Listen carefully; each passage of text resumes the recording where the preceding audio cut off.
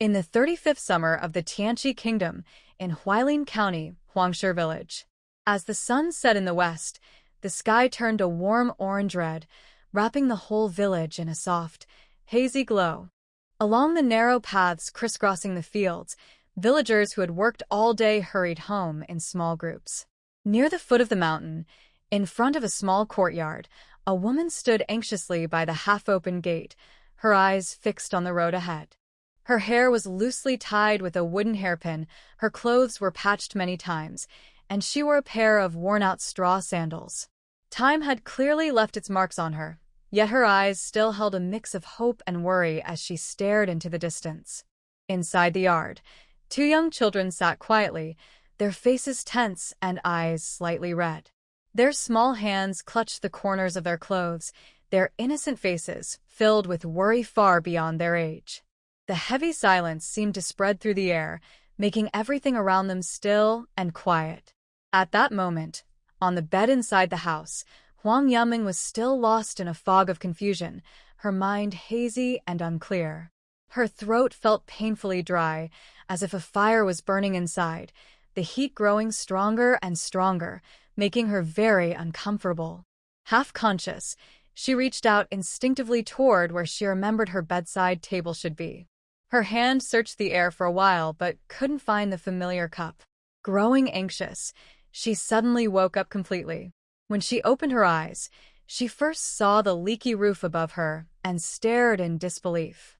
Thinking she must be dreaming, she rubbed her eyes and murmured, "Where am I?" Forcing herself to sit up, she felt the world spin around her, her head buzzing loudly. "Oh no, do I have a fever? Am I seeing things?" Looking around, she saw that the room was made of packed earth, just like the old houses she had seen in videos from the 1960s and 70s, simple and bare. Inside, there were only two small, worn stools and a short table, nothing else of value. Huang Yuming's eyes widened in shock. She pinched her arm hard and gasped at the pain. "It's not a dream, and I'm not imagining things. What on earth is going on?" She had gone to bed perfectly fine. So how did she wake up in a place like this? Huang Yuming felt that everything around her seemed unreal when the absurd thought of time travel suddenly crossed her mind. She found it unbelievable. Could it be that I've read too many novels? How could something that only happens in stories actually happen to me? Instinctively, she looked down at her hands, and her heart skipped a beat. What she saw was a pair of slender, delicate hands that clearly belonged to a young teenager. Fear gripped her throat, and she almost screamed. After forcing herself to calm down, Su Yuming was soon troubled by another question. "But why don't I remember anything about the person whose body this is?" Then, as another thought struck her, her lips trembled slightly. She murmured, "I'm only 28. My life was just starting to get better. How could it end like this?"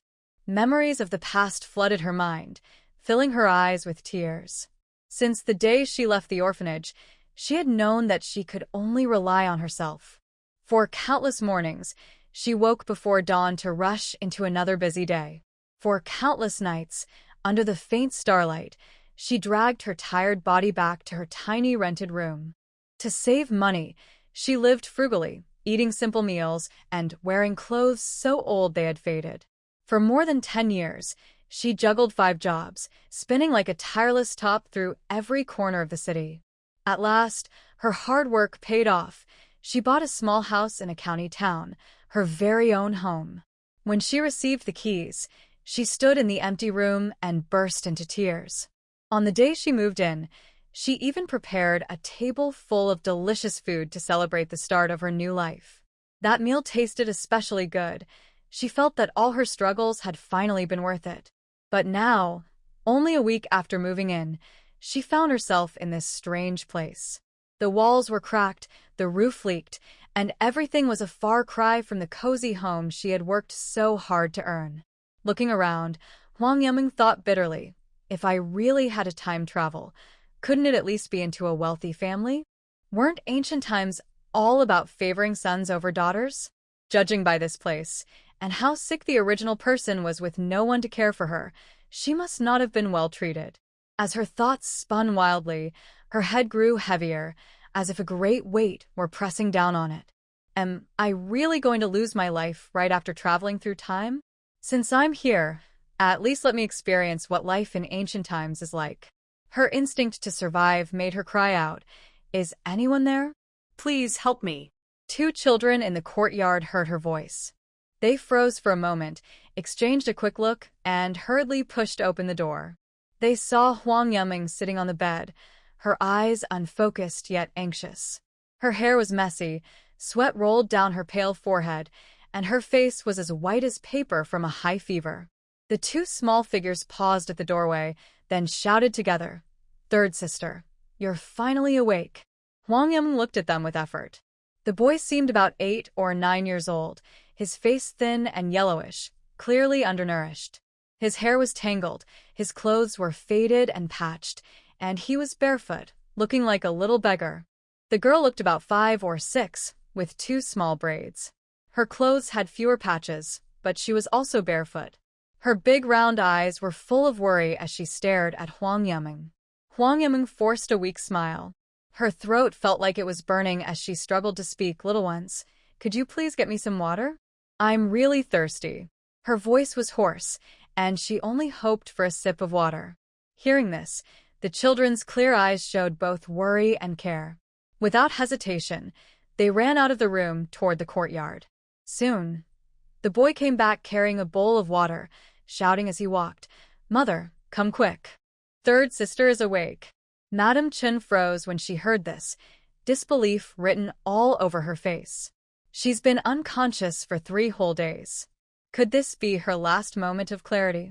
Thinking of this, resentment toward her mother-in-law rose again. If the old woman hadn't refused to give them money, her husband wouldn't have had to secretly take some silver to hire a doctor while she was away. Otherwise, how could their third daughter have survived this illness? With that thought, Madame Chen rushed into the room and saw Huang Yuming drinking eagerly from a chipped bowl. Her eyes instantly turned red.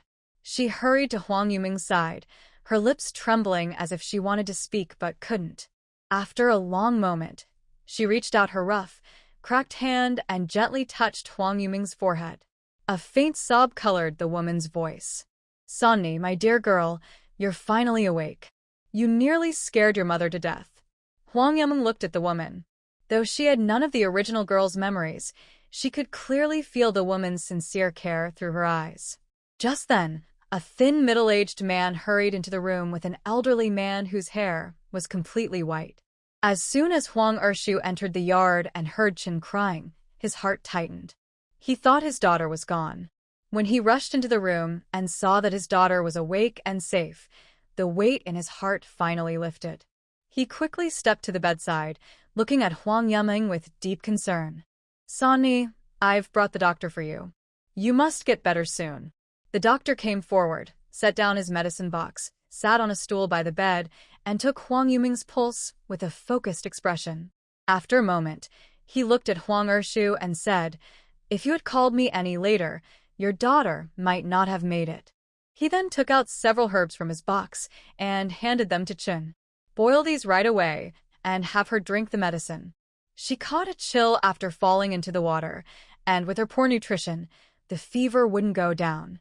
Huang Ershu stood there, his face full of guilt and regret. Chen's hands trembled as she took the herbs, thanking the doctor repeatedly. "Thank you, doctor. I'll make the medicine right now." Watching this scene, Huang Yuming felt a mix of emotions.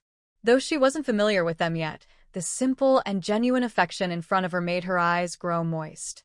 She thought of her own life growing up in an orphanage, long used to facing life's ups and downs alone. If she could never return to her original world, then in this unfamiliar ancient time, having a family that truly cared for her was a blessing. She must find a way to change their difficult situation. After receiving the herbs, Chen hurried to the kitchen to light the fire and prepare the medicine. Huang Ershu, still uneasy, walked the doctor to the door, thanking him again and again. Just as he turned to go back inside, he saw his mother approaching with a dark expression. His heart tightened, and he quickly closed the door, trying to stop her from entering. Seeing this, Li's temper flared like a lit firecracker. She quickened her steps, hands on her hips, and stormed forward. She shouted angrily, "How did I raise such an ungrateful son? Did you steal my money? That girl is nothing but trouble. If she's gone, she's gone. Why would you still hire a doctor for her? Do you want to ruin this family? I work myself to the bone every day to keep this house running, and you dare to do this behind my back for that useless girl? Just wait. I'll teach you a lesson today." She took off her straw sandal and started hitting Huang Ershu. Huang Ershu's face turned red. He lowered his head and didn't try to dodge. He said softly, "Mother, Sonny's life matters too. How could I just watch her die?" Hearing this, Madame Li became even angrier. "You still dare to talk back? You must have lost your mind. That girl has eaten our food all these years and never done anything useful. Now she's even made you steal money. She's nothing but bad luck." After hitting him for a while, Madame Li was out of breath. Then she smelled the scent of boiling medicine and grew furious again. She rushed toward the kitchen. Huang Ershu quickly stepped forward and grabbed her tightly. His voice was filled with worry. "Mother, please stop. This medicine is to save Sonny's life." In the kitchen, Madame Chen had already heard all the shouting. Tears streamed down her face like broken beads. She looked at the bubbling medicine in the pot, her heart heavy with sorrow. For years, she and her husband had worked from dawn to dusk, living frugally to support her husband's elder brother's children in their studies. Sonny hadn't been born with her condition. It was caused by a high fever when she was little. Madame Li had refused to spend any money on a doctor, and that's how Sonny's mind was damaged. Now Sonny had fallen into the water by accident and had been burning with fever for 3 days. She and her husband had begged Madame Li for help, but the old woman refused to give a single coin. Her husband had no choice but to secretly take the money. Thinking of this, Madame Chen looked toward the courtyard, where her mother-in-law was still shouting angrily. Her heart was filled with despair and anger. She knew the old woman had no intention of letting Sonny live. But then she remembered how her daughter had just called out "mother" clearly for the first time in a long while. That single word felt like a ray of light, giving her a bit of hope. At that moment, she no longer cared about the noise outside. She stayed by the stove, guarding the medicine, guarding her daughter's life. Huang Yuming's head felt heavy, as if wrapped in thick fog. Outside, she could hear the sound of noisy commotion. She struggled to open her eyes and saw 2 little children standing by her bed. Their small faces were filled with worry and fear. Her voice was weak as she softly asked, "What's happening outside?" The boy tried to look calm, but his tense face and uneasy eyes gave him away. He answered, "Grandma is making trouble again. She found out that father took her money." Hearing this, Huang Yuming's heart sank. She instantly understood. The money used to call the doctor had been stolen by her father.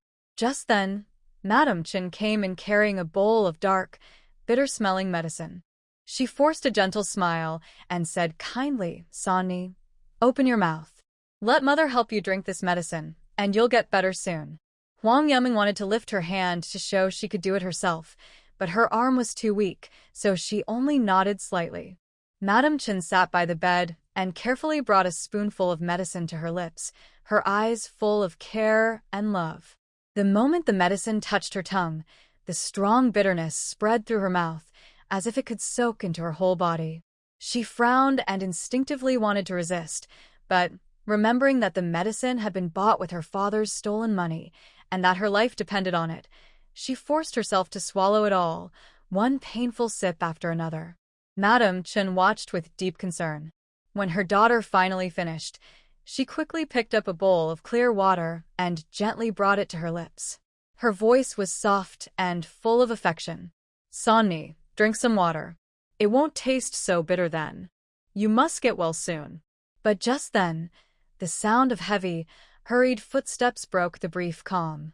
Madame Li suddenly pushed the door open and stormed in, her face red with anger, eyes blazing. Without a word, she began searching the room like a whirlwind, knocking over the few pieces of furniture as she muttered angrily to herself. After finding nothing, she stopped, furious and embarrassed, then pointed straight at Madame Chen and shouted, "So, Chen Wanqiu, I've always felt you were up to no good. Did you tell Urshu to steal my silver?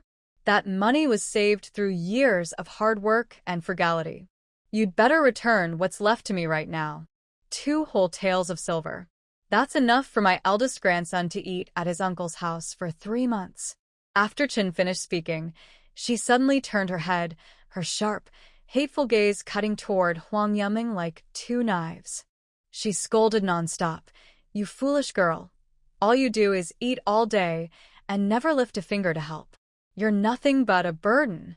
Look at you, so weak and sickly. If you really fall ill this time, at least I won't have to worry about finding someone to take care of you. Otherwise, the villagers will gossip behind my back, saying I'm heartless. At that moment, Huang Urshu appeared at the doorway. Limping heavily, he struggled into the room before anyone could react. He suddenly dropped to his knees, his rough hands clenched tightly, his head bowed low. His trembling voice was hoarse as he said, "Mother, please don't blame Chiaoer. It was my idea to take the money. The silver is already gone, but please don't worry. We'll find a way to repay you, even if it takes time. Just please don't make things harder for Chiaoer and the children." Hearing this, Li's anger exploded like a lit firecracker. Her fingers shook violently as she pointed straight at Huang Urshu and shouted, "And how will you repay me? Look at this family. Who among you can actually work? All you do is eat." Huang Urshu's eyes turned red, his long-suppressed frustration and sorrow finally breaking through. "Mother, Chiaoer and I work from dawn till dusk in the fields, never resting no matter the weather. Eru is only 15, yet he carries heavy loads at the dock with his grandfather every day. If Sani hadn't fallen ill years ago, and you had helped her get treatment, she wouldn't have become like this. She used to be such a bright, sweet child. Even the 2 youngest ones never sit idle. They cut grass to feed the chickens and search the hills for wild vegetables every day. Look at us, all skin and bones, faces pale and thin. How can you say we don't work hard? All these years, every coin for my nephew's schooling came from what we painfully saved. We've given so much for this family. Why can't we earn even a little of your care and understanding?" Huang Urshu's voice grew choked with emotion. By the end, tears were welling in his eyes, almost spilling over. When Madame Li heard her son's complaints, her face twisted with even greater anger. She suddenly stepped forward, pointed at Huang Urshu's nose, and shouted, "How dare you say such things? Your eldest nephew is going to take the imperial exams. He's the hope of our whole family. It's bad enough that you, as his uncle, can't help him, but now you have the nerve to scold your own mother? You stole the silver and still pretend to be innocent. How can you face our ancestors? Search your heart. Don't you feel ashamed?" Huang Urshu looked at his mother, his hands hanging weakly at his sides. His lips trembled as if he wanted to argue, but in the end, he only sighed helplessly. He knew well that in his mother's eyes, his nephew's future was far more important than the family's daily struggles. But faced with their hunger and poverty, how could he not feel hopeless and lost? Huang Yuming, lying weakly on the bed, was dizzy but still managed to understand most of what was said. It turned out that the original girl had been sick since childhood. Because the family couldn't afford treatment, a high fever damaged her mind, leaving her slow and confused. In this large family, there was one scholar who carried all their hopes. Everyone worked hard to support his studies, living frugally and never complaining, believing that once he succeeded, their suffering would end. However, the old woman's harsh words just now were truly unbearable. She kept calling the girl useless and even said cruel things about her. Huang Yuming felt anger rise within her like a flame. If she weren't so weak and ill, she would have rushed up and given that sharp-tongued old woman a good scolding. What nonsense! She was a woman herself, yet treated another woman so cruelly. Where did she get such arrogance? As these thoughts swirled in her mind, there was a sudden thud, followed by Madame Chen's sorrowful cry. "Mother, please have mercy on our family." The child's father had no other choice, so he went to your place to borrow some silver. But Madame Li ignored her completely and kept shouting, Do you think I haven't been feeding this whole family all these years? Humph. Look at that foolish girl. She only knows how to eat all day, completely useless, and still costs money. Keeping her is just a burden. As she spoke, something seemed to come to her mind. Without even glancing at Huang Ershu and Madame Chen, who were kneeling on the ground, she turned and rushed toward the kitchen. Madame Chen's heart tightened in fear, and she stumbled after her. Sure enough, she saw her mother-in-law clutching the last 2 packets of medicine tightly in her hands. Panicking, Madame Chen hurried forward and pleaded, "Mother, please give the medicine back to me. Sonny's illness can't wait any longer." But Madame Li refused to listen. She suddenly pushed Madame Chen aside and glared at her son. "Sure, tell me, which pharmacy did you get this medicine from? I'll go return it right now. I won't let this silver be wasted on that girl." Hearing this, Madame Chen felt as if thunder had struck her.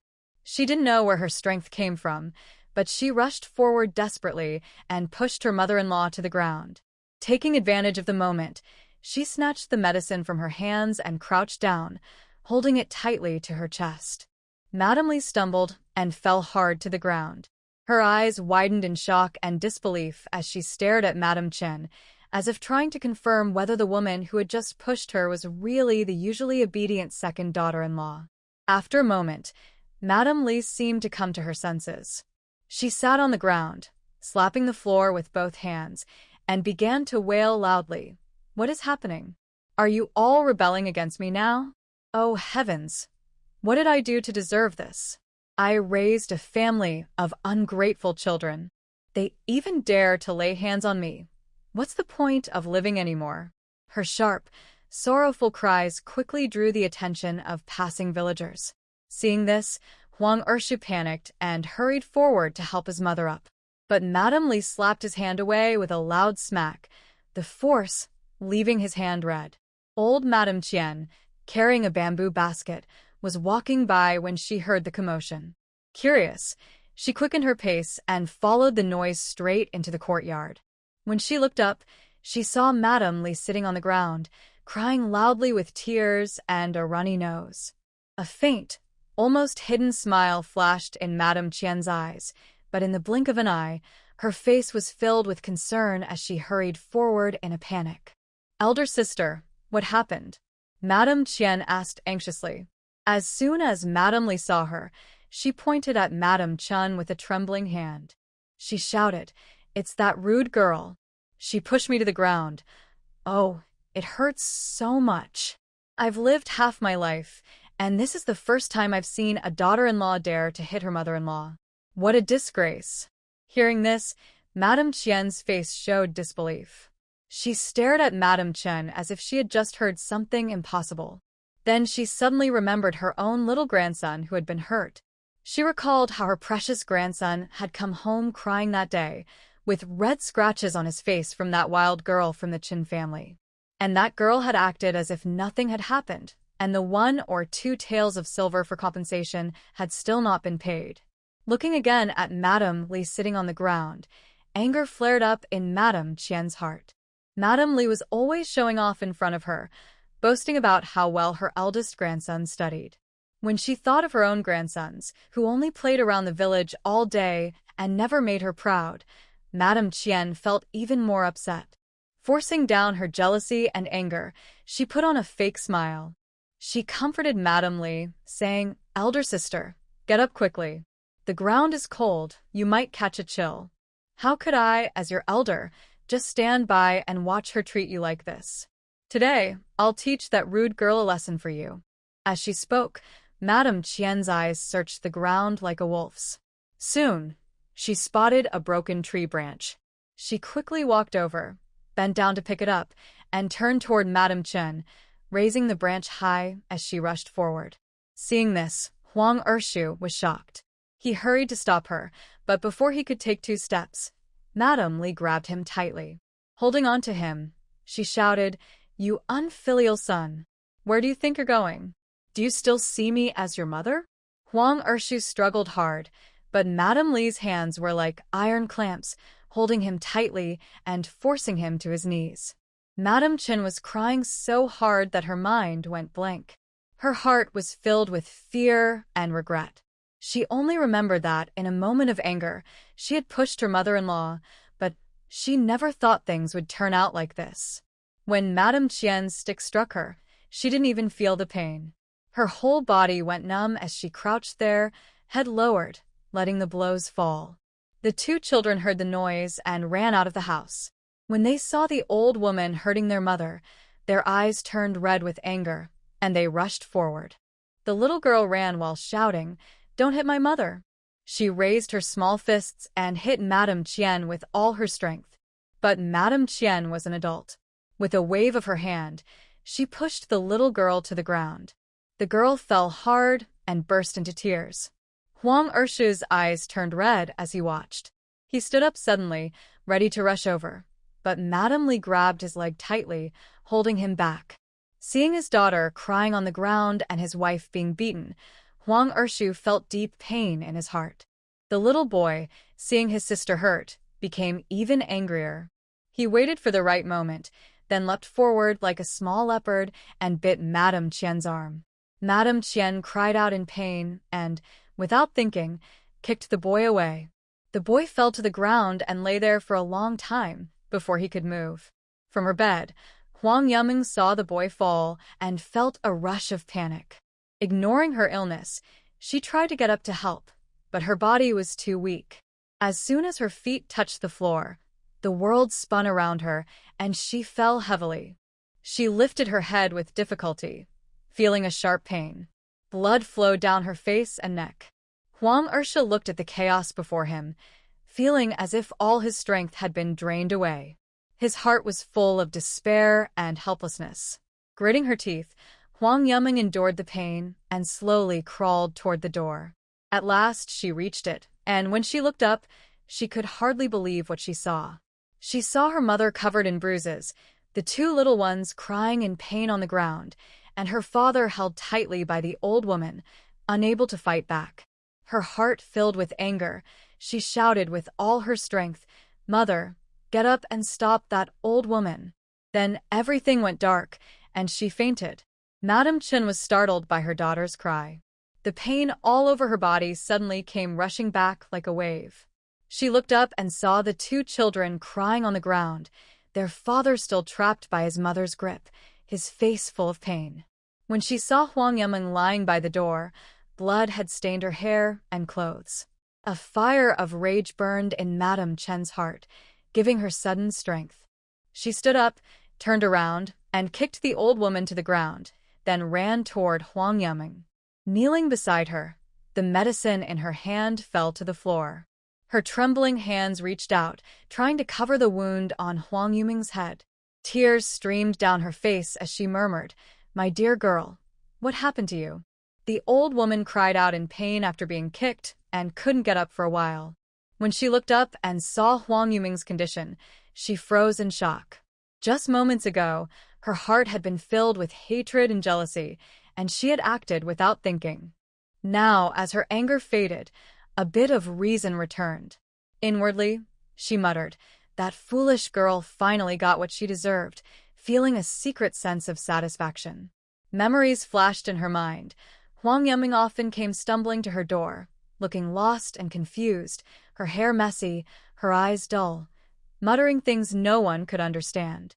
That strange sight always made the old woman feel disgusted, as if she were seeing something unpleasant. Every time she saw Huang Yuming, her thoughts would drift to the bit of silver she once lost, as if pulled by an invisible hand. After her little grandson was scratched by that wild girl, he cried all night, and the red marks on his face looked frightening. She had planned to ask the Qin family for some silver to buy something to help the boy recover, but now that bit of money seemed to have vanished without a trace. Thinking of this, Madam Qian clenched her teeth in anger, her eyes full of resentment. But after a moment, she forced herself to calm down. Taking a deep breath, she slowly got up from the ground and picked up the basket by her feet. Then she limped toward Madam Li and complained, "Sister, I don't think you should keep that daughter-in-law. Look, she kicked me so hard my leg almost gave out." She reached out, as if to help Madame Li up, and said kindly, "Come, let me help you. You fell so hard. It made my heart ache to see it." Madame Li, lost in her thoughts, suddenly came back to her senses when she heard Madame Qian's voice. Just now, she seemed to hear the wild girl call her mother. When did that girl learn to speak properly? Madame Li was puzzled. That girl had always babbled nonsense or laughed foolishly, never once calling her mother so clearly. Before she could think further, she saw the girl lying on the ground, her head bleeding and half her clothes stained red. Madame Li was startled, but only for a moment. Then a faint, hidden smile appeared on her face. That troublesome girl might not survive this time, she thought secretly, her smile growing wider as if something wonderful had happened. With Madame Qian's help, Madame Li stood up, smiling brightly. She turned to her and said, "Sister, I'm sorry about earlier. Who would have thought my daughter-in-law would suddenly lose control like that? Good thing you happened to pass by today. Without you, who knows what would have happened to me?" Madame Qian smiled and waved her hand. "Oh, don't say that, sister. We're family, no need to be so polite. By the way, isn't your husband supposed to come home today?" Just then, old Huang entered the yard with his grandson. Huang Era looked up and saw the scene at the doorway. His heart tightened, and he rushed straight toward the main room, shouting anxiously, "Mother! Mother!" What happened to third sister? Mrs. Chen stayed by Huang Yuming's side, pressing both hands tightly on the wound on her head that kept bleeding, her fingernails turning pale from the effort. When she saw her son return, she looked as if she had found a lifeline and hurriedly shouted, "Eru, quick! Go get some plant ash to stop your third sister's bleeding." Standing in the courtyard, old Huang frowned deeply at the chaotic scene before him. His eyes swept across the yard and landed on his second son, Huang Ershu, who was kneeling motionless on the ground. His body seemed frozen, lifeless and still, his blank expression frightening to see. Then old Huang looked at Mrs. Chen, whose hands were covered in blood as she pressed them tightly against their third daughter's head. Blood still seeped through her fingers, and her face was filled with panic and helplessness. But when his gaze turned to his wife, Mrs. Li, he saw her chatting cheerfully with Mrs. Qian, smiling as if the life and death scene before them had nothing to do with her. In an instant, a surge of anger rose fiercely in old Huang's chest, his eyes turning red and his teeth clenched tight. His fists curled up unconsciously, the knuckles whitening from the force. Mrs. Qian, who had been chatting casually, happened to glance up and saw old Huang's furious expression. Her heart skipped a beat. "Oh no, is he going to hit someone?" Her eyes darted nervously as she said to Mrs. Li, "Oh dear, I just remembered. I still have a lot to do at home. I really can't stay any longer." Before Mrs. Li could respond, Mrs. Qian turned and hurried off, almost running as she left, afraid that if she stayed a moment longer, she might get caught in old Huang's anger. Old Huang, anxious and trembling, stumbled quickly toward his son. When he saw his second son's face, pale as paper, completely drained of color, his heart tightened in fear. Without thinking, he reached out his rough, calloused hands and patted Huang Ershu hard on the back, shouting hoarsely, "Son, wake up. Don't scare your father like this." At the sound of his father's voice, Huang Ershu finally showed a faint response. The emptiness in his eyes slowly faded, and a bit of focus returned to his gaze. At that moment, Mrs. Li finally noticed her second son's strange behavior, and a wave of anxiety rose in her heart. Her face turned pale, and panic flashed in her eyes. No longer able to pretend to be calm, she hurried forward, almost running. Grabbing Huang Ershu's arm, she asked in a trembling voice, "Son, what's wrong? Don't scare your mother." Fortunately, Huang Ershu finally came to his senses. But his emotions completely collapsed, and the calm, strong man he used to be was gone. He began to cry like a child, his sobs filled with helplessness and pain. After a few cries, he suddenly seemed to remember something and quickly turned around. Using both his hands and feet, he crawled and stumbled toward the door. At almost the same moment, Huang Eru rushed in, panting heavily, holding a handful of gray ashes. His face was full of worry, sweat dripping down his forehead, his eyes filled with concern for his younger sister. When he reached Huang Yuming's side, he fell to his knees with a thud. Without hesitation, his trembling hands pressed the ashes carefully but firmly onto the bleeding wound on her head. He murmured softly, "Sister, look, your second brother is back and brought you some candy." As he spoke, he took out a wrinkled piece of candy from his pocket, the wrapper already crumpled from his rush. "Sister, see? Someone gave this to me, and it's your favorite sweet candy." Huang Eru's eyes turned red, and tears rolled down his cheeks, falling heavily to the ground. "You must hold on. When you get better, we'll eat it together, all right?" His eyes were full of hope and pleading, trying to wake his unconscious sister. But blood still flowed through his fingers, quickly turning the gray ashes dark red. He grew more anxious, sweat dripping onto the dusty ground. "Eru, press harder." The old man Huang shouted hoarsely, stomping his foot in worry. Hearing this, Huang Eru gritted his teeth, the veins on his arms bulging as he pressed harder. At that moment, Huang Yuming's body trembled slightly, and a faint sound came from her throat. "Third sister. Wake up, third sister." Huang Eru's eyes were red, tears welling up as he shouted loudly. Huang Ersha stared at his daughter's wound. Even after his son pressed some plant ash on it, the blood still flowed nonstop, making him extremely anxious. He clenched his teeth, the muscles on his face twisting with effort, then suddenly grabbed his sleeve and tore it off with force. With a ripping sound, he quickly pressed the torn cloth over the wound where his son's hand had been. His hands trembled, but his movements were quick and steady as he wrapped the cloth tightly, layer after layer. Then Huang Eru carefully lifted his hand. The cloth his father had tied was now holding firm, and the bleeding had stopped. The tension in Huang Eru's body suddenly released. His legs gave out, and he collapsed to the ground with a thud. The tears he had been holding back burst out like a flood, streaming down his face uncontrollably. Seeing that his daughter's bleeding had finally stopped, Huang Ershu let out a long, shaky breath, filled with relief and lingering fear. He reached out with trembling hands, gently touching Huang Yuming's pale face, his voice shaking badly as he murmured, "My dear girl, I'm so sorry. I feel so useless. I can't do anything right." Beside him, Madame Chen's face was streaked with tears, her eyes blurred. When she saw that the bleeding on her daughter's head had stopped, her tense body gave way, and she sank to the ground. Her eyes, however, never left Huang Yuming for a moment. She whispered over and over, "Heavens, please have mercy on our family. Please let my daughter get through this. I promise to offer incense to you every festival."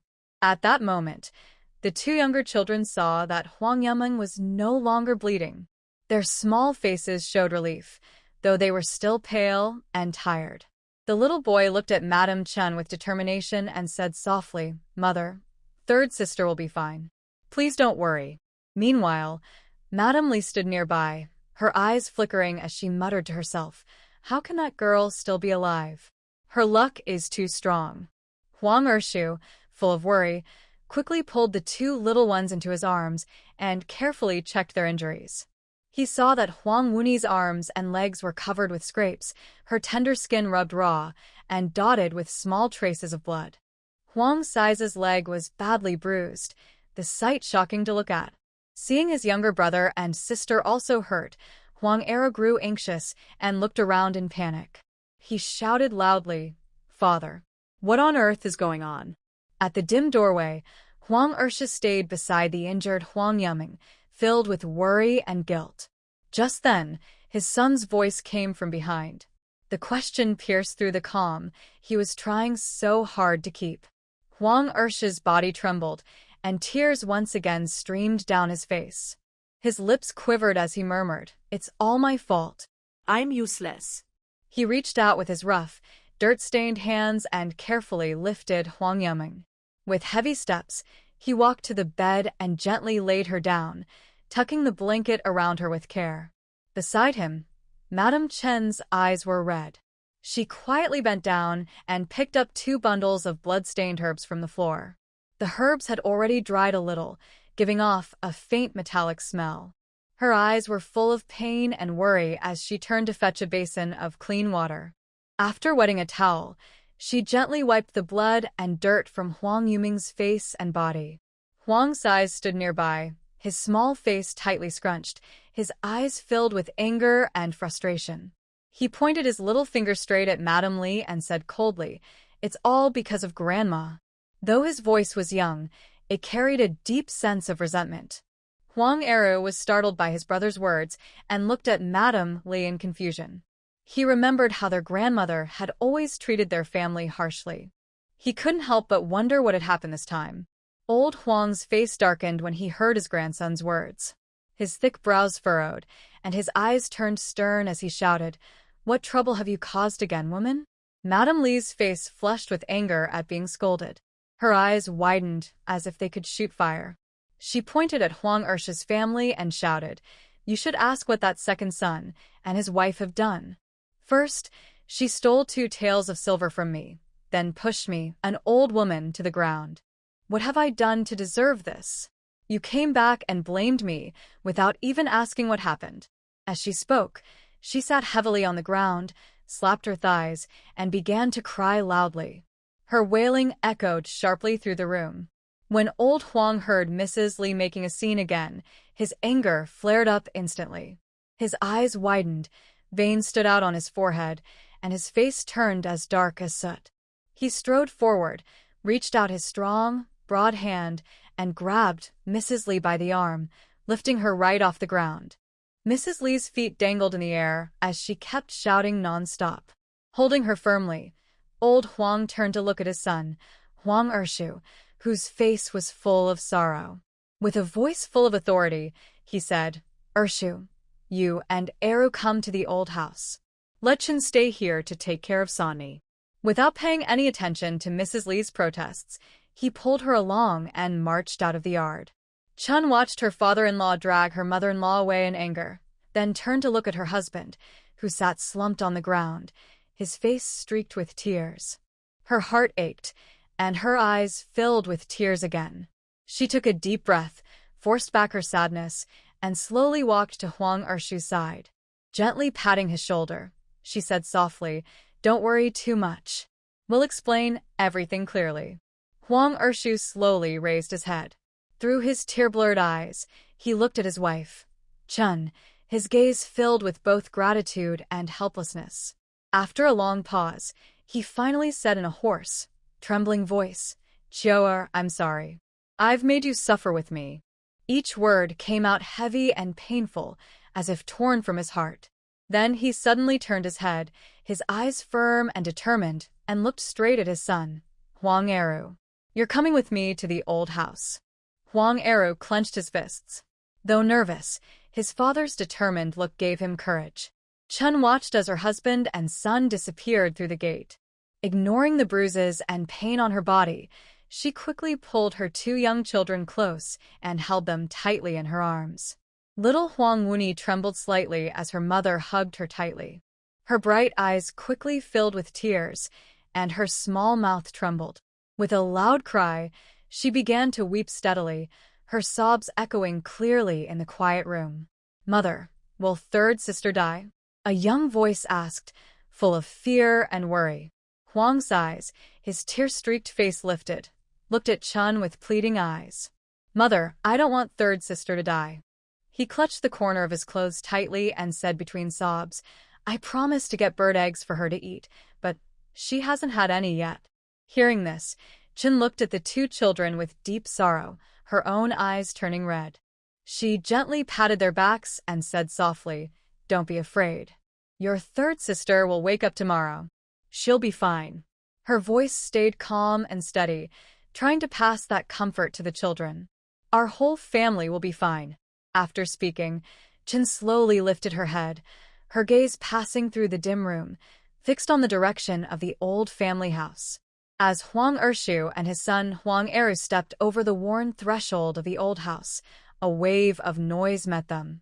Looking up, they saw the room crowded with people, everyone speaking in low, serious tones. Old Huang had married Li, and together they had 4 sons and 1 daughter. The eldest son, Huang Dashu, was married to Lin and had 2 sons and 1 daughter. The eldest daughter, Huang Xiaohua, married into a family in the city when she was 21. The second son, Huang Yishuan, now 18, was still unmarried and studying hard at the private school in town. Through his own effort, he had already earned the title of a student scholar. The third son, Huang Sansheng, was 17. The second son, Huang Ershu, was married to Chen and had 3 daughters and 2 sons. The eldest daughter, Huang Dani, married into Xiashi village, 20 miles away, at the age of 18. The second son, Huang Eru, was 15. The third daughter, Huang Sanni, the main subject of the story, was 13. The fourth son, Huang Sais, was 10, and the youngest daughter, Huang Wuni, was only 6. The third son, Huang Sanshu, was married to Zhao and had 1 son and 1 daughter. Their son, Huang Xiaojin, was 12, and their daughter, Huang Xiaozhu, was 10. The fourth child, Huang Yunyun, 26, married the son of an old scholar from a nearby village. The youngest son, Huang Wushu, was still single at 20. A marriage had been arranged 2 years ago, but Li refused to provide the 6 taels of silver for the bride price, so the wedding had been delayed ever since. At that moment, Huang Ershu stepped firmly into the house and called out in his slightly hoarse voice, "Father, mother, big brother, sister-in-law." As soon as he finished speaking, he bent his knees and knelt heavily on the rough dirt ground in the yard. Seeing his father kneel, Huang Eru didn't hesitate and quickly knelt down as well. Huang Ershu knelt straight, his back stiff, fists tightly clenched, and veins showing on his forehead. He looked up at his father sitting at the head of the room, his eyes full of pleading and helplessness. His lips trembled slightly as he spoke in a shaky voice, "Father, I had no other choice today. I only took Mother's money because Sananai's illness can't wait any longer." The old man, Huang, sat in his chair, his brows furrowed tightly. He had already heard what Madame Li said and now looked at his kneeling son with a complicated expression. In his heart, he knew very well that for that mentally unwell granddaughter, giving her food every day already felt like doing enough. But to actually take out a large amount of silver to treat her illness, he truly couldn't bear to part with it. He worked at the dock in town every day, carrying heavy loads. After a whole day of hard labor, he earned only 15 coins. A half-grown boy like Eru earned just 8 coins a day. And the work wasn't steady on windy or rainy days, or when there was no work at the dock, they earned nothing at all. 2 taels of silver meant more than 4 months of hard, back-breaking labor under the sun and rain. It was money earned through sweat and pain. Thinking of this, a look of struggle flashed in the old man's eyes. His brows tightened even more, and though his lips moved, he couldn't bring himself to speak. His eldest son, Huang Dashu, and his wife stood to the side, their faces burning with anger. The eldest daughter-in-law, Madame Lin, put her hands on her hips and pointed sharply at the kneeling Huang Ershu. She shouted angrily, "Second brother, how can you be so foolish? That poor girl of yours, keeping her alive only makes her suffer more. Isn't this just wasting 2 taels of silver? That money could buy plenty of ink, brushes, and paper for my son Xian." Huang Dashu was even more furious. He suddenly pointed a finger right at Huang Ershu's face and shouted, "You useless fool! You even stood by while your wife argued with Mother." After shouting, he rushed to the wall and reached for the hoe leaning there, clearly ready to storm out and confront Madame Chen. Huang Ershu and Huang Eru were so shocked that their hearts nearly leapt out of their chests. They didn't dare hesitate for even a moment. Like arrows released from a bow, they dashed forward. Father and son struggled together, their hands grabbing and pulling until they finally wrestled the hoe from Huang Dashu's grip. Huang Ershu's face turned red, and large beads of sweat rolled down his forehead. He raised the hoe high and slammed it heavily onto the ground with a loud thud. "You're all pushing me to the edge," he shouted hoarsely, his eyes red with despair and anger. It was Mother who insisted on taking the medicine the doctor prescribed for Sonny. Chioer tried to stop her, and that's how Mother accidentally fell. And then, Mother even allowed Madame Qian to hit Chioer. Chioer is covered in bruises now. The two little ones were also beaten by that woman, yet none of you care about us. Instead, you're forcing me like this. What did I do wrong to deserve all this? Huang Dashu sneered and said coldly, "Second brother, your family was beaten while you were home, and you still blame Mother? You're just useless." Big brother, do you know how I felt then? Mother held me back. I could only watch as my family was hurt. Huang Ershi's voice trembled, his pain and frustration pouring out. At that moment, Madame Li trembled with anger. She stomped her foot and shouted, "Serves her right. If people found out that my daughter-in-law dared to raise her hand against me, I'd be laughed at by the whole village." Standing nearby, Huang Eru's anger flared up. His eyes widened, his fists clenched so tightly that the veins on his hands stood out. His uncle's family had always been harsh toward them, and now, even when his sister's life was in danger, they still cared only about a few pieces of silver, showing no concern for her at all. As for his grandmother, she should have been the fairest and most loving elder in the family, yet she allowed that cruel Madame Qian to harm his mother, brother, and sister. Thinking of the bloodstains on his mother's clothes and the bruises on his two younger siblings, Huang Eru felt a rush of anger surge to his head. His chest rose and fell sharply. If he weren't the younger one, he might have already rushed forward to confront his uncle and grandmother, demanding to know how they could be so cruel. Why? Why do you treat our family like this? He shouted these words in his heart, his eyes filled with tears of anger and helplessness, but he stubbornly refused to let them fall. Huang Sanshu and Huang Wushu stood nearby, watching the scene with heavy hearts. They could hardly bear to see it any longer. Their second brother looked exhausted and unsteady, clearly pushed to the edge by their eldest brother and mother, his spirit nearly broken. Huang Sanshu's face turned red with anger.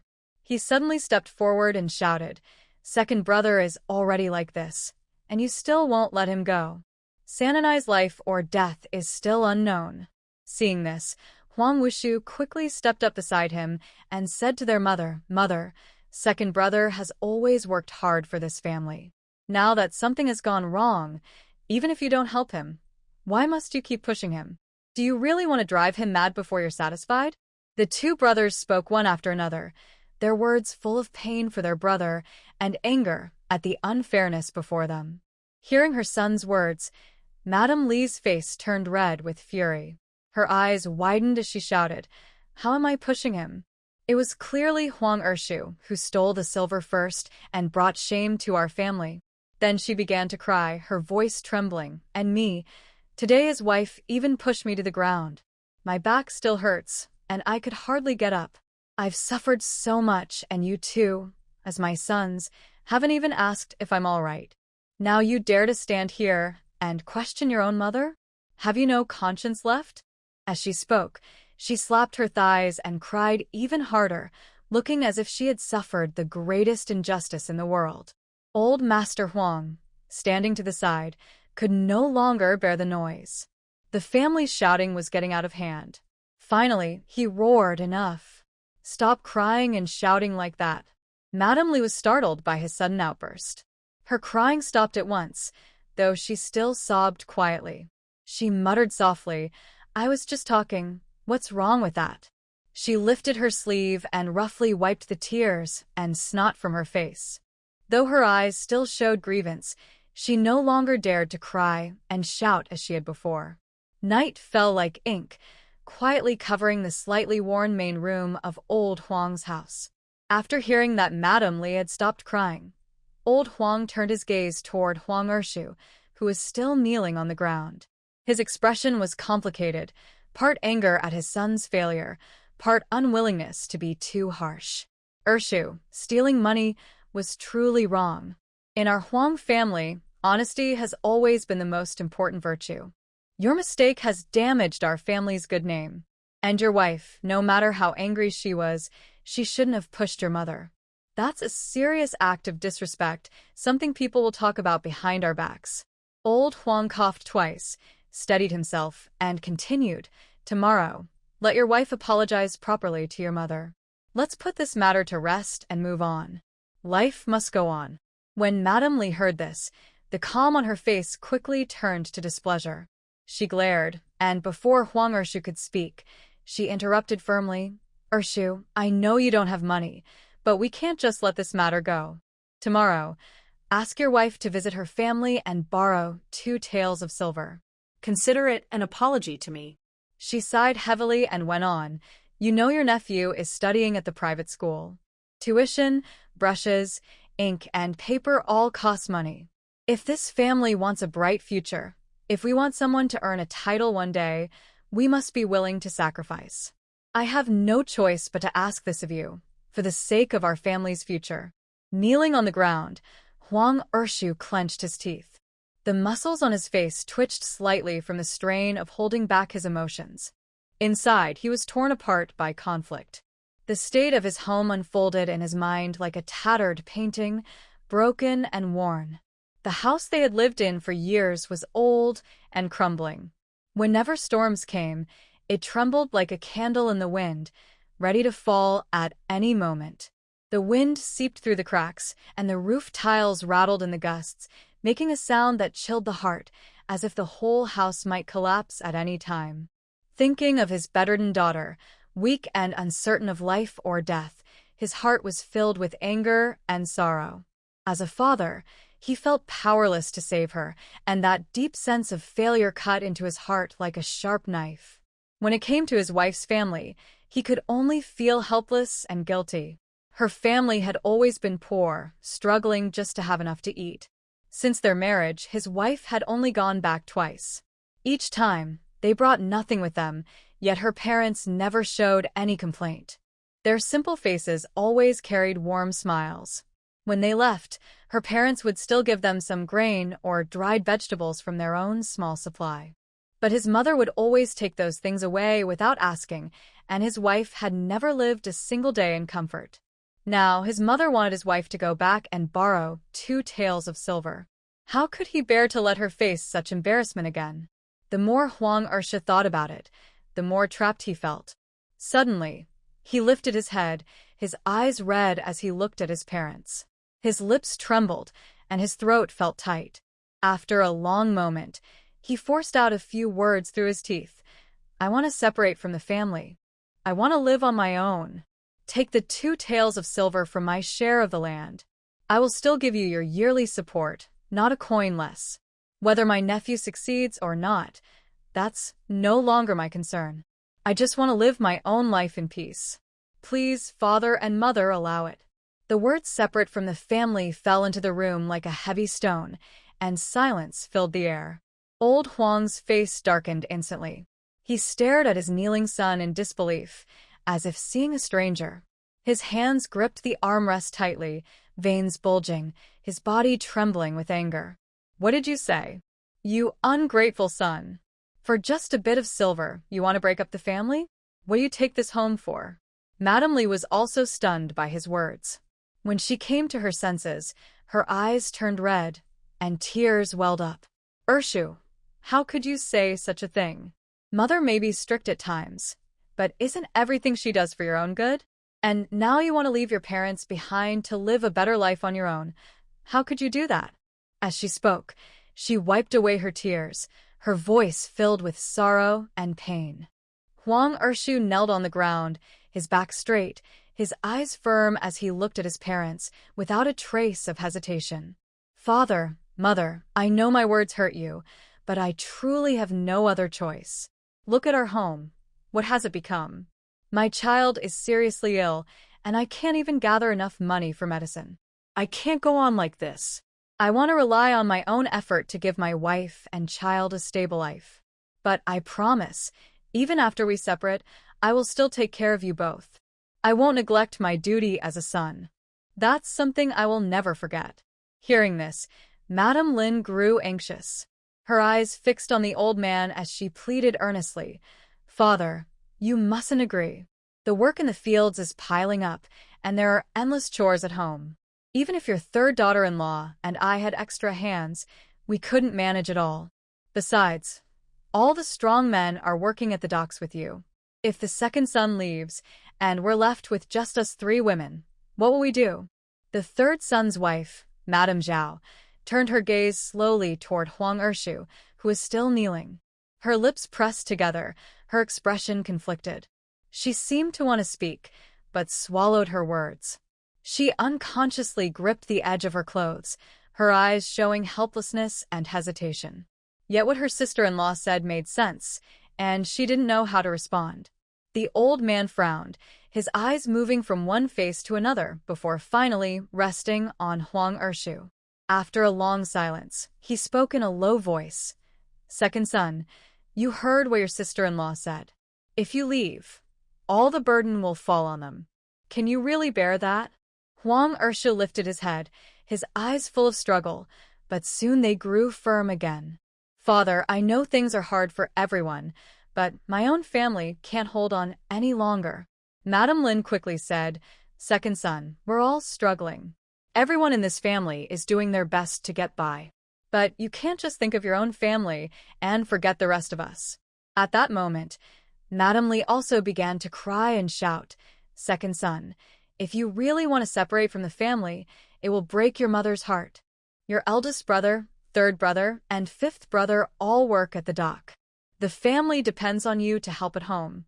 Huang Ershu clenched his teeth, his eyes turning red. "Father, mother, sister-in-law, I truly have no other choice. I promise that after we divide the family, whenever the fields get too busy, I'll still come to help. But please, let me take care of my own household first." Huang Sanshu quickly stepped forward, his voice filled with urgency and persuasion. "Father, maybe we should let second brother's family move out first? Look, second brother's household only has him, second sister-in-law, and Eru to help with the work. Besides, he already promised that even after the separation, if the fields get too busy, he won't just stand by. He'll help as much as he can." He paused for a moment, a trace of sadness flashing in his eyes. He couldn't bring himself to look directly at his kneeling brother, unable to face his helplessness and sorrow. "Father, please agree to second brother's wish." When Madame Li heard this, her eyes widened in disbelief and anger. "Third son, how can you take your brother's side? I always thought you were the sensible one, but at such an important time, you're being foolish too." Then she suddenly turned and glared fiercely at Madame Zhao. "I haven't even started talking about you yet. You can't even cook a proper meal at home. Anyone who didn't know better would think we've been mistreating you. And now you're joining in this nonsense too." Startled by her mother-in-law's sudden scolding, Madame Zhao trembled all over. She instinctively stepped back half a pace, lowered her head even more, and nervously twisted her hands together, not daring to say a word in reply. Seeing his wife being scolded, Huang Sanshu felt a pang of distress, but he couldn't argue with his mother at that moment. He forced a smile and said gently, "Mother, please calm down. Don't get too upset. You know Yener has a straightforward nature. She sometimes makes mistakes when doing chores. I'll talk to her later and make sure she works faster and more carefully from now on, so she won't upset you again." After speaking, Huang Sanshu's mind began to race, and he quickly came up with an idea. He stepped closer to Madame Li, his face full of a flattering smile and his tone sincere. "Mother, please just let second brother do as he wishes. Second brother already said it. Those 2 taels of silver can be offset with farmland. Besides, if he secretly took the money this time, it shows that life has really pushed him to the edge. When someone is desperate, who knows what they might do next? If things get worse, he might do something even more serious and hard to fix. When that happens, what will our relatives think of us? What will the neighbors say? Wouldn't our whole family end up in chaos? Mother, for the peace of our home and for my nephew's future, please agree to let second brother have his own household." As Li heard these words, it felt as if 2 little voices inside her were arguing fiercely. She glanced at the father and son kneeling on the ground and met her grandson's resentful eyes. There was a burning anger in his gaze, as if he wished he could vent all his hatred on her. Li's heart skipped a beat, and she shivered slightly, thinking to herself, We can't live in fear of them every day, can we? Feeling upset, she turned to old Huang and said, "Let's just divide the family. It'll save us trouble later." Old Huang frowned deeply at her words and slowly looked around the room. Seeing his second son kneeling there, he felt a wave of sadness and pity. But then he thought about who would handle the farm work after the division and whether the brothers' bond would fade. Worry filled his heart again. After a long hesitation, he sighed heavily and asked everyone, "What do you all think?" Huang Dashu instinctively looked at his wife, Lin. When their eyes met, both already had their own thoughts. Lin narrowed her eyes slightly, a hint of disdain flashing in them, and said, "That second family doesn't have many who can work, and they can't earn much. There's even that poor girl who's not well. They already dared to take mother's money for her treatment. Who knows what they'll do next? Our son is studying for the exams. We can't let them drag us down. If people find out we have a relative like that, we'll be laughed at." Huang Dashu nodded repeatedly, fully agreeing with his wife. Then he turned to old Huang and said, "Father, our family agrees to the separation." Huang Sanshu and his wife, Madame Zhao, quickly nodded in agreement after hearing the eldest brother's decision. At that moment, Madame Zhao thought to herself, if the second brother's family moves out, we won't have to face mother's constant scolding every day. Maybe life will be a bit easier. Everyone's eyes turned toward Huang Wushu. Feeling uneasy under their gaze, Huang Wushu forced a smile and said, "I have no objections. I'll follow whatever father and mother decide." Seeing that everyone agreed to divide the family, the old man, Huang, sighed helplessly and said, "Our family has 12 acres of land in total, plus a small hillside. Counting your mother and me, along with you 4 brothers, each person can get a little over 2 acres. The chickens, pots, and pans will also be divided evenly. As for the family savings, we won't touch them. They'll be kept for the eldest grandson's schooling." Madame Lin, standing nearby, felt a surge of dissatisfaction and couldn't help but speak up. "Father, the second brother's family does the least work. Why should they get the same amount of land as everyone else? He's the one who wants to move out. We didn't force him." Hearing her eldest daughter-in-law's words, Madame Li also began to waver in her heart. She didn't really agree, but when she looked at her second son kneeling there, she couldn't bring herself to be harsh. The old man glared angrily at his daughter-in-law and shouted, "You're a woman. This is a family matter for the men to decide. Don't interrupt." Then he turned to his second son, who was still kneeling. "The crops are already planted, and there's only about 200 pounds of grain left in the storehouse. I'll give your family 50 pounds. Whether you can make it until the autumn harvest depends on your own effort." In ancient times, farmers mainly grew grains such as rice, millet, sorghum, wheat, and beans. As soon as the old man finished speaking, Madame Lin's face darkened even more.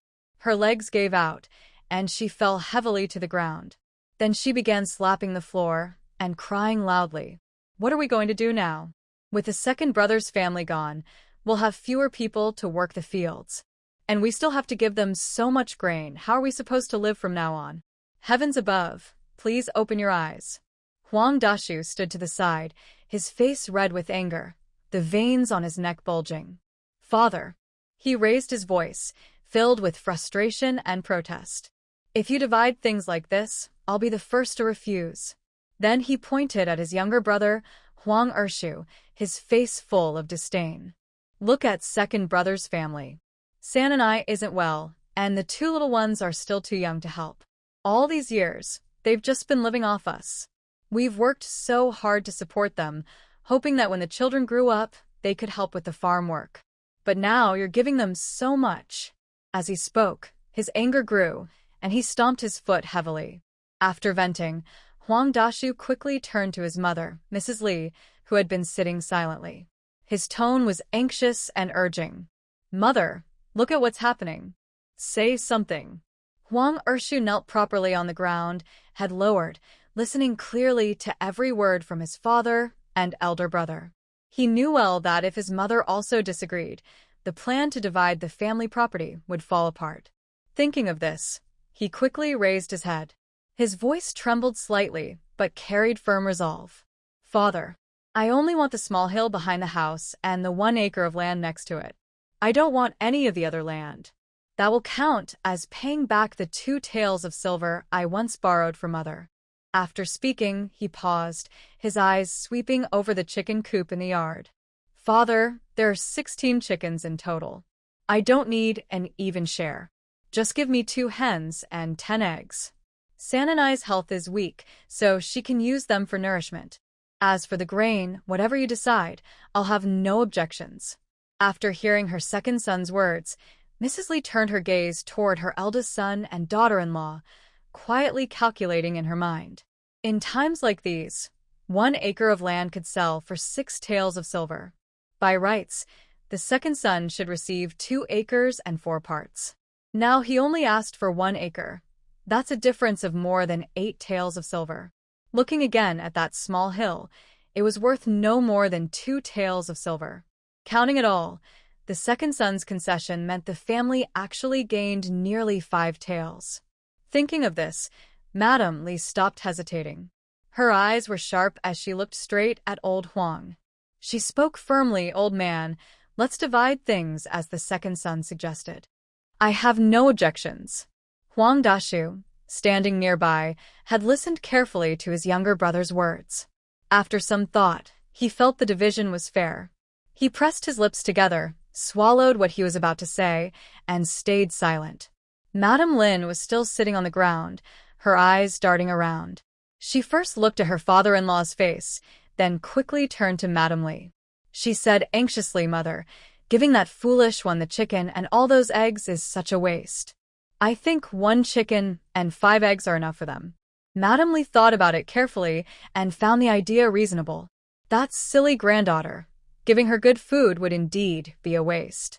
With that thought, Madame Lee said, "Your sister-in-law is right. Second son, it's not that I don't care about you, but the family is really struggling. You'll get 1 chicken and 10 eggs. Please understand." She sighed deeply. "You know last year's drought cut our harvest in half. We have a scholar in the family, and everything costs money. Your 5th brother isn't married yet. Weddings and land all need silver. I wish I could help you more, but with such a big family, it's hard to manage." Huang Ershu felt a bit disappointed, but the thought of living separately and starting fresh gave him hope. He gritted his teeth and nodded.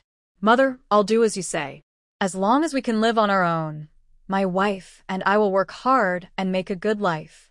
Seeing that the family had finally reached an agreement, old Huang's furrowed brow slowly relaxed. He turned to his third son, Huang Sanshu, his voice carrying a trace of weariness. "Sanshu, go to our room and bring out a sack of millet. Third daughter-in-law, go to the kitchen, get a few bowls, and take some salt." Then he looked at his 5th son. "Wushu, hurry and catch a hen from the coop." After speaking, old Huang's gaze drifted toward his second son, his heart full of mixed feelings. Although splitting the family was unavoidable, when it finally happened, I felt like my heart was a mixed-up jar of feelings. It was a very uncomfortable feeling. Huang Sanshu received the order and quickly ran into the house. Soon after, he huffed and puffed as he carried out a bag of corn. Old Mr. Huang walked to the center of the yard, reached out, and picked up the usual measuring tool called the sheng. This sheng was made of wood, wider at the top and narrower at the bottom, shaped like a rectangular box. All 4 sides were trapezoids, used for measuring the harvests of many spring and autumn seasons. Old Mr. Huang bent down carefully and used the sheng to measure 50 jin of corn from the bag. His movements were slow and serious. At the same time, Li Shi hurried out of the house, holding 10 eggs in her hands, gently placing them on a nearby wooden table. The items were all together, but not many. In this empty yard, they looked a bit lonely. Suddenly, Lin Shi rushed over like a gust of wind. Without asking, she snatched a small bowl of salt from Zhao Shi. She was shouting, "Salt is so precious. We usually don't even eat much of it ourselves. Why are we sharing so much with them?" Zhao Shi was startled by this sudden action. She looked at the half bowl of salt, feeling very wronged inside. She whispered, "Big sister-in-law, I really didn't take much." We still have a big bowl at home. Hearing the noise, old Mr. Huang looked sharply at Lin Shi. Lin Shi felt a little nervous under his stern gaze. She had no choice but to reluctantly return the salt. But she also quickly grabbed a small handful from the bowl. Now, only a little salt remained at the bottom of the bowl, thinly spread. Shu, everything is here, said old Mr. Huang with a long sigh. That land contract and all, your eldest nephew can read and write, so we just wait for him to come back and write it out. Later, we can go to the official place for notarization, and then this matter will be settled. Huang Ursha responded, Okay, Dad, I'll listen to you. Without saying a word, Huang Era bent down and carefully carried the 50 jin of corn on his shoulder. He also picked up the chicken with one hand. A flicker of complicated emotion flashed in his dark eyes. He turned his head and strode out of the yard without looking back. Old Mr. Huang watched his grandson leave and understood that the boy was probably upset with them. Huang Urshu watched his son walk away, then bent down to pick up a few bowls from the ground. He carefully tucked the 10 eggs into his pocket. He looked up at his parents and softly said, Mom, Dad, I'll go back now. Old Mr. Huang raised his hand to wave, but his throat seemed to be caught, and after a moment he managed to say, Go ahead. Live a good life from now on. Watching his second son's figure disappear into the distance, old Mr. Huang's eyes turned slightly red. He hoped that after the family split, all the children could live happily. Huang Eru carried a heavy 50-pound bag of corn, walking quickly and kicking up dust as he moved. He saw clearly what had just happened in the yard. His eldest uncle and aunt's attitude toward their family was cold and mean. He remembered it well. Especially the fierce look on his uncle's face when he almost hit his mother, and his aunts fussing over not wanting their father to give them more things. All made Huang Eru feel very angry. He quickened his steps and soon strode into his own yard. As soon as he entered the yard, Huang Eru went straight into the house. With a loud bang, he set down the heavy bag of corn he was carrying. Inside, Mrs. Chun was busy working. Hearing the noise, she hurried out of the inner room. Seeing her son not only carrying food but also holding a lively, jumping chicken, she was surprised. She quickly asked, Eru, what's going on? Huang Eru wiped the sweat from his forehead and said, Mom, we've split the family. This is what we got. Just as he finished speaking, Huang Urshu also walked into the house. He was thinking about starting his own life and hoped the family could live a little better. A faint smile appeared on his face. As soon as he entered, he said to Mrs. Chun, Chioer, hurry up and stew this chicken. When San and I wakes up, she can have some hot chicken soup to help her recover. Oh, and the eggs. He carefully took out the 10 eggs from his pocket and gently placed them on the table.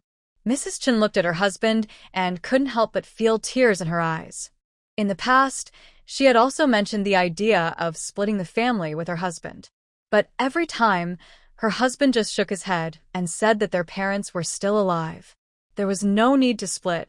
The family should stay together happily. But now, to make her and the children live more comfortably, her husband finally decided to split the household. Mrs. Chun wiped her tears and spoke with a choked voice, Father, you've suffered so much. Second Uncle Huang stepped forward, gently patted Mrs. Chen's shoulder and said softly, Chioer, don't be afraid. Things will get better from now on. We have hands and feet. As long as we work hard, we can make life prosperous. Watching his parents, second brother Huang clenched his fists and secretly vowed, I will work hard so that Dad, Mom, sister, and brother can have a good life.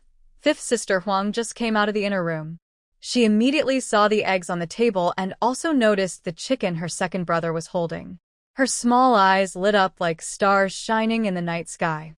She stared intently, her little mouth slightly open, saliva almost forming at the corner of her lips. She shyly moved closer to Mrs. Chun, tilted her head, and whispered, Mom, are these all ours?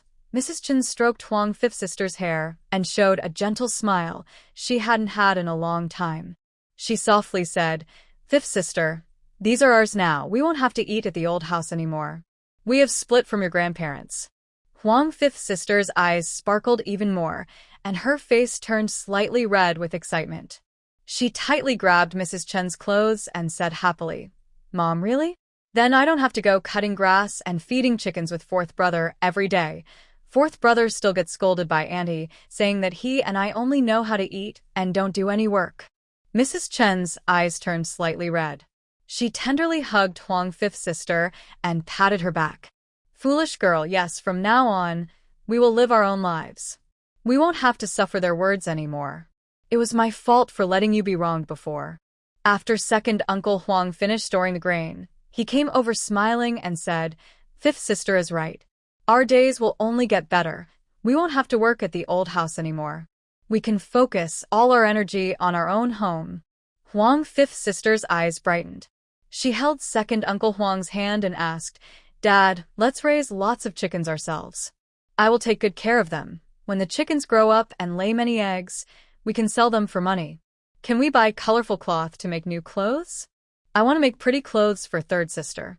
Second Uncle Huang pinched her nose affectionately and said, "Of course, fifth sister.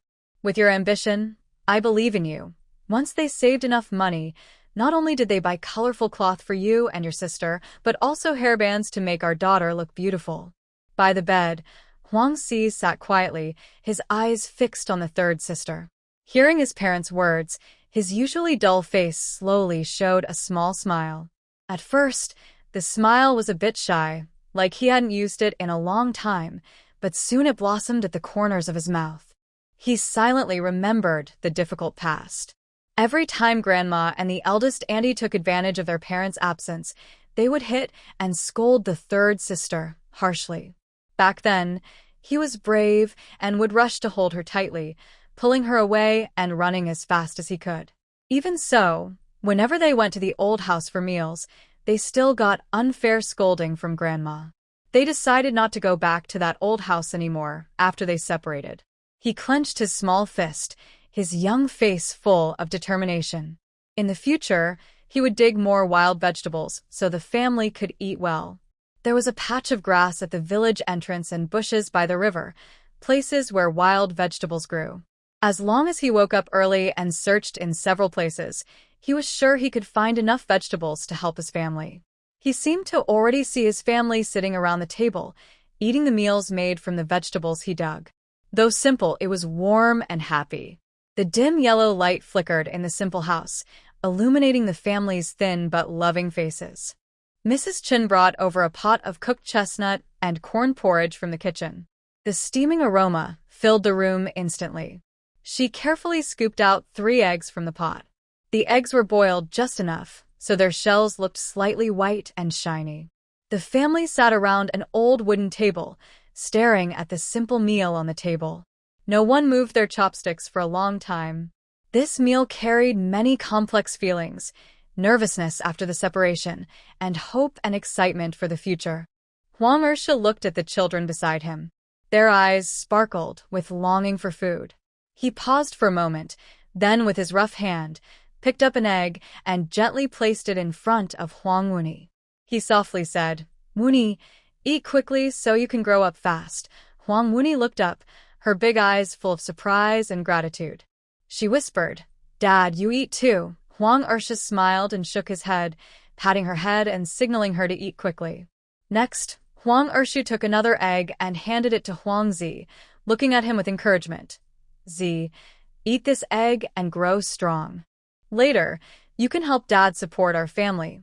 Huang Zi nodded firmly and took the egg without hesitation, gently placing it in his pocket. His eyes were determined and persistent as he softly said, "I'll save this for third sister." In his heart, although third sister was a bit simple, she would always give him and his sister any good things she found without hesitation. Huang Ershu watched his son's actions with a mixture of helplessness and tenderness, sighing softly. He spoke earnestly, "Zi, hurry and eat. I'll ask your mother to stew the chickens so third sister can eat when she wakes up." Huang Zi looked up at his father, full of mixed feelings and reluctance. But seeing his father's tired yet firm eyes, he hesitated for a long time before slowly taking the egg out of his pocket. Under their parents' gentle encouragement, Arrow finally picked up the egg, carefully peeled it open, revealing the white egg white. He took small bites, savoring each one very carefully. Next to him, Mrs. Chen looked at the children with love in her eyes. She filled a bowl with chestnut millet porridge and handed it to Heir Sui Huang. She softly said, "Your father, you should also eat a little. You've worked hard." Huang Ersui took the porridge and the family slowly started to eat, enjoying this simple but meaningful dinner. Before dawn, the darkness had not yet lifted. Only a faint glow appeared on the horizon. The Huang family had already begun their busy day in the quiet. In the kitchen, Mrs. Chen moved through the dim light. She skillfully poured washed chestnuts into the pot. Clear water mixed with rice, and as the fire burned, the pot started to bubble. The aroma of rice porridge filled the house. Nearby, herbs in a medicine jar also simmered, their bitter scent blending with the sweet smell of the porridge. At this moment, Era hurried out of the inner room. His clothes were a bit worn but clean. After waking up, his main concern was his younger sister. He quickly went to the next room, tiptoed to the bed, and gently reached out to feel his sister's forehead. Seeing that her temperature was no longer hot, his furrowed brow relaxed instantly, and a happy smile appeared on his face. He softly whispered to his sleeping sister, "Second brother has gone to the dock. He earned some money to buy you candy. You must get well soon." Meanwhile, the family sat around a simple dining table, beginning to eat their modest breakfast. Mrs. Chen looked at her son and husband heading to the town dock for work, her eyes full of concern and care. She said softly, "Go ahead and work. Don't worry about the family matters. I can handle everything here." Huang Ersui nodded. After finishing breakfast, Mrs. Chen watched her son and husband leave the yard. She saw the two children had already gotten up. Feeling worried, she quickly said, "You two go back to sleep a little longer. Mother will go to the fields to pick some wild vegetables. If your third sister wakes up, bring her some chicken soup and give her the medicine. Lock the door when you leave. Mother will be back soon." After speaking, Mrs. Chen carried her old bamboo basket and walked out of the yard with firm steps. Inside the dimly lit room, the two children had lost their sleep. They pressed their small heads close to the bed, staring intently at their third sister without blinking. Yellow Rain Dream felt her head was heavy and a dull pain struck her. She instinctively reached up to touch her forehead. The pain made her suddenly wake up. Seeing their third sister wake up, the two little kids' eyes widened with surprise. Then, like two happy little rabbits, they quickly ran to the kitchen. Soon, they carefully carried chicken soup and medicine back to the room, step by step. Yellow Rain Dream slowly opened her eyes. In her blurry vision, she saw familiar things and mumbled, "So, I am still here. I thought I had traveled back." Just then, the two children entered the room. Cize held the chicken soup carefully and sat gently on the bed. In a soft, gentle voice, he said, "Third sister, open your mouth. I will feed you the chicken soup." "This is chicken soup."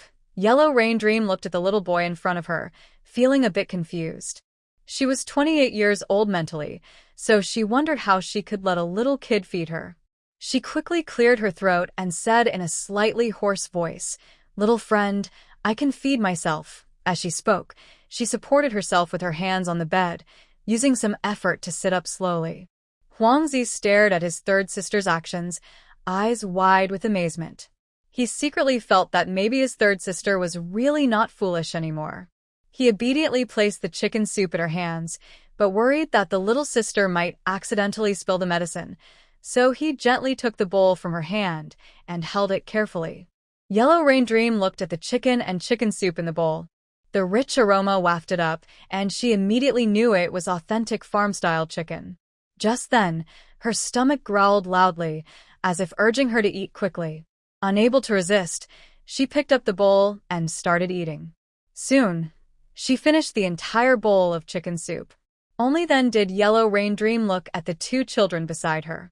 She saw the little girl staring eagerly at the empty bowl, licking her lips and wiping away uncontrollable saliva. The boy also tried to hide his craving, swallowing his saliva from time to time. Seeing the situation, Huang Yuming felt warm inside and showed a gentle smile. She softly said, "Little friends, sorry about that. I was very hungry just now. Is there still some food in the pot? You should go eat too." The two children shook their heads quickly and said together, "We won't eat. This is for third sister." Then, Cize handed the medicine bowl to Huang Yuming. "Third sister, take your medicine. Once you drink it, you'll feel better." Huang Yuming looked at the dark herbal medicine in front of her, feeling nervous and resisting deep inside. But when she thought about how weak she looked now, she hesitated for a moment. Finally, she gritted her teeth, closed her eyes, pinched her nose, and tilted her head back to drink the medicine. As soon as she swallowed the last sip, she felt terrible. The bitter taste of the herbs spread wildly in her mouth, making her feel very uncomfortable. She silently complained in her mind. "At 28 years old, I've never drunk herbal medicine in modern times. I traveled to the ancient era just 2 days ago, and now I've had to drink it twice." Huang Yuming gently put down the medicine bowl and looked up at the two little kids beside her, a faint smile appearing on her face. Her eyes were full of kindness and warmth. She softly asked, "What are your names? How many people are in your family?" Standing nearby, a little girl with 2 ponytails looked up. She had a pure smile on her face and said softly, "Third sister, I am Wuni. I am your little sister." Huang Yuming nodded slightly and then turned her gaze to the little boy beside her. She saw Huang Xi's eyes shining with surprise and excitement. Seeing their older sister speak so clearly and ask about their family made him feel very shocked and happy. He quickly straightened his small body and answered seriously and loudly, "Third sister, I am Huang Xi's your 4th brother. Our family also has parents, a big sister named Huang Danny, and a second brother called Huang Eru." Huang Yuming listened quietly to the children's stories, thinking to herself, "Their names are quite easy to remember." Then, she asked them about the situation on the farm with concern. After chatting for a while, she suddenly realized she had traveled to a fictional dynasty. The Tianqi Kingdom. This country doesn't seem to exist in the past 5,000 years. Looking at the clothes they wore, they somewhat resembled the styles from the Song dynasty. At this moment, the sky outside was already bright, and warm sunlight filtered through the paper window, casting dappled shadows. Huang Yuming felt a strong desire to get up and see what this ancient world was like. Thinking this, she instinctively moved her legs, trying to get out of bed. But before her feet touched the ground, 2 quick and clever little kids stopped her. Wuni's face turned red with worry as she tightly held Huang Yuming's arm and said, "Third sister, you can't get out of bed. You're still sick." Huang Zi quickly agreed, saying, "Yes, third sister, you need to rest and recover." Huang Yuming smiled and said, "Wuni Zi, I just want to go out and look around. This room feels too stuffy." She added, "Also, look at the hole in the ceiling." The sun is shining directly onto the bed. Seeing Huang Yuming's eager eyes, Zi hesitated for a moment. Finally, he nodded reluctantly and said, "I'll help third sister go out and sit for a bit." Huang Yuming smiled and nodded in return. She sat on the edge of the bed, looking around carefully, but after a long search, she couldn't find her shoes. Her gaze fell on the feet of the 2 little kids, and she noticed they weren't wearing shoes either. She asked curiously, "Zi, have you seen third sister's shoes?" Huang Zi lowered his head and whispered, "Third sister, your straw sandals fell into the river when you fell in." Huang Yuming was surprised. She hadn't expected such poverty, not even having a pair of shoes. Thinking of this, she asked again, "Zi, are there any other shoes?" Zi's head drooped even lower, and his voice carried a hint of guilt and determination. "Third sister, when I grow up, I will buy you a pair of cloth shoes." Huang Yuming immediately realized her words might have caused a misunderstanding. Feeling regretful, she quickly comforted him. "Zi, I'm sorry. I didn't know there were no other shoes at home." Zi, more determined than before, said, "Third sister, you have to believe me. When I grow up, I will definitely buy you a pair of cloth shoes." Huang Yuming smiled happily and nodded. Then, with Zi and Wuni carefully helping her, she stepped out of the door. Every step was slow and careful, afraid of falling by accident. Finally, they stepped out of the door and into the yard. At that moment, fresh air hit their faces, carrying a faint, sweet smell. Huang Yuming couldn't help but take a deep breath, feeling relaxed and refreshed, as if her pain had lessened a little. She looked up and saw distant mountains stretching in waves, with lush trees gently swaying in the breeze. Just then, Mrs. Chun returned carrying a small basket of wild vegetables. As she entered the yard, she saw Huang Sani being supported by 2 children, standing there. Her face turned pale with shock and worry, and her basket almost dropped from her hands. But soon, happiness and excitement replaced her tension. Her eyes turned slightly red, shining with tears. Mrs. Chun quickly set the basket aside and hurried over to Huang Yum, muttering, "San and I, go inside quickly. Your head wound can't be exposed to the wind." Seeing how nervous Mrs. Chun was, Huang Yuming felt warm inside. Maybe everything was arranged by fate. Since she had traveled here, she must live well for the original owner and cherish this precious family bond. As her thoughts swirled, a bright smile appeared on Huang Yuming's face, and she cheerfully called out, "Mom, you're back." I was just lying in bed feeling uncomfortable all over. The room was too stuffy. I came out to get some fresh air and feel the breeze. Don't worry about me. Mrs. Chun was so happy to hear her daughter speak so clearly and logically that she couldn't find words to describe her joy. Her hands trembled as she gently held Huang Yuming's face, studying her carefully, as if to remember her daughter's current look forever. "San and I, you can speak properly now, not foolish anymore. Mom has waited so long for this." She choked with emotion, tears rolling down her cheeks. Seeing her mother so excited, Huang Yuming also felt a bit sad. She gently wiped her mother's tears and comforted her. "Mom, look, I'm much better now. Don't worry. I will be fine from now on." Next to them, Zhe and Wu and I also came over, holding on to Mrs. Chen's clothes. Wu and I softly said, "Mom, third sister is so energetic today. She even talked a lot with us." At this moment, Huang Zi added, "Yes, mother, third sister asked us our names and about the family matters." Mrs. Chen listened to the children and smiled through her tears, nodding repeatedly. "Good, good, all good children."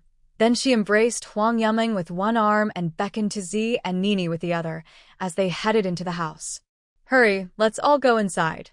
Back inside, Mrs. Chen helped Huang Yuming sit steadily on the bed, then quickly poured a cup of warm water and handed it to her. "Here, Nini, drink some water." Next, she turned and took a clean cloth from the cabinet, sitting beside the bed.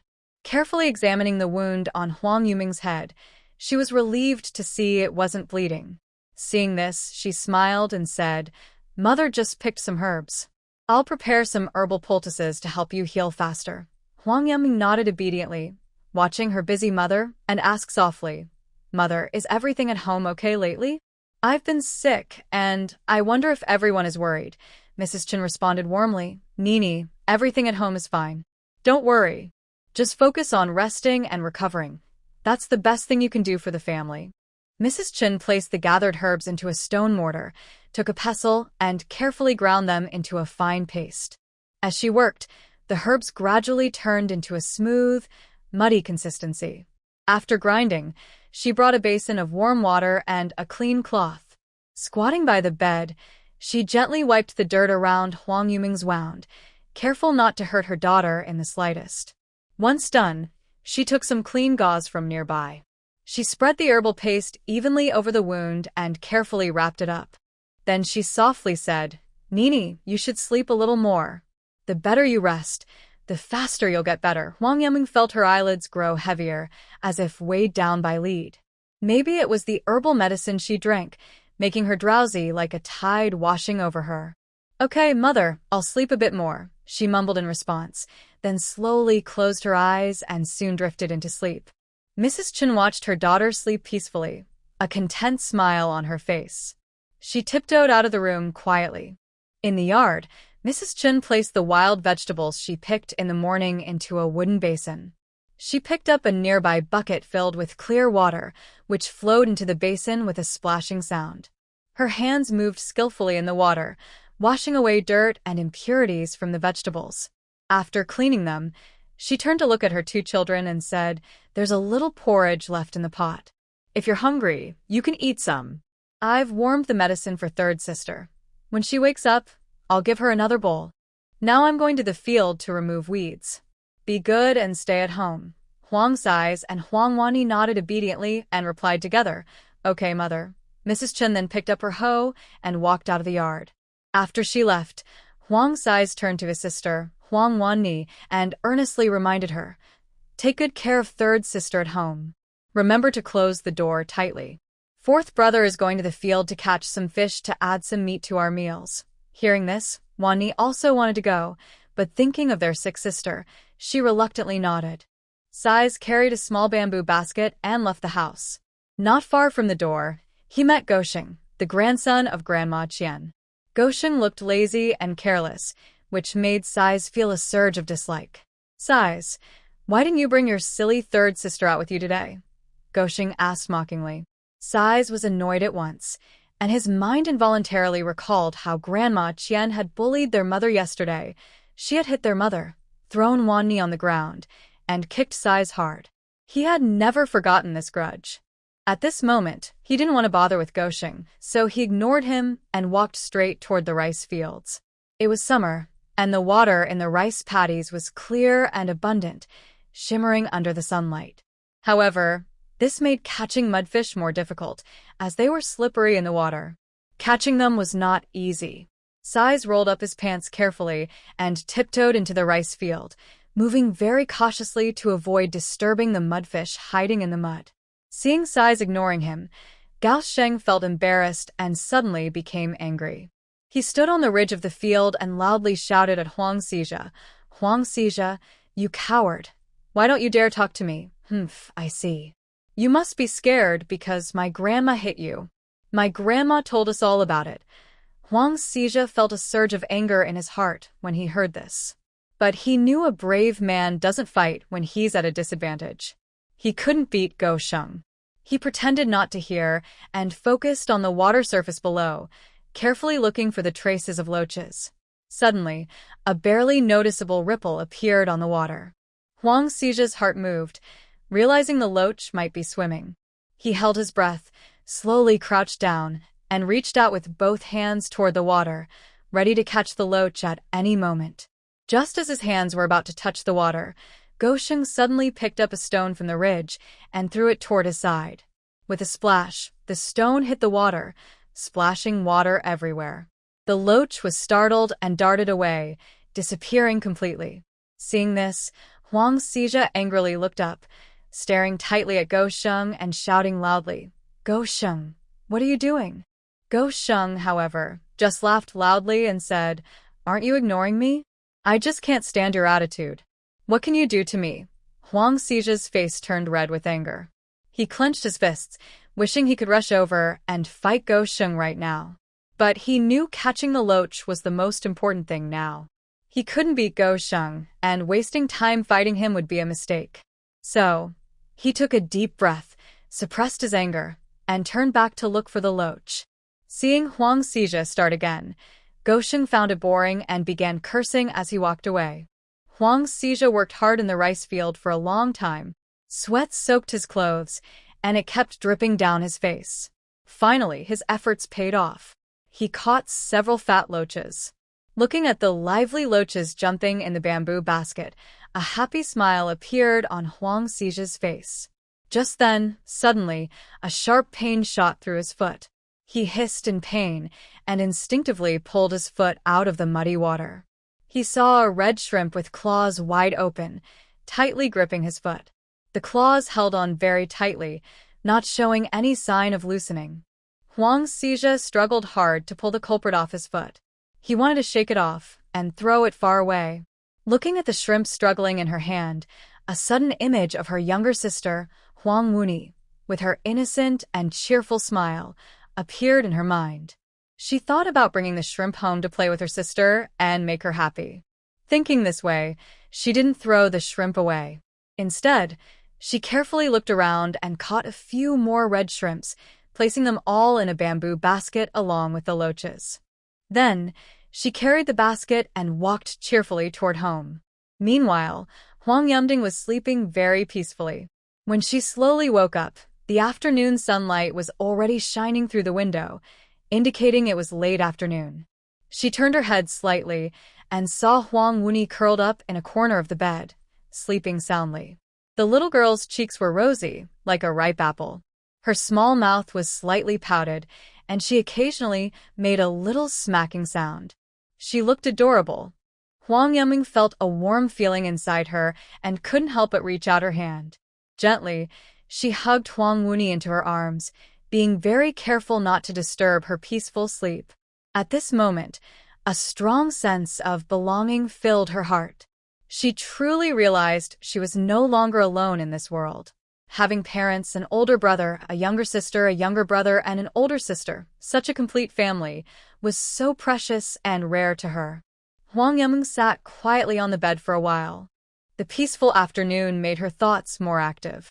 Suddenly, she remembered classic scenes from stories about traveling to other worlds. The main characters often have a magical, golden finger that helps them succeed in a different world. She thought to herself, "Aren't I just a traveler too? So where is my golden finger?" Thinking of this, she softly called into the air, "System, system, are you there? I am your host. Come out quickly, I need you." Her voice echoed in the room, but she only received silence in response. She didn't give up and called several more times, but still no reply. Huang Yiming sighed and said to herself, "There probably isn't one. Living in this ancient world without internet or phones must be so boring." She couldn't help but feel worried inside. Just then, her hand suddenly felt a cool sensation without warning.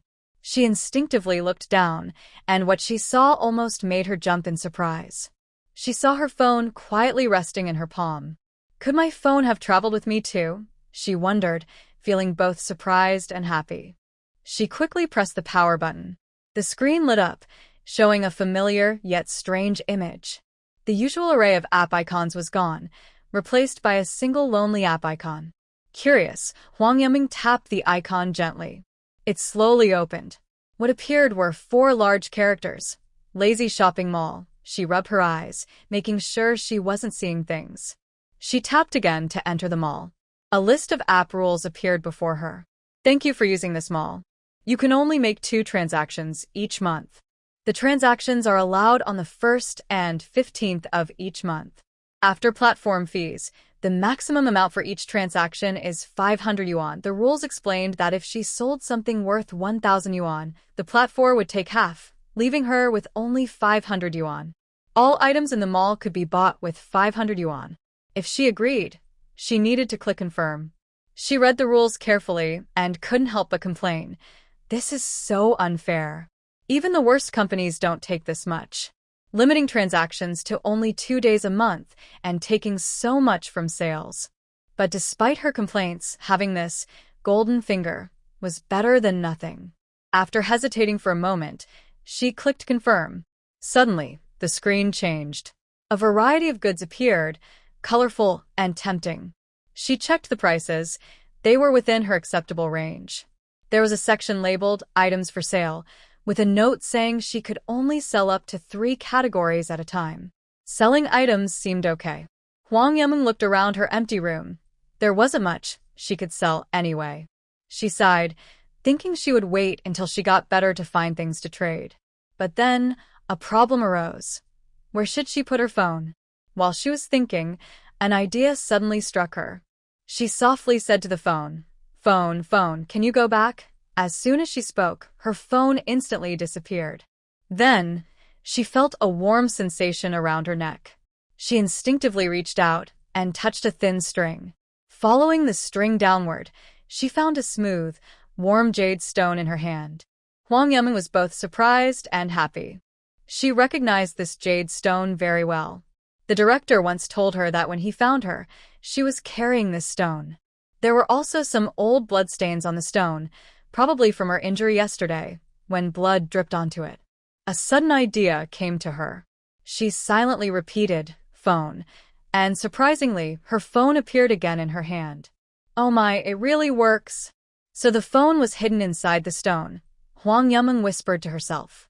A bold thought then arose in her mind. Can I somehow get inside the stone?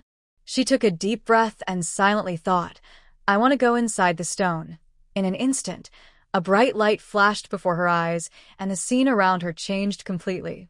When the light faded, Huang Yiming found herself inside a small wooden house. She looked around. The house was about 30 square meters, simply furnished with just a wooden table and a few chairs.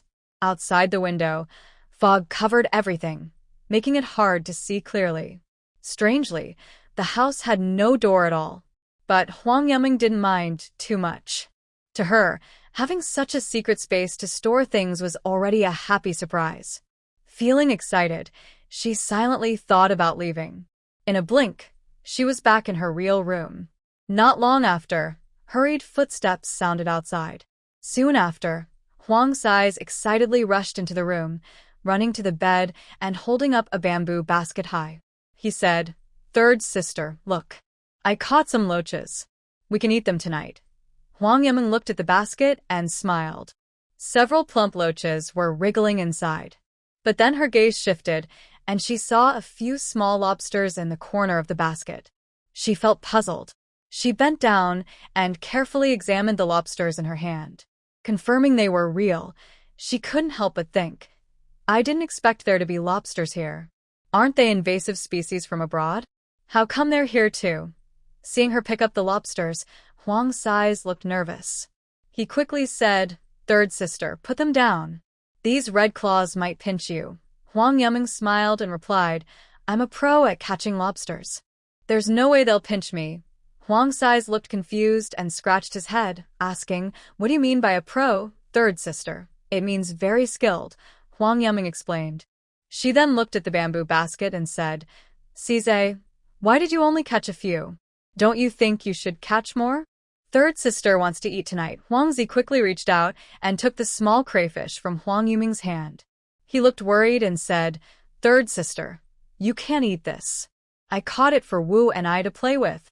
Huang Yiming was surprised and asked, "Why can't we eat it?" "It's very tasty, because it's red, and that means it's poisonous. The villagers say so, and no one dares to eat it," Huang Zi explained seriously.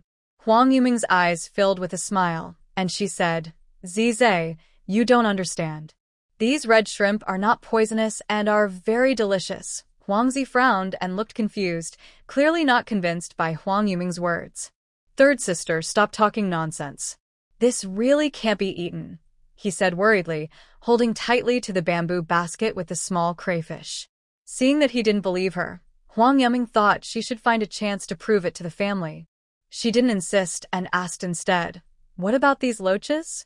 How do you plan to cook them?" Huang Zi's spirits lifted, and he said excitedly, "Mama usually makes soup with them. It's so fragrant."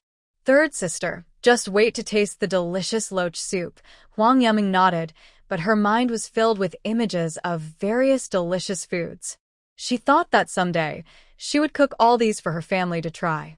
At this moment, Huang Yiming suddenly remembered her lazy shopping mall. She thought that if she could get some special ingredients in this ancient time, it might help improve her family's life. So she said to Huang Zi, "Zize, go raise the loaches first.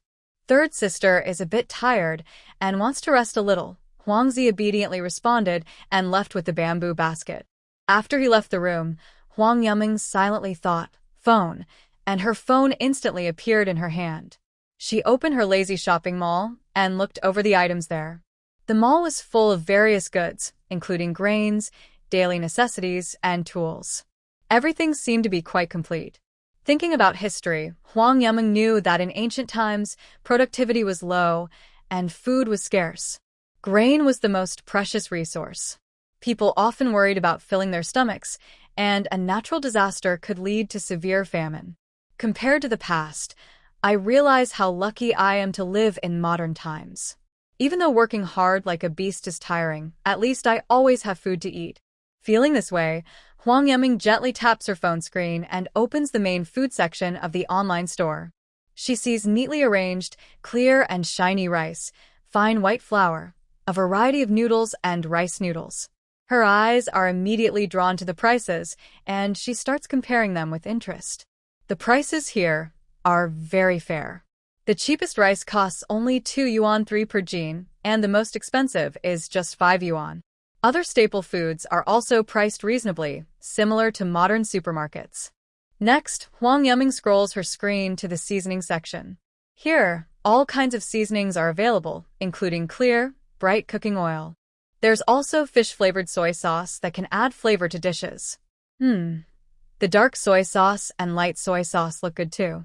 There's vinegar, cooking wine to remove fishy smells and add aroma, as well as essential salt and sugar, and spices like Sichuan pepper and star anise.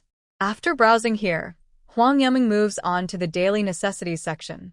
This area displays various essentials, such as soft toilet paper, feminine hygiene products, shoes, colorful fabrics, and sewing supplies. Her eyes immediately catch on the tissue paper.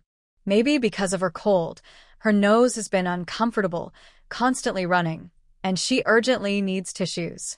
Looking at the soft, white tissues on the screen, she can't help but want to place an order right away. But just as her finger is about to press the confirm button, she suddenly snaps back to reality, realizing she is in ancient times and has no money to pay even if she orders.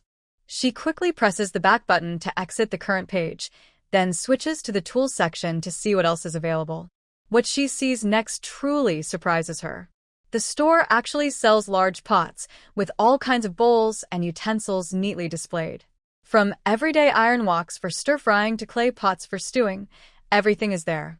Moreover, there are outdoor stoves with intricate designs, seeming to let her feel the smoky aroma of cooking fires. What's more exciting is that all kinds of farming tools are also available: hoes, sickles, shovels, each well-made. Huang Yiming looks at these with a growing smile, her eyes shining with excitement. I couldn't help but secretly think, if I can't become rich in modern times, maybe the heavens want me to get rich in ancient times. Thinking this, she couldn't hold back her excitement and hurriedly clicked on the sales section. In the search bar, she typed small lobsters and loach to see if these ingredients could be sold and made money in this marketplace. Suddenly, the screen quickly displayed prices. Loach costs 15 yuan per jean, small lobsters cost 12 yuan per jean. Next, a box appeared below asking how many jeans she wanted to sell. Huang Yiming casually entered 1 jean. The page refreshed immediately, and the words, "Are you sure you want to sell?" appeared clearly. Seeing this, Huang Yiming felt more confident and thought to herself, "Tomorrow, I'll ask Z to take me to catch loach and small lobsters. This is really a good way to make money." Just then, her nose started to run uncontrollably again. She frowned and sighed helplessly. With limited supplies and no tissues nearby, she could only wipe her nose with her hand. "I need to buy some tissues soon, but for now, I just have to endure," she muttered softly. At this moment, Huang Wuni, lying nearby, slowly woke up, rubbing her sleepy eyes. In her hazy state, she saw Huang Yiming sitting beside her. Her eyes lit up instantly, and she smiled happily. Her young voice sounded in the quiet room. "Third sister, you're awake." Huang Yiming heard the voice and quickly put away her phone. She knew well that in this ancient time, superstitions were widespread, and people were afraid of the unknown. It was better not to let her family know about her phone, in case they thought she was a spirit or a monster. Then she adjusted her expression, wearing a gentle smile, and softly asked, "Wuni, did you sleep well?" Huang Wuni nodded strongly, her face full of happiness. Huang Yiming also moved her arm. The rest this afternoon made her feel very energetic, and her strength had recovered quite a bit. She happily took Wuni to the yard. They saw Huang Zi focused on smashing loach with a stone. Then, he picked up a sharp stone and carefully cut open the loach's belly. When Huang Wuni saw the scene, she was so excited that she immediately let go of Huang Yiming's hand and ran to kneel in front of Huang Zi, her eyes shining with anticipation. She asked, "Fourth brother, did you catch all these? Are we going to have loach for dinner tonight?" Huang Zi, while handling the loach, replied, "We've all split up, so these are for our family to eat." Then, Huang Zi's mind drifted back to past experiences of catching loach. Every time they worked hard to catch loach, he, his sister, younger sister, and mother rarely got much, usually just some soup. The rest was given to the elders by grandma, who always said kids shouldn't work too hard and just drink some soup. But his father and second brother always saved their share to give to them. Thinking of this, Huang Zi felt a warm feeling inside. Huang Wuni was happily jumping around in the yard, loudly shouting, "Tonight, I want to eat one. No, I want to eat three." Seeing Wuni so happy just because she could eat loach, Huang Yiming couldn't help but smile gently, her mood also affected by her. Then, Huang Yiming squatted down, wanting to help Huang Zi handle the loach. Huang Zi quickly reached out to stop her, saying, "Third sister, don't move. I can finish these soon. Just rest nearby and watch." But Huang Yiming didn't listen. She reached out and picked up a small crayfish that was trying to crawl away. She smiled and said, "I've been sleeping almost all day. This isn't hard work, so it's okay." She skillfully pinched off the crayfish's head, then removed its tail, and threw the prepared crayfish into the basin with the loach. Seeing this, Wuni hurriedly used her small hands to pick up the crayfish, worriedly saying, "Third sister, you can't eat this. It's poisonous." Huang Yiming smiled and explained, "Wuni, this crayfish isn't poisonous. Once I finish cooking, you'll see. It's so delicious." Wuni listened, seeming to understand but not quite, and nodded. This time, Huang Zi didn't stop her. He thought to himself, "Third sister keeps insisting that red shrimp aren't poisonous. Maybe she hasn't fully recovered her mind yet, so I shouldn't upset her." Soon, all the loach and crayfish were prepared. Huang Yiming asked, "Sizes, do you know where our vegetable garden is?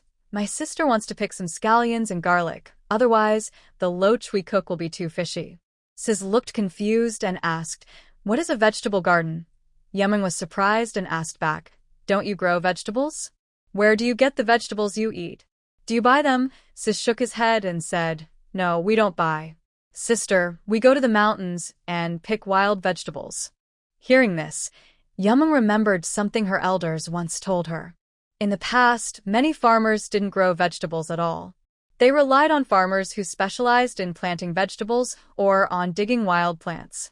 At that time, she wondered why they did that and couldn't understand it. The elders explained that back then, grain production was low and land was very precious. Every inch was used to grow food to fill their stomachs, so planting vegetables was put aside. After explaining, the elder looked back on those days and said, "People were so silly back then. Even planting a few vegetables in the yard would be better than going out every day to pick wild plants all over the hills." Sometimes, they couldn't find wild vegetables and had to be bold and ask the families who grew vegetables for some to eat. Thinking about this, Yiming felt a deeper connection to the ancient times. She looked at Sis and asked, "Sis, do you know where to pick wild vegetables? Can you take sister to pick some? If we don't add scallions, ginger, and garlic to the loach, it will be too fishy to eat." Sis looked carefully at Yiming, noticing her face was much rosier and she seemed in good spirits. He nodded with confidence. He said, "It's behind our house on a small hill not far away. You can find some wild scallions there." Then, Sis stood up, brushed off the dust from his clothes, picked up a bamboo basket, and signaled Yiming to follow him. Yiming took Huang Wuni and the three of them headed toward the small hill behind the house. Along the way, a gentle breeze blew, making the wild grass by the road rustle. Wuni, like a happy little bird, jumped and skipped ahead, occasionally turning back and urging, "Sister, brother Sis, hurry up." Soon, they arrived at the foot of the small hill. Huang Zi moved through the grass easily, carefully searching with his eyes. Suddenly, he brightened and squatted down, pointing at a bunch of tender green plants. "Third sister, this is wild scallion." Huang Yiming stepped forward, examined it carefully. It was a bit thinner and longer than the cultivated scallions, but it had a strong aroma. She happily squatted down and, with Huang Zi, carefully pulled out the wild scallions by the roots, placing them into a bamboo basket. Huang Wanni watched eagerly and tried to imitate them, squatting down to look for wild scallions herself. After a while, she couldn't find any, her face turning red with frustration. Seeing this, Huang Yiming smiled and patted her head. "Wanni, don't worry. Look, wild scallion leaves are thin and long, and they are bright green. Keep looking carefully." With Huang Yiming's patient guidance, Wanni finally found a few wild scallions and cheered happily. "I found them. I found them." Seeing Wanni so happy, Huang Yiming and Huang Zi exchanged smiles. After collecting the wild scallions, Huang Yaming hoped to find other edible ingredients. But when she looked up, the sunset was fading, and the sky was getting dark. Reluctantly, they decided to head home with Huang Zi and Wan Ni. When they entered the house, it was quiet and empty. Their mother, Mrs. Chun, had not yet returned. Huang Zi was obedient and sensible. As soon as they entered, he skillfully took the collected wild scallions to the well to wash. Huang Yiming's gaze was drawn to a simple wooden hut in the corner of the yard, which she guessed was the kitchen. She approached and saw that the hut was open on all sides, with no door, very crude. What surprised her most was that the cooking area was on the ground. It was just 2 stones placed casually with a pot-like stove on top. Next to it was a small clay pot. When she looked closer, she saw it was boiling medicine inside. Huang Yiming looked around but saw no knives or cutting boards. The usual cooking essentials like soy sauce, vinegar, salt, and oil were missing. She raised her voice and called to Huang Zi, who was washing scallions in the yard. "Zi, do we still have a pot at home?" Huang Zi finished washing the scallions, carried them into the kitchen, and pointed to the pot on the ground. He said, "Third sister, we haven't divided the house yet, so we eat at Grandpa's place. If we need to cook food or boil water, we always use this pot."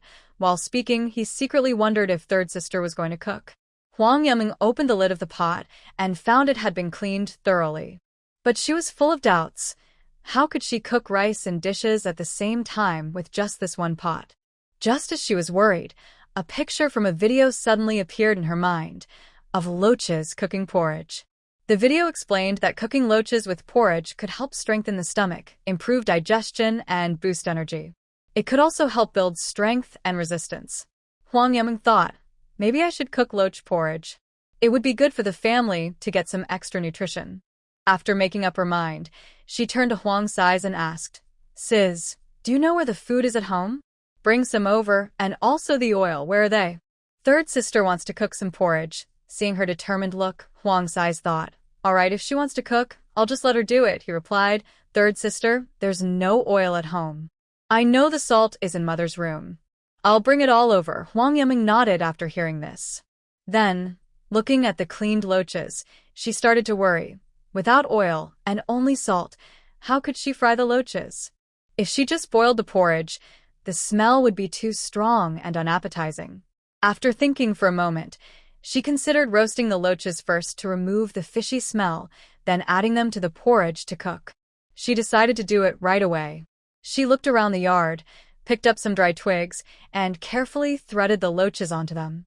At this moment, Huang Zi brought 2 bowls, one with yellow rice and the other with salt. Huang Yiming looked at the small amount of rice in the bowl and thought, this isn't enough for everyone. She then said to Huang Zi, "Sis, light a fire. Third sister wants to roast the loach first, then add it to the porridge." Nearby, Huang Nini was excited to hear this. She took the threaded loaches eagerly and shouted that she would wait for her brother to start the fire so she could put the loaches on to roast. Huang Yiming then entered the house. Their home only had 3 rooms. The room she slept in was divided in the middle, with a main hall. The parents lived in another room, which was filled with various tools and baskets. The family had very few supplies, and things were scarce. Huang Yiming immediately saw a cloth bag used for storing grain. The bag's opening was tightly sealed by Huang Zi. She struggled a bit to open it, and then dug out a full bowl of yellow rice, carrying it back to the kitchen. She washed the rice thoroughly, put it into a jar, added water, and started cooking it on a stove made of stones. Huang Zi and Huang Wuni had already caught some loaches, which they placed nearby to roast. Huang Yiming also sat down, holding a few skewers to roast over the fire. Soon, the loaches turned golden and fragrant, sizzling and releasing oil. Huang Wuni couldn't help but lean in, sniffing the delicious aroma, while Huang Zi swallowed hard. Seeing this, Huang Yiming smiled and said, "If you want to eat, just eat. There are plenty here. If it's not enough, I can go catch more tomorrow." Huang Zi thought about it and agreed to go catch more tomorrow. Huang Wuni was happy to hear she could eat now and said, "You're the best, third sister." Both eagerly grabbed a loach each and started eating. Huang Yiming also took one, tasted it, and said, it's okay. It doesn't have much flavor, but at least it's not too fishy. Then, she put all the roasted loaches into the boiling porridge and casually added some salt from the bowl. Huang Si saw this and was startled, quickly standing up. Third sister, that's all the salt we have. Just a little is enough. Huang Yiming looked at the tiny amount of salt at the bottom of the bowl and then at the full pot of porridge, thinking that this small amount wouldn't be enough. She looked up at Huang Si's, who was sighing at the empty salt bowl, feeling both worried and comforted. She quickly said, "Sis, don't worry. Once third sister gets better, she'll go out to earn money and buy lots and lots of salt for us." Huang Sis heard this, looked at Huang Yiming with a helpless expression, and nodded gently. At that moment, Huang Yiming casually threw a few shrimp tails into the pot. Huang Sis caught sight of this with the corner of his eye, wanting to stop her but too late. He could only watch helplessly as the shrimp tails fell into the pot, feeling anxious, but unable to do anything. He sat down with a worried look, clutching his clothes tightly. Huang Yiming saw Huang Si's face scrunch up and understood that he still thought the shrimp shouldn't be eaten, worried about wasting the hard-cooked porridge. So she patiently explained, "Sis, these little lobsters can really be eaten. Third sister isn't lying to you." While speaking, Huang Yiming picked up a pair of chopsticks made from a nearby branch and gently stirred the thick porridge in the pot. At this moment, bubbles kept rising from the bottom of the pot, making a bubbling sound, and the porridge looked almost ready. Huang Yiming timed her move perfectly, using the branched chopsticks to pick up a shrimp tail, blowing on it gently before bringing it to her mouth. Seeing this, Huang Si was anxious and quickly reached out, grabbing the shrimp tail from her chopsticks. With a fearless look, he closed his eyes, opened his mouth, and swallowed the shrimp tail whole without chewing. After finishing that bite, Huang Si slowly sat down, hugging himself tightly, curling up a little. Huang Wanni stood nearby, staring intently at the shrimp tails bubbling up from the pot. Seeing her older brother eat, she licked her lips and whispered, "Third sister, can I have one too? I want to eat." Huang Si immediately sat up straight and hurriedly interrupted, "Wait until Mom and the others come back to eat." He also signaled to Huang Wanni with his eyes to be obedient. Huang Yiming looked at Huang Si's serious little adult look and couldn't help but laugh softly, asking, "Sis, how does it taste? Is it good?" Third sister wasn't lying to you. It's really not poisonous. See, after you ate, you don't feel uncomfortable, right? Huang Si listened, slightly squinting his eyes, and thoughtfully recalled. Although he had just swallowed it whole, the fresh flavor that burst in his mouth instantly was undeniable. He looked at Huang Yiming and nodded seriously. "Third sister, wait a little longer before you eat." Huang Yiming sighed but nodded in agreement. Just then, footsteps sounded outside the yard. Mrs. Chun, carrying a hoe, returned looking a bit tired. As soon as she stepped into the yard, she smelled a strange aroma she had never encountered before, which made her stomach rumble with hunger. She couldn't help but feel curious, lifting her head and following the scent to the kitchen. She saw the three children talking around the stove. Huang Wanni, with sharp ears, heard the noise and realized her mother was back. She immediately dropped the branch she was fiddling with and happily ran forward, grabbing Mrs. Chen's hand, excitedly exclaiming, "Mom, look! The porridge we cooked smells so good." Chen was touched by her daughter's enthusiasm, and a gentle smile appeared on her face. She softly stroked Huang Wuni's head and looked pleased. Then she walked toward the kitchen.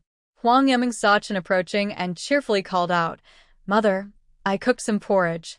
Come taste if it's good." Hearing this, Chen suddenly stopped in her tracks, and her smile froze. Her eyes showed disbelief. She never expected that her third daughter, after becoming smarter, would still know how to cook. Uncontrollably, she thought of rumors about evil spirits causing trouble. Her gaze fixed on Huang Yiming, trying to find a familiar face in her daughter's expression. But Huang Yiming's bright smile now looked strangely eerie to her. "San, Sonny."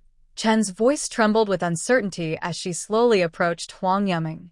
Each step felt light and weak, like walking on cotton. Huang Yiming noticed Chen's strange look. Her smile faltered briefly, but quickly returned as she cheerfully said, "Mother, try it." I added something special to the porridge. "It's really delicious." She picked up a spoon, ready to serve Chun a bowl. Chun instinctively took a step back, crossing her arms in front of her as a defensive gesture. Who? "Who are you?" Her voice was filled with fear. "My daughter wouldn't suddenly do these things." "What have you done to my third daughter?" Hearing Chen's doubtful words, Huang Yuming's heart tightened, and a cold chill ran down her spine. Uncontrollably, she imagined terrible scenes that could happen if her identity was exposed. Being mistaken for a monster, rejected and driven away, or even punished harshly. Just thinking about it made her heart race with fear. In her panic, Huang Yuming forced herself to stay calm. Her mind raced to find a way to respond. Almost instinctively, her eyes clouded with tears, and large drops shimmered in her eyes. Then she suddenly cried out, full of grievance and urgency, "Mother, I am really your daughter. How can you not believe me?" Her voice was trembling with tears, and she clung tightly to Chen's clothes. After sobbing a few times, she sniffled and continued, I don't know what happened to me either. That day, I had a high fever and felt very dizzy, as if I was in a fog. In my dream, there was an old lady. She wore plain clothes, had snow-white hair, and her eyes looked kind and gentle. She played with me among a colorful flower garden, and all the flowers around seemed to smile at me. At this point, Huang Yuming looked up, her eyes filled with tears, and looked at Mrs. Chun, trying to find a sign of belief on her face. While we were playing, the old lady suddenly stopped and looked at me seriously. She said my spirit had returned to its place, and I shouldn't act foolishly anymore. Before I could react, she reached out and gently tapped my head. That tap hurt so much, it felt like my head was going to explode. Everything went black, and I lost consciousness. When I woke up again, I saw CZ and the others sitting by my bed, looking at me with worried faces. Then, she deliberately sniffed and wiped away the tears rolling down her face. She continued, all the cooking and stuff the old lady taught me in my dream. She also taught me many other things. I don't understand why she appeared in my dream, or why she wanted to teach me these things. As she spoke, her emotions grew more intense, and her crying became louder. Her whole body trembled. At this moment, Huang Yuming felt anxious inside. She thought to herself, I've been making all this up, talking convincingly. Maybe I can fool them. I hope they won't ask too many questions. Mrs. Chun looked at her daughter, crying so sadly, feeling heartbroken as if she was being cut by a knife. Her eyes turned red quickly, tears welling up, and she didn't care about anything else. She hugged Huang Yuming tightly. She gently stroked her daughter's hair, over and over. Her voice was full of guilt and tenderness as she kept saying, Mom was wrong. Mom shouldn't have doubted you. Don't cry anymore, don't cry. Next to them, Huang Zi and Huang Nini also came over. Huang Zi said wisely, Mom, Sister San's mind must really be better now. Don't worry. Huang Nini held Huang Yuming's hand softly and said sweetly, Sister San, don't cry anymore. Nini believes in you. At this moment, Huang Yuming leaned on Mr. Chen's shoulder, her crying gradually quieting, though she still sniffled now and then, looking very upset. She secretly looked up to watch Mr. Chen's expression. Seeing his face full of concern, she felt a little relieved inside. Suddenly, outside the door, Huang Ershu and Huang Era's voices were heard. We're back. As soon as they entered the house, they sensed something was wrong. They saw Huang Yuming with red eyes. Huang Ershu quickly asked, What happened? Did someone bully our third girl? After hearing this, Mrs. Chun told them what had happened. Huang Ershu then went to Huang Yuming, patted her head, and smiled, saying, Our third girl is lucky. She was chosen by a fairy. That's such a big blessing. He paused, looked at Mrs. Chun, then turned his gaze back to Huang Yuming's face. He continued, Third girl, you must not tell anyone in the village about being chosen by the fairy. Our village has many people, and some might have bad intentions. If someone with a crooked mind hears about this, it could cause trouble. After speaking, Huang Ersha looked at the little children, his expression gentle but serious, saying, Did you all hear that? Huang Era grinned, showing his big white teeth, with a bright smile on his face. He was the first to speak. Dad, I definitely won't tell anyone. I'm really happy for third sister. Third sister isn't foolish anymore, and she's learned from the fairy. That's a huge good thing. We should just be happy secretly. At this moment, Huang Xi's looked serious, like a little adult, with a serious expression. He said clearly, Dad, don't worry. I won't say anything either.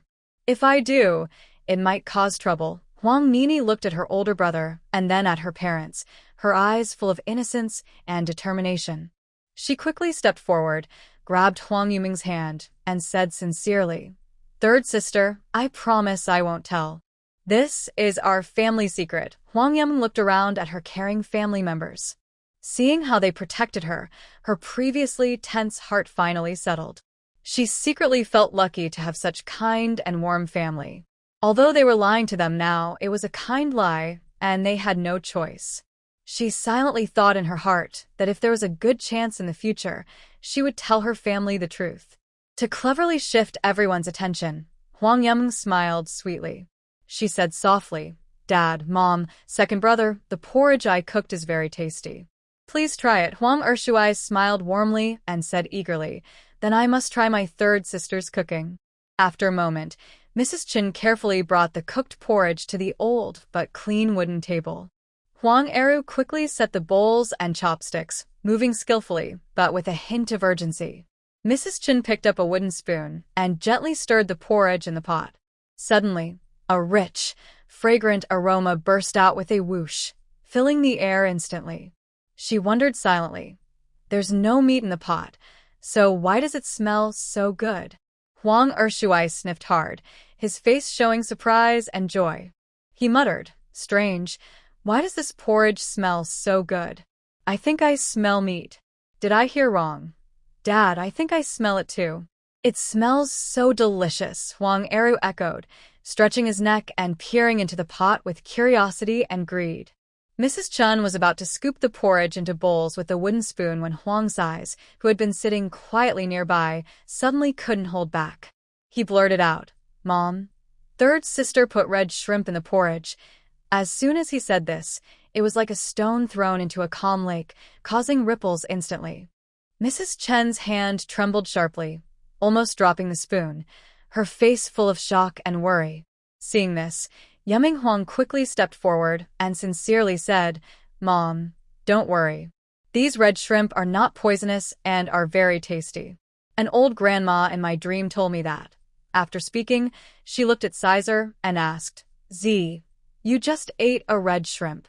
Do you feel uncomfortable anywhere? Mrs. Chen's eyes were full of worry. She kept a close watch on Huang Xi's, as if trying to see if he was feeling unwell from his face. She kept asking, Xi's, are you sure you're not feeling sick? Don't hide it from Mom.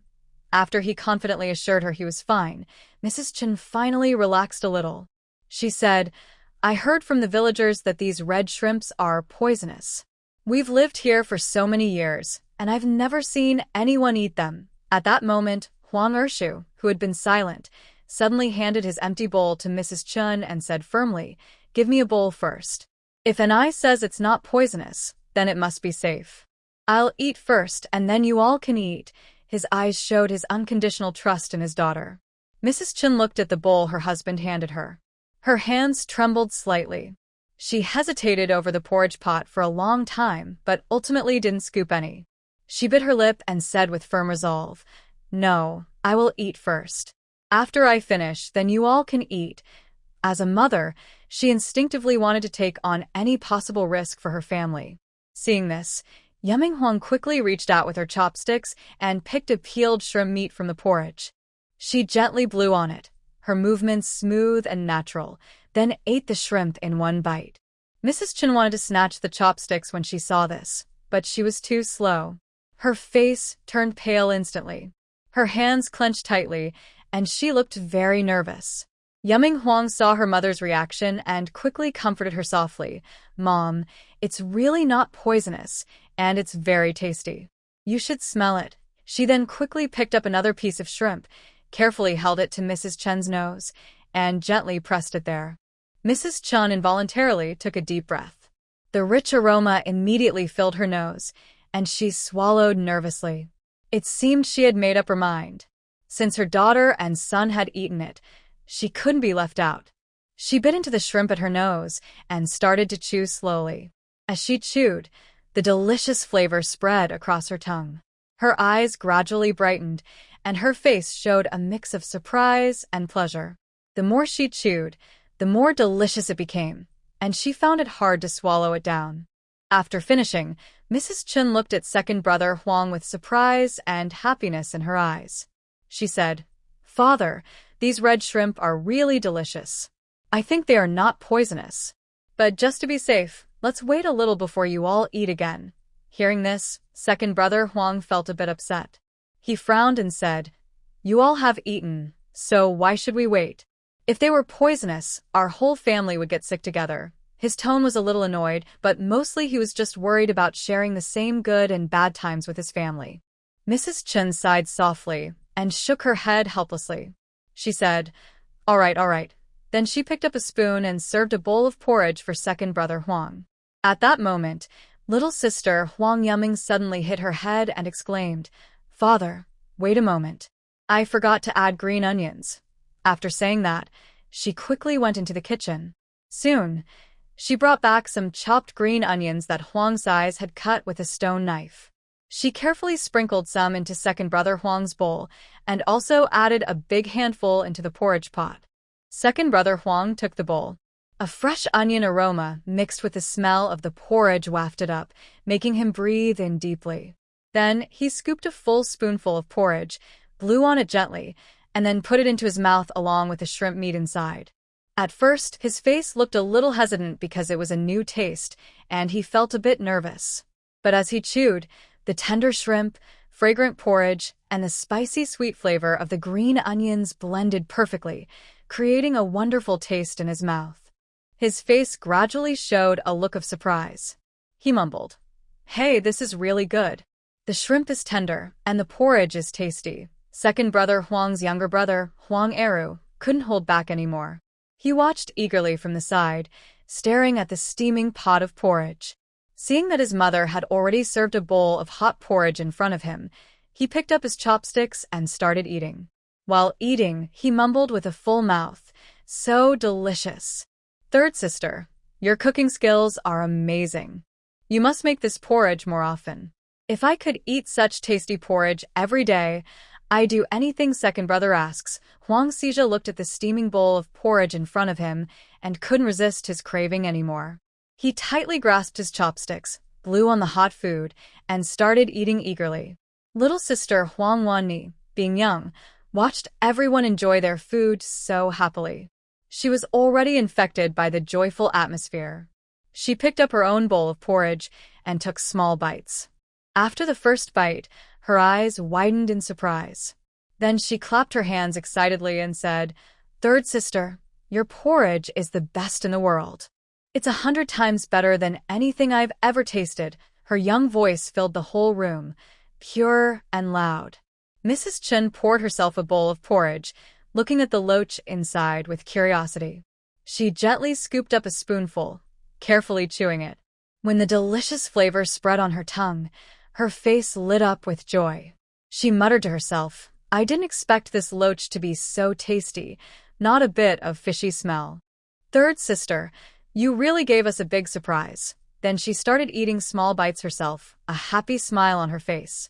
Huang Yamen watched her family sitting together, everyone smiling happily, feeling warm inside. She also picked up her bowl and ate small bites. Soon, the whole pot of porridge was finished by the family. Huang Wuni patted her round belly, smiling contentedly, and said, "This is the fullest I've ever been. I don't have to eat at Grandpa and Grandma's house anymore. I was always hungry there." Huang Eru also smiled brightly and agreed, "I ate so well tonight. I've never had such a big, tasty meal before." "Third sister, you're the best cook in our family." Huang's eyes let out a loud, funny burp, making everyone laugh. Huang Ersha looked at the children, full and happy, and couldn't help but feel pleased. Mrs. Chun saw everyone finished eating and quickly cleared the table. Just then, Zai's whispered. Mom, do you think the porridge was a little salty today? Mrs. Chen thought for a moment, frowned slightly, and said, maybe a little. Zai's continued. Mom, third sister put salt in the porridge. However, with such a big pot of porridge, it needs some salt to taste better. Once I am ready, I will earn money and buy lots of salt. Mrs. Chen looked at her daughter, carefully explaining, her eyes full of guilt. San and I just eat it. Mrs. Chen tried to sound gentle and soft, and gently touched Huang Yuming's head. Mother won't say anything to you. Huang Ursha saw the atmosphere and quickly placed the coins he earned today on the table. The coins clinked with a clear sound. He spoke up. There are 20 coins here. I used 3 coins to buy 3 steamed buns for lunch with Eru. Tomorrow, I will buy some salt. Hearing this, Huang Yuming asked curiously, Dad, how much is salt sold for? Huang Ursha replied, salt costs about 1 tael of silver per jean. Huang Yuming was surprised and remembered reading online that 3 dough of rice, 1 jean of salt. She didn't believe it at first, but now she realized it was true. She continued to ask, Dad, how much is 1 tael of silver in coins? Is it 1,000? Huang Urshu raised his eyebrows in surprise and then nodded heavily. He thought to himself, I didn't expect my daughter to know that a tael of silver equals 1,000 coins. Seeing her father's reaction, Huang Yuming happily said, Dad, I've learned a lot. I can even read now. Hearing that his daughter could read, Huang Urshu was stunned at first, then a wave of joy flooded over him like a rushing tide.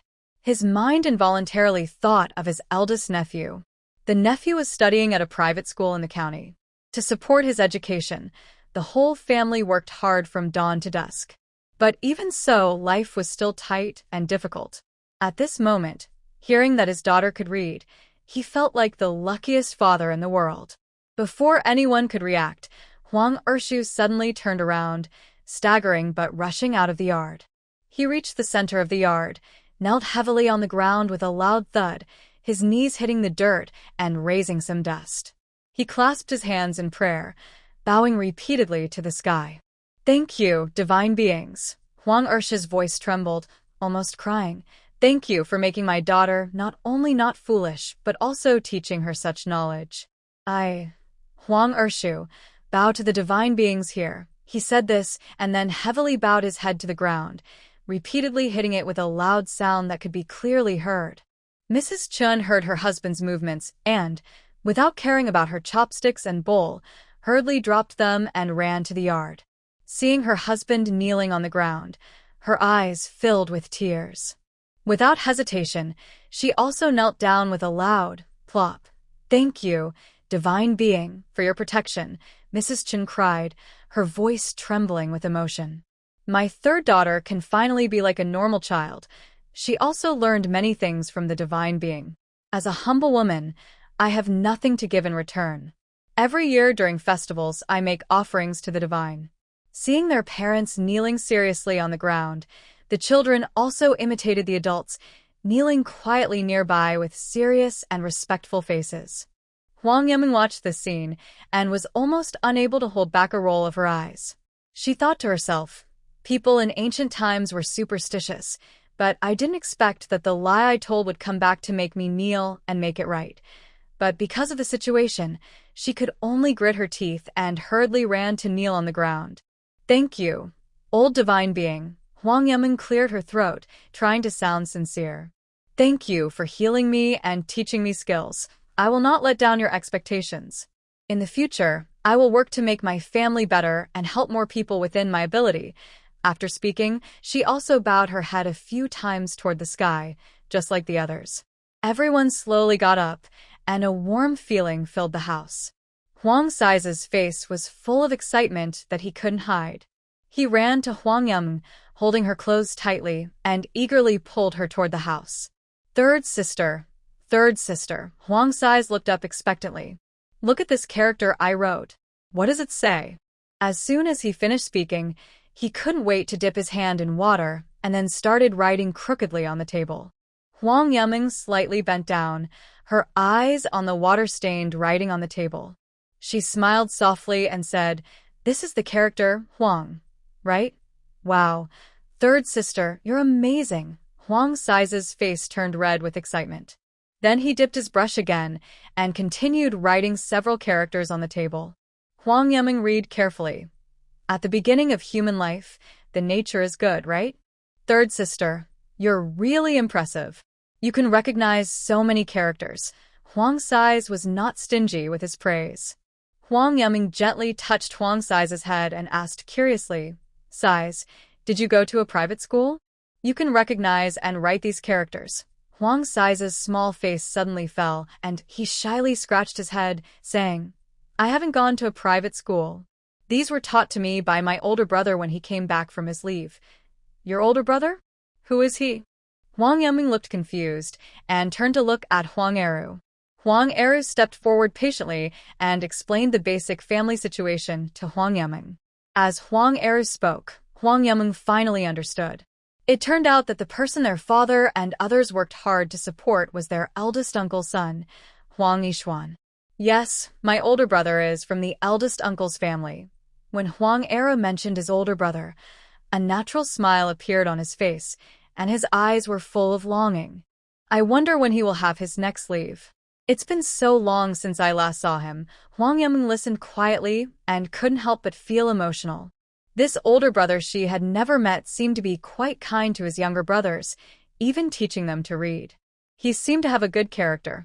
Sais, how many characters can you recognize now? Huang Yiming looked at Huang Sais again, full of encouragement. I can recognize half of the 3-character classic, Huang Sais said proudly. My older brother says I am very smart and told me to study hard. When he comes back next time, he will keep teaching me. Huang Yiming looked at the characters Huang Sais had written on the table.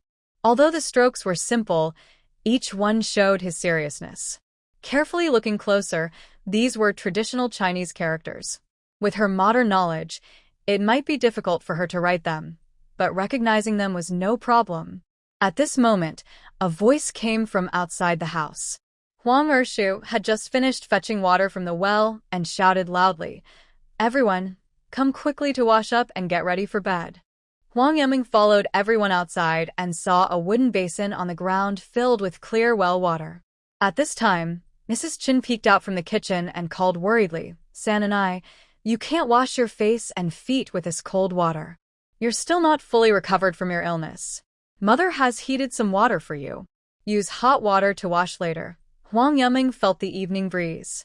The heat of the day had eased a lot. She walked over to Chen's side and softly asked, Mother, what month is it now? Chen was wiping water off her hands. She replied, It's almost April now and the beginning of summer. The weather will get warmer gradually.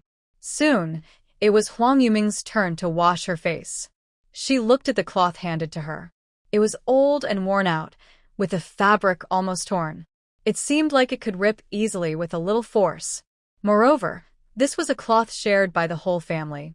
Huang Yiming couldn't accept this, but she didn't say anything. She simply rinsed her face and feet with clean water. After washing, she went to her room, lay on the bed, and quickly fell asleep. At this moment, Chun was about to go to bed when she suddenly slapped her forehead, remembering the chicken soup she had cooked and left under the bed. Oh dear, I forgot about the chicken soup. She muttered softly. She hurriedly squatted down and took out the chicken soup. Tonight, San and I made porridge and I even forgot to give her the chicken soup to drink, she said. She leaned in to smell it. Luckily, it was still good. Then, she quietly went outside, fetched a basin of clean water, and placed the chicken soup bowl in it to cool with cold water, planning to give it to Sand and I tomorrow. After finishing all this, she looked back. Huang Ershu and Huang Wuni were already snoring softly, and Huang Wuni was sleeping soundly. The next morning, Huang Yiming woke up again. The surroundings were very quiet. She took out her phone and looked at the time. It was only 4:30 a.m. Indeed, in ancient times, going to bed early meant waking up early. At this moment, she heard faint sounds outside the house. Listening carefully, she realized Chun had already gotten up. That's so early, Huang Yiming muttered to herself. She turned over, wanting to sleep a little longer. But her mind was full of thoughts about selling crayfish for money, so she couldn't fall asleep. Feeling helpless, she decided to get up. When she came out, Chun had already prepared breakfast. Huang Ershu and Huang Eru were sitting at the table, eating breakfast and getting ready to go to the county to work later. Seeing Huang Yiming wake up so early, Chun felt distressed and quickly said, "Sananai, why did you get up so early? Go back to sleep a little more. I'll heat up the chicken soup for you to drink later." "Mom, I'm not tired anymore. Is there anything I can help with?" "I'll do it," Huang Yiming said as she walked to the table and sat down. Then, she looked at the thin porridge in the pot, which had no bread, and frowned. She wondered, can we really fill our stomachs with just this? Thinking about it, she asked aloud, "Dad, second brother, are you guys going to eat this? Won't you be hungry later?" Huang Ersha looked at his daughter, who woke up so early. He felt warm inside and smiled, saying, "Dad eats a lot, so I won't be hungry." Huang Eru, hearing this, smiled and said, "I can eat 3 bowls. I'll be full. You need to eat well at home. Your illness isn't fully cured yet." Hearing this, Huang Yiming looked at the not-so-thick porridge in the pot and remembered hearing yesterday that they only ate 3 buns at noon. She worried and asked, "Dad, 3 buns for 2 people? Eat 3 bowls. I'll be full. You need to eat well at home. Your illness isn't..." Huang Yiming looked at hearing yesterday that they only ate 3 buns at noon, asked, "Dad, 3 buns for 2 people?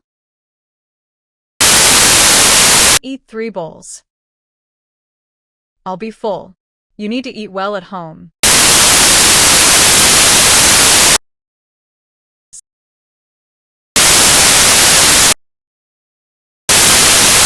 Only ate 3 buns at noon.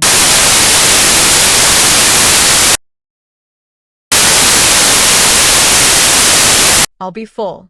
You need to eat well at home. Huang Yiming looked at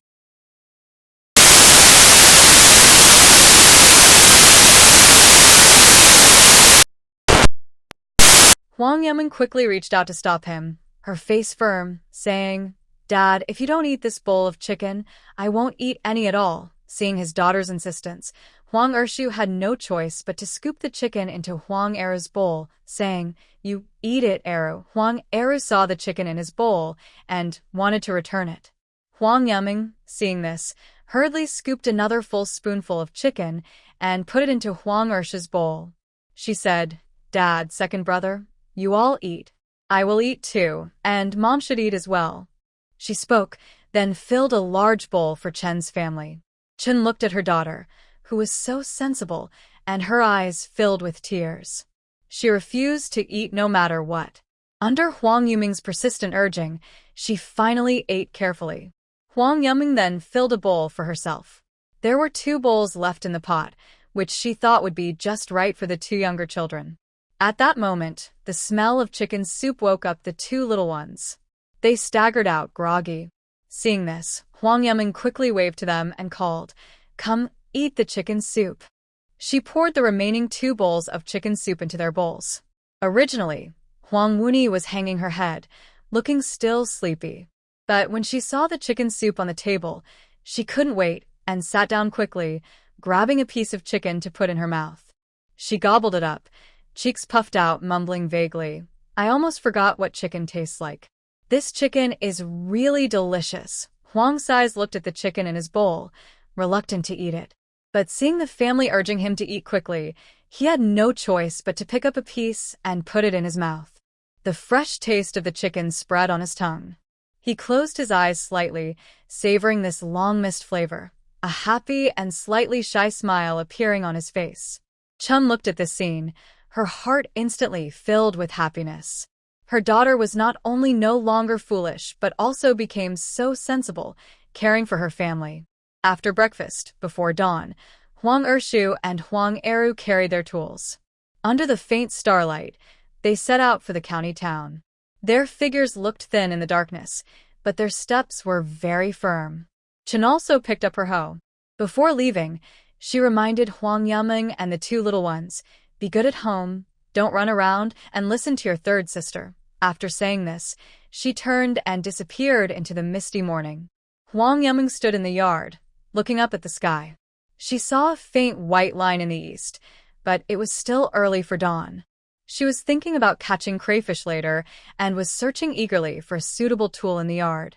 Use a bamboo basket, she muttered to herself, then reached out to weigh the bamboo basket beside her. Her brow immediately furrowed. This basket is too big again. Little lobsters love to crawl, so it definitely can't hold them. She looked at the wooden bucket nearby and tried to lift it. This bucket is too heavy, and it doesn't hold much. It's also hard to carry.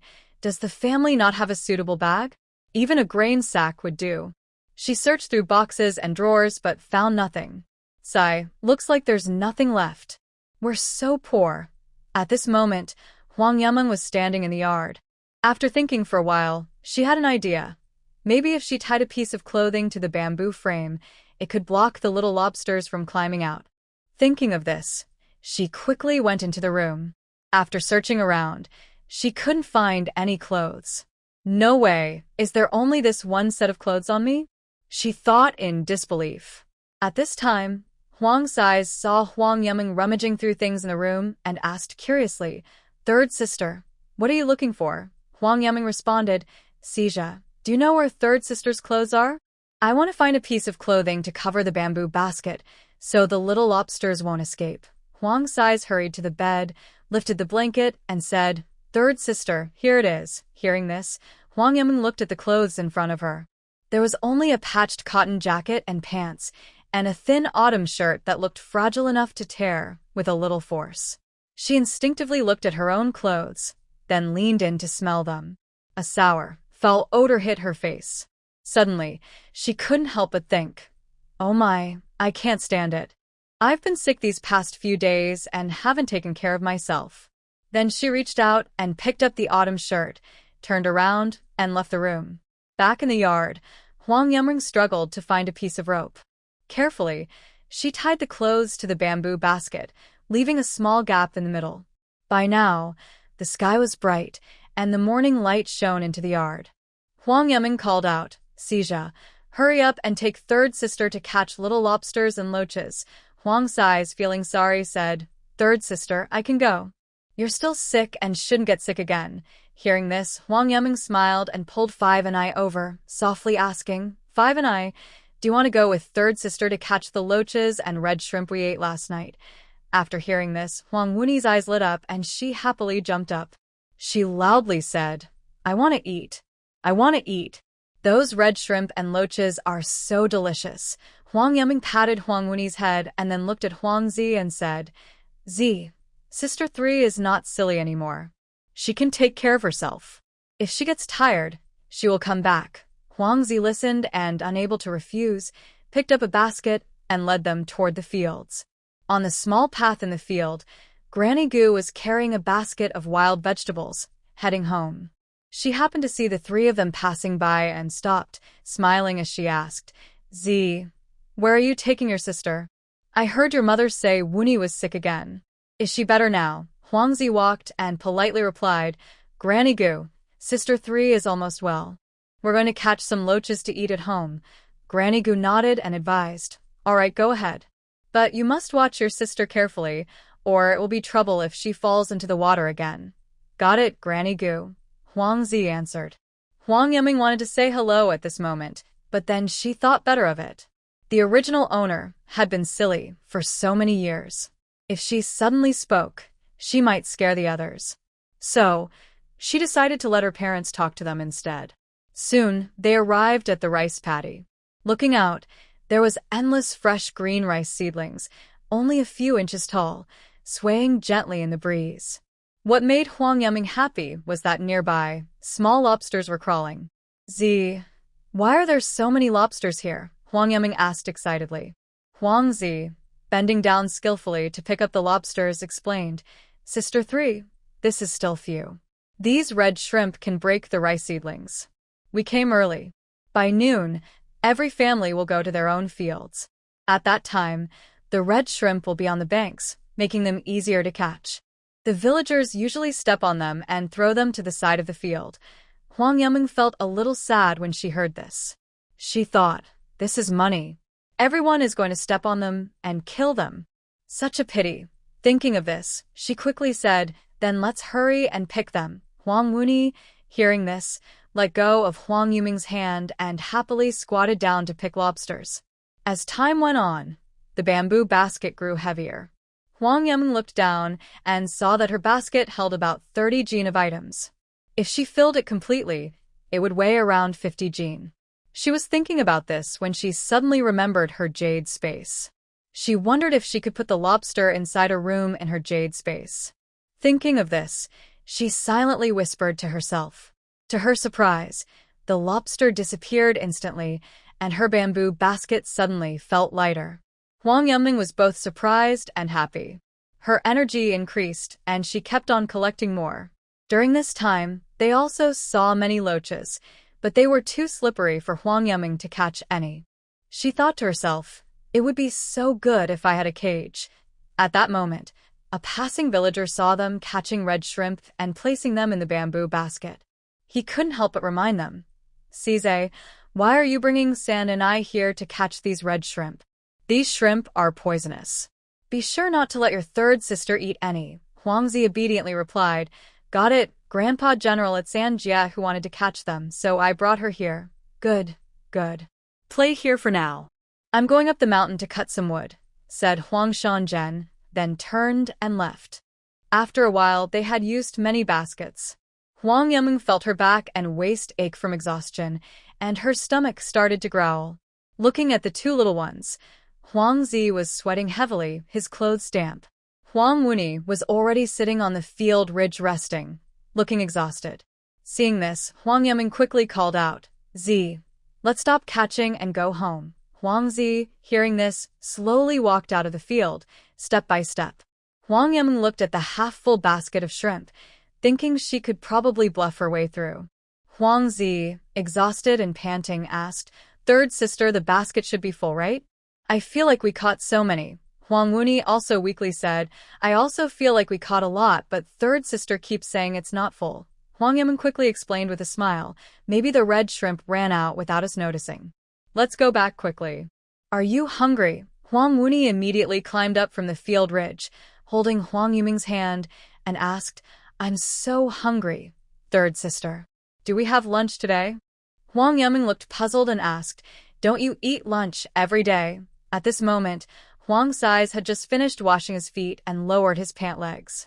He replied, "Third sister, we only eat 2 meals a day. We don't eat at noon." Huang Yuming thought to herself, "Really? No lunch?" Then she remembered that this place felt very similar to some other places, where people also only eat 2 meals a day. Thinking of this, she smiled and said, "How about we eat a little at noon today? Just the red shrimp we caught, okay?" Huang Wanni, upon hearing this, happily grabbed Huang Yuming's hand and pouted, "Third sister, let's go back quickly." Huang Yuming tidied her clothes, bent down, and carried the 30-pound crayfish. She felt her steps getting heavier as she walked. The original owner had been malnourished and weak for a long time, and now she simply couldn't carry the weight. Huang Sais wanted to help, but the basket he was carrying was also full, and he had to protect the crayfish with his clothes, or they might escape. The three of them walked and stopped many times before finally reaching the yard. As soon as Huang Yuming entered the yard, she sat down heavily on the ground, gasping for breath. "I'm really exhausted." The two little ones also sat down on the ground, too tired to speak. After resting for a while, Huang Sais straightened up and moved his sore arms. He then went to the basin filled with clean water, rolled up his sleeves, and started processing the crayfish. Next to him, Huang Yuming quickly stood up, gently pulled Huang Wanni sitting in the corner, and softly said, "Wanni, you should go rest for a while. When we're done, third sister will call you." Huang Wanni, almost unable to lift her eyelids from exhaustion, dragged her heavy steps back to her room to rest. Huang Yuming looked at Huang Sais, who was mimicking her yesterday, leaving only the shrimp tails. She said, "Sais, we can handle it like this." She squatted down, opened the shell on the crayfish's head, removed the dirt on top, and then took off all the claws. Huang Sais learned quickly after a glance, and the two of them continued peeling the shrimp. Huang Yuming watched and thought that using only her hands was too slow, so she asked, "Sais, do we have scissors at home?" "Using scissors might be faster," Huang Sai shook his head and said, "Third sister, no, but grandma's house has some." Huang Yuming's mind flashed with her grandmother's stern face. She thought, that old woman, she probably wishes the original owner was gone. She's so fierce, and she probably won't lend anything if I ask. Better not to bother. The two worked hard, and Huang Yuming felt her back ache. She estimated they had about 5 jin of shrimp, which should be enough to eat. After finishing, they washed the small lobsters carefully and placed them in a clean basin. Huang Yuming looked at the empty kitchen, frowning with worry. There was no oil or salt on the stove. How could she cook the shrimp? Just then, Chen carried a hoe and walked steadily into the yard. She saw Huang Sai's carefully covering a bamboo basket and asked curiously, "Z, what are you covering?" Huang Zi turned around and smiled, replying, "Mother, you're back. These are the red shrimp we caught." Chen Shi's face lit up with a little surprise. She put down her small bamboo basket and said, "Today, I also picked a full basket by the river." Seeing Chen Shi return, Huang Yuming's eyes brightened. She hurried forward excitedly and said, "Mother, look. We caught a lot of small lobsters. Z, and I have already cleaned some, and they're on the stove." Chen Shi looked at her children working hard, feeling both proud and worried. She said, "You two should rest now. You've been busy for so long. You must be hungry. I'll cook for you." Huang Yuming hesitated but asked, "Mother, is there no salt at home?" "Without salt, how can we cook rice?" Chen Shi bent down, picked up a pot from the ground, and said, "I'll return this pot to Aunt Wang and borrow some salt from her. I'll give it back tonight." Huang Yuming finally noticed that a pot had appeared on the ground unexpectedly. "Then, Mother, you should go quickly," she said. She wanted to start the fire, while Chen Shi borrowed the salt. But standing in front of the stove, looking at the pile of fire-starting materials, she was at a loss. She didn't know how to start it. Seeing this, Huang Zi didn't rest either. Instead, he walked to the stove, bent down, picked up 2 stones nearby, and grabbed a handful of dry, fluffy grass. With a few scraping sounds, he rubbed the stones together, sparks flying onto the grass, which immediately caught fire. The flames grew bigger and bigger. Huang Yuming stood nearby, her eyes wide with surprise. She couldn't help but exclaim, "Is this the legendary flint? So amazing!" Seeing Huang Xi's put down the flint, her curiosity got the better of her. She reached out and picked up the flint, imitating Huang Xi's, and rubbed it hard. Wow, sparks really flew. She couldn't help but marvel. Ancient people are so clever. Just 2 stones can make fire. After putting down the flint, Huang Yuming quickly placed the pot over the fire. There was no oil in the kitchen, so she had no choice but to dump the prepared small lobsters directly into the pan and stir-fry them. As the temperature rose, the lobster shells turned red, and a delicious aroma filled the air. Huang Yuming added some water to the pot, then turned back to the house. She picked up a bowl and scooped a full big handful of corn from the bag. Just as she came out, she ran into Chen, who was returning with salt. Seeing how much corn Huang Yuming had scooped, Chen immediately felt distressed. She hurriedly said, "San and I won't eat lunch today. You've scooped too much corn. Put some back." Huang Yuming looked at the small bowl in her hand, understanding that her mother was worried about food. The family probably didn't have much stored. But she thought, once she sold the small lobsters, she would have money. She couldn't let herself and her family go hungry. So she took Chen's hand and said seriously, "Mom, how can I not eat? I'm feeling better now. I will earn money in the future so that you and the family can all have enough to eat. Mom, trust me." Seeing Huang Yuming's determined look, Chen thought about how her child had just recovered from a serious illness and was finally full of energy. She decided to go along with her. At worst, she could eat a little less herself. She smiled and nodded, saying, "All right then. I'll wait for my San and I to earn money so we can all eat well." She took the bowl from Huang Yuming and reminded her, "San and I, your body isn't fully recovered yet. Go rest for a while. When the food is ready, I'll call you." Huang Yuming, feeling a bit tired herself, looked at the small lobsters simmering in the pot and replied, "Okay, Mom. I'll go rest for a while." Back in her room, Huang Yuming closed the door and eagerly entered her jade space. When she opened her eyes again, she was stunned. Everywhere inside was filled with small lobsters. They crawled on the floor, the table, and the chairs. She even accidentally stepped on a few herself. She roughly estimated that there must be at least 100 jin. According to the mall's prices, 100 jin of small lobsters can be sold for 1,200 yuan. After halving, it's still 600 yuan. However, the rule states only 500 yuan can be used. She's not sure if the extra money will be refunded or saved for next time. She decides to try it first. Huang Yiming quickly runs to the table, picks up her phone, and types 100 jin of small lobsters into the shopping app. A prompt pops up asking, "Do you want to sell?" on the screen. Without thinking, she immediately clicks yes, but then the screen shows a message that surprises her. Please sell according to the scheduled time, along with a calendar. Huang Yiming suddenly remembers that sales are only allowed on the 1st and 15th of each month. She nervously checks the calendar. Luckily, after tonight at midnight, it will be the 15th. Seeing the tissue paper, she initially wanted to buy a few more packs. The price wasn't cheap, so she decided to get 2 packs first. Then she saw sanitary pads. Huang Yiming hesitated for a moment, thinking that the original owner might not have had her period. Never mind, she thought better to take 2 packs just in case. She knew she needed to change her underwear and bras. She chose 2 soft sets that would be comfortable to wear. After selecting these items, she suddenly remembered she still didn't have shoes. She sighed. She also bought a pair of cloth shoes for each family member. The styles were simple but warm. She imagined her family members happily wearing their new shoes, and a smile appeared on her face. Almost forgetting her toiletries, she quickly added shampoo, body wash, a towel, a toothbrush, and toothpaste to her shopping cart. Then she looked at the bed sheets and quilt. She decided to wait until she had more money to replace them.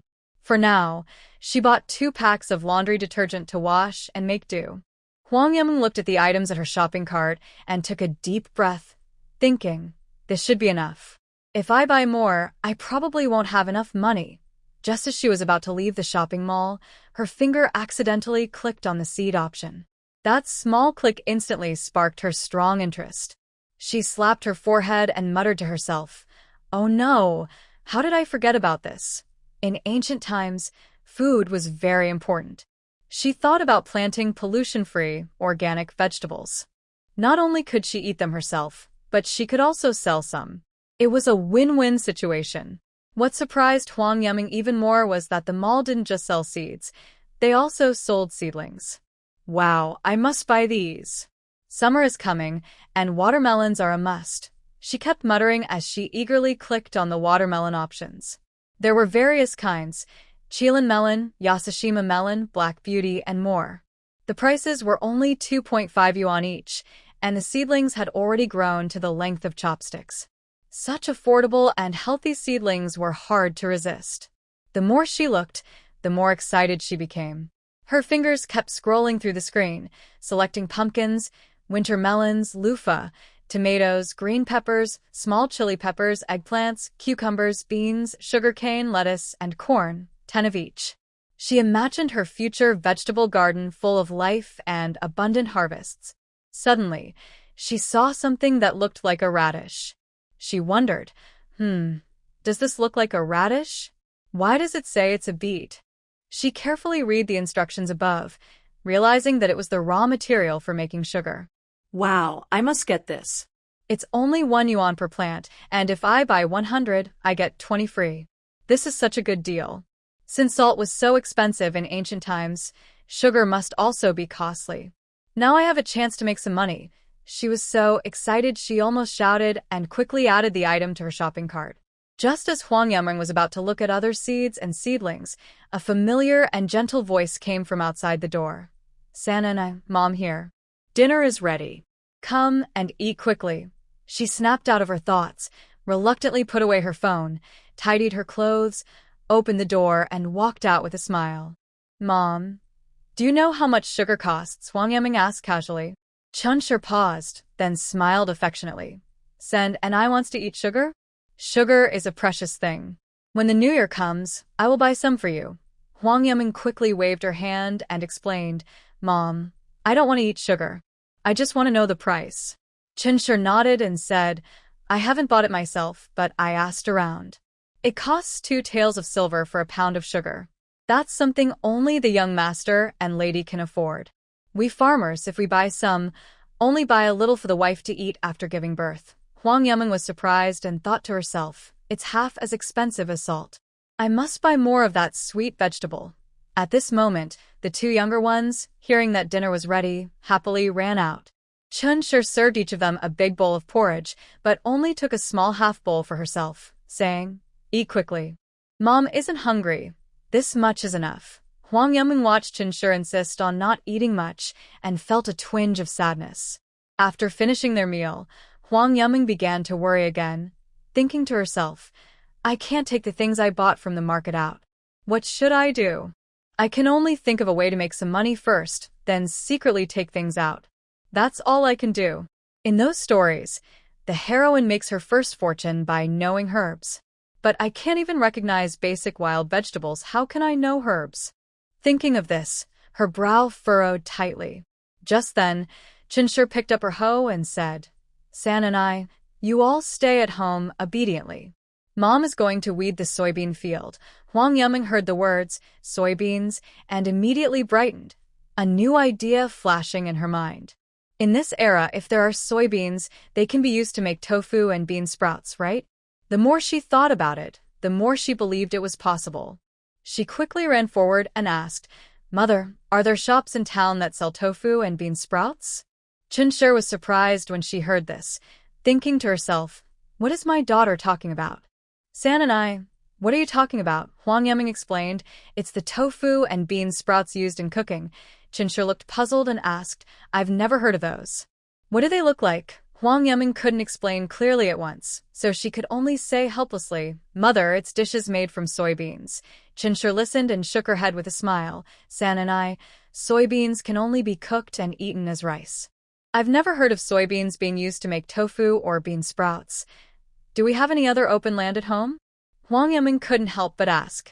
Mrs. Chin put down the hoe from her shoulder, wiped the sweat from her forehead, and explained, San and I, we have already divided the family with your grandfather. We only got this piece of soybean field and this small hill. Huang Yiming listened carefully and looked around. The small hill is connected behind the house. This soybean field is on the lower left, and turning around, she can clearly see her own house. Huang Yiming felt a bit confused. Her mother works hard every day weeding, so why does this field look completely overgrown with weeds?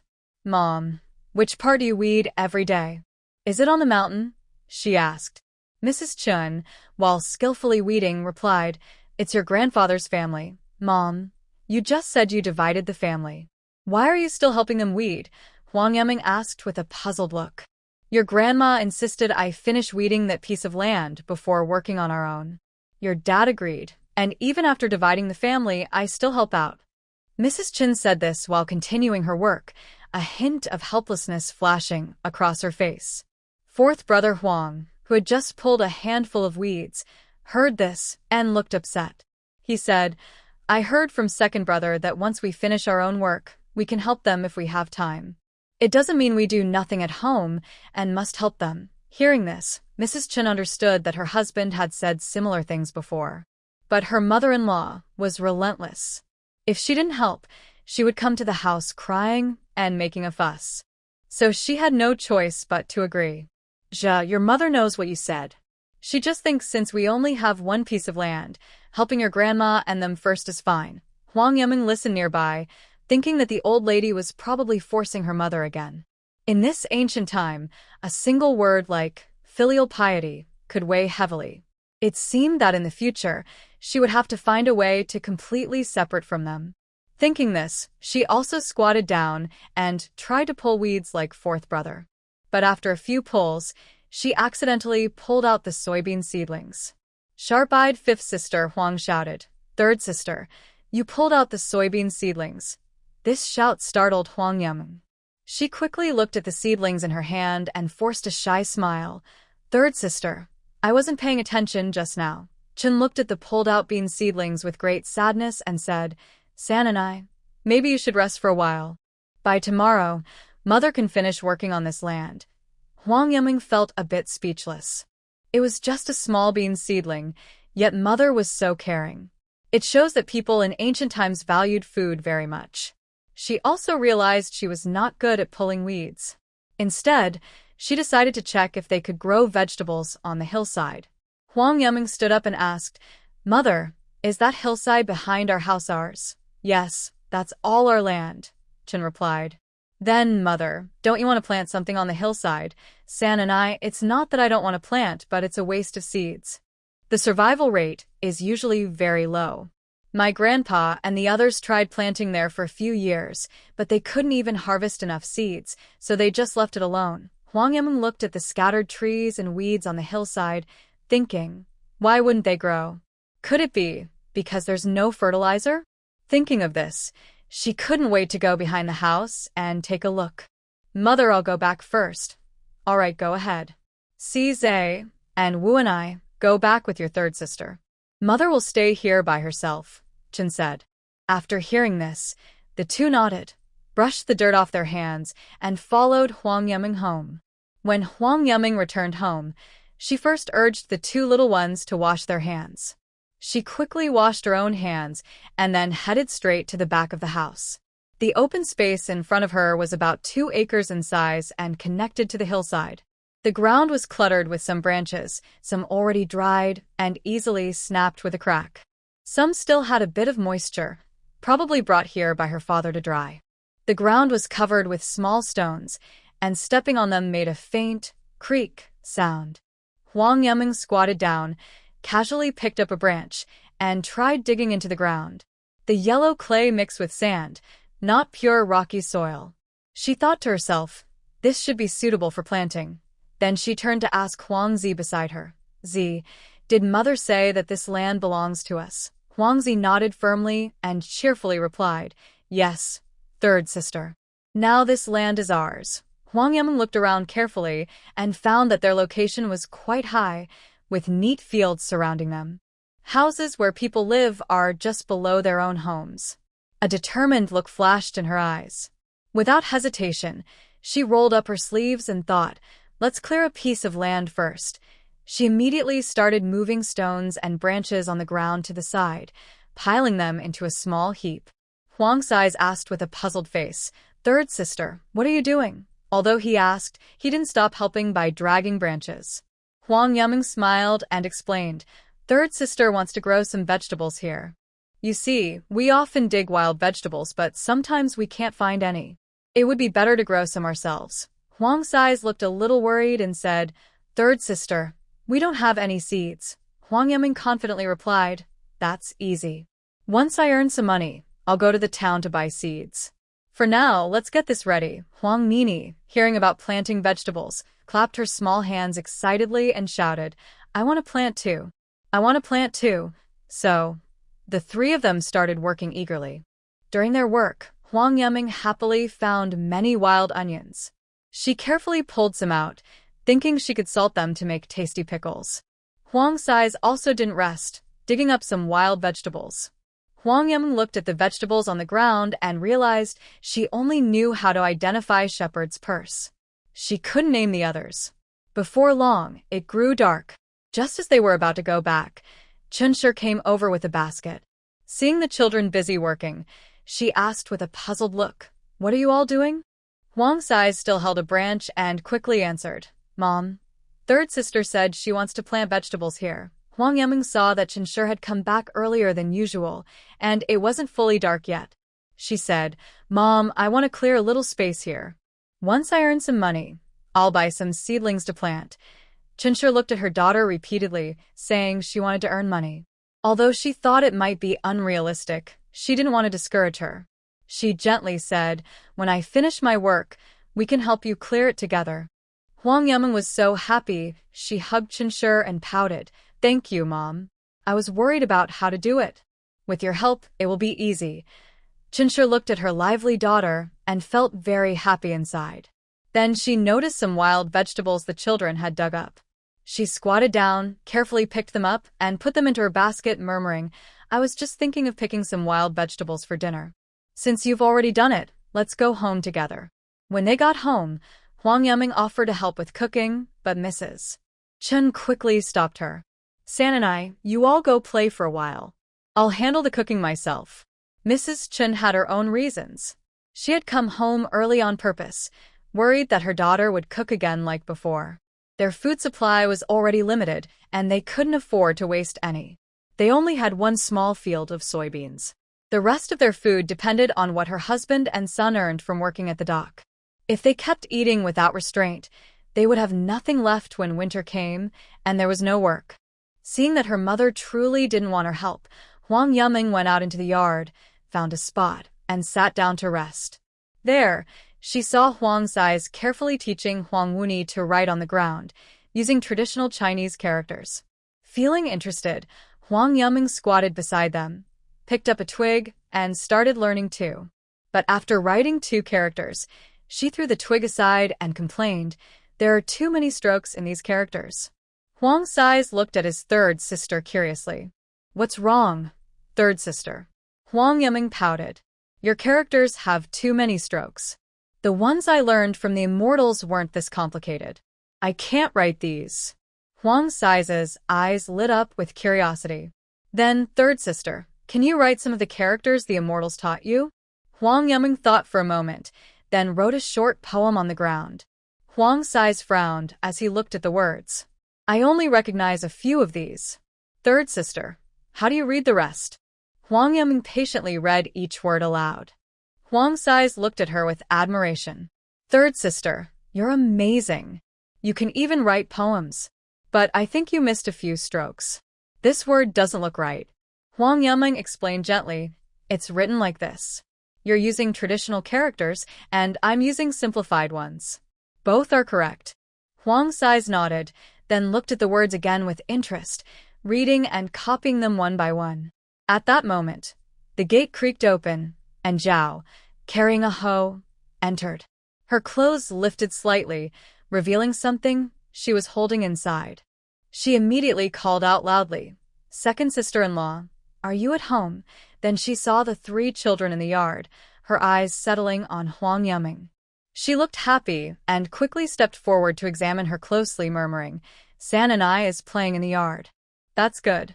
It means she's okay now, finally getting past this hurdle." Huang Wuni stood up excitedly and shouted, Third aunt, I haven't seen you in many days.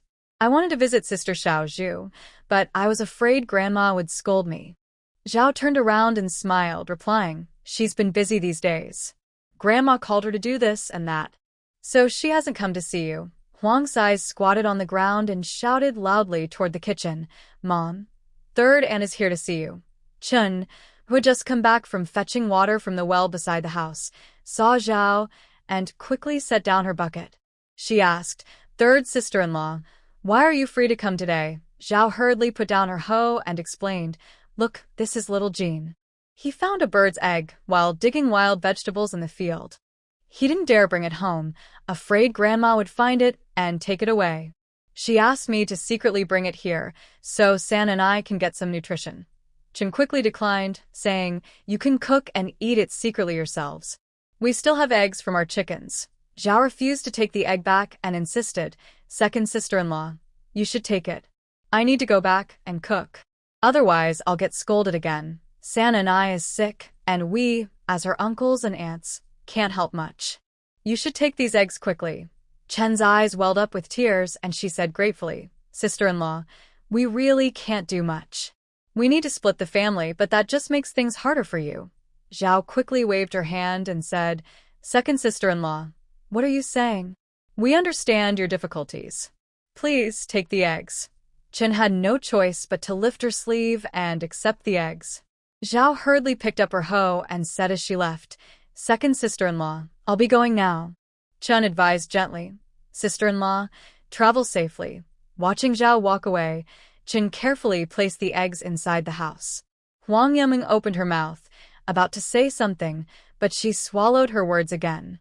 "It seems that my parents haven't told others that I am not foolish. I think to myself quietly and don't worry about it much. After Mrs. Chun came out of the house, she looked caring and said, Sen and I, go check the fire in the kitchen. I will go to Aunt Wang's house to borrow some soybeans. Huang Yuming heard about borrowing soybeans and immediately became excited. She couldn't help but remind her mother again, Mom, you must borrow more. I really need them. Just after she finished speaking, she suddenly remembered that green beans could also be used to make bean sprouts. She quickly added, If you have green beans, please borrow some too. Mrs. Chin smiled and replied, Got it, got it.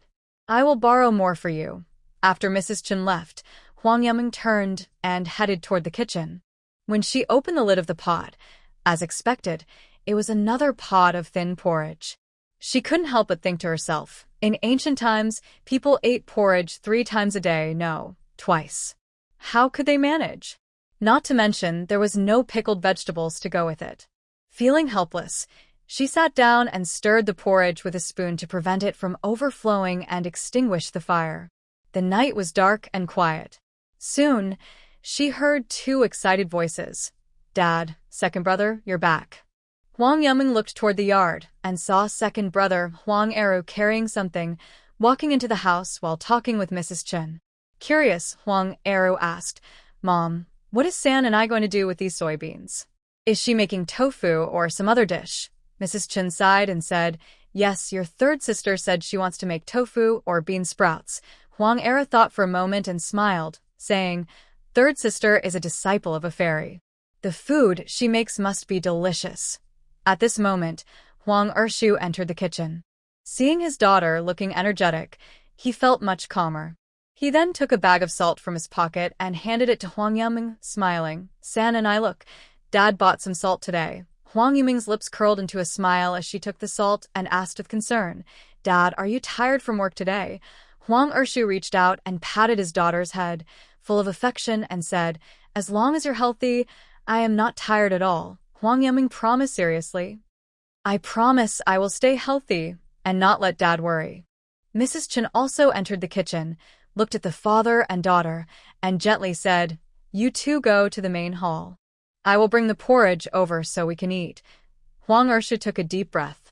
The light smell of porridge drifted into his nose, making his stomach rumble with hunger.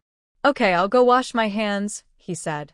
Then he turned toward the basin, quickly rolled up his sleeves, and dipped his hands into the water, splashing water everywhere. He washed away the fatigue of the day's work. Yuming Huang stood still and handed a small packet of salt to Mrs. Chen. Mother, this is the salt Dad bought. You can add it later, she said. Then she turned and took the bowls and chopsticks into the main room. Mrs. Chen took the salt and looked at the small amount in her hand. She felt a little sad. She knew this tiny bit of salt was earned after her husband and son worked hard for 2 days. Carefully, she opened the salt packet, pinched a small amount with her fingers, and slowly sprinkled it into the steaming porridge. Then she added some cleaned wild vegetables, took a spoon, and gently stirred.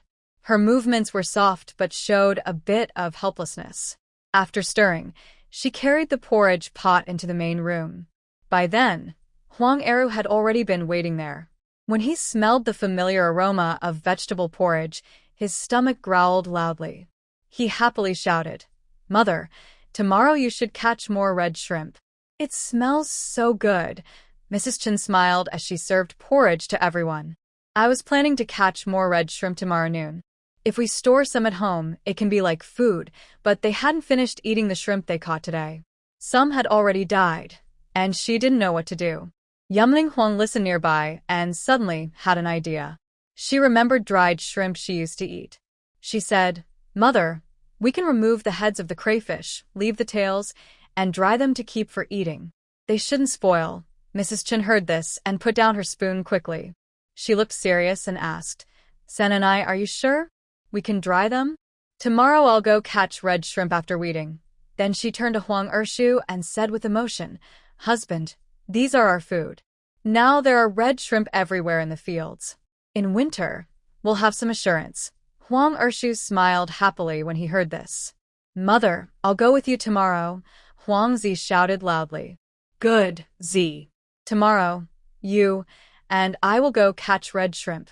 Mrs. Chen replied with a big smile. She filled each person's bowl with porridge, and the family sat around the table happily eating together. Huang Yimeng looked at the steaming porridge in front of her. She stirred it with chopsticks and noticed there was an egg in her bowl. She was surprised and asked, "Mom, why is there an egg in my bowl?" Mrs. Chen gently replied, "San and I cooked it for you.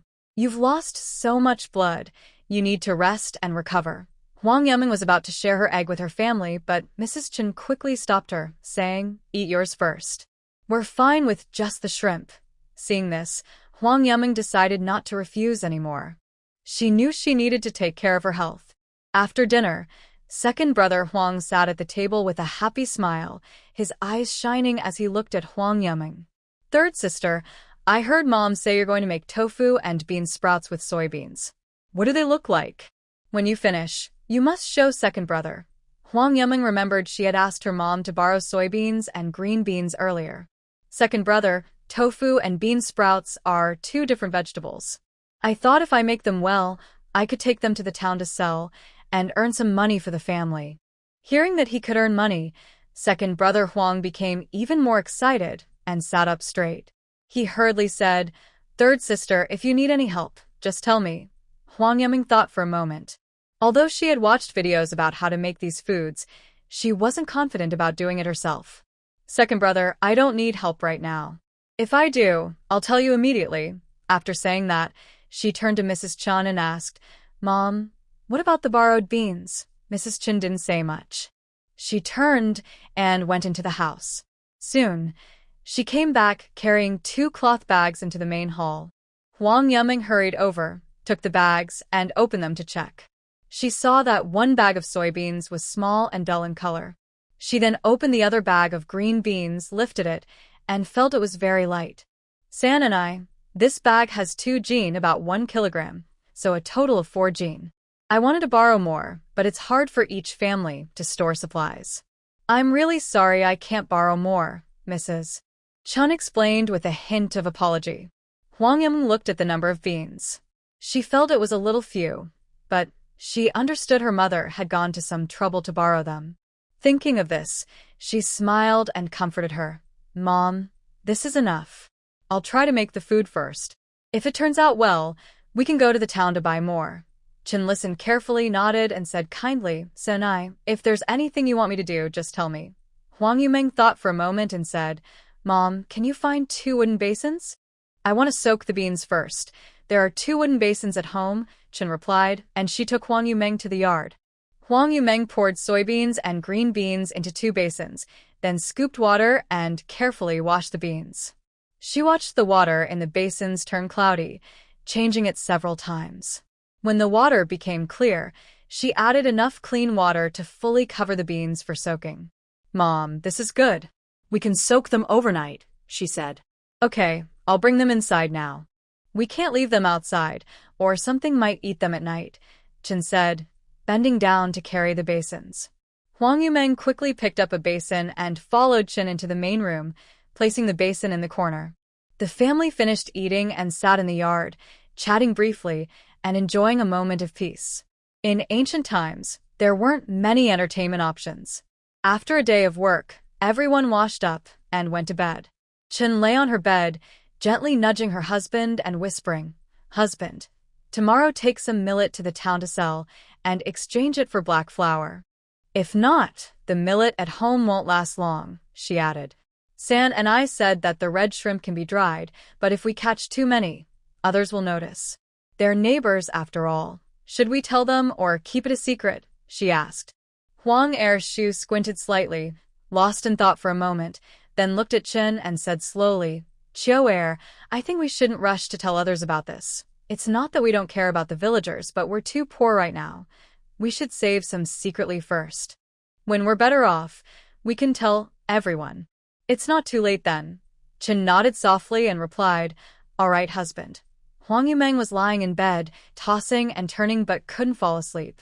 She was excited at the thought of selling the little lobsters after midnight. She quickly took out her phone again, carefully considering what else she needed to buy. "Oh, right. I forgot to buy a pot. I don't even have a frying pan." She muttered to herself, then selected a small frying pan on her phone and added it to her shopping cart. Thinking about the ingredients needed for making bean sprouts and tofu, she couldn't help but feel overwhelmed. There are so many things missing at home. I need to buy everything. Oh, this one looks good. There's a video on it, so I can learn just by watching if I don't know how to do it. For bean sprouts, just cover them with a piece of cotton cloth. No need for nutrient water or root inhibitors. I won't buy those. Those are advanced techniques, and I don't want to trick ancient people. In ancient times, medical conditions were poor, and people couldn't afford treatment when they got sick. As for the plastic basin, I won't buy it either. It's not good to show it off. Maybe I can make one from bamboo. For tofu, the brine is essential. Without it, the tofu won't set properly. I'll buy a few more pieces of gauze for filtering. There should be a carpenter here, right? If I draw a design for a tofu rack, I think I can make it myself. After adding these items to the shopping cart, Huang Yaming checked her cart. When she saw the list of items, she couldn't help but gasp. She scrolled for a while until she reached the bottom. When she saw the total price, she became very anxious. This amount is more than my next budget. Just these things cost over 1,000 yuan. She clicked around for a long time but didn't want to remove anything, since all of it was necessary. Forget it. I'll cut some items in half and buy them next time, Huang Yaming muttered helplessly. Finally, it was exactly midnight. Huang Yaming excitedly entered the jade space and opened the option to buy small lobsters. Suddenly, most of the lobsters in her house disappeared. Then, a message popped up on the screen. User 1,200 yuan has been credited.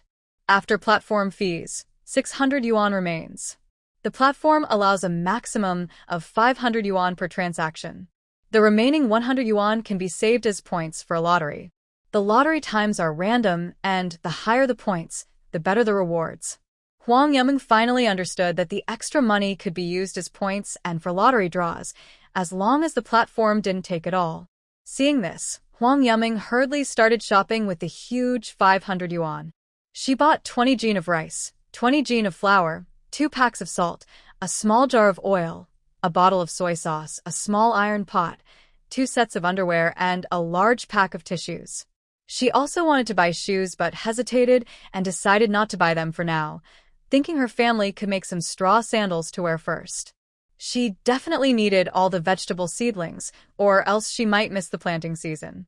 Oh, I almost forgot. How could potatoes and sweet potatoes be missing? During ancient times when food was scarce, they could be life-saving.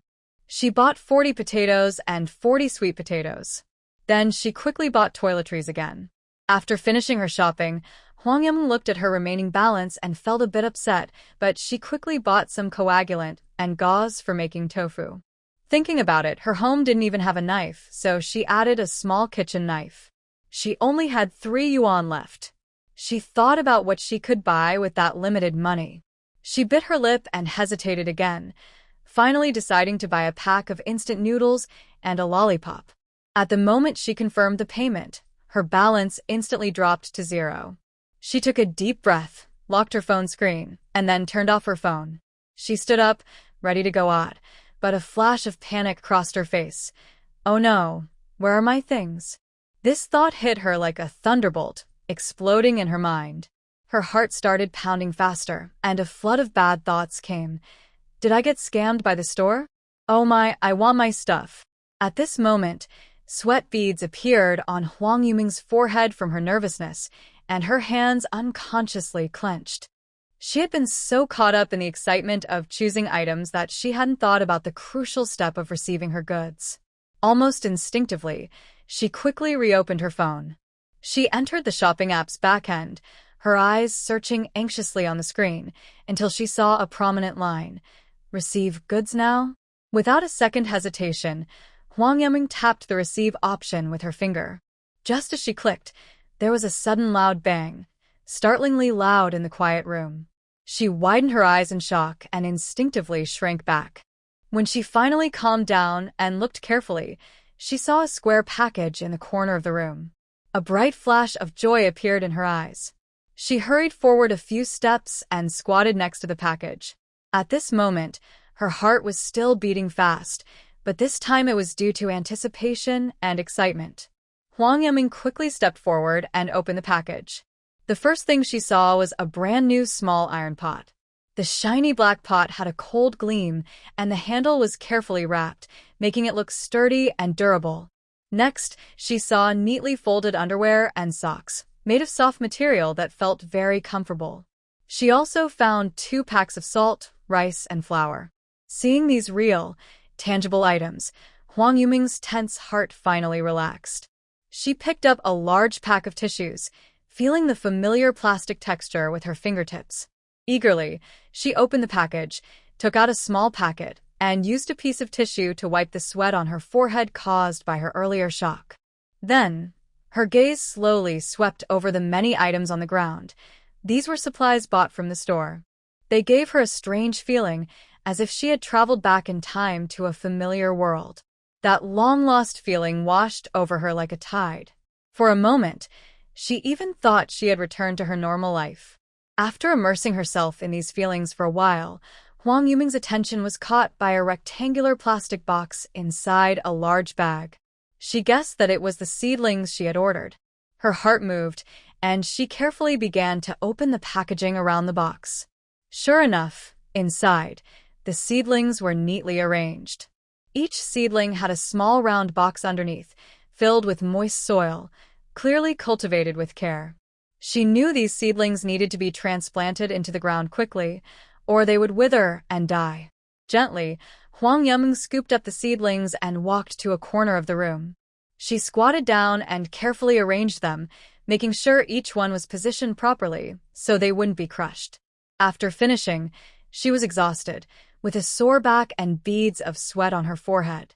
Her legs also tingled from sitting in the squat position for so long. She straightened up, looked around at all the supplies on the ground, and suddenly felt a wave of worry. These items were products of modern society and couldn't be taken outside for now, or she would be suspected. She had to earn some money first. Then, she could find a good excuse to remove the packaging and hide the items by mixing them together, so no one would notice. If your family asks, just say these things are bought by yourself. Thinking of this, she sighed helplessly and dragged her tired body back to her bed. As soon as she touched the bed, her sleepiness flooded over her like a big wave. She didn't even have time to think much. She closed her eyes and fell into a deep sleep. In the morning, sunlight shone through the patterned window onto Huang Yiming's face. At that moment, a clear voice rang in her ear. "Third sister, wake up and eat." Huang Yiming, feeling drowsy, slowly opened her eyes. In front of her was her lively little sister, Huang Wuni. Then she sat up lazily, stretched her arms wide, and felt her whole body relax. "Third sister, the sun is up. Hurry and get up," Huang Wuni said while pulling at Huang Yiming's quilt. Huang Yiming rubbed her sleepy eyes and softly said, "Wuni, good morning." "It's not morning anymore. Third sister. Mom and fourth brother went to catch red shrimp in the fields. They asked me to stay home and watch over you," Wuni said eagerly. Hearing this, Huang Yiming thought about all the things she still needed to do today. She couldn't delay any longer, so she quickly pulled back the quilt and sat up. In the yard, she looked around at the empty space. Only she and Wuni were at home. Huang Yiming went to the water bucket, took out toothpaste, a toothbrush, and a towel from her jade stone space, and scooped a bowl of water. She then started brushing her teeth carefully. At this moment, Wuni curiously ran over, wide-eyed, staring at these strange things she had never seen before. She couldn't help asking, "Third sister, what are these?" Huang Yiming didn't plan to hide anything from Wuni. "Kids are simple and will believe anything you say," she replied. "Wuni, this is toothpaste and this is a toothbrush. After brushing, your mouth will smell nice. These are all gifts from the immortals. If you want one, you must not tell anyone. Next time, your sister will get you one too. Otherwise, if you tell others, the immortals won't give you any more." Hearing this, Wuni's eyes sparkled with excitement. She happily took the toothpaste, sniffed it, and the faint fragrance immediately filled her nose. "Third sister, I promise I won't tell anyone. Next time, you must give me one," she said eagerly. "Okay, I promise. Next time I will definitely get you one," Huang Yaming smiled and agreed. After brushing her teeth and washing her face, Huang Yaming thought about washing the sheets and quilt cover so she could clean herself properly. At this moment, Huang Wuni reminded her nearby, "Third sister, there's porridge in the pot. Mother left it for you." "We've all eaten already." Huang Yaming went to the stove, lifted the lid, and saw steaming porridge inside, with a chicken egg beside it. She knew that Chen had left this for her alone, and she felt very touched. She scooped out the egg and said to Huang Wuni, "Wuni, come here. This egg is for you." Third sister doesn't want to eat it. Huang Wuni quickly waved her hands and said, "I won't eat it." "Third sister, this is for you from mother." Huang Yaming pretended to be serious and said, "If third sister tells you to eat it, then you eat it. Otherwise, the fairy won't give you things anymore." Huang Wuni listened and hurriedly took the egg. She carefully broke it in half, ate one half, and gently placed the other half back into the pot. Seeing how sensible such a young child was, Huang Yaming felt very emotional. She remembered the lollipop she bought yesterday, which she could give to Wuni.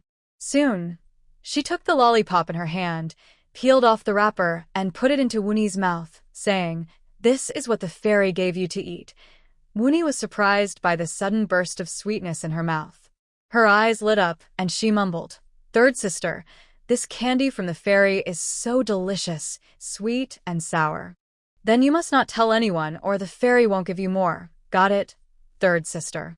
"I definitely won't tell." After finishing her meal, Huang Yaming went into the house to check on the beans she soaked overnight. She carefully examined the beans and then thought that since she didn't have a mill, she couldn't make tofu now. She could only sprout the beans first. She carried 2 basins outside, replaced the water in one with clear water, soaked 2 cloth bags in it, and gently covered the basins with them. Then she moved them outside to let the beans sprout faster.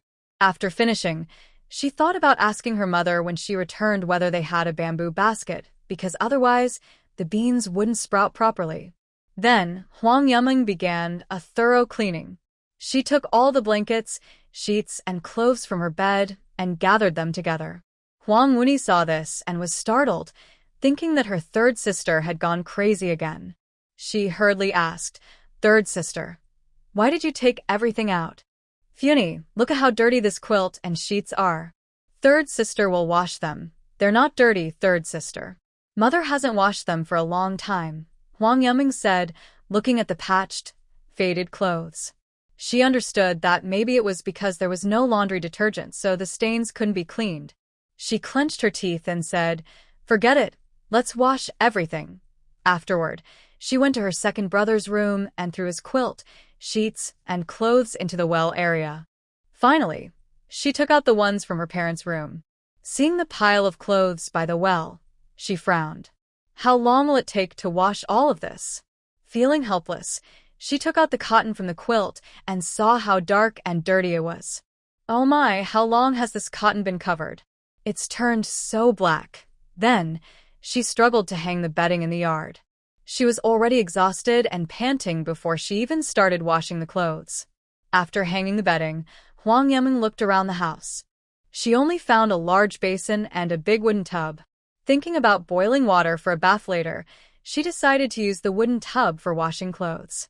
She put all the clothes and sheets into the tub. She added a big bag of laundry powder, then poured water in several times, about 7 or 8 buckets, until the water just covered the clothes. She was so tired she couldn't straighten her back and felt a bit regretful. She wondered how she could wash so much at once, and whether she could finish. But since the clothes were already soaking, she had no choice but to leave them there and go to boil water for her bath. In the kitchen, Huang Yaming lit the fire, cleaned the pot, and filled it with water, starting to boil. She also washed the wooden basin and moved it into her room. By then, Huang Wuni had finished eating her lollipop, still savoring the sweet taste. Seeing her sister busy, she hurried over to help with the fire. Huang Yaming looked at Wuni's tangled hair and then at her own. She decided to wash her hair first. There wasn't a suitable container for water at home, so she carried in a bucket. She poured the boiling water into it, then added some cold water from the well to adjust the temperature. Huang Yaming took out shampoo, body wash, and a towel from her space and said to Wuni, "Wuni, come here. Third sister will wash your hair." When Huang Wuni heard she needed to wash her hair, she immediately refused and loudly said, "I don't want to wash my hair. My head hurts." Huang Yuming didn't understand why washing her hair would cause a headache, but since she didn't know the full situation, she said, "Then Sister San can wash hers first." Huang Wuni quickly stepped forward to stop her, worriedly saying, "Sister San, you still have an injury on your head. You can't get it wet." Huang Yuming then remembered her injury on her head. She had been so focused on washing her hair that she forgot about it. She touched the cloth wrapped around her head, thinking about taking it off, but was afraid it might tear her wound. Looking at her tangled hair, she decided she could only wait 2 more days. Then she remembered she might have forgotten something important. She realized she hadn't bought any disinfectant or common medicines. She thought, "Next time, I must remember to buy them." Coming back to her senses, she said to Huang Wuni, "Sister Sen won't wash her hair. By the way, why does washing your hair give you a headache? Mother always pulls my hair too hard when she washes it, so I don't want to wash it anymore." "I see." Huang Yuming thought she might have been worried she was sick or had some other reason not to wash her hair. She wondered if it was because she didn't have any shampoo, so she asked, "How do you usually wash your hair?" "We use ash from plants and trees," Huang Wuni replied. Huang Yuming was surprised and said, "Ash from plants and trees? Isn't it black? Doesn't it make your hair even darker? Come here, Sister Sam will wash it for you. I promise your head won't hurt." Huang Yuming squeezed some shampoo into her hand, brought it close to Huang Wuni's nose, and said, "Smell this." Sister San isn't lying. It smells nice, and there are bubbles. Huang Wuni sniffed the fragrant smell with anticipation and said, "I want to wash it. Sister San, please wash it for me." Huang Yuming pulled Huang Wuni to her side, carefully tucking her collar. Then she gently wet her hair with a towel and slowly massaged the shampoo in. "Wuni, does it hurt?" "No, it doesn't hurt at all, Sister San." After washing Huang Wuni's hair, Huang Yuming dried her with a towel and asked, "Smell it. Does it smell nice?" Huang Wuni happily jumped up and said, "Sister San, my head feels so comfortable. And it smells so good. I like it a lot. Next time, I want Sister San to wash my hair again." "Good, good. Next time, Sister San will wash your hair again." Then, pulling Huang Wuni along, she said, "Third sister will give you a bath, and after that I will wash you again. Is this fragrant soap still good, third sister?" "Yes, it's still fragrant. After your bath, Wuni will be a pretty little girl." Huang Wuni was so happy she jumped up and down, following behind Huang Yuming. After giving Wuni a bath, she looked at the dark water in the basin. Huang Yuming felt a wave of emotion. How long has it been since she last bathed? She rinsed Wuni with clean water. But when she was about to put on clothes, she worried again. The clothes she had were soaked, and she didn't have any spare ones. What should she do? "Wuni, just wear these for now. When your clothes dry, you can change." Wuni nodded sensibly and said, "Okay, third sister." After washing Wuni, Huang Yuming tied up her hair, poured out the water, and replaced it with a clean basin of water. She soaked herself in the big basin, closed her eyes, and enjoyed the moment of comfort. She used to bathe every day, but since coming here, she hadn't bathed or washed her hair, which was very uncomfortable. She prepared 2 buckets of warm water, thinking she would probably end up with a basin of dark water again. After her bath, Huang Yuming put on her new underwear and undershirt. But she had no clothes to change into. The only autumn shirt was still soaking in the basin. She had no choice but to smell it and wear it reluctantly. After pouring out the water, she saw Wuni sitting there washing clothes. She went over and praised Wuni. "You're so good at washing clothes."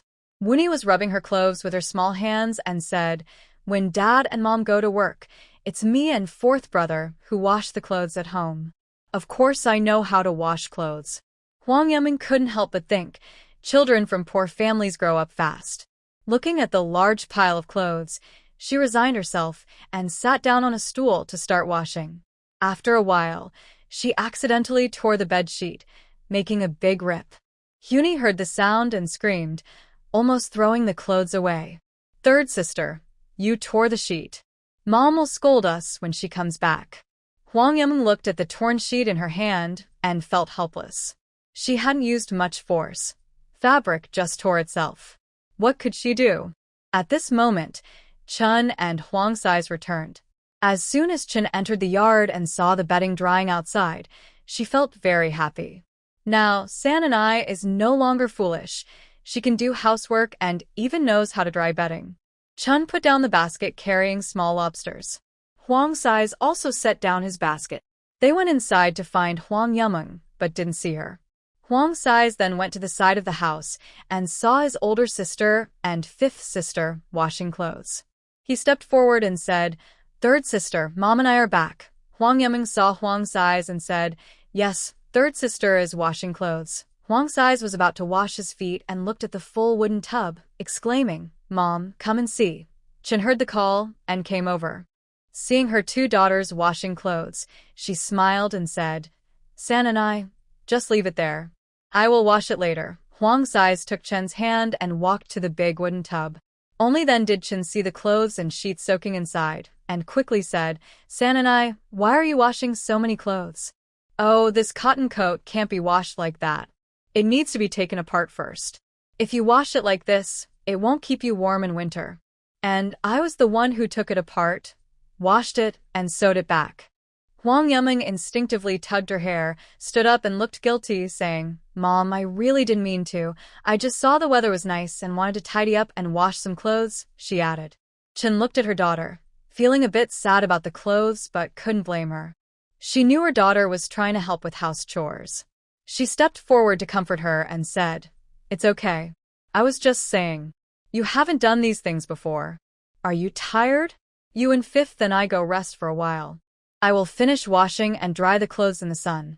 Mrs. Chen looked at Huang Yameng and said, "San and I don't blame you. Go rest for a while, then handle the red shrimp with your fourth brother." After hearing this, Huang Yameng remembered that she still had little lobsters in her space. She needed to catch them quickly, or they might die inside. "Okay, mother. I'll rest for a bit and then wash the little lobsters." Mrs. Chen watched her daughter leave, sighed, and said, "It would have been better if I had come back a little earlier. I can't let my daughter cook again later." She then picked up her clothes to wash. "Hey, why does this smell so good?" Hearing this, Fifth and I softly said, "Mother, I'll tell you secretly. This is something given by the immortals for washing clothes. Mother, smell my hair. Doesn't it smell very nice?" Sanjia washed it for me. Sanjia also said not to tell anyone because these are gifts from the immortals. If I tell, the immortals might not give us anything anymore. "But I told you, Mother, the immortals probably won't blame me." Mrs. Chen listened to Fifth and I, and fell into thought. San and I said this because she must have her reasons. Then she said seriously, "If your third sister told you not to say anything, you can't tell anyone else, understand?" "Yes, Mother. I know. Sanjia told me not to say, or the immortals won't give us things." After saying this, Fifth and I made a fake gesture. Mrs. Chen looked at Fifth and I and couldn't help but feel uneasy. This child was like this before. If she was told not to say, she would turn around and tell others. She didn't know who she learned it from. Mrs. Chen took Fifth Ni's hand and said seriously, "Fifth and I, this is very important. No one can tell anyone else, or our family will be in danger, understand?" Fifth and I looked at her mother's serious face, nodded firmly, and said, "Yes, Mother. I really understand. I won't say anything." Mrs. Chen finally felt a little relieved. At this moment, Huang Yameng entered her room, took out a bamboo basket, and hurried back to her space. She closed the door and entered the jade space. As soon as she entered, her eyes immediately fixed on the lively little lobsters. They were waving their claws energetically. Huang Yameng quickly squatted down, her hands moving non-stop, picking up the lobsters one by one into the bamboo basket. After working for a while, she looked again. Her basket was already half full. She was thinking to herself, "If I take it out like this, it should be fine. Later, I can take some from the outside bamboo basket, and it should look natural." After making up her mind, she carried the bamboo basket on her back and stepped out of the space. First, she quietly peeked out and looked into the yard. Seeing the two little ones helping to wash clothes, she gathered her courage and came out. She quickly approached the 2 bamboo baskets and skillfully divided the small lobsters evenly between them. Once done, she sat on a small stool, kept her hands busy, and carefully removed the lobster tails. Time passed slowly. Huang Yiming felt her back and waist grow more sore, but she kept working without stopping. After a while, Aunt Chen finished washing the clothes. She was holding 2 buckets filled with wet clothes, one in each hand. The 2 little ones carried small pieces of clothing, following behind her, ready to help hang the laundry. Soon, all the clothes were hung out to dry. Aunt Chen looked at the children with love and said gently, "You 2 should go rest for a while." Then she turned to Huang Yiming and said, "San and I, you also take a break now and rest. I will go cook dinner for you." Huang Yiming nodded, rubbing her sore waist, and said, "Okay, Mom. I will rest for a bit." After saying that, she stood up, washed her hands, and sat beside the 2 children. She couldn't help but say, "It's so tiring. Third sister just wants to lie down now." At that moment, the curious Huang Zi asked, "Third sister, how is that dish the immortal taught you last night?" Huang Yiming looked up and smiled, replying, "That dish can't be made all at once.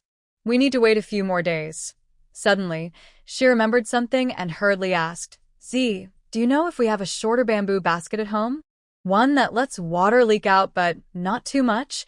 She pointed at the ground with her finger to show the shape. Huang Zi shook his head and said, "No, we don't have one. But I can weave one for you." Huang Yiming was surprised and said, "You're so young and already know how to weave baskets? That's amazing." Huang Zi scratched his head and shyly said, "I learned from Grandpa. I can't do the really difficult ones, but I can weave the simple ones." When Huang Yiming heard this, her eyes lit up immediately and she excitedly said, "That's great, Z. Third sister needs them now." "When can you make them?" Huang Zi asked. "Third sister, how many do you need?" Huang Yiming thought for a moment and said, "Just 2 for now." Huang Zi patted his chest confidently and said, "I can make them for you soon." After saying that, he stood up quickly and went into the house. Soon after, he came out carrying some previously split bamboo strips. Huang Yiming looked at the bamboo strips and asked curiously, "Why does our family have these?" Huang Zi explained, "We had leftover bamboo when making baskets before. These are enough to make 2. Seeing Huang Zi skillfully weaving the bamboo baskets, Yiming felt curious and started to learn as well. Unexpectedly, weaving baskets turned out to be quite simple. While the 2 focused on weaving, Chen's voice came from the kitchen. "Dinner is ready." Huang Yiming looked up and saw that both baskets were finished. She couldn't wait and quickly poured soybeans and mung beans into the baskets she just made. Then she placed the baskets under the flowing water so the water could seep in slowly.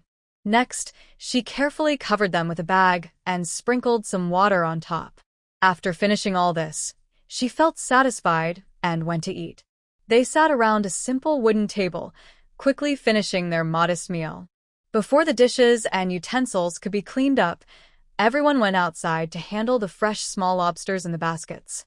Chan moved skillfully, her fingers quickly working through the lobster pile.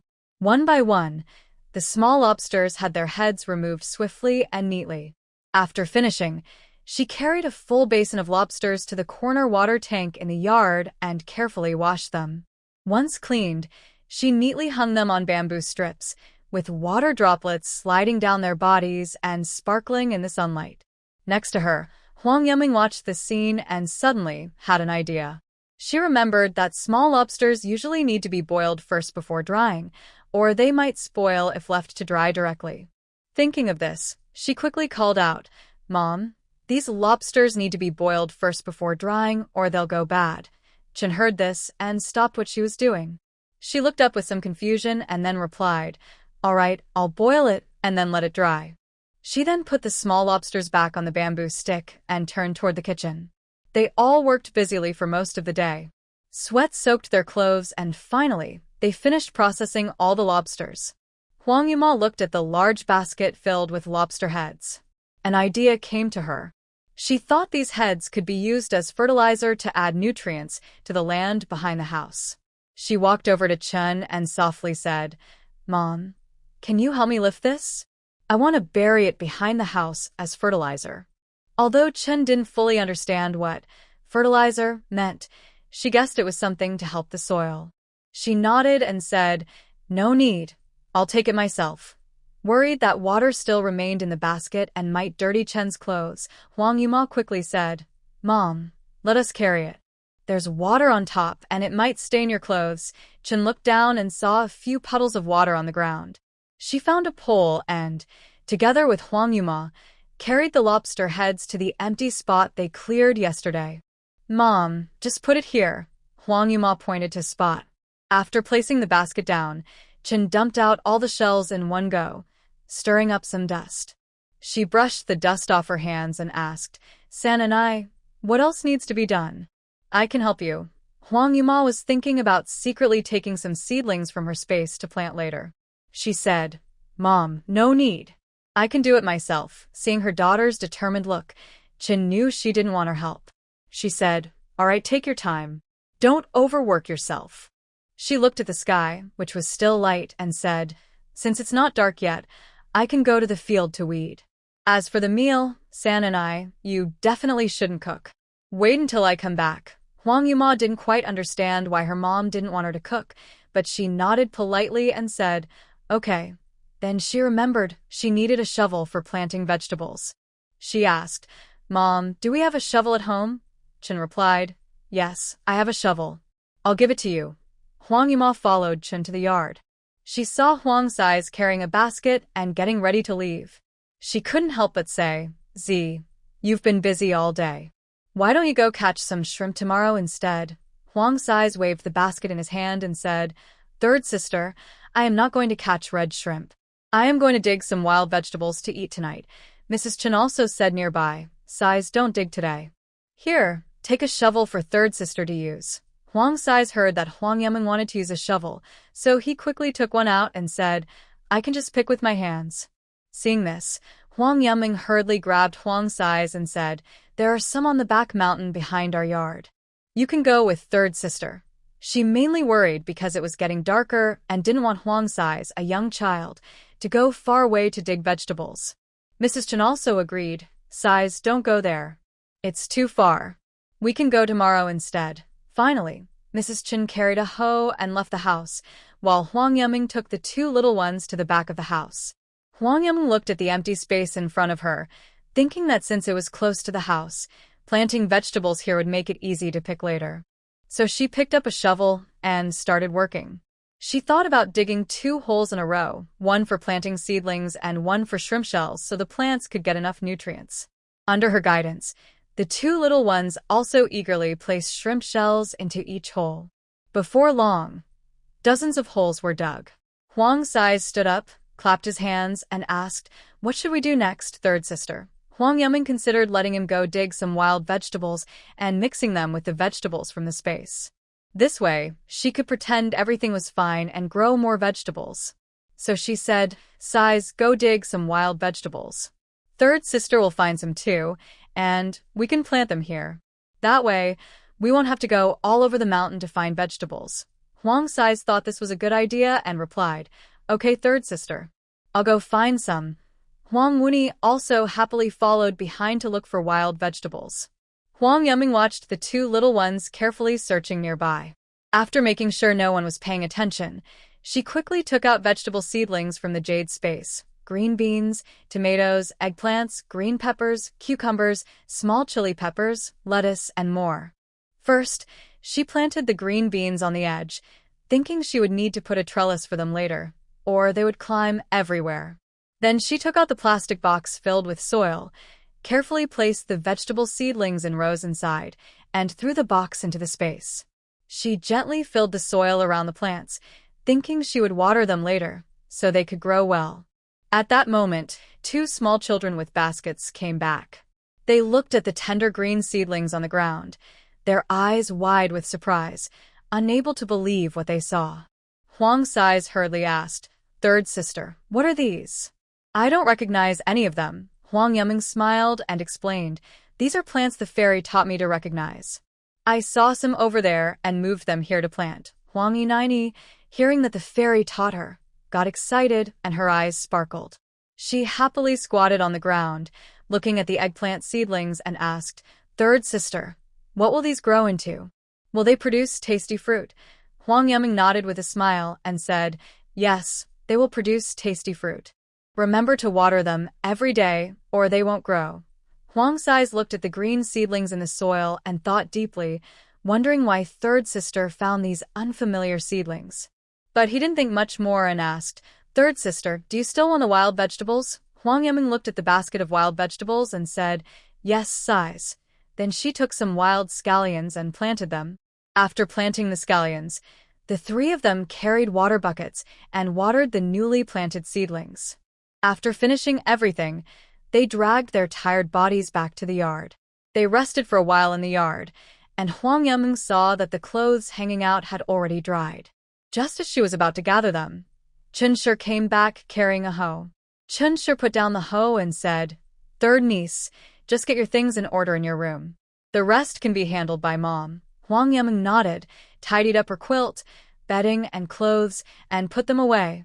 Looking at the made-up bed, she felt exhausted all over and wanted to lie down immediately. But seeing her dirty clothes, she forced herself to stay strong, went to wash in the yard, changed into clean clothes, and finished washing her dirty ones. After all this effort, she was so tired she didn't want to move anymore, and her stomach started to growl. She watched Chunshi busy in the kitchen, thinking that tonight would probably be porridge again. She couldn't help but feel a longing inside, really wanting to take out some rice from the space and eat. In the kitchen, Mrs. Chan was bending over the stove, occasionally lifting the lid. The steam carried the delicious smell of porridge to her face. She had been busy for a long time and finally finished cooking the porridge. It was bubbling in the pot, thick and fragrant with steam rising from it. Mrs. Chan straightened up, wiped the small beads of sweat from her forehead, and looked unconsciously toward the door. Usually, her husband and son would be home by now, but today they were still not back. Her brows furrowed slightly, and a strange worry grew in her heart. Her eyes showed her anxiety and unease. She wiped her hands on her clothes and quickly walked to the courtyard gate, constantly looking out, hoping to see the familiar figures soon. In the main hall, Huang Yaming and her two younger siblings sat at the table. Huang Yaming sat bored, resting her chin on her hand, her eyes tired. She casually picked up a bowl nearby and dipped her finger into the water inside. Then she slowly and gently drew on the smooth table surface, her movements soft and relaxed. Next to her, Huang Wuni's eyes widened with curiosity as she watched her sister's every move. When Huang Yaming lightly sketched a simple little rabbit, Wuni's eyes lit up instantly. She clapped her hands excitedly and shouted, "Third sister, you drew a little rabbit. It's so cute. Third sister, teach me. I want to draw too." Huang's eyes, who was practicing calligraphy with water, heard her sister's excited cry and couldn't help but come over. His eyes showed admiration as he said, "Third sister, your drawing is really good." Huang Yaming smiled slightly at the compliment, showing a gentle expression. Then she looked at Wuni and said, "This is very easy. I'll teach you. First, we write 6-2. Then, draw a big circle on top of the 2 and add 2 ears on the circle. Next, draw a nose, eyes, and mouth inside the circle, and then draw rabbit feet below the 2 and 6. Finally, draw a tail behind the 6, and it's done." Wuni stared at Huang Yaming's hands, watching her draw the cute little rabbit so easily. She felt very envious. Eagerly, she dipped her finger in water and prepared to try herself.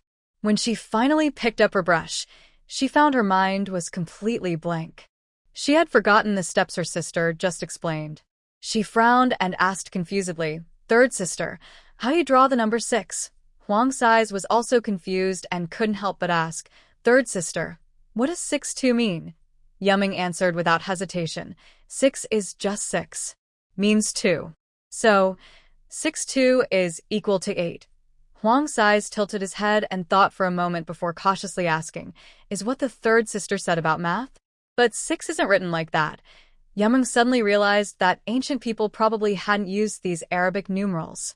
She gently tapped her forehead and explained with a smile, "These are simplified numbers, easier to remember." She dipped her finger in water and carefully wrote on the table, "This is 5-5, which equals 10. Then 10 equals 20. For example, 1 tael of silver equals 1,000.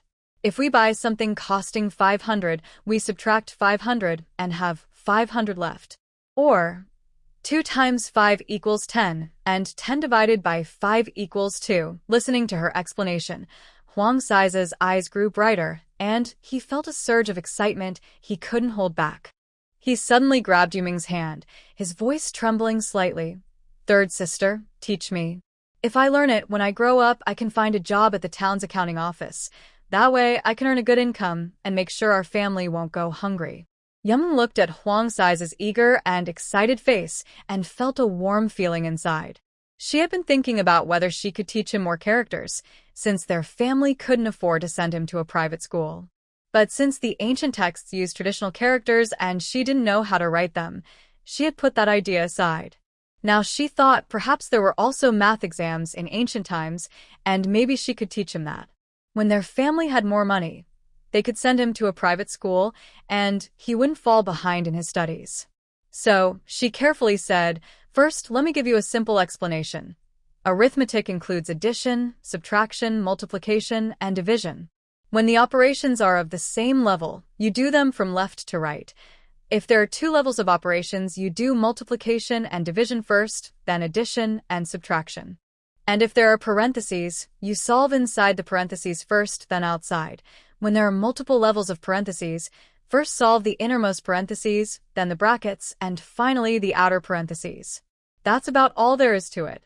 Even the third sister wouldn't find it too difficult. After hearing this, Huangzi scratched his head and looked confused. "Third sister, can you teach me the easiest part first?" "I didn't understand." Huang Yuming smiled and patted his head. "I just told you the basics. Let's start with addition. Once you learn that, I will teach you subtraction. Then, third sister, you can teach me now," Huangzi said eagerly. Nearby, Huang Wuni was getting anxious. She tugged on Huang Yuming's sleeve and shouted loudly, "Third sister, teach me to draw a little rabbit.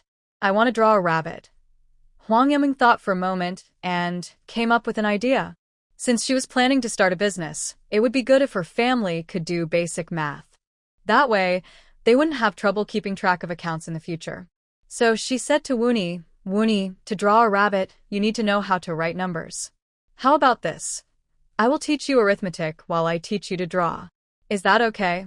"Okay, third sister. I want to learn arithmetic and draw a rabbit," Wuni said happily, her eyes shining. Just then, voices came from the yard. Soon after, Huang Ershu and Huang Eru came in. Seeing her father return, Wuni immediately jumped down from the stool. She waddled over on her short legs and hugged Huang Ershu's leg.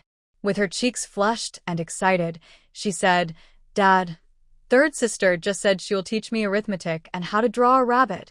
Huang Ershu had just stepped into the house. He was still tired and worried from the journey, and his brows were tightly furrowed, showing his anxiety. But when he looked down and saw his daughter's innocent smile and heard her cheerful voice, the gloom in his heart eased a lot. He patted Wuni's head and then looked at Huang Yuming sitting on the stool. A contented smile appeared on his face. "My third girl can do math.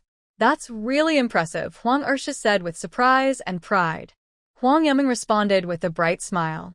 Then she said, "Dad, I plan to teach all of you some basic math. Math is very useful. Whether it's managing household chores or running small businesses in the future, it will come in handy." Huang Ershu heard the voice and quickly raised his hand to wave it off, with a look of helplessness and reluctance. He said, "Father is already so old, his mind isn't sharp anymore. Learning that is really hard, and he won't remember it anyway. You should teach your second brother well. He's young and learns quickly." Huang Yuming listened, pouting slightly, then spoke firmly. "Second brother wants to learn, but our whole family should learn too. And Dad, you're not that old. You're in your prime. It's never too late to learn arithmetic now." Huang Ershu shook his head helplessly, then slowly walked to the table and pulled out a stool to sit down. He picked up a rough ceramic bowl on the table, took a big sip of water, cleared his throat, and then said slowly, "I'm almost 40. In our village, most men my age already have grandchildren. That's not old, is it?" Hearing this, Huang Yuming's mind quickly recalled what she had read in books. In ancient times, people generally didn't live long. Life was hard, resources were scarce, and people often went hungry or lacked proper clothing. Plus, they worked very hard every day, which wore out their bodies. Medical care was very limited. Many small illnesses today could be deadly back then. These factors combined meant that most people didn't live very long. So, in a way, Dad is really getting into old age. But Huang Yuming knew these conditions could be improved. As long as they worked to better their lives, feeding everyone well, providing good shelter, reducing overwork, and treating illnesses, their lifespan could be extended. Thinking of this, her eyes shone with determination, and she quickly said, "Father, please don't think that way. Living to 70 is rare. To me, reaching 70 is when someone is truly old. You're healthy and full of energy now, you're not old at all. If you learn arithmetic, maybe our family can even achieve great things." At this moment, Huang Eru encouraged, "Dad, third sister is right. We should all learn together, so we can help each other." Learning new skills is always good. Huang Sais and Huang Nini also agreed happily. Huang Sai said seriously, "Dad, I think third sister's math lessons are really interesting. If we learn them, they will be very useful." Huang Nini even climbed onto Huang Ursha's lap, hugged his neck with both hands, and said sweetly, "Dad, please learn with us. If our whole family learns math, we will be really amazing." Seeing his children gathered around, full of hope, Huang Ursha's defenses broke down completely. He smiled and nodded, saying, all right, I will learn with you. But if I don't learn well, you can't laugh at me." "Of course not, Dad," Huang Yuming said with a smile. "You're so smart, you'll learn quickly. If you have time, I'll teach everyone a little every day and we'll improve little by little." At that moment, Mrs. Chen brought out steaming corn porridge from the kitchen and carefully placed it on the table. As soon as she entered the room, she heard laughter and happy voices inside. Curious, she asked, "What are you all doing? Why are you so happy?" Huang Ursha looked a bit embarrassed, scratched his head, and explained, "Third Nini said she wants to teach our whole family to learn math." Mrs. Chen's eyes lit up instantly, and she said happily, "Third Nini, I actually want to learn math too. No one has ever taught me before. When we weren't a family, your grandma would ask me to sell eggs, and I couldn't do the math. I was afraid I'd get paid less. Now, this is great." Huang Yuming smiled and said, "Mom, you have to learn seriously." Mrs. Chen nodded firmly, full of hope. "I will definitely learn seriously. It's something I can learn without spending money, so I'm eager to do it." After saying that, she picked up a spoon, served everyone a bowl of porridge, and said, "Hurry up and eat. Your dad and brother have been waiting so long. The porridge is almost cold." The family sat around the table, the warm yellow light shining on their faces, creating a cozy scene. Huang Ursha picked up his bowl and took a sip of the porridge. The delicious aroma spread on his tongue, but it couldn't lift the gloom in his heart. His eyebrows furrowed slightly, and a hint of worry appeared on his face. He let out a gentle sigh. Huang Yuming quickly noticed this small change in Huang Urshu. She put down her bowl and asked with concern, "Dad, did something bother you today?" Huang Urshu lowered his bowl and shook his head instinctively. He was about to say everything was fine, trying to hide his feelings. But before he could speak, Huang Eru spoke first, saying, "Third sister, don't you know? Today, the dock owner said there aren't as many goods now, so there won't be so many workers later. Also, today's wages dropped by 2 coins. Dad only earns 13 coins a day, and I only get 6 coins. Hearing this, Yuming felt worried. Even in ancient times, there were such greedy bosses. Paying less was bad enough, but now there was no work at all. After thinking for a moment, she said, "Dad, second brother, since the work at the dock isn't stable and wages are low, we can't keep waiting like this. We need to think of other ways and find a new way to make a living." Huang Ursha sighed with a bitter smile and said helplessly, "We don't have many skills. Besides working hard, what else can we do?" Yuming looked determined and spoke confidently. "Dad, I asked Mom to borrow some beans yesterday. I think in a couple of days, the bean sprouts should be ready. I plan to take them to the town and try selling. If the bean sprouts don't sell well, we can make tofu instead." Tofu is good for everyone and tastes great. It should sell well. Huang Ursha listened, his brows relaxing slightly, and a hint of hope appeared in his eyes. But then he quickly looked worried again. Third girl, your idea isn't bad, but we've never done business before. And no one has seen bean sprouts or tofu before. Do you think people will buy them? Yameng smiled confidently and patiently explained, Dad, that's exactly why we have a chance. Fresh, tender bean sprouts are tasty and versatile. They're good in stir-fries and soups, nutritious and delicious.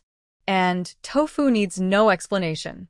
It can be fried, stir-fried, stewed, or eaten cold. There are many ways to enjoy it. When we sell, we can tell people about the benefits and how to make these foods. That will definitely attract their interest. Huang Er nodded thoughtfully and added, Dad, third sister makes a good point. There are so many people in town. Surely someone will like this new food. Mrs. Chen gently placed her chopsticks on the bowl and said seriously, Dad, our third girl has been guided by a fairy. Since she wants to start a business, we should support her fully. Maybe this will really help our family improve. Second brother Huang sat nearby, listening to the family talk, and his worries gradually eased. After thinking for a moment, he looked at Rainy Huang and said, Third girl, once the bean sprouts are ready, I'll have your mother take them to the market to sell. I'll also try to find other work we can do. Since we only have 1 acre of soybeans after the family split, if we don't do something else, I'm afraid we'll go hungry this winter. Huang Rainy was happy to hear her family support her idea of starting a business. She said, Dad, what is the market in town like? I want to go see it tomorrow and see if I can find other ways to make money. Second brother Huang quickly said, Don't rush, third girl. Your injury isn't fully healed, and your body is still weak. After the bean sprouts are ready, you and your mother can go together to look around. Rainy Huang thought about it and agreed, feeling that her father's words made sense. The 2 little ones were so excited to go to the market and sell things. Little fourth brother Huang's eyes sparkled, and he whispered, Dad, since third sister and Mom are going to sell things, I want to help too. I can carry stuff. Fifth sister, Huang wasn't willing to be left out. She tugged tightly on second brother Huang's sleeve and said with a smile, Dad, I can help shout and invite people to buy our bean sprouts and tofu. I have a loud voice. Seeing how happy the children were about starting a business, second brother Huang finally managed a small smile. He nodded heavily and said, All right, let's do what you all suggest. Our family will work together to make this business successful. If we face any problems, we'll find ways to solve them together. Rainy Huang looked at her family with bright eyes and said confidently, Dad, don't worry. I won't let everyone down. When we make money, I'll buy meat for Dad every day. After speaking, Huang Yameng suddenly remembered that the bean sprouts she had planted were still outside. She quickly got up and carefully carried the pot into the yard. Mrs. Chen saw her daughter bring in the pot and hurried to bring in another one. Under the faint light, Huang Yameng gently lifted the cloth bag covering the beans. In just 1 day and 1 night, the beans had already sprouted tiny shoots. The whole family gathered around curiously. Mrs. Chen picked up a soybean sprout and asked with doubt, Sen and I, these beans have sprouted. How should we eat them? Huang Yameng smiled and said, Mom, I intentionally let them sprout and grow a bit taller. It will taste better if we stir-fry them. Mrs. Chen looked at her daughter's confident expression. Although she still felt a little worried, she didn't say anything more. She wondered if anyone would buy these sprouted beans. Huang Ursha looked at the sprouts and also felt uncertain.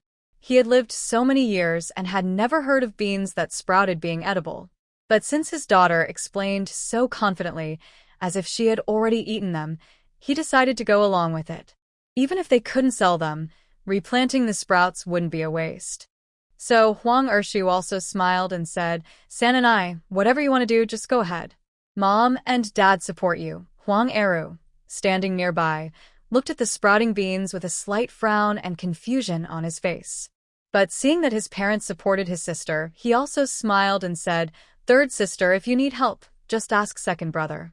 I have strong arms and can do any job. Huang Yameng looked at her second brother with a full smile. Second brother, with your support, I feel more confident. Once the business gets going, I'll definitely need your help. Then, Huang Yameng covered the cloth bag again, thinking about finding a thicker cover at night to help the beans grow faster. She looked up at Mrs. Chun and asked, "Mom, do we have any unused quilts? I want to cover the sprouts with it to keep them warm so they can grow faster." Mrs. Chun responded without hesitation. "San and we don't have extra quilts now. But would a padded coat work? I can cover the sprouts with it, and it should help keep them warm." Huang Yuming quickly nodded and said, "Mother, of course. As long as we can keep the temperature just right." Then the family sat quietly around the table, enjoying their dinner. Huang Yuming finished eating quickly and hurriedly got up, grabbing the bowls and chopsticks from the table, worried that if she was a moment too slow, Mrs. Chun would stop her from helping to wash the dishes again. Mrs. Chun watched her daughter walk quickly out with the bowls, and a gentle smile appeared on her face, showing her happiness. After that, she turned around to find her cotton coat, carefully covering the bamboo basket filled with bean sprouts, making sure every corner was neatly arranged. Once everything was done, everyone took a short rest and then went back to their rooms to sleep. Mrs. Chun lay on her bed, looking at her husband, Huang Ershu, beside her. A question popped into her mind, and she asked softly, "Husband, you took the grain out today, but why didn't you bring back the black flour?" Huang Ershu heard this and sighed heavily, looking tired and helpless. He slowly said, "I was just about to tell you. This morning, I was going to the grain shop to exchange for black flour when I met my uncle on the road. He thought I was bringing him grain, and he scolded me loudly. He said our eldest grandson eats a lot at his house, and wondered why we didn't send more grain to show respect. Before I could explain, he took the grain away." Mrs. Chun was shocked and sat up quickly, her voice full of worry. "That's 10 jin of millet." She pounded her hand on Huang Ershu's arm, saying, "No, tomorrow you must go ask your mother to get it back. Our family is split, and if anyone gives us grain, it's them. We only have 30 jin of millet left now. And you said the dock work isn't stable. How will we get through the days ahead? After work tomorrow, go ask her for it. I'll go out early tomorrow to catch some red shrimp, or this little grain won't be enough for us to eat for a month." Huang Ershu listened to Mrs. Chun and felt very upset inside. He knew that asking his mother for grain wouldn't work. She probably wouldn't give it, and he might get scolded again. But he also knew his wife was telling the truth, so he could only say helplessly, "Tomorrow, when I go to work, I'll mention it to my father first. Let's sleep now." Thinking of her strong mother-in-law, Mrs. Chun could only sigh helplessly. Thinking about the food, I guess it probably won't be coming back. Feeling angry, she lay down and closed her eyes. She didn't fall asleep until midnight. The night quietly passed. When the first sunlight entered the room, Huang Yuming slowly woke up. She rubbed her sleepy eyes and looked around. She didn't hear any sounds, so she thought everyone had already gone out early to work. After getting up and washing up, she saw the basket with bean sprouts that Chun had brought to the yard. It was still covered with a warm cotton coat. Huang Yuming walked over, gently opened the basket, and was pleasantly surprised. Wow, these bean sprouts are almost 2 centimeters long. At this rate, they should be ready to sell tomorrow. She quickly covered the basket again, muttering, "Can't let them see the sun, or they'll turn green." Just then, she heard a soft sound behind her. Turning around, she saw Huang Wuni carrying a small basin, hopping over happily and cheerfully calling out, "Third sister, you're awake." "I've finished watering the vegetables." Seeing her young but capable sister, Huang Yuming felt both surprised and happy. She thought she might have been too tired yesterday and didn't wake up this morning.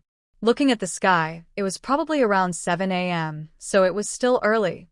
She had planned to check on the vegetables she planted yesterday, but her stomach growled unexpectedly. She smiled helplessly and muttered to herself, "I'll go after breakfast." Just enough time to plant the other vegetable seedlings too. Huang Yumding went into the kitchen, knowing without guessing that breakfast would be porridge again. Looking at the plain porridge, she had no appetite.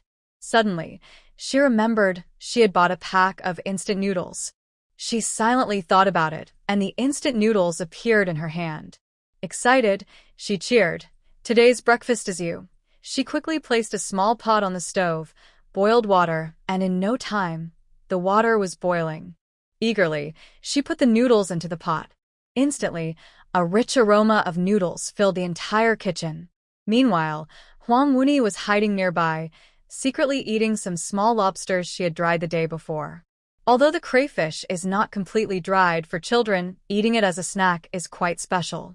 After smelling the tempting aroma, she immediately put down the crayfish, hurried to the kitchen, her eyes shining with curiosity, and asked, "Third sister, what are you cooking? It smells so good." "I want to eat too." Huang Yaming smiled and replied, "I'm cooking instant noodles. Is it from the ferry again, third sister?" Woni tilted her head and asked innocently. "You're so clever, Woni. Bring the bowls over.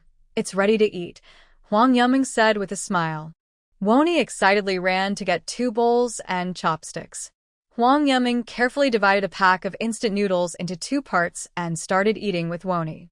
While eating, Huang Yaming couldn't help but feel surprised and said, "I didn't used to like eating instant noodles, but now they taste so good." Woni carefully slurped her noodles and mumbled, "Third sister, these noodles are super, super delicious. I don't remember the last time I ate noodles." "Then you should listen carefully. From now on, I'll let you eat every day." Woni's eyes widened, and her face beamed with a bright smile, with a little soup on her lips. She excitedly said, "Really, third sister? You mustn't lie to me. If I can eat such tasty noodles every day, I'll be the most obedient kid." She nodded vigorously, afraid that Huang Yaming wouldn't believe her.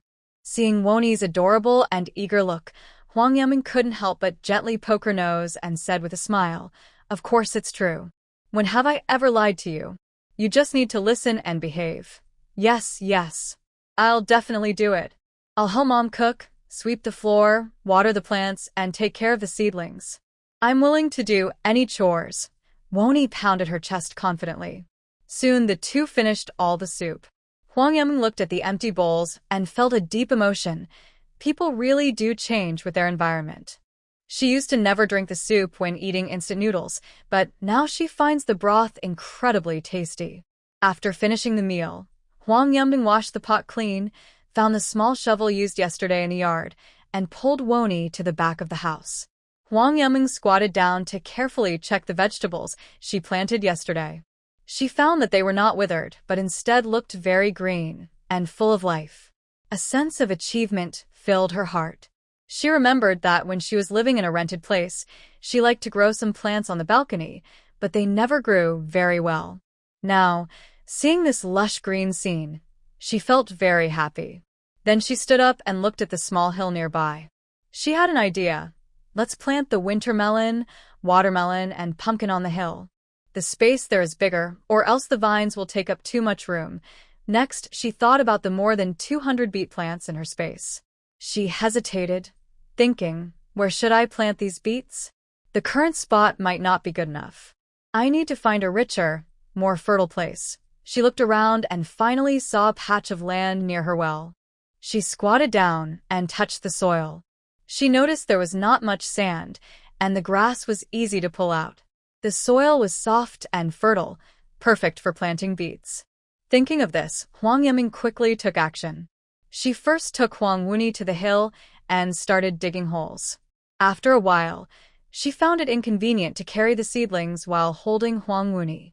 Suddenly, she had an idea. She said to Huang Wuni, "Wuni, can you help me fetch some water? Then I can water the wild vegetables I find later." Huang Wuni happily threw away her stick and said, "Okay, I'll go get water for you. Later, I'll help find wild vegetables too." "Good, take your time. I'll wait for you here." Huang Yaming smiled. After watching Huang Wuni run off happily, Huang Yaming quickly took out the seedlings from her space and planted them one by one. Soon, Huang Wuni returned with a bowl of water. Seeing the seedlings, she asked excitedly, "Wow. Third sister, did you find all these wild vegetables?" "Yes. Look how good I am," Huang Yaming said with a smile. "Third sister is really amazing," Huang Wuni said with admiration. Huang Yaming took the water from Huang Wuni and looked at it. It was only a little bit, not enough to water each plant. When she looked at the vegetable patch she planted yesterday, she felt very touched. This little girl had brought so little water. How early must she have gotten up to water the plants? 5 Nico is really amazing. What time did you wake up to water the plants? Next time, don't get up so early. Third sister, I didn't wake up very early. I just got up a little earlier than you. Huang Yiming listened and felt very puzzled. She couldn't help but remember what 5 Nico just said. 5 Nico, did you water the plants alone? Huang Wuni smiled and said, Mom helped water too. I was the one watering, but when Mom saw me carrying water, I took her to see it. Later, it was mostly Mom watering, and in the end, she added water to the big basin for me to water a little whenever I had time. Huang Yiming was surprised and wondered, did Mrs. Chen find out something? She decided to wait until her mother came back to see if she asked. She hadn't thought of a plan yet. If she was asked, she could only make up a story about a fairy. Then, Huang Yiming smiled and said to Huang Wuni, how about you stay with third sister and water the plants now? Huang Wuni's eyes sparkled with excitement, and she nodded happily. Third sister, I'll go get more water. Huang Yiming followed behind Huang Wuni. They went back and forth from the yard, watering all the melon seedlings. After watering, Huang Yiming also pulled some wild grass to cover the seedlings, to protect them from the sun and keep the soil moist. After finishing the work on the hillside, they went to a nearby field and started digging small holes. Thinking about planting over 200 beets, Huang Yiming couldn't help but feel speechless. She thought to herself she would have to dig more than 400 holes. After a while, her hands started to blister. The pain made her frown, and she silently thought, farming is really tiring. Watching videos about it made it seem so nice, but experiencing it herself, she realized it's not as easy as it looks. Just then, she heard Mrs. Chen call out, Third Nico, what are you guys doing over there? Huang Yiming looked up at the bright sun and realized it was already noon. She was about to stand up and reply when Huang Wuni, like a happy little bird, ran over and hugged Mrs. Chen excitedly. Mom, third sister is planting wild vegetables, so we dug a lot of holes. Mrs. Chen looked at the scene in front of her. She remembered the green seedlings she saw this morning. Although Zhe and Wuni said they were wild vegetables, she could tell that they were not. I don't know where Sonny got these seedlings, nor do I know what they will grow into. But she couldn't help asking, Sonny, mother saw what you planted yesterday. What are those? Huang Yiming understood that what was meant to come would come. She smiled and stepped forward, saying, Mother, those are vegetables. When they grow up, we can stir-fry or boil them to eat. If we have too much, we can dry some for later. Mrs. Chen was happy to hear that the plants were vegetables that could be dried and stored as food. She immediately looked excited and thought to herself, I should put up bamboo poles around this area to protect the crops from animals. She quickly said, then I will catch some red shrimp in a couple of days and surround this area with bamboo. These are all food, very precious, so we can't let anything go wrong. Huang Yiming was secretly happy. She didn't expect Mrs. Chen not only to ignore where the seedlings came from, but also to offer help in fencing the area. She quickly said, Mother, I also want to do that. We should enclose it. Yes, yes, yes. We must enclose it. Mrs. Chen nodded repeatedly. Then she took the shovel from Huang Yiming and said, Tell me how to dig, and I will do the digging. Huang Yiming happily pointed to the ground and said, Mother, just like this. 2 pits should be dug a little way apart.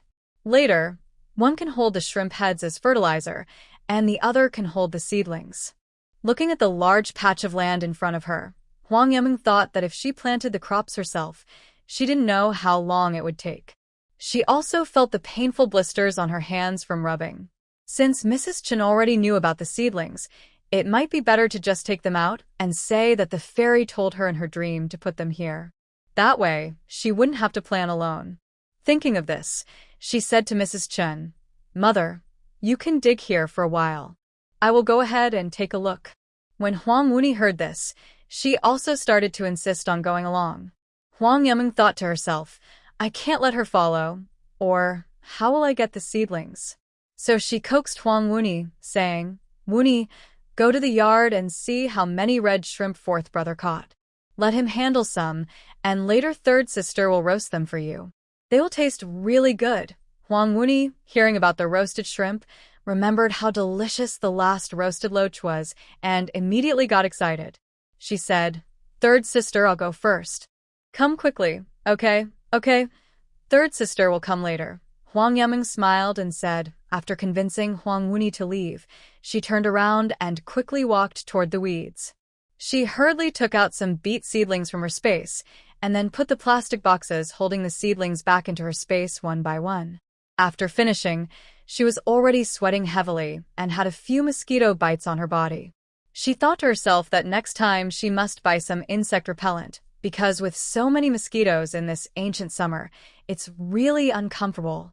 She wiped her sweat, then jogged back to Mrs. Chun and said, "Mom, come look quickly. Last night I had a dream, and an immortal told me that today they would send me some vegetable seedlings. I looked around this morning but couldn't find them, so I thought I'd dig the pit first. Just now I went around again and saw the seedlings already there." Mrs. Chen's face showed a mix of nervousness and awe when she heard this. She carefully followed Huang Yaming into the weeds, looking at the neatly arranged seedlings. Although she didn't recognize them, she firmly believed that whatever the immortal gave must be good. Mrs. Chen hurriedly knelt with Huang Yaming on the ground, clasped her hands in prayer, and bowed repeatedly toward the seedlings, reciting, "Immortal above, thank you for your protection and blessings. Your great kindness to our family will never be forgotten. In the days to come, I will take good care of you and pray that you continue to bless our family with safety and smoothness." Her voice trembled slightly, full of reverence and gratitude. Although Huang Yaming didn't want to kneel, she could only obediently bow her head. After bowing, the two slowly stood up. Mrs. Chen looked at the seedlings with love in her eyes. She gently picked up one, touching the leaves as if she were caressing the most precious treasure in the world. "San and I, these seedlings are sent by the immortal. We must take good care of them. They will surely grow something good." Then she couldn't help but ask curiously, "San and I, do you know what these are that the immortal gave us?" Huang Yuming's lips curled into a faint smile, and she answered clearly, "Mom, these are beets, which are used to make white sugar." White sugar. When Mrs. Chun heard these words, it was like being struck by lightning. The beet she was examining almost slipped from her hands. Her hands trembled instantly, her eyes widened in disbelief, full of shock. "San and I, you just said it was sugar, right?" "Mother didn't hear wrong," she confirmed again, her voice trembling slightly with excitement. "Mother, I didn't hear wrong. It was what the fairy told me." "The fruit looks like a radish," Huang Yaming patiently repeated, her tone firm. After hearing Huang Yuming's confident words, Mrs. Chen seemed struck by a great surprise. Her legs went weak, and she almost couldn't stand. She carefully sat on a patch of dry grass nearby, muttering to herself, "This vegetable can actually grow sugar. Sugar costs 2 taels of silver per pound." Her gaze fixed on the lively vegetable seedlings in front of her, as if she saw countless shining silver coins dancing before her eyes. Thinking about it, her eyes started to turn red, and tears welled up, full of hope and emotion for her future life. After a while, Mrs. Chen calmed her excitement. She suddenly stood up, her expression serious and tense. She hurriedly said, "San and I, you stay here and watch. Mother will go get the basket. If anyone passes by and asks what this is, just say you don't know." With that, she quickly turned around and hurried toward home. Her hurried steps and anxious back looked a little rushed and eager in the sunlight. Huang Yaming watched Mrs. Chen rush away, feeling full of emotion. She knew well how much ancient people valued rare things like sugar. In her modern life, sugar was just a common seasoning in the kitchen. But in this resource-scarce ancient time, 2 taels of silver could support a family for a long time. Sugar costing 2 taels of silver per pound was an unattainable luxury for them. Soon, breathless Mrs. Chen returned, carrying 2 bamboo baskets. She hurriedly ran back. She carefully placed the baskets on the ground, her hands trembling slightly. She squatted down and gently placed the sugar beet seedlings into the baskets, each movement careful and precious. Seeing this, Huang Yaming also quickly squatted down, ready to help place the seedlings. But before her hand touched the plants, Mrs. Chen hurriedly stopped her. Mrs. Chen looked anxious, her tone firm and unquestioning. "San and I, you just watch from the side. Mother will handle the planting herself. Chen quietly thought to herself, I can't let my daughter help this time. Last time, she accidentally pulled out the bean seedlings in the vegetable field. If she damages them again, we'll lose a lot of money. Huang Yiming watched Chen firmly refuse to let her help and felt warm inside. She thought, Mom must think I'm tired and wants me to rest for a while. So, Chen kept going back and forth between the vegetable field and home. Sweat kept dripping down her forehead, soaking her clothes. Finally, she finished picking over 200 sugar beet seedlings and neatly placed them in the shade of the yard. 2 young children squatted nearby, curious and full of wonder. But after a short while, Chen, with a serious face, shooed them away. Then, Chen wiped the sweat from her forehead, walked over to Huang Yiming, and said with a tired but determined tone, San and I, if you're hungry at noon, just make something for yourself. I'm going to cut some bamboo to put in the backyard. We can't let others see it. She then, somehow, took out a small axe and hurriedly left. Huang Yiming wanted Chen to rest a bit, but before she could speak, Chen had already disappeared at the gate. She sighed helplessly, touched her growling stomach. She had only eaten half a packet of instant noodles in the morning and done so much work. Her stomach was already empty. Thinking about drinking that bland porridge again, she frowned and started to worry. What should I do? Huang Yiming went into Chen's house, searched through the boxes, and found only some corn, a few eggs, and bird eggs. She suddenly had an idea. She remembered she had flour in her space. If she mixed the flour with eggs, fried it in oil, added some water, and then threw in some corn, she could make a tasty meal that wouldn't be easily discovered. Thinking of this, Huang Yiming slipped into her space. She opened the flour bag and scooped a small bowl of flour. Afterward, she went to get a bowl of corn and took them to the kitchen. When she returned, she looked at the 6 eggs in the place where eggs were kept and thought, maybe I should take 3 eggs and 3 bird eggs. Then, she went back to the kitchen. Huang Yiming cracked the eggs into 2 bowls, her movements smooth and light. Next, she slowly poured the flour into the bowl and picked up chopsticks to stir.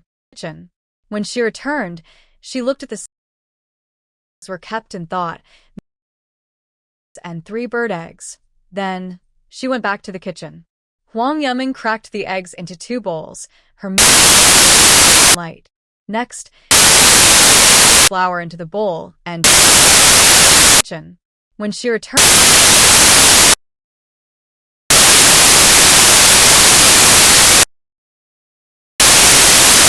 and 3 bird eggs. Huang Yiming immediately, a rich aroma filled the air and quickly spread to the yard.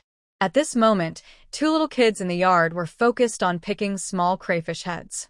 When they smelled the tempting scent, they didn't even wash their hands and ran over eagerly.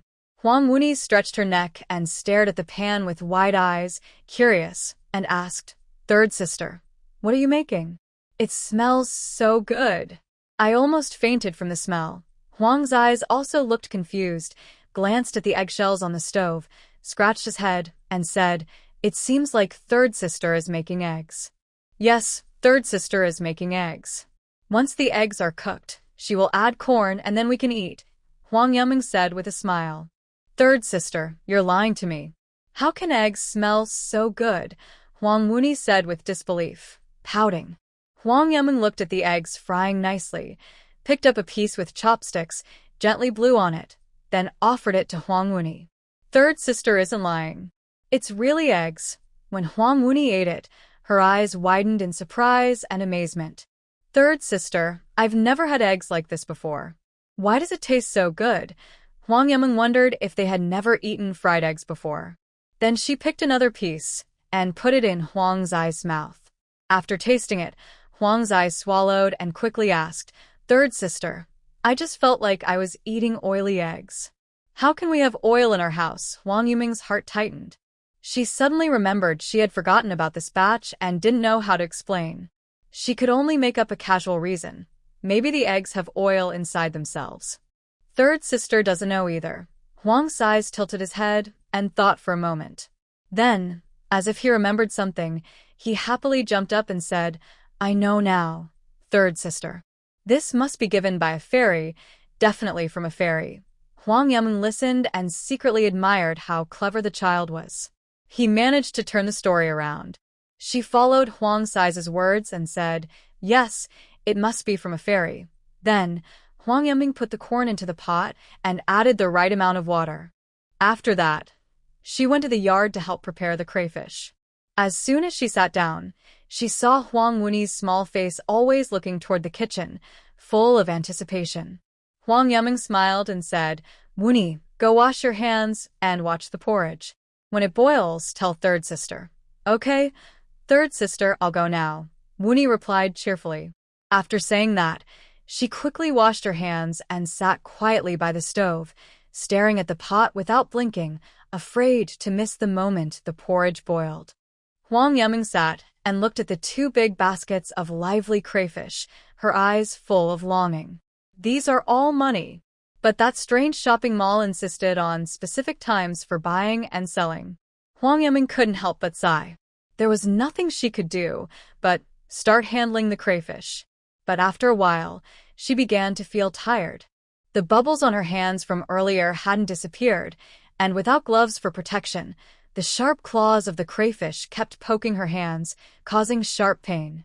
With each poke, she couldn't help but gasp and furrow her brows tightly. Just when she was feeling annoyed and didn't want to continue, she suddenly heard Wuni's clear voice from inside the house. "Third sister, the porridge is ready. Can we eat now?" "I'm so hungry." Huang Yameng quickly put down the crayfish, hurried to the water basin, and washed her hands. She responded, "Third sister will come now. Once it's ready, we can eat." She then entered the kitchen, picked up a spoon, gently stirred the pot a few times, and then blew out the fire under the stove. Her eyes swept over the stove and saw some wild green onions she pulled yesterday. She thought about taking out a knife to chop the green onions finely, but she didn't see a cutting board. Instead, she simply tore some with her hands and threw them into the porridge. Then she turned her head to the yard and loudly called out, "Shiz, wash your hands quickly. The porridge is ready. Let's eat first, and we can save some for Mom later." Huang Yameng carefully served 3 bowls of hot porridge, steam rising from them. She didn't let the 2 little ones take any, worried they might get burned. She held the bowls steadily with both hands, walking slowly into the main room and placing them on the table. To help the porridge cool faster, she picked up chopsticks and gently stirred the bowls for the 2 little kids. After a while, the porridge cooled down. She finally said, "Hurry up and eat." Huang Wuni was already very eager, almost drooling at the thought. When she heard her third sister's words, her eyes lit up. She eagerly picked up her chopsticks and chose the eggs in the bowl, gobbling them down as if she hadn't eaten in days. Meanwhile, Huang Xiai's ate slowly and carefully, showing a gentle and calm manner, completely different from the usual impatient eagerness of children for good food. Huang Yameng watched him and couldn't help but feel touched. This child ate like a wealthy young master, elegant and composed. All 3 finished a big bowl of porridge and felt full. After eating, Huang Xiais took his bowl to wash it himself. His small figure was busy by the water bucket, moving skillfully and carefully. Once the dishes were washed, he sat back on a small stool and continued handling the little lobsters. Huang Yameng looked at his tiny body and felt a wave of sympathy. Such a small child should be carefree playing, but he was busy doing so many chores every day. She couldn't help but speak gently. "Xiais, you just ate. Rest for a while before doing more." "There's no rush."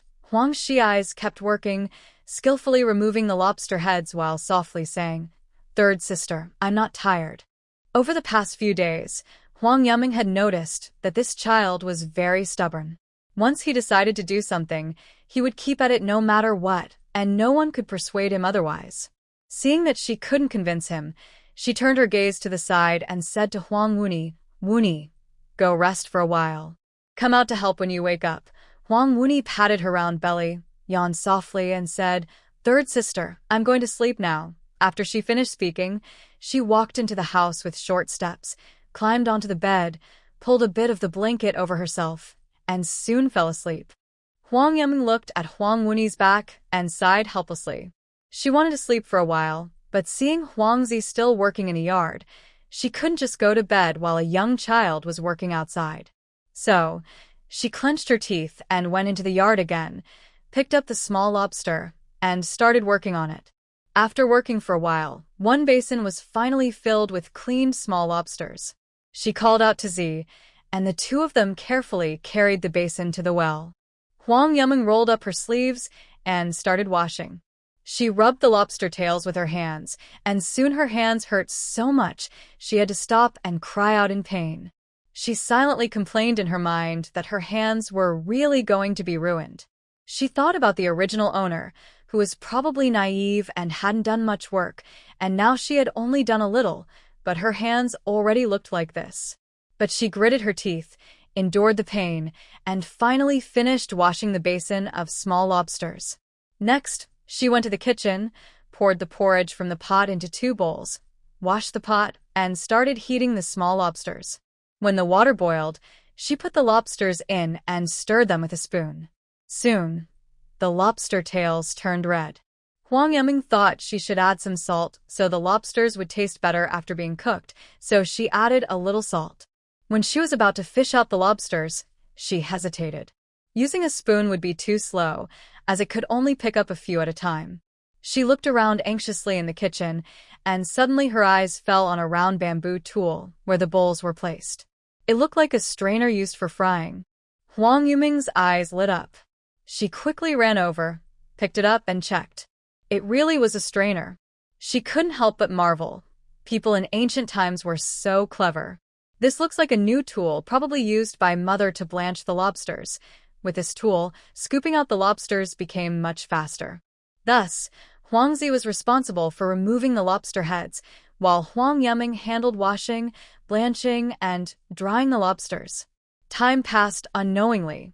Huang Yumeng was so tired that her back ached, and she could hardly straighten up. Finally, she finished blanching the last batch of lobsters.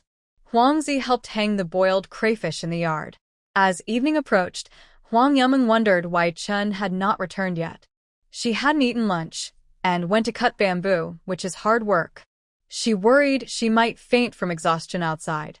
Thinking of this, Huang Yumeng became a little anxious. She walked over to Huangzi and said, "Cize, why hasn't Mom come back yet? Should we go look for her?" Huangzi looked up at the sky and said, "When we were at Grandma's house, Mom always left early in the morning before dawn and only came back after dark. She should be back soon." Hearing this, Huang Yumeng found it hard to believe Chen would work for so long. But she still felt uneasy and nervously said, "Cize, let's go find her." Third sister is worried. Huangzi thought for a moment and nodded in agreement. Then, Huang Yumeng went inside and gently woke Huang Wuni, who was still sleeping. Wuni blinked sleepily and called out, "Third sister." Huang Yumeng said, "Wuni, you need to get up now. I'm worried about you staying home alone. I'm going to find Mom with Cize." Wuni obediently nodded, rubbed her eyes, and got up to wash her face. The 3 of them set out together.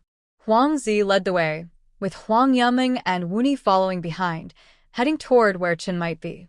Huang Yumeng walked along the village road, her gaze quietly fixed on the village ahead. The village looked a bit run down, but it also had a simple, honest feel. Since she traveled to this strange time, some days had passed. Most of the time, she could only observe the village from afar within her yard, never really stepping inside. Now, looking at the village in front of her, a strange sense of curiosity filled her heart. The road beneath her feet was not the smooth cement she was used to. Instead, it was made of winding, uneven dirt paths. Although she was barefoot now, it didn't hurt her feet. The soil was soft and fine, with no prickly feeling. With each step, she could feel the warm, gentle touch of the earth beneath her feet. This new and unique experience made Huang Yumeng feel happy, and she quite liked this feeling. Next to the road were houses, mostly built with mud, very simple and rough. Some houses looked just like the original owner's house, old and broken, with gaps all around, as if a strong wind could blow them down. Other houses were a bit better, still simple, but at least they looked sturdy. Huang Yumeng softly asked the person beside her, "Huangzi, Z, which family in our village is the richest?" Huangzi walked slowly and casually, scratching his head, and replied with a bit of confusion. I'm not sure which family is the richest. But probably the village chief's family. They live in a house made of blue bricks and tiles. Huang Yuming thought silently. In ancient times, the village chief was roughly like a modern village leader. So, it makes sense that the village chief's family would be wealthy. The three of them continued walking slowly. Before leaving the village, a group of children suddenly ran out ahead of them. They lined up in a row, blocking their way. The lead child, with his hands on his hips and a teasing look on his face, said sarcastically, Haha, look who it is. Isn't that Huangzi? Bringing his silly sister out for a walk again. After saying that, he turned his gaze to Huang Yuming, a hint of doubt in his eyes. Usually, when they saw this so-called silly girl, she was either crying loudly or looked messy with disheveled hair.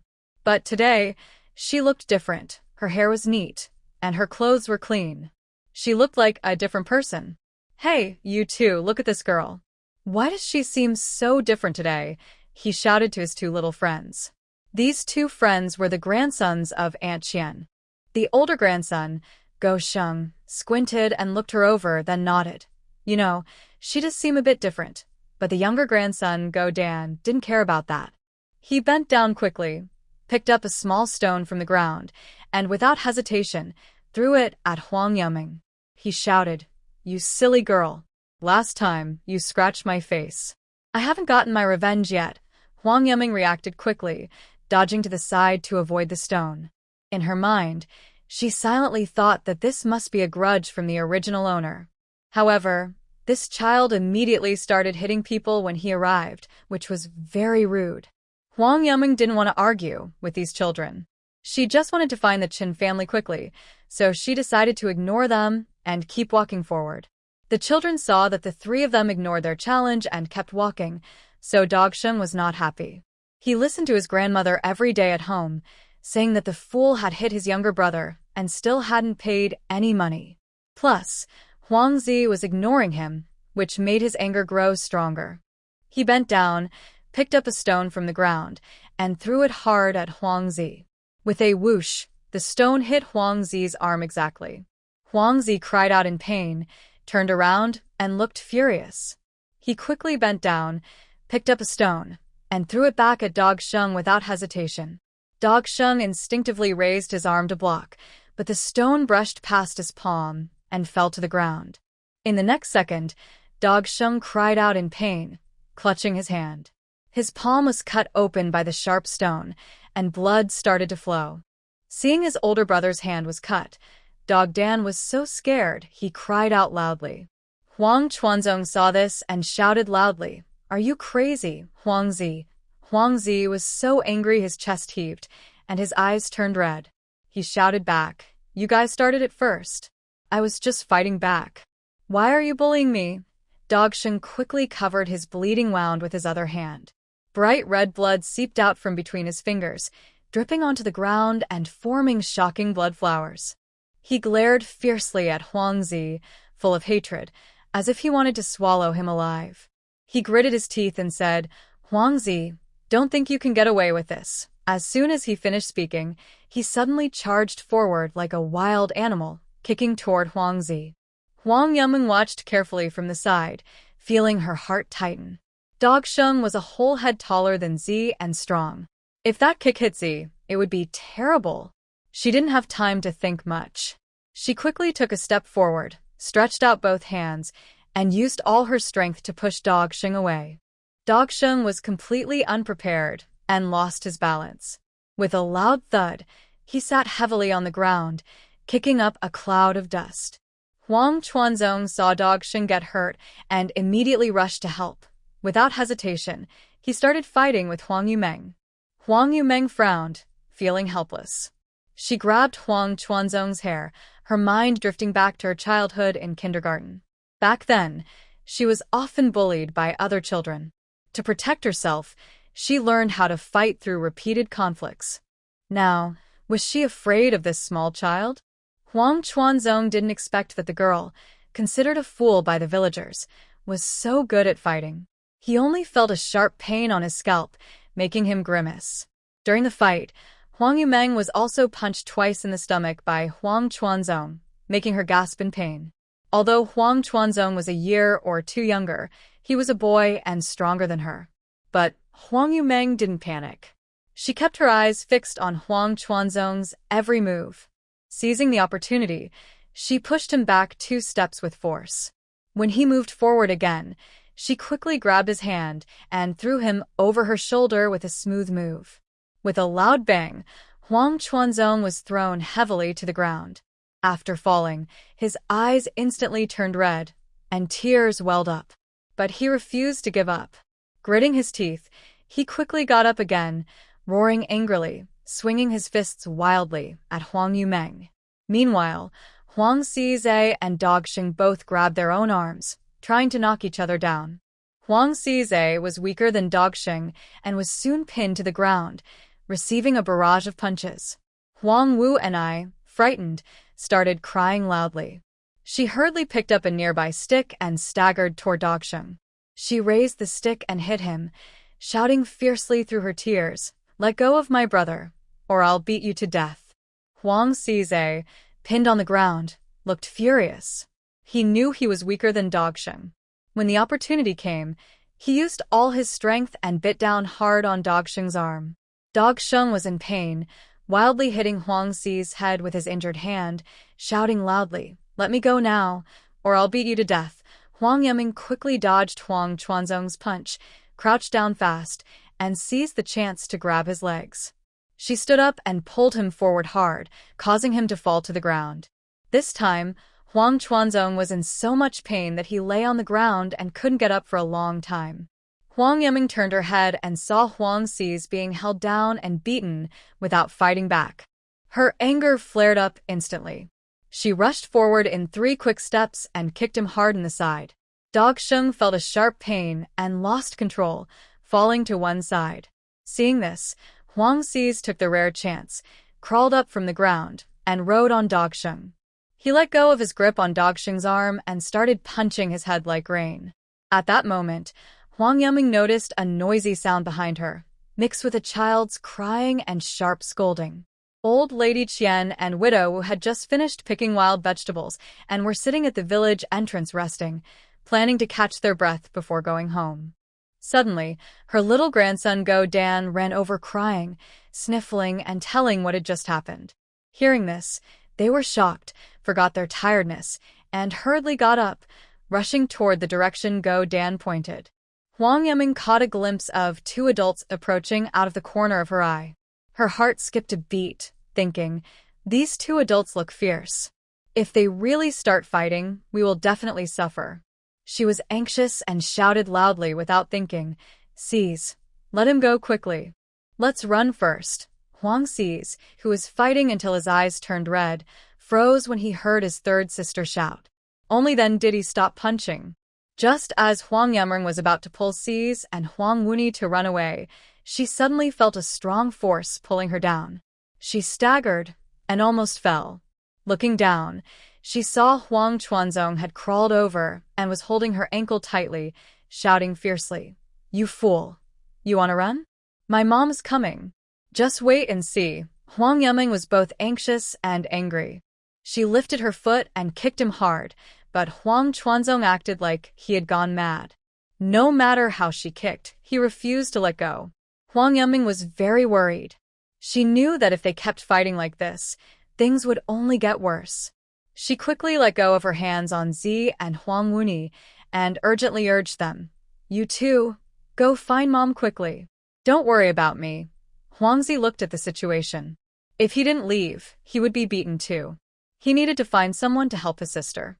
He made up his mind, turned around sharply, took a deep breath, and pushed down his worries and anger. He reached out and grabbed Huang Wuni's arm. His voice was quick but firm. "Wuni, follow me, Zi." After saying that, he pulled Huang Wuni forcefully and rushed forward. The 2 kids had only run a few steps when Widow Wu hurried over, panting heavily.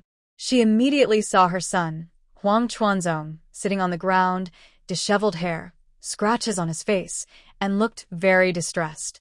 Her eyes turned red with worry. Furious, like an angry lioness, she charged straight at Huang Yimeng. Without hesitation, she reached out her hands to grab Yimeng's neck. Yimeng was quick and clever. She dodged her hand by tilting her head.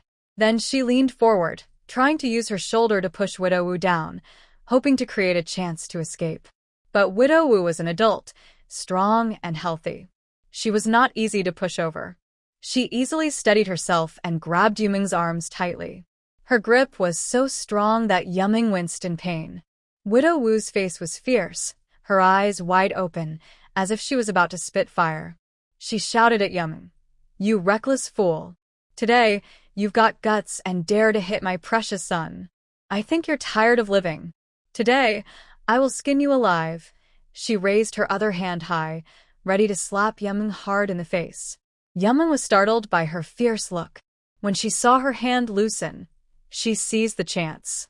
She quickly lowered her head and, using all her strength, slammed her forehead into Widow Wu's face. There was a loud bang and Wu Widow was caught off guard. She cried out in pain, instinctively covering her nose with her hands, and staggered backward several steps. Not far away, Grandma Qian was anxiously checking on her grandson, lying on the ground. She saw Dog remain curled up, clutching his stomach tightly. His face was full of pain, and beads of sweat kept rolling down his forehead. Grandma Qian noticed fresh blood on the ground, and her anger suddenly flared up. When she looked closer, she saw that the person who had hit him was the foolish girl from Huang Ershi's family, Huang Sani. Her face turned bright red with rage. "You're the troublemaker again." Grandma Qian gritted her teeth and muttered angrily, remembering how her grandson had been beaten before. All her old and new grudges flooded her mind. She couldn't hold back her anger anymore. She rushed forward, shouting, "Today, I will teach you a good lesson." She reached out with her calloused hands, grabbing at Huang Yimeng's hair, eager to pull it out by the roots. At this moment, Huang Yimeng was still being held tightly by Wu Widow, unable to move. She watched in shock and fear as a fierce-looking old woman charged at her, her heart pounding. Quickly, she lifted her foot, just released by Huang Chunzong, and kicked hard at Grandma Qian. The old woman was caught off guard and was kicked squarely.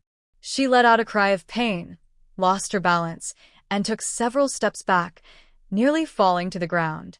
After regaining her footing, she was furious. She put her hands on her hips and shouted at Huang Yimeng, "You foolish girl with no manners. You've gone too far, bullying my precious grandson again and again. Today you even dared to fight me at my age. If I don't teach you a lesson today, I won't be surnamed Qian." Huang Yimeng finally saw clearly the fierce old woman in front of her. Suddenly, memories of that day flooded her mind. It was this very woman who had bullied her mother and even hit her younger siblings. Thinking of this, Huang Yimeng's anger boiled over. She decided to teach this old woman a serious lesson today. While Widow Wu was still recovering from the pain she just experienced, she clenched her teeth and gathered her strength. She forcefully slammed her head into Widow Wu's nose again. With a loud bang, the impact was strong this time. Widow Wu let out a loud, pig-like scream in pain and instinctively covered her nose with her hands. She staggered backward several steps, her grip loosening, and she released Huang Yimeng. At this moment, Huang Yimeng felt as if her existing wound on her head was splitting open. A warm liquid flowed down her forehead, but she paid no attention to it. Seeing that the wife was still struggling painfully on the ground and hadn't yet managed to get up, Huang Yimeng quickly lifted her foot and kicked her a few times. The wife was kicked repeatedly, rolling on the ground and crying out miserably, "What did I do to deserve this? Every time I see this fool, I get unlucky. This time I was even hit by a fool. Aunt Wu, please come and save me." Her voice was tearful and full of helplessness. Hearing the cry for help, Widow Wu gradually regained her senses. She had been stunned after being hit hard by Huang Yimeng. Her mind was blank.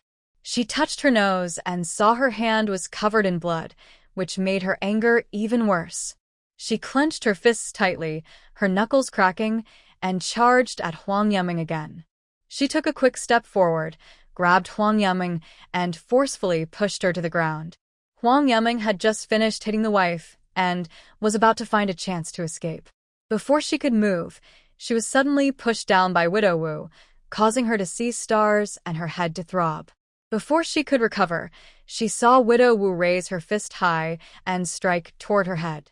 Huang Yiming was startled, unable to move as Widow Wu held her down.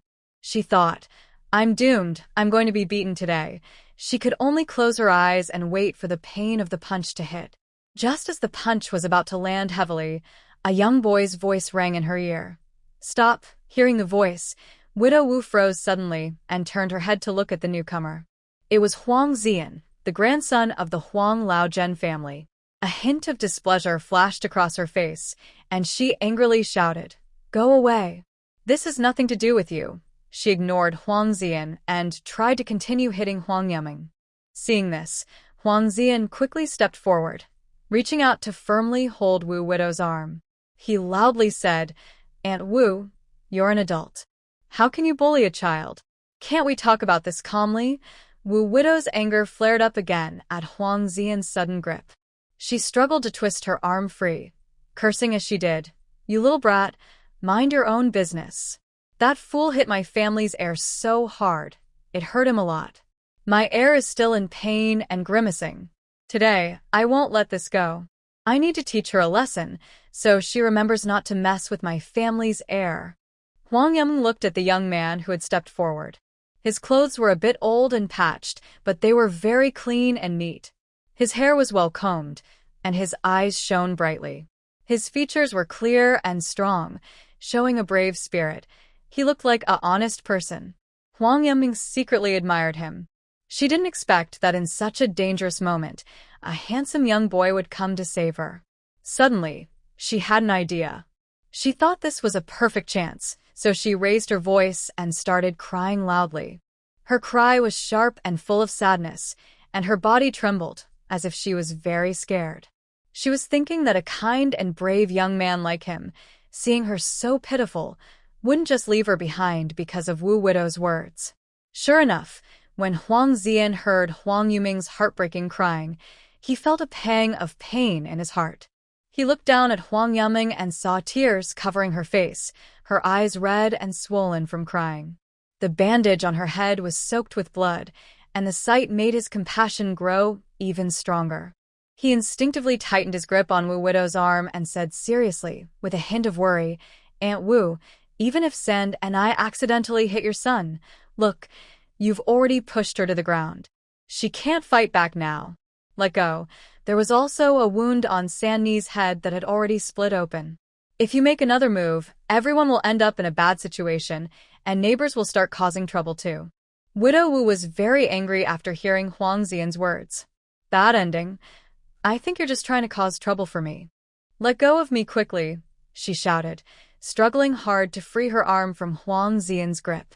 "Or I'll hit you too." At that moment, old lady Qian slowly stood up, holding her waist with one hand and humming to herself, looking very pained. Her eyes flashed with a fierce look. Without saying a word, she raised her foot and kicked at Huang Yiming. Huang Zian reacted quickly, sidestepping and using his body to block Huang Yiming. The kick hit his leg hard, making him gasp in pain. But he ignored the pain, pulling hard to forcefully lift Widow Wu. Seeing this, Huang Yiming was happy and immediately stopped crying. She was quick to react, flipping over and getting up from the ground. Just then, old lady Qian was still trying to come at her again, her anger flaring. Without hesitation, she stepped forward with all her strength and punched old lady Qian in the eye. The punch hit her left eye solidly. Before she could cry out in pain, Huang Yiming punched her other eye. This series of attacks caught old lady Qian off guard. She screamed and hurriedly covered her eyes with her hands, losing her balance and sitting on the ground, rolling in pain. Huang Yiming watched the old lady sit down again, shook her hand that had just hit her, and thought she should buy herself a pair of gloves next time so her hand wouldn't hurt. At this moment, Go Sheng and Huang Chuanzong also regained their senses. Go Sheng saw that his grandmother had been hit too, and immediately became furious, his eyes turning red like a small angry lion. He swung his fist toward Huang Yiming with a loud whooshing sound. Huang Chuanzong was not willing to be outdone, his eyes sparking with anger, fists clenched tightly, and he also swung at Huang Yimou. Huang Yimou looked at the two people in front of her, both coming aggressively. She initially wanted to run away, but then thought, my body can't outrun these two kids who are almost grown up. Instead of fleeing in panic, she decided to fight them. Maybe she could win, or at least hold her ground. So she clenched her teeth and prepared to fight. She was not afraid of anyone. When Daxing swung his fist fiercely, Huang Yimou reacted quickly. She dodged easily by moving aside. Then she stepped forward cleverly, tripping Daxing with her foot. Using her momentum, she pushed him hard. Daxing staggered and lost his balance. He fell to the ground with a loud thud, pushed over by Huang Yimou. Seeing this, Huang Chuanzong learned to be smart. While Huang Yimou was busy with Daxing, he secretly sneaked behind her, grabbed her hair, and pulled hard. Huang Yimou felt a sharp pain on her scalp. Her face twisted in pain, and she couldn't help but grimace, showing her suffering. She instinctively raised her hands and pressed down hard on Huang Chuanzong's hand, trying to ease the terrible pain. Huang Zian saw this and was anxious. He wanted to help, but his legs were held tightly by Widow Wu and wife Qian, so he couldn't move. He was so worried that sweat appeared on his forehead. He kept struggling but couldn't break free from their grip. Just when Huang Yimou was helpless and didn't know what to do, Qian's voice came from afar, like a strong wind sweeping over. Qian shouted loudly, "You wicked people! How dare you bully my daughter? I will fight you!" She was holding a flat stick and rushed over fiercely, her steps quick, kicking up dust on the ground. Huang Chuanzong heard the noise and turned to see Qian rushing toward him with the stick. He turned pale with fear and trembled all over. He quickly let go of Huang Yimou's hair and ran to stand in front of Widow Wu. Seeing her son so scared, Widow Wu's anger and worry mixed inside her. She released Huang Zian's legs and glared fiercely at Qian, shouting loudly, "You shameless woman! What do you want with that stick? Are you trying to kill someone?" Qian's face was full of anger, and she was not scared by Widow Wu's shouting. She waved her stick and quickly stepped in front of everyone, shielding Huang Yimou behind her. She shouted loudly, "I want to ask what you are trying to do. A group of people bullying one child from my family. Have your conscience been eaten by dogs?" As she spoke, she pointed her stick at Widow Wu and wife Qian, her eyes full of anger and warning. Wife Qian let go of Huang Zian's leg. She crawled up from the ground, rubbing her injured eye, crying and shouting, "Everyone, please judge fairly. This fool not only hit me and my grandson, but now my mother is trying to hit people with a stick. I can't live like this anymore." Her shouting attracted nearby villagers passing by. After Huang Zian's legs were free, he went to Chen's side and whispered, "Aunt Chen, don't be impulsive. Put down the stick first. Let's talk nicely." Chen looked at Huang Zian. Although she was still angry, she listened to him and slowly lowered her stick, but her face remained cautious. Seeing Chen put down the stick, Widow Wu became even more arrogant. She crossed her arms and spat as she cursed, "Chen, your daughter hurt my family's heir." And she pointed at her nose while saying that, "Even making my nose bleed. Today, you must give us an explanation. Otherwise, this isn't over." Chen snorted coldly and replied stubbornly, "An explanation? I haven't even asked you for an explanation yet. Why is my daughter's injury bleeding again? You all are bullying her alone, and yet you still have the nerve to shout here." Both sides argued back and forth, refusing to give in, and the noise grew louder. Some villagers around sided with Chen, criticizing Widow Wu and wife Qian for bullying the weak and being unreasonable. Others believed Huang Yimou had hurt someone and should take responsibility. The scene became chaotic. At this moment, the village chief, Huang Shizu, hurried over after hearing the news.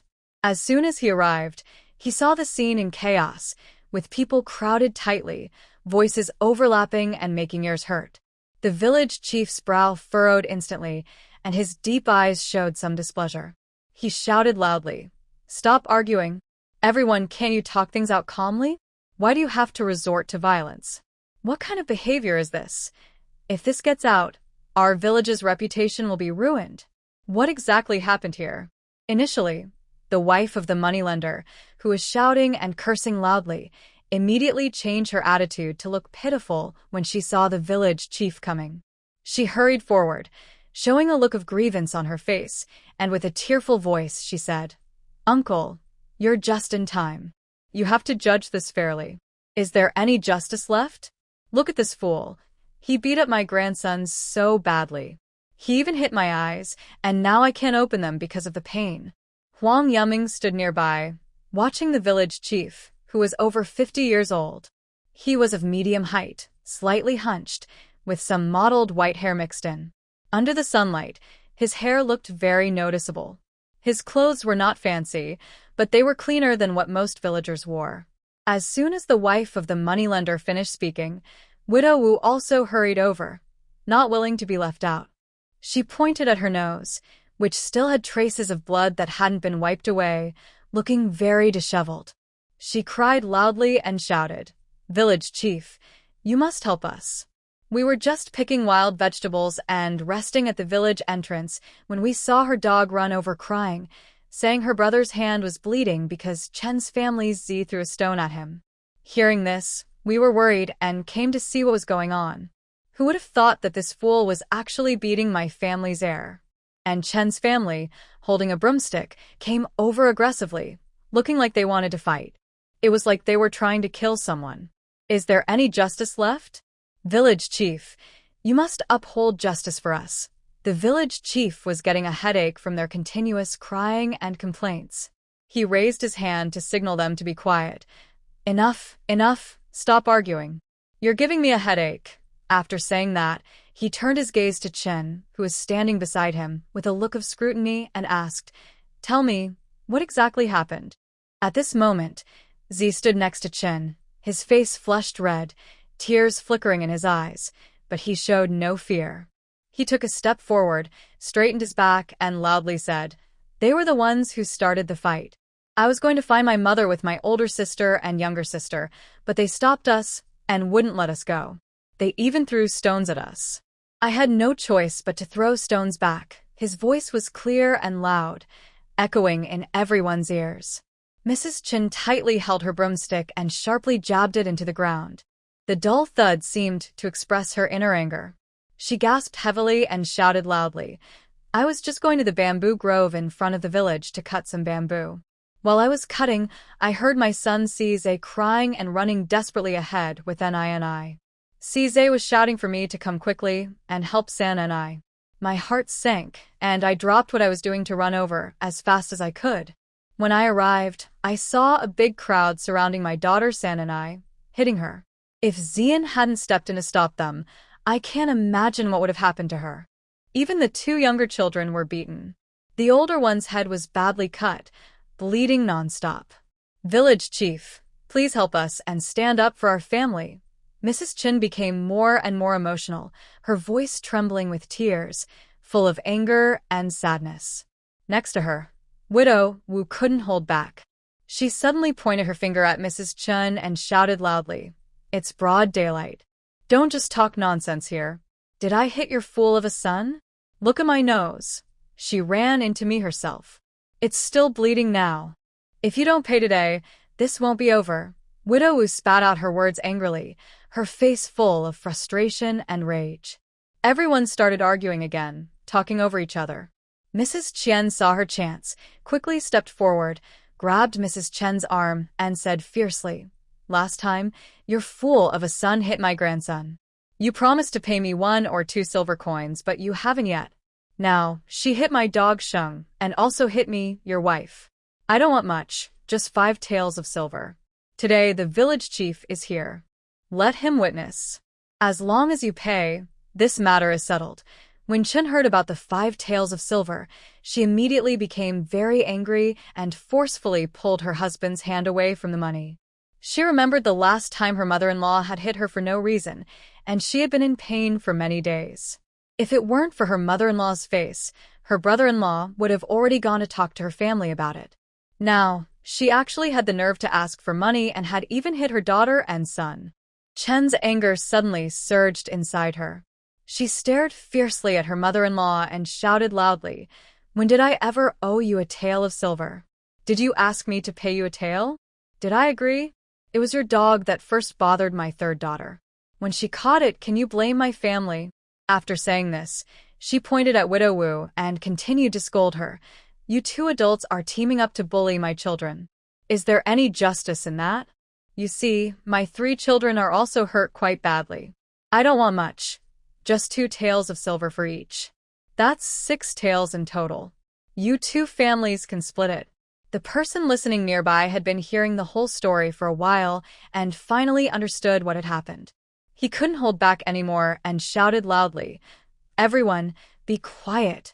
His shout made everyone tremble with fear, and they instantly fell silent.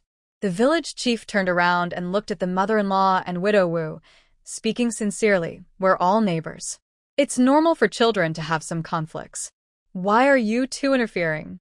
After examining everyone's injuries, he thought for a moment and said, "Since both sides are hurt, there's no need for anyone to pay. Let's just forget about it." Huang Yimou stood nearby, watching the scene, feeling like she was dreaming. These were all ancient people.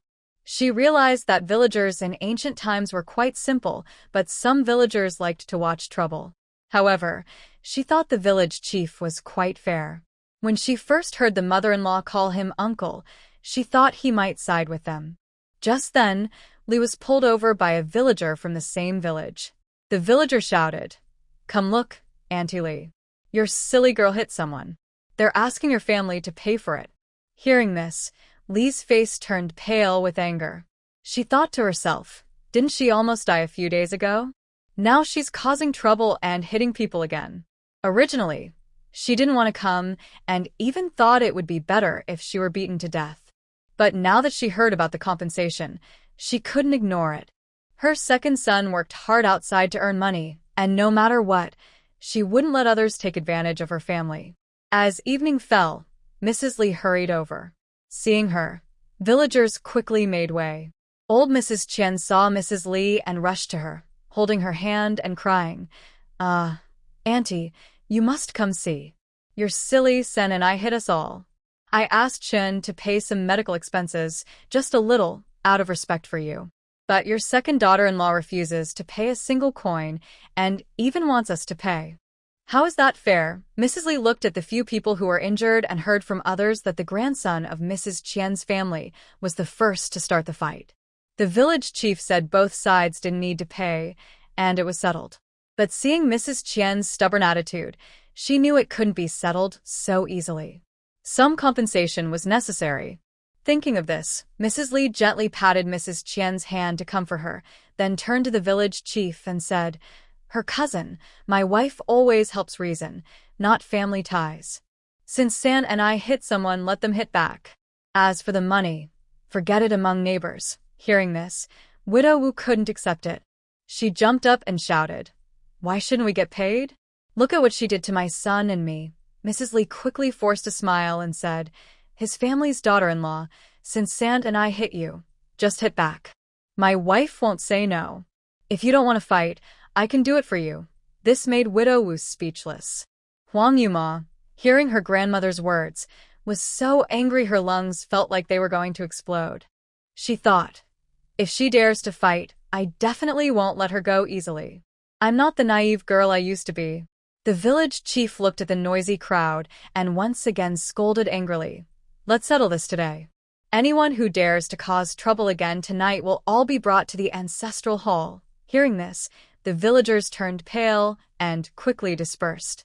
Qian sat on the ground silently crying, full of hatred for Li's family.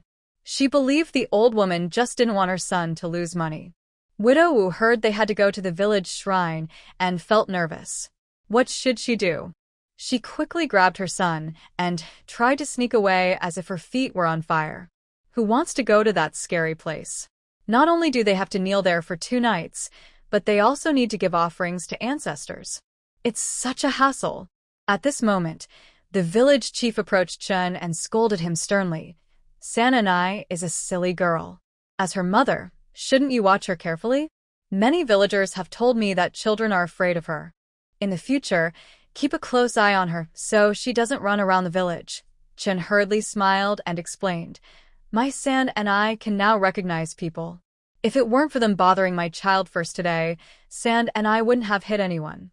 Hearing her name, Huang Yuming wanted to speak but couldn't get a word in among the noisy crowd.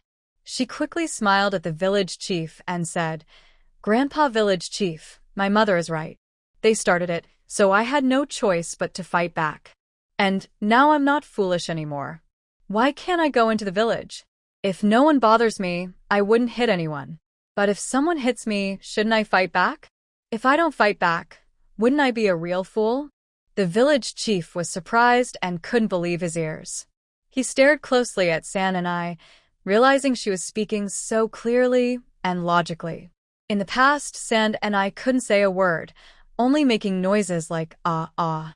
After a long moment, he finally spoke cautiously, with a hint of doubt. San and I, are you really not foolish anymore? Huang Yuming lied confidently. Grandpa Village Chief, I really am not foolish anymore. Before, I would wake up in the middle of the night sometimes, but I'd forget everything during the day. Now I'm fully awake, and I won't let anyone bully our family for no reason.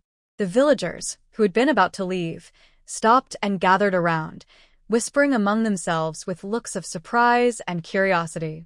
Could it be that San and I is possessed by something? How did she suddenly stop being foolish? Maybe it was divine intervention. Pity this girl. Everyone was talking excitedly. Mrs. Lee stood nearby, her face changing moodily. She had been foolish for so many years. How could she suddenly become smart? She squinted, looking carefully at Huang Yuming, thinking about whether this was good or bad for her family. Old Mrs. Qian also forgot her tears. She stood up, suspiciously eyeing Huang Yuming, muttering, how is that possible? Saying she's not foolish anymore, she must be possessed by some evil spirit. Even I shivered just thinking about it. Mrs. Chen was talking to neighbors about how San and I had a high fever a few days ago and hit her head. Suddenly, they heard Mrs. Qian's strange words. Her normally kind face turned red instantly, and she stared angrily at Mrs. Qian. Then she crossed her arms and shouted loudly, how can you say such things? Your whole family is full of evil spirits. You just can't stand to see my San and I do well.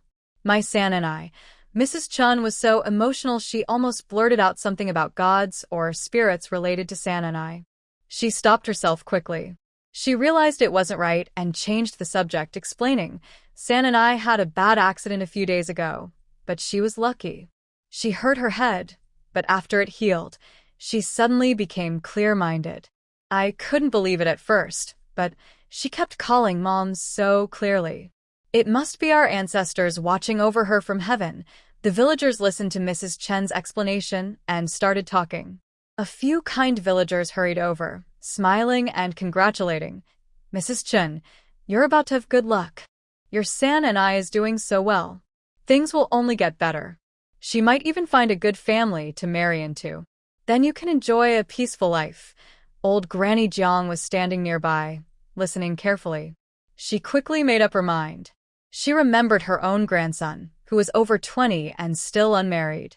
It had been bothering her. Her husband had once suggested marrying him to the silly girl from the Huang family, so he could carry on the family line. But Granny Jiang had strongly refused. She thought a fool couldn't work or contribute, just eating for nothing. Her grandson couldn't even take care of children. How could he be a good match for her precious grandson? However, now the situation is different. That fool has improved, which is really a good opportunity. She was thinking that when she had free time, she would go talk to Mrs. Lee and ask for a small bride price. Mrs. Lee would definitely agree without hesitation and marry off her granddaughter. Thinking of this, Grandma Jiang couldn't help but smile, her face full of happiness. She hummed a little tune happily as she went home. The village chief stood among the crowd, stroking his beard with a pleased smile on his face. He looked at the Qin family and said thoughtfully, now everything is fine. Brother Huang no longer has to worry about his silly granddaughter. Qin, your third girl is doing well, and it must be thanks to the ancestors' blessings. During festivals and special days, you should burn more incense to thank the ancestors properly. Alright, everyone can go now. Do whatever you need to do. Old Lady Qian had originally hoped to get some benefits from the Qin family. But she never expected that this fool was truly no longer foolish.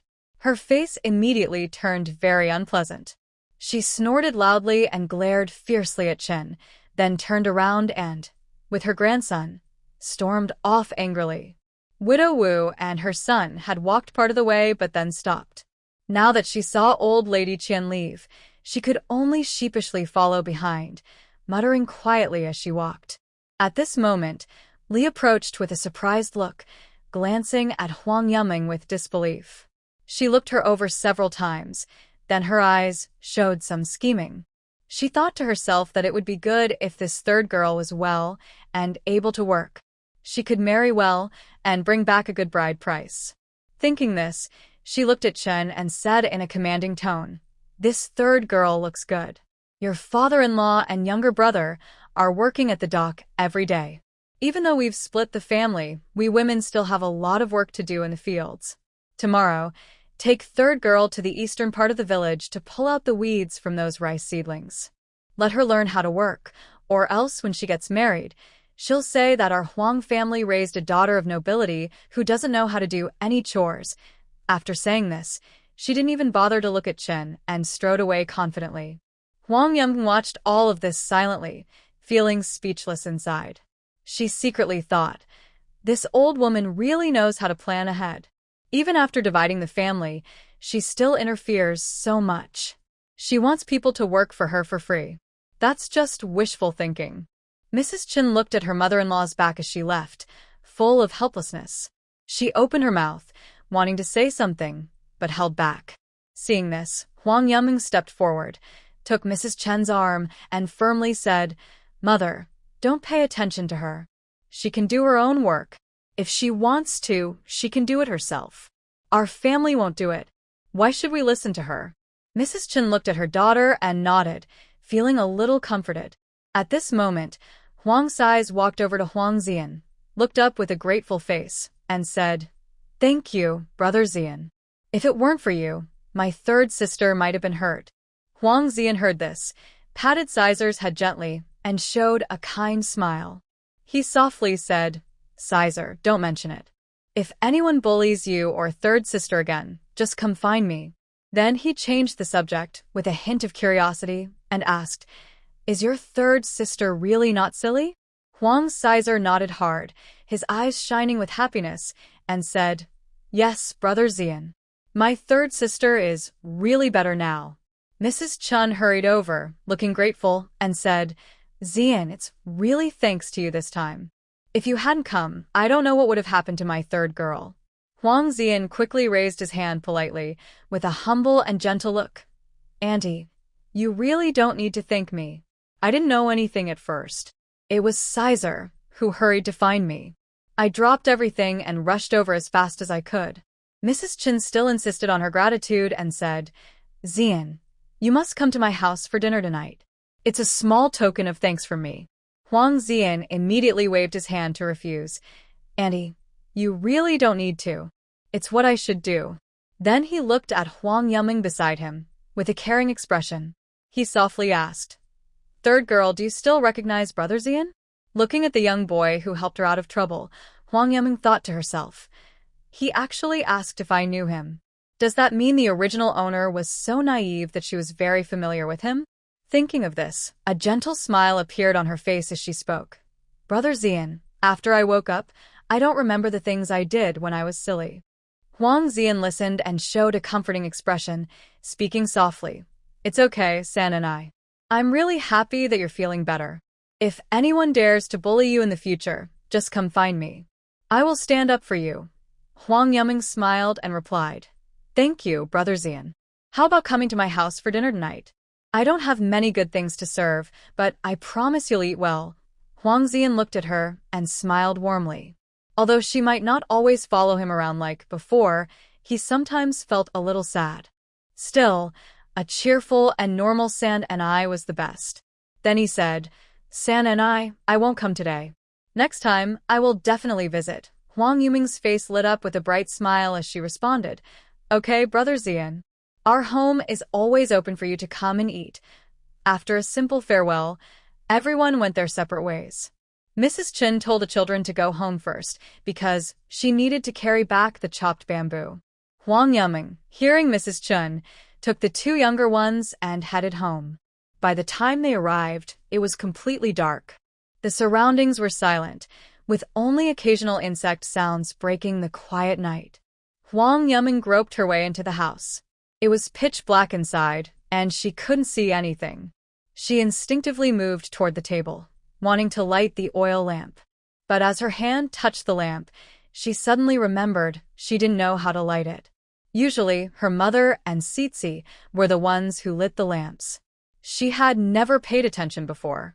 Feeling helpless, she called out, "Sitsi, come light the oil lamp." "I don't know how to do it." Huang Sitsi heard her and immediately ran to the kitchen. Huang Yuming followed behind. He skillfully picked up a flint and struck it gently against a stone. After few tries, tiny sparks flew out. He carefully guided the tinder, which slowly caught fire. Then he quickly took a branch and held it close to the flame, making the branch burn as well.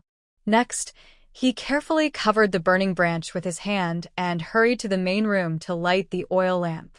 The warm, yellow light instantly lit up the whole house. Yellow Yuming looked at the lit oil lamp, feeling very emotional. She had thought she wouldn't need a flint and wondered what other method was used to start a fire. She thought how much easier it would be if she had matches or a lighter. Using the flint was quite troublesome. Yellow Yuming's mind was still full of longing for modern items when she suddenly remembered Huang Sai's injury. She immediately turned around and carefully checked how badly Huang Sai was hurt. She saw that the place where Huang Sai was hit by a stone was bruised all over, with scratches on his face. His ear was also slightly cut, which looked very painful. Yellow Yuming gently touched Huang Sai's wounds, then unconsciously touched her own forehead. A trace of regret appeared in her eyes as she softly whispered, "Why didn't I remember to buy some medicine? If I had some, my brother and I wouldn't have to suffer so much." Huang Sai looked at his sister's worried face, feeling a bit sad inside. He quickly smiled brightly and said happily, "Sister, I don't feel any pain at all. It's just that I made you bleed on your head again." His eyes were full of guilt, and he secretly vowed in his heart, "I must become stronger in the future, strong enough to protect my family and stop them from getting hurt." Yellow Yuming looked up with a firm gaze and said, "Seriously, Sais, you didn't hurt me. What you did was right. If someone hits you, you hit back. If the opponent is too strong, just run away. The main thing is not to let yourself get hurt." Huang Sai nodded firmly and replied clearly, "Got it, sister. I will become stronger and protect you all." Yellow Yuming looked at this small figure in front of her, feeling very happy inside. She looked up at the sky. It was time to prepare dinner. She turned around and went into the room, digging out a big bowl of chestnuts from the rice bag. She also poured in the 2 bowls of leftovers from noon, preparing to cook a pot of porridge. At that moment, the family members gradually returned home. When Huang Eru entered the yard, he saw Mrs. Chen putting down her shoulder pole, wiping sweat from her forehead, with a large pile of bamboo beside her. He couldn't help but ask curiously, "Mom, why are you cutting so much bamboo?" Mrs. Chen leaned her pole against the wall, took a breath, and whispered, "The fairy gave your third sister some precious seedlings, meant to be planted in the backyard. I plan to enclose them, so no one can see. If one gets lost, it's a lot of money." Huang Eru was stunned, eyes wide with surprise. "Mom, what kind of seedlings are so valuable?" Huang Ershu washed his hands and came over, also surprised and full of doubt. Mrs. Chen led them to a corner of the yard. Under the faint moonlight, she carefully picked up one seedling. Huang Eru and Huang Ershu leaned in to look. They saw the neatly arranged seedlings, and their faces showed disbelief. "Look, this is the seedling the fairy gave us." "Third sister said it can grow sugar," Mrs. Chen whispered. Huang Ershu took a closer look at the seedling in Mrs. Chen's hand under the moonlight. He frowned and asked doubtfully, "This looks a bit like a radish seedling." "Yes, your father. Third sister said the sugar will grow just like a radish." Huang Eru, standing nearby, beamed with a big smile and couldn't help but shout happily, "Mom, if it really can grow sugar, does that mean our family will never go hungry?" Mrs. Chen quickly covered Huang Eru's mouth with her hand, nervously saying, "Quiet, don't let the passing villagers hear." Huang Eru took her hand away, scratched his head shyly, and whispered, "Mom, I know. I just got too excited when I heard about it." At that moment, Huang Yuming heard the family returning from the kitchen and shouted loudly, "The porridge is ready. Come and eat." The family sat around the table, looking at the porridge. The two younger children didn't react much because they had already eaten at noon. Mrs. Chen looked at the thick porridge in the bowl, which seemed to contain eggs. Her eyes were full of worry, as the family didn't have much food, and she wondered if they could make it through the month. But she didn't want to upset her daughter, so she just sighed quietly. Second Uncle Huang sat at the table, looking at the porridge. He knew it was probably made by his daughter. He picked out the egg from his bowl and put it into Huang Yumu's bowl, saying, "Third sister, I don't like eggs, so you can have this one." After saying that, under the faint light, he suddenly saw blood seeping from the bandage on his daughter's head again. His chopsticks froze, and he asked worriedly, "Third sister, why is your head bleeding again?" Mrs. Chen sat at the table, put down her chopsticks, and said angrily, "Husband, I haven't had a chance to tell you. Today, the village's Mrs. Qian, her grandson, and Widow Wu's son came to trouble our children." Mrs. Chen then explained everything in detail. After hearing this, Second Uncle Huang stood up angrily and said loudly, "That Mrs. Qian again. We haven't settled the score from last time when she hit my wife. And Widow Wu, the two of them are just too much. Kids fighting is one thing, but these two adults are still fighting too? Next time I see her grandson, I'll hit him every time I see him. Let's see what she can do about it." Mrs. Chen quickly calmed him down, saying, "Second uncle, sit down and eat. Your sister and brother didn't suffer any real loss. Luckily Zian helped out. Next time you see something happening at her house, try to help him." Second Uncle Huang nodded and said, "Got it, mother." After that, he looked at Huang Yumu with a smile and praised, "Third sister, you fought well. Do you think that old lady will dare to bully people again?" Hearing this, Second Uncle Huang felt a little worried inside. He knew that Mrs. Qian's family and Widow Wu's family were not kind people. After losing this time, he wasn't sure what they might do behind the scenes. He said seriously, "You kids should stay far away from those two in the future. Also, the green seedlings given by the gods must be kept secret. If anyone asks, just say they were bought in town." The two children quickly nodded and said, "Yes, father. We understand. We won't say a word." After the family finished dinner, Mrs. Chen poured a basin of hot water and went to the main hall. She asked Huang Yumring to sit on a stool, gently removed the cloth strip from her head, carefully applied some herbal medicine, replaced the cloth, and tied it back up. Huang Yumring grimaced in pain, thinking to herself, "I must not get hurt again. Changing the bandage over the wound really hurts." After bandaging, Huang Yumeng remembered the bean sprouts in the yard. She quickly ran outside and brought in a pot. Under the faint light, she looked at the sprouts and exclaimed, "I didn't expect the first time growing bean sprouts to be so successful. I am really talented." She picked a yellow bean sprout about 7 or 8 centimeters long, thinking, if it grows a bit more overnight, it should be over 10 centimeters.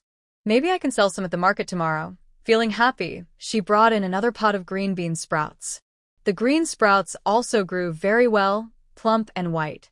After finishing her chores, Chinshur came into the yard, looked at the basket of bean sprouts, and asked with some doubt, "San and I, why are these yellow? Aren't sprouts usually green? Are they spoiled?" Huang Yumeng smiled and explained, "Mom, don't worry. These bean sprouts are naturally yellow, not spoiled at all. Do you know why they are yellow? When growing bean sprouts, they shouldn't be exposed to sunlight. If they see the light, they will gradually turn green. As long as they are kept in the dark, they will stay yellow like this. But whether they are green or yellow, they are safe to eat, no problem." While speaking, she broke off a sprout and handed it to Chinshur. "Mom, look, this sprout is very crispy and will taste good when stir-fried." Chinshur looked at the broken sprout, feeling a bit sad, but still took it and examined it carefully. After a moment, she said, "San and I, I think these fresh-looking sprouts should be sellable. Mom, do you know the prices of vegetables in town? Huang Yuming asked.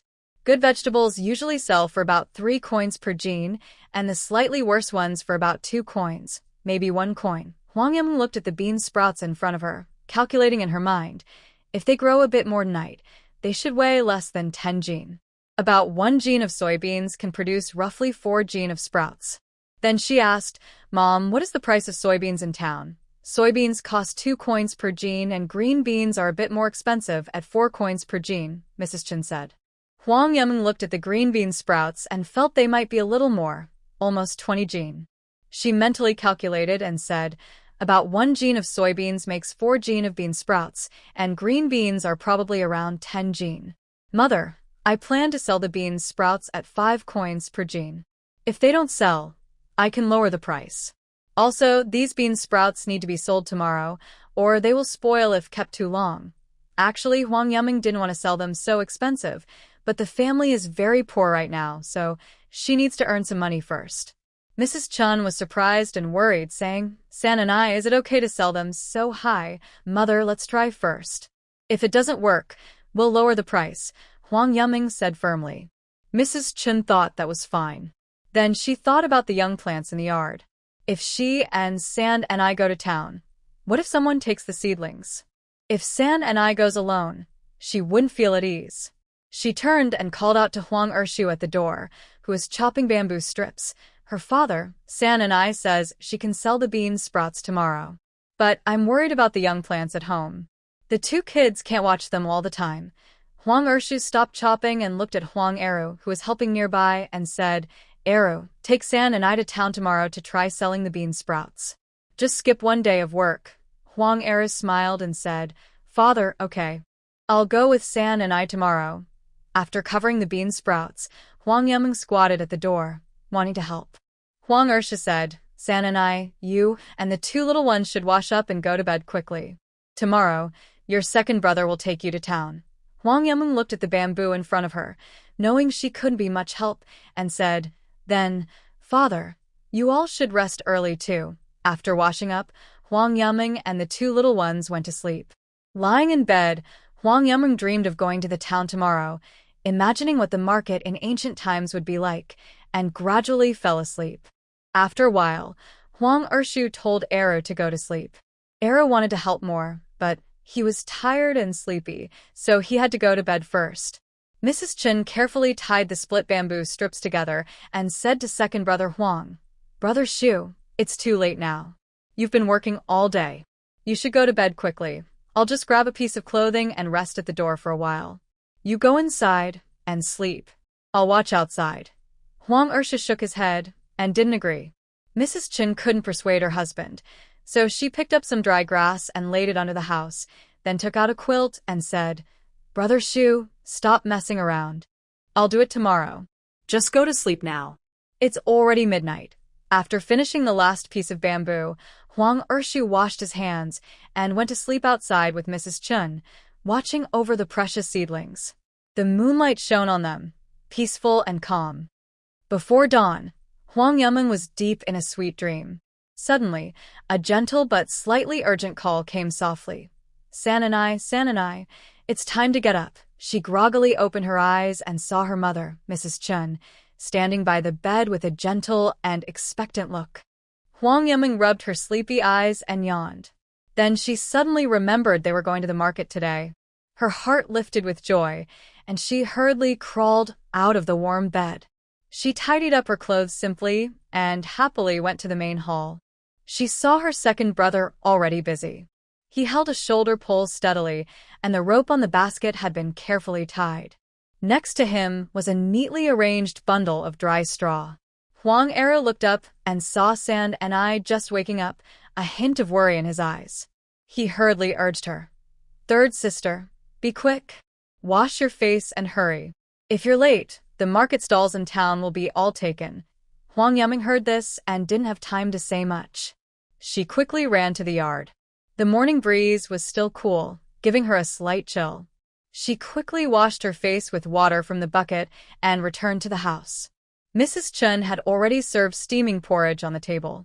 Looking at the hot porridge in the bowl, her stomach was empty, but she had no appetite to eat so early. She reluctantly picked up the bowl, took a few sips, and was about to put down her chopsticks. Just then, Mrs. Chin came out of the room, holding a pair of brand-new straw sandals. With a gentle and loving expression, she said, "San and I, these straw sandals were made by your father over the past few nights. Try them on quickly." Huang Yiming took the shoes and immediately noticed how delicate they looked. The intricate weaving of the straw was even and neat, with each strand carefully arranged. The shoes had a smooth shape, somewhat like cloth shoes, and were so finely made that she couldn't help but admire them. She looked down at the usual rougher, simpler straw shoes her mother and family wore. Those were plain and simple, nowhere near as detailed as these. Curious, she asked, "Mother, your husband's craftsmanship is amazing. How did he manage to make such fine straw shoes?" Mrs. Chen smiled and explained, "San and I, your father is quite skilled at making straw shoes. Try them on now," she added. "These are made from reed grass. We didn't have any at home, so I borrowed some from Aunt Wang. We'll return it in winter after we harvest more grass." Huang Yiming happily slipped into the straw shoes and took a few gentle steps. She found they fit perfectly, soft and comfortable, not at all rough on her feet. Excited, she said, "Mother, these shoes fit just right.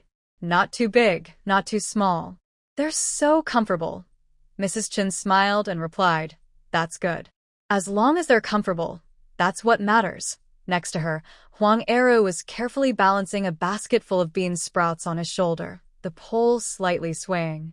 Mrs. Chen took 3 coins from her pocket and handed them to Huang Eru, reminding him, "Eru, keep this money safe. If you get hungry at noon, buy some steamed buns." She continued, "If in the afternoon the bean sprouts don't sell well, bring them back so we can eat them ourselves. Don't go hungry." Huang Eru nodded seriously and carefully put the coins into his pocket. Huang Yiming was about to leave when she caught sight of some dried shrimp tails hanging on a bamboo rack nearby. Curious, she walked over and casually picked up a shrimp tail, gently squeezing it. It was completely dried. She peeled off the shell and tasted the shrimp meat, which immediately burst with fresh flavor on her tongue. "Wow, this is so delicious," she exclaimed happily. Then she thought to herself, "I'm supposed to sell bean sprouts today. If I dry and sell these small lobster tails, I might earn some extra money." Thinking of this, she quickly turned around and called out, "Mom, go find me a bag. I want to try selling these dried lobster tails in town. If someone buys them, we can catch more lobsters to sell in the future." Mrs. Chen looked a bit worried and said, "Sonny, these red lobsters might be hard to sell. People think they are poisonous, so I don't think anyone will buy them." Huang Yiming confidently replied, "Mom, don't worry. If no one buys them, we can keep them and eat ourselves. It won't be a waste." Mrs. Chen hesitated for a moment, but finally nodded. "All right, I'll find a bag for you." Huang Yiming looked at the 2 piles of lobster tails. She remembered that the one she just ate was salted, but the other pile was probably fresh and unseasoned. She quickly added, "Mom, bring 2 bags. Mrs. Chen didn't understand why she needed 2 bags but followed her daughter's wishes and went to find them. Soon, both bags were filled with lobster tails. Huang Yiming picked up one bag and said, "This is pretty heavy, about 30 jin, 15 kilograms. How are we supposed to carry it?" Seeing this, Mrs. Chen came over, carried the 2 bags outside, and called to her husband working in the yard, "Dad, when the time comes, take these 2 bags and deliver them to them." Huang Ershu was carrying a bundle of bamboo sticks, his forehead covered in sweat. He wiped his sweat and said, "Leave it for now. I'll put the last bundle of bamboo by the well. Later, you can help build the wall." Mrs. Chen agreed and then tied the bags with a rope. She also took a flat bamboo pole and placed it aside. Huang Ershu put down his work, washed his hands, and went inside. He picked up a bowl of porridge on the table, hurriedly ate it, and then the 3 of them left the yard together. Huang Yiming, empty-handed, closely followed her father and second brother. At this moment, the moonlight shone on the ground, making everything clearly visible. Huang Yiming took a deep breath of fresh air. The scent of earth and plants filled her lungs, making her feel much more energetic. She couldn't help but think to herself that life in ancient times was actually quite good. In the old world, you couldn't smell such fresh, pure air, nor see such bright moonlight. The three of them silently walked along the country road. After about half an hour, the sky started to brighten. Huang Yuming's steps gradually slowed down, and her legs began to feel sore and weak. In the past, she would either ride an electric bike or take a taxi when going out. She had never walked such a long distance before. Walking this far, she truly felt how hard it was. She couldn't help but ask, "Dad, how much longer until we get there?" Huang Urshu looked ahead and comforted her. "Almost there." "San and I, are you tired?" "Just a little more, hold on." Huang Yiming quickly shook her head. "Dad, I'm not tired. I was just asking." As the sky got brighter, more people appeared on the road. Some familiar villagers came over to talk when they saw them. An old man with graying hair greeted them with a smile. "Brother Urshu, why are you out so early today?" Huang Urshu turned and smiled back. "Old man Cheng, I still have some work later." "Why are you here so early?" Old man Cheng sighed. "You know me. The boss has complained a few times about my age. I can't afford to lose this job. Even though I move a bit slower than you, I come early to work a little more. Maybe this time, the boss will keep me when they choose who to keep. My whole family depends on my wages for food." Huang Urshu nodded in response. Then he asked, "By the way, how is your grandson doing now?" Old man Cheng's face darkened, and he looked worried as he said, We have no money left for medicine. We've sold everything we could. His grandma washes his leg wound every day and then applies some herbal medicine she gathers from the mountain. The wound isn't infected anymore, but he's always drowsy and running a low fever. He can only lie in bed." Huang Yiming listened nearby, and suddenly a scene from a video flashed in her mind. The symptoms described there were very similar to her grandson's condition, like an infection from the wound. She thought to herself, if he doesn't get treatment soon, his low fever might continue, and his condition could worsen. In the worst case, his leg could be permanently damaged, and his health ruined. She remembered a time when she had a fever in the middle of the night, and there was no medicine at home. She used diluted alcohol to lower her temperature. At that time, the alcohol was only about 30 degrees. She couldn't help but speak up and remind him, "Uncle Cheng, you could buy some wine to wipe on the wound. Also, wipe around his neck and armpits. Maybe that'll help him feel better." Old Uncle Cheng looked surprised when he heard this, and he asked, "Second brother you, is this your family's?" Huang Urshu smiled proudly and said, "This is my third daughter, San and I." Old Uncle Cheng's eyes showed both surprise and doubt. He slightly bent down and asked eagerly, "Girl, do you really think this method will work?" Huang Yiming nodded firmly, speaking sincerely. "Uncle Cheng, really? You can trust me this time." At that moment, she thought that the alcohol in ancient times probably wasn't very strong, and using it to wipe wounds and reduce fever should be just right. Old Uncle Cheng's face suddenly lit up with a look of surprise, shining with hope inside his heart. But in an instant, the light faded, as if blown out by a cold wind. He sighed softly with a bitter smile and said, "If we hadn't sold everything, maybe we could still have some silver to buy wine. But now we can't even afford to eat, let alone buy wine." He forced a gentle smile and said to Huang Yiming, "Thank you, girl. When Uncle Cheng has some money, I'll definitely buy some wine to try." Huang Yiming felt anxious and quickly said, "Uncle Cheng, this illness can't be delayed. If not treated in time, the situation might get worse." Old Uncle Cheng sighed helplessly, shook his head, and said with a bitter face, "But we really can't afford to buy wine now. We can only leave it to fate. As poor folks, we have no other choice."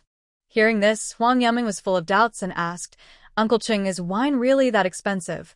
Old Uncle Cheng walked slowly and patiently answered, "Cheap wine costs about 100 coins per liter. Better quality wine costs around 200 coins.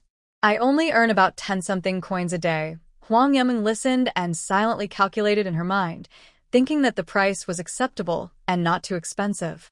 1 jin of water is about 2 jin of weight, and the wine is about 1.8 jin. She suddenly had an idea and quickly said, "Grandpa Cheng, you don't need to buy so much at once. You can ask the shopkeeper to give you less." Hearing this, Old Man Cheng suddenly stopped in his tracks, as if he had been awakened, and his eyes lit up again. He turned around, smiled happily, and said, "Oh, I didn't think of that. Thank you, girl. After work today, I will ask the shopkeeper to give me less wine to try." With that, the group continued walking. After about 20 minutes, they saw an old, worn city gate. The gate had the words, Hualien County, written on it, but time had worn away some of the characters, making them look faded and patchy. The city wall was built with blue bricks, but because it was very old and not repaired, it looked quite broken. Many bricks had cracks, and some had fallen off. Huang Yumeng stood in front of the gate, looking around with curiosity and excitement in her eyes. She had thought there would be soldiers at the gate collecting tolls, like in the stories, but she didn't see any. The gate was also very broken. At this moment, Huang Eru, carrying a basket, turned back and saw Huang Yumeng lagging behind. He hurriedly shouted, "Third sister, hurry up.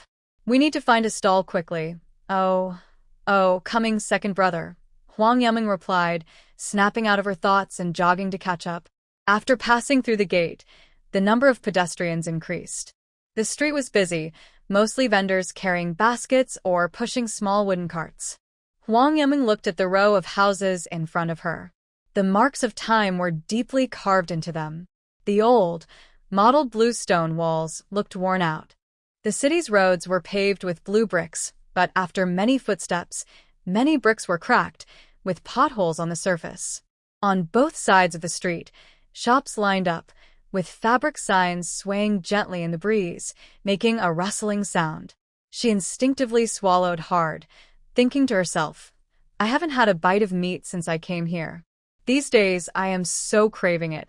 Not far away, a child was happily eating a meat bun, and his satisfied look made her even hungrier. She clenched her fists and secretly made up her mind. "No, I must sell something quickly to buy meat and buns." Then she followed her father and second brother to a market. The market was now lively, with many stalls filling the area. The sounds of shouting and bargaining filled the air. Second brother Huang saw a spot near the wild vegetable stall that was still empty. His eyes lit up, and he quickly walked over, placing 2 bags of lobster tails on the ground. But before he could stand firmly, an elderly woman selling vegetables nearby stood up. She looked displeased and said, "Hey, big brother, what are you doing?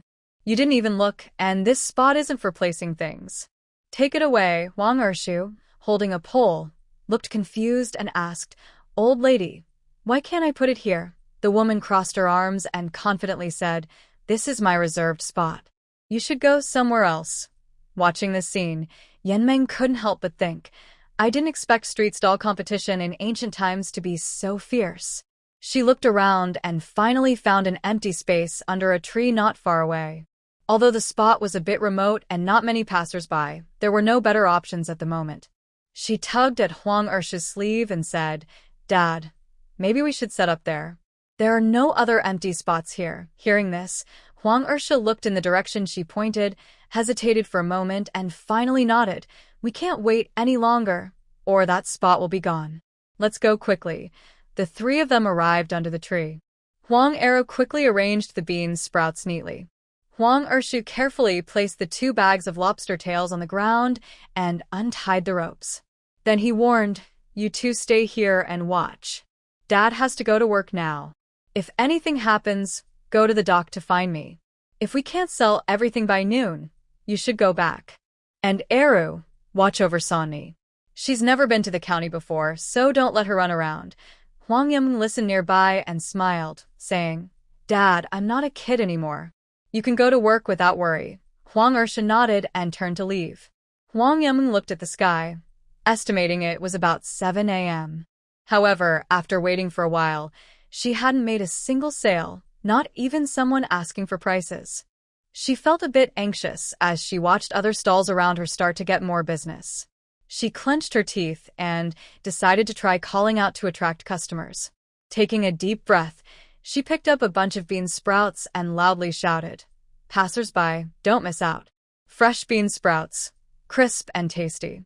Elderly folks eat them for longevity, kids eat them to do well in exams. One bite and you won't stop. Once you try, you'll want more." Her clear voice echoed through the market, drawing many people's attention. Some curious onlookers gathered around, looking at the unfamiliar food in front of her, showing puzzled expressions. At this moment, a woman stepped forward, initially frowning. Then she smiled and asked, "Young girl, what are you selling? I've never seen this before." "Kids eating this can do well in exams." Huang Yameng cheerfully made up an answer. "Ma'am, this is bean sprouts. They're nutritious and healthy. Children are growing, and they need good nutrition. If they eat this, their brains can become a bit smarter, and excelling in exams will be easy." The woman looked confused after hearing this. Then she glanced at the 2 bags of crayfish tails and asked, "What's in these bags?" Huang Yameng calmly picked up a shrimp tail and said, "Ma'am, these are dried red shrimp. Very tasty." She skillfully peeled one and offered it to the woman, saying, "Try it, ma'am."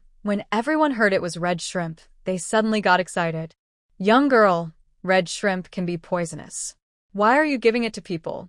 That could be dangerous and cause trouble with the authorities." But Huang Yameng remained calm, eating the peeled shrimp tail herself. Everyone was stunned. Some even stepped back instinctively. Huang Era looked at the crowd and felt a little nervous. This was his first time selling things. Seeing how hard the 3rd sister was working, he gathered his courage and smiled as he spoke to everyone. "This red shrimp is not poisonous. If it were, my brother and I wouldn't be selling it." He then casually picked up a few dried shrimp tails, pinched one, peeled it open, and put the shrimp meat into his mouth. The fresh aroma of the shrimp instantly spread on his tongue, and the taste was surprisingly good. He had only eaten fresh shrimp in porridge before. Eating dried shrimp like this for the first time was a new experience for him. Everyone watched with curiosity, wondering if anything unusual would happen. Some people crossed their arms and looked at them carefully on alert. At this moment, an elegant old man holding a fan slowly approached. He looked at the siblings biting into the shrimp, clearly enjoying how tasty it was. But hearing everyone say it might be poisonous, he scoffed. "Poisonous? If my brother and sister could eat it on the spot, then it's not poison. That would be asking for trouble." Thinking this, he stepped forward and said, "Young lady, may I try one?" Huang Yameng looked at the old man, her eyes brightening. She thought, this must be a wealthy person. She quickly picked up a shrimp tail and handed it over.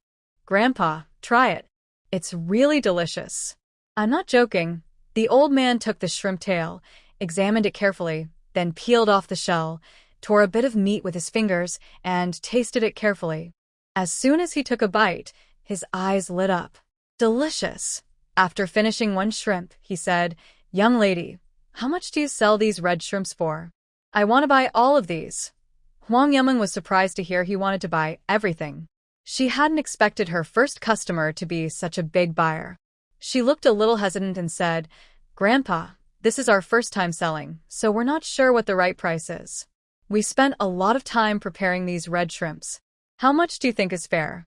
The old man looked at her and secretly admired her confidence in setting the price.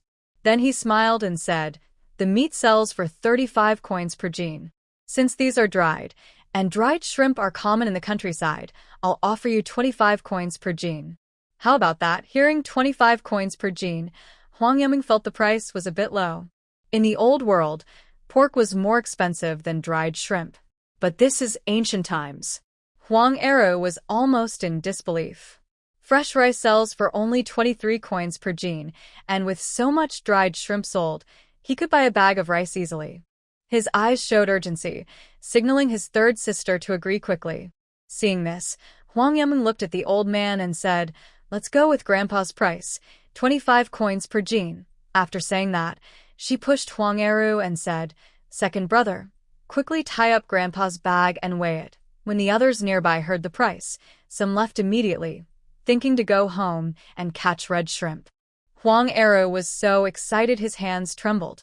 After tying the bag, he suddenly remembered, "Third sister, I think we forgot to weigh it." "How do we weigh it?"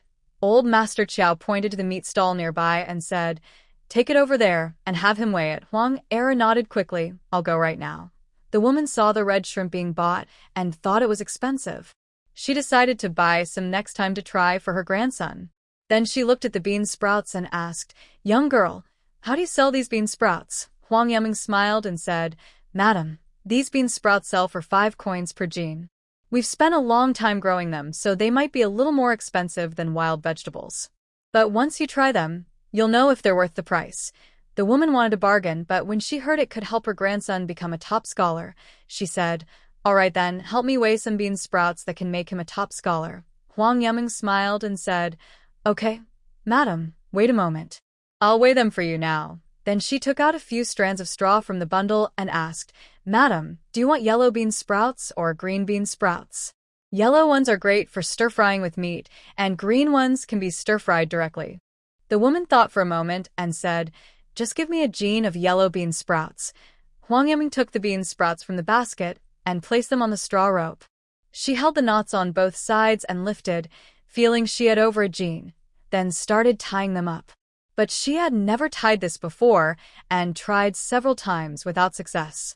Old Master Chiao watched the girl and thought, This girl looks like she hasn't done farm work before, but her clothes seem to be from a farming family. The woman looked anxious and said, Let me do it. She quickly packed the bean sprouts and then weighed them in her hand. It felt like more than a pound, so she took out 5 coins. Huang Yaming took the coins and hurriedly said, Thank you, ma'am. Safe travels. Looking at the 5 coins in her hand, she felt a bit unreal. This was the first time she had touched ancient money. At this moment, Huang Arrow brought over 2 bags of shrimp tails and said, Old lady, this is a total of 75 pounds and 2 ounces. So, about 75 pounds. Master Chiao said, All right. Can you calculate the total price? Huang Arrow was confused. How was he supposed to figure that out? Huang Yaming smiled and said, Old lady, the total is 1 ounce and 8 silver coins, with 75 coins remaining. I'll bring you some more bean sprouts later. You can eat them when you go home. Master Chiao was surprised and asked, How do you know how to do this? You're so good at it. Then he tried to do the calculation himself and was amazed to find he got the same answer. Huang Yaming thought about her family. Didn't she have a cousin who was studying? She smiled and said, I have an older brother who goes to school. When he has free time, he studies a little. Master Chiao praised her. You're a clever girl. If you were a boy, you could definitely get a good official position. Huang Yaming felt a bit shy from the praise. She thought to herself. She had studied for 9 years, even finished middle school. Basic math was easy for her. She modestly said, Old sir, you're too kind. After that, she quickly packed some more bean sprouts and asked her second brother to deliver them to the old man. Master Chiao took out 2 silver coins and said, Here, take these. No need to pay me back. I'm happy today, so this is a reward for you and your brother. Huang Yaming happily accepted the coins with both hands and said, Thank you very much, sir. Master Chiao smiled and said, No need to thank me. Next time you have something good, bring it to my house first, so I can try it. Huang Yaming quickly replied, Of course, next time I have something delicious, I'll be sure to bring it to your house first so you can try it. Master Chiao nodded happily. Good. Make sure to bring it over. Huang Eru carried 2 bags of shrimp tails and then told Huang Yaming, Third sister, you stay here and watch. I'll go deliver these and come back. Huang Yaming nodded and said, Okay, second brother, take your time. At this moment, the onlookers looked at the bean sprouts in front of them. Since 5 coins per jean wasn't too expensive, and none of them had seen it before, they all wanted to buy some to try. Young girl, please weigh a jean of yellow bean sprouts for me. I want to see if it's tasty. I want green bean sprouts. Suddenly, the market stall was lively with activity. Huang Yaming kept grabbing bean sprouts for them. The ropes were tied by the customers themselves. She hadn't learned how to do it properly. When Huang Eru returned, only a little green bean sprouts remained in the basket. He quickly set down the 2 bags to help. After the last customer left, about 2 jean of money was left. Huang Yaming held the money in one hand and said, Second brother, bring me a bag. I don't know how to carry this money. She searched all over herself, but couldn't find a pocket. Seeing so much money in front of her, Huang Eru suddenly stepped in front of her and surrounded her.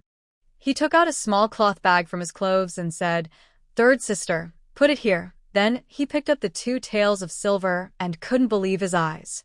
How long would it take to earn this much money working at the dock with his father? He secretly thought that after selling everything and returning home, he would quickly go catch red shrimp. He hurriedly stuffed the 2 taels of silver into his pocket. Huang Yiming held the change and looked at the sky, estimating it was about 9 o'clock. Second brother, can I go for a walk? You stay here and watch for a while. Huang Eru didn't want his sister to run around, but seeing her eager eyes, he still warned her. Stay in this area. Don't run around. And keep your copper coins safe. He also said, put the 2 taels of silver on me. When we go back, I'll give it to Mom. Huang Yiming nodded quickly and said, Okay, second brother. I'm leaving now. She also picked up the 2 empty bags beside her. Huang Eru watched his third sister jump and run happily. He was worried about her carrying so much money but couldn't help shouting, Keep the money safe. Huang Yiming waved lightly and cheerfully replied, Got it, second brother. After that, she started walking, looking around as she went. Thinking to herself, she decided she needed to buy some rice first. Although she had stored 20 jin of rice in her space, only she knew about it. Now that she had money, she thought it was a good time to buy some rice and mix it with what she already had, which could help hide her secret. She remembered that she had been drinking thin porridge every day lately, and she couldn't help but frown, hoping to improve her meals. As she was thinking, she saw a shop with a sign that said, Grain Store, and her eyes lit up. She quickened her pace and went inside. The shop assistant saw a customer and immediately greeted her with a big smile, saying warmly, Young lady, over here is coarse grain, and over there are refined rice and flour. Huang Yiming looked at the shop assistant and instinctively looked down at her patched clothes. She knew well that her appearance didn't seem like she could afford good rice. She silently thought to herself that she needed to earn more money quickly to buy decent clothes for changing and washing. Moreover, in the future, if she wanted to do business, she would need to dress better. The shop assistant led Huang Yiming to the coarse grain section. Huang Yiming reached out and grabbed a handful of dark flour, and the rough texture made her frown. It felt very coarse to the touch. How could she eat this? While she was thinking, her eyes fell on the broken rice nearby, and she asked, Second brother, how much is this broken rice? The shop assistant, hearing this, eagerly explained, This broken rice costs 15 cents per jin. In our shop, that's a fair price, 1 cent cheaper than other stores. Huang Yiming nodded and said, Please weigh me 1 jin. Of course. Would you like to see anything else? Huang Yiming looked toward the refined flour section and said, I want to see the refined flour over there. The shop assistant replied, That refined flour costs 20 cents per jin. Huang Yiming looked at the slightly yellowish refined flour, hesitated for a moment and said, Then give me 1 jin of that, please. Sure, the shop assistant responded, quickly packing 1 jin of rice and 1 jin of flour into a small cloth bag and handing it to Huang Yiming. She paid and carried the bag out of the grain store. As soon as she stepped outside, she hurriedly looked for a less crowded alley. She first took out a cloth bag filled with small lobster tails, then from her space, she retrieved about 5 jin of rice and 5 jin of flour, placing them into the bag. Next, she tightly tied the openings of both bags and carried them on her shoulder. She thought to herself, I need to deliver these to my second brother first, then I can go out later to buy other things. Walking along the street, Huang Yiming passed by a clothing store. She felt a strong desire to buy new clothes. After hesitating for a moment, she gritted her teeth and thought, I still have a little silver left, so it's okay to ask about the prices first. With that in mind, she strode into a ready-made clothing shop. As soon as she entered, she saw several young women busy moving between clothing racks. They held clothes in their hands, comparing styles and colors quietly. Huang Yiming stood still, carefully observing the shop. Her eyes wandered around, taking in the accessories on the shelves. Suddenly, her gaze was caught by a row of clothes hanging on the wall, and she couldn't help but move closer. These clothes are so beautiful, Huang Yiming whispered in admiration. The styles of these clothes were diverse, reminiscent of Song Dynasty fashion, simple yet elegant. The women's outfits mostly consisted of matching long skirts with flowing hems. The men's clothes were paired with long pants, simple and neat. They were neatly hung in sets, catching Huang Yiming's attention for a long time.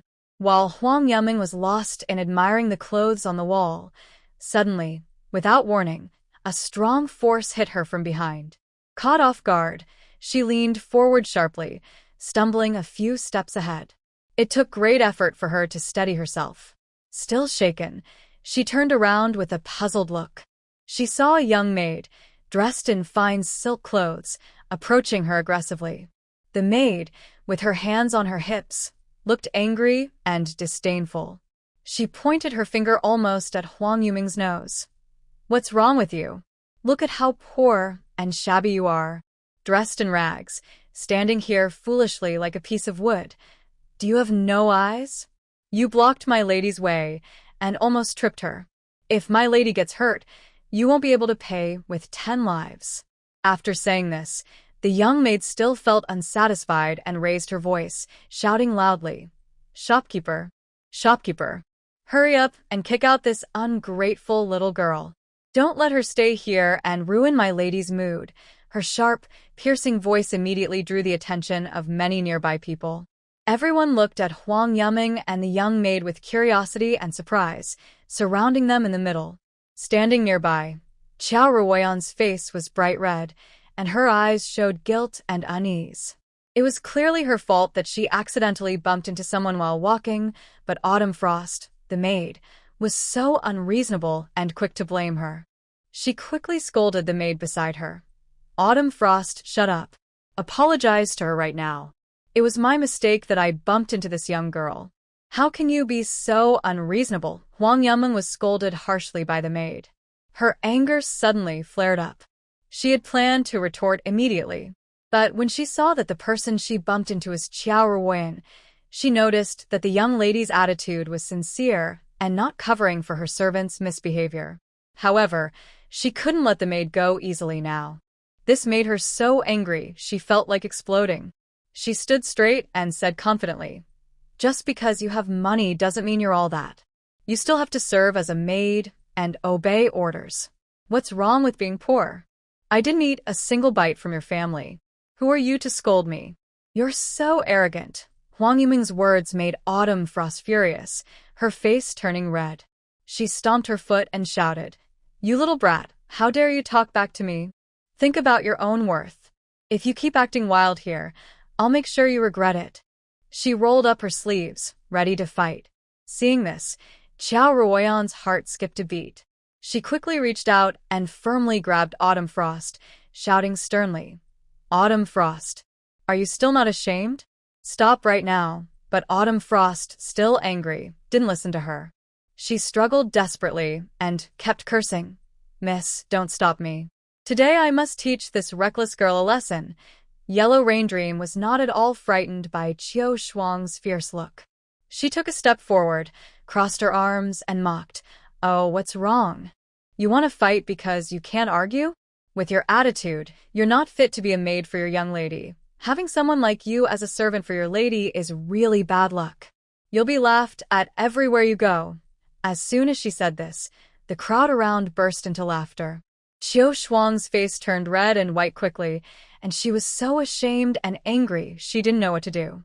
She trembled with anger and shouted sharply, You. Just wait and see." Zhao Ruyan was both anxious and angry. She glared fiercely at Qiao Shuang, then turned to Huang Yuming with a full face of apology. "Miss, I'm really sorry. It's my poor discipline that made her so rude. Please forgive her and don't take it to heart." Huang Yuming looked at Zhao Ruyan and said, "Your maid is so rude, and as her mistress, you're partly responsible. You probably spoil her all the time, which made her so arrogant. If it weren't for me today, someone else might have been bullied badly." Zhao Ruyan's face turned red from Huang Yuming's words. She lowered her head, feeling ashamed, and said, "Miss, you're right. It's my fault. I will reflect on this and discipline Qiao Shuang properly. I won't let her behave like this again. Please give me a chance to make up for it. If you have any requests, I will do my best to fulfill them." Seeing Zhao Ruyan's sincere attitude and calmer tone, Huang Yuming nodded and said, "I don't have many demands. I just hope you can control your maid better in the future and not let her cause trouble everywhere." At this moment, the shopkeeper of the clothing store hurriedly pushed his way in. He smiled broadly and bowed politely, saying, "Ladies, please calm down. Let's not cause trouble here. My shop is small and loud noise isn't good for business. We should all get along." When Qiu Shuang saw the shopkeeper come in, she thought she had found a supporter and immediately became proud and haughty, saying, "Shopkeeper, you came just in time. Get this girl out of here. She's bothering my lady while she's shopping and even dared to speak disrespectfully to me." The shopkeeper looked at Huang Yumeng, then at Jiao Ruyan and Qiu Shuang, and showed a look of difficulty. He saw clearly at the time that Huang Yumeng hadn't done anything wrong. But Qiao Ruoyan was the eldest granddaughter of Master Qiao, and he couldn't afford to offend her. After a moment of hesitation, the shopkeeper forced a smile and said, "Young lady, why don't you leave the shop for now? We can discuss anything calmly. Let's keep the peace." Huang Yumeng was instantly furious. She pointed at the shopkeeper and said, "How are you running the shop?" From the start, it was her, the arrogant maid, who came over without reason and said all sorts of unpleasant things. I've been holding back and not arguing with her. But now? You just follow her lead, ignore the facts and fairness, and want to drive me out? This is completely bullying. Is there no sense of justice in your eyes? Next to them, the maid saw the shopkeeper's attitude and, after being scolded by Qiao Ruoyan, her arrogance returned. She smiled proudly. She slightly lifted her chin and looked at Huang Yumeng with a sneer, her proud expression making others feel disgusted. At this moment, other customers in the shop, who were there to buy clothes, saw what was happening. Some sneered at the shopkeeper and maid, while others watched for fun. That shopkeeper seems to have some sense, but he's just bullying people. Look at that maid. She's close to the madam, and she's here for Miss Qiao. Another companion asked, "Ling Yun, how do you know so much?" Shen Ling Yun replied, "My mother often visits the Qiao residence to chat with the madam. I heard about it from her." The companion nodded, understanding now. Qiao Ruoyan was already feeling ashamed because of the maid's rudeness. Now, seeing others gossiping about it, she felt even angrier. She turned around irritably and looked directly at the shopkeeper, her face showing clear displeasure and questioning. "Shopkeeper, you need to understand the situation. From the beginning to the end, I was at fault first. I accidentally bumped into this young lady. This young lady is standing here, and she is also a guest in your shop." How can you say such things? "My maid is young, inexperienced, and acts impulsively. As the shopkeeper, after so many years in business, are you also starting to become confused? Such unfair accusations. Who would still dare to shop at your store after this?" Hearing this stern criticism from Miss Qiao, the shopkeeper's face instantly turned pale. A layer of sweat broke out on his forehead, rolling down his cheeks continuously. His legs trembled slightly, and he instinctively bent forward, almost bending at a 90-degree angle. He kept clasping his hands in front of him, repeatedly saying, "Miss Qiao, please calm down, Miss Qiao, please calm down." At the same time, he turned to Huang Yumeng with a look of apology and smiled, saying, "This young lady, I truly apologize. I was careless and didn't recognize your importance. My words just now were impulsive and thoughtless. Please don't take it to heart. You are the most honored guest in this shop. Stay as long as you like, choose whatever you want to buy, and we will provide you with the best service." Seeing the shopkeeper's embarrassed look, Qiu Shuang's proud smile froze instantly, and a hint of unwillingness flashed to her eyes. She bit her lip and muttered softly, "Humph, lucky for you. I won't bother arguing with you, this country bumpkin girl." Although her words were quiet, in the tense and gradually calming atmosphere, everyone heard them clearly. Huang Yuming's gaze was sharp as she looked at Qiu Shuang, and she snorted coldly. "Still not convinced? That fierce attitude just now you're afraid? With your cowardly and bullying nature, you dare to show off here? Aren't you afraid of embarrassing yourself?" Qiu Shuang's face turned red from the scolding, and she swallowed her words. She could only lower her head, clutching her dress tightly, her nails almost digging into her flesh. Qiao Ruoyan looked at her maid's embarrassed state, feeling both angry and helpless. She turned around and sincerely said to Huang Yumeng, "Miss, I sincerely apologize for today's trouble.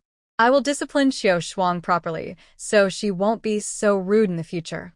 By the way, may I ask your name? Huang Yiming was slightly surprised but then responded graciously. My name is Huang Yiming. Miss Yiming, I am Qiao Ruoy. Although today's meeting had some difficulties, it's also a kind of fate that we met. If the young lady doesn't mind, we could become friends in the future, Qiao Ruoyan said sincerely with her eyes. Huang Yiming looked at Qiao Ruoyan's honest expression and felt happy inside. This was her first friend in ancient times, and she was from a wealthy family. Then she showed a gentle smile and said, All right, Miss Qiao, you're my first good friend. I am very pleased. Seeing Huang Yiming's open and straightforward personality, Qiao Ruoyan felt admiration and goodwill. She couldn't help but step forward quickly, gently grabbing her arm, and said warmly, Yiming, you're here to buy clothes, right? This was my fault. Look, which set do you like? Let me give it to you as an apology. Huang Yiming quickly waved her hand with a gentle smile on her face and said, Miss Qiao, it's just a small matter. No need to apologize. And you already scolded that maid well. I've forgiven you. But yes, I am here today to buy clothes. The shopkeeper hurried over with a big smile, bowing and saying eagerly, Miss, please tell me what kind of clothes you want. I'll bring some out for you to see. Huang Yiming replied, Shopkeeper, just pick something I can wear, not too expensive and comfortable. The shopkeeper nodded quickly and said happily, Yes, Mississippi, follow me to this counter. I'll bring out a few sets for you to look at. At the counter, the shopkeeper skillfully took some clothes from the shelf and unfolded them smoothly. He presented them to Huang Yiming and said kindly, Young lady, take a look. If you like any, consider it my gift to you. As an apology for earlier, Huang Yiming touched the fabric gently, feeling its texture, and politely said, Shopkeeper, there's no need to be so polite. But if you could give me a discount, that would be great. The shopkeeper nodded quickly, his smile growing brighter. Of course, I will give you a discount. Huang Yiming then carefully examined the material of the clothes. The rough texture made her slightly wrinkle her nose. The fabric feels rough, like coarse burlap, scratchy and uncomfortable to the touch.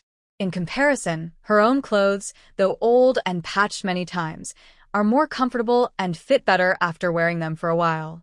She silently thought to herself, she had just asked for something comfortable, but ended up with such poor quality fabric. Never mind, she decided to ask about the price first so she would have a rough idea. Then she looked up and asked, Shopkeeper, how much is this set of clothes? The shopkeeper glanced at her and saw she was asking about the cheapest style in the store. He quickly responded warmly, Young lady, this rough cloth outfit originally costs 50 coins. If you're really interested, I can sell it to you for 25 coins. Yellow Rain Dream gently waved her hand and explained, I was just asking for the price. I prefer something better. Then she looked at a nearby light blue outfit, reached out, and touched it. The feel was okay, but compared to cotton, it was less soft and comfortable. She asked again, Shopkeeper, how much for this one? The shopkeeper said, Young lady, this set is made of linen, which is much better than the previous one. Normally, it costs 100 coins. Since you're a guest, I can give you a half-price deal, 50 coins. Hearing that, Yellow Rain Dream thought the price was very reasonable and smiled happily. She said cheerfully, Thank you so much, shopkeeper. At this moment, she was thinking again. Since she was going to buy clothes, her family should have some too. She still had 2 taels of silver, which was enough. After making up her mind, she told the shopkeeper, I'll buy this set at the price you mentioned, but I want to buy 5 more sets. Can you give me a slightly better discount? The shopkeeper looked her over again. He remembered how she had faced that maid earlier without fear. She spoke to Miss Qiao confidently and politely, but her clothes were very worn and patched repeatedly. Only her shoes looked somewhat decent, and she carried 2 bulging bags on her shoulders, not knowing what was inside. He thought to himself, people are not always what they seem, and appearances can be deceiving. The young girl was able to buy 6 sets of clothes at once, which was much better than other farmers. Then, she became a bit more polite and smiled as she asked, Little girl, how big are your family members? I can show you some clothes now. Huang Yiming listened and carefully described the heights and body types of everyone at home. The shopkeeper quickly brought out all the clothes, and Huang Yiming started choosing carefully. She picked a red dress with small flowers for Nini, which looked lively and playful. For size and second brother, she chose a dark blue set that looked calm and elegant. For her father, she picked a dark blue outfit that was serious and proper. For her mother, she chose a dress in a color similar to her own, warm and harmonious. After choosing, Huang Yameng looked up and said to the shopkeeper, "Just these 6 sets. Can you tell me the total cost?" The shopkeeper quickly replied, "Yes, miss, just a moment." Then he looked at Huang Yameng and said, "These 5 sets will cost you 450 coins in total. Your own set will be half price, just 50 coins. So, the total is 500 coins. Is that okay?" Huang Yameng thought that the 5 sets were each 10 coins cheaper, which was acceptable. She politely said, "Of course, shopkeeper, you shouldn't spend too much. I wish your business gets better and better, making lots of money." Hearing these lucky words, the shopkeeper's face lit up with a smile. "Little girl, your words are so nice. You must be a lucky star. With such good words, my shop will surely prosper in the future. You should come often to visit." Huang Yameng responded casually, "When I have more money, I will definitely come here to shop more." "Good, good, good," said the shopkeeper, quickly folding and wrapping each of the 6 sets of clothes carefully with oil paper, then tying them tightly with hemp rope. Next to them, Xiao Ruoyan watched quietly, full of admiration for Huang Yameng. She leaned close and softly said, "Yameng, you have a really good eye for choosing clothes. Every set you picked for your family fits perfectly. It shows you're very caring." Huang Yameng's face turned slightly red, and she smiled shyly. "Miss Qiao, you're being too kind. I was just thinking that my family works hard every day, and since I rarely buy new clothes, I wanted to choose some they would like." At this moment, Qi Shuang, standing behind Xiao Ruoyan, looked a bit awkward. She reluctantly reached into her wide sleeve and took out a silver coin or 2, her eyes showing a hint of disdain. She handed the silver to the shopkeeper and said stiffly, "My young lady is generous. She's paying for this young lady." The shopkeeper looked at the shiny silver in Qi Shuang's hand, hesitating. He was worried that if he refused, he might offend Miss Qiao's kindness. Caught in this dilemma, his gaze unconsciously shifted to Xiao Ruoyan, hoping for a clear sign. Xiao Ruoyan saw through the shopkeeper's thoughts and gently said, "Shopkeeper, just take it." Only then did the shopkeeper seem to be given permission, and he showed a slight, appeasing smile. Carefully, he took the silver, rubbing it softly. Then he turned around, searched in the money box, and carefully counted out 500 copper coins, holding them with both hands and returning them to Qi Shuang. Huang Yameng was happily holding her newly bought clothes, a satisfied smile on her face, when suddenly she seemed to remember something. She thought to herself, "Oh no, I was just planning to browse today. I didn't mean to buy anything. I don't have that much money on me now. All my money is kept by my second brother." Feeling a bit embarrassed, she looked at Xiao Ruoyan. "Ruoyan, I'm really sorry. Please help me pay first. I just got carried away and forgot everything. I didn't bring enough money, but my second brother has some. He's selling vegetables at a stall nearby. Ruoyan, come with me, and I'll get the money from him." Hearing this, Xiao Ruoyan's heart moved slightly. She usually had little freedom because her stepmother kept a close watch on her, hardly ever allowing her to go out alone. This time, she finally found a chance to go out, so she naturally wanted to explore more. She looked at Huang Yameng, a gentle smile on her lips, and gently took her arm, speaking softly, "Yameng, let's go for a walk together. As for the money, don't worry about it. Just consider it a gift from me to you." When Huang Yameng heard this, she quickly shook her head firmly and looked at Xiao Ruoyan with determined eyes, saying sincerely, "That won't do. Sister Ruoyan, you must accept this money. If you don't, I will feel guilty and won't dare to be your friend anymore." Seeing Huang Yameng's stubborn expression, Xiao Ruoyan felt both amused and touched. In the end, she nodded and agreed to her request. Then the 3 of them went together. Along the way, sunlight shone on them, casting dappled shadows. After about 5 minutes, they arrived at the place where Huang Eru was selling vegetables. Huang Yameng hurried to the stall, placed her cloth bag on the ground, and called out, "Second brother, I'm back. This is my new good friend, Miss Qiao Ruoyan." Huang Eru had just sold the last batch of bean sprouts and was about to close up shop when he heard his sister's voice. He looked up, and his eyes met Xiao Ruoyan's. In that moment, he felt his face grow hot, his heart pounding like a drum, and his cheeks turned bright red, just like a ripe apple. His hands unconsciously brushed his clothes, and his eyes looked nervous and shy. He slightly opened his mouth. After a moment, he stammered softly, "Miss Xiao, hello." Xiao Ruoyan looked at Huang Eru. Although his skin was dark from the sun, his features were neat, and there was a simple, honest look in his eyes. His shy and awkward appearance made Xiao Ruoyan find him quite interesting. She couldn't help but feel a little more fond of this honest young man. A gentle smile appeared on Xiao Ruoyan's face as she looked at Huang Eru, speaking softly. "Just now on the road, Yuming told me that her brother is very capable. Even at such a young age, he carries bags at the dock and helps support the family." Huang Eru listened to Xiao Ruoyan's praise, and the blush on his face deepened, spreading from his ears down to his neck. His hands nervously twisted the corner of his clothes in front of him, and he lowered his head slightly, unsure where to look. He stammered, "Miss Xiao, you're overpraising me. I just did some small things within my ability."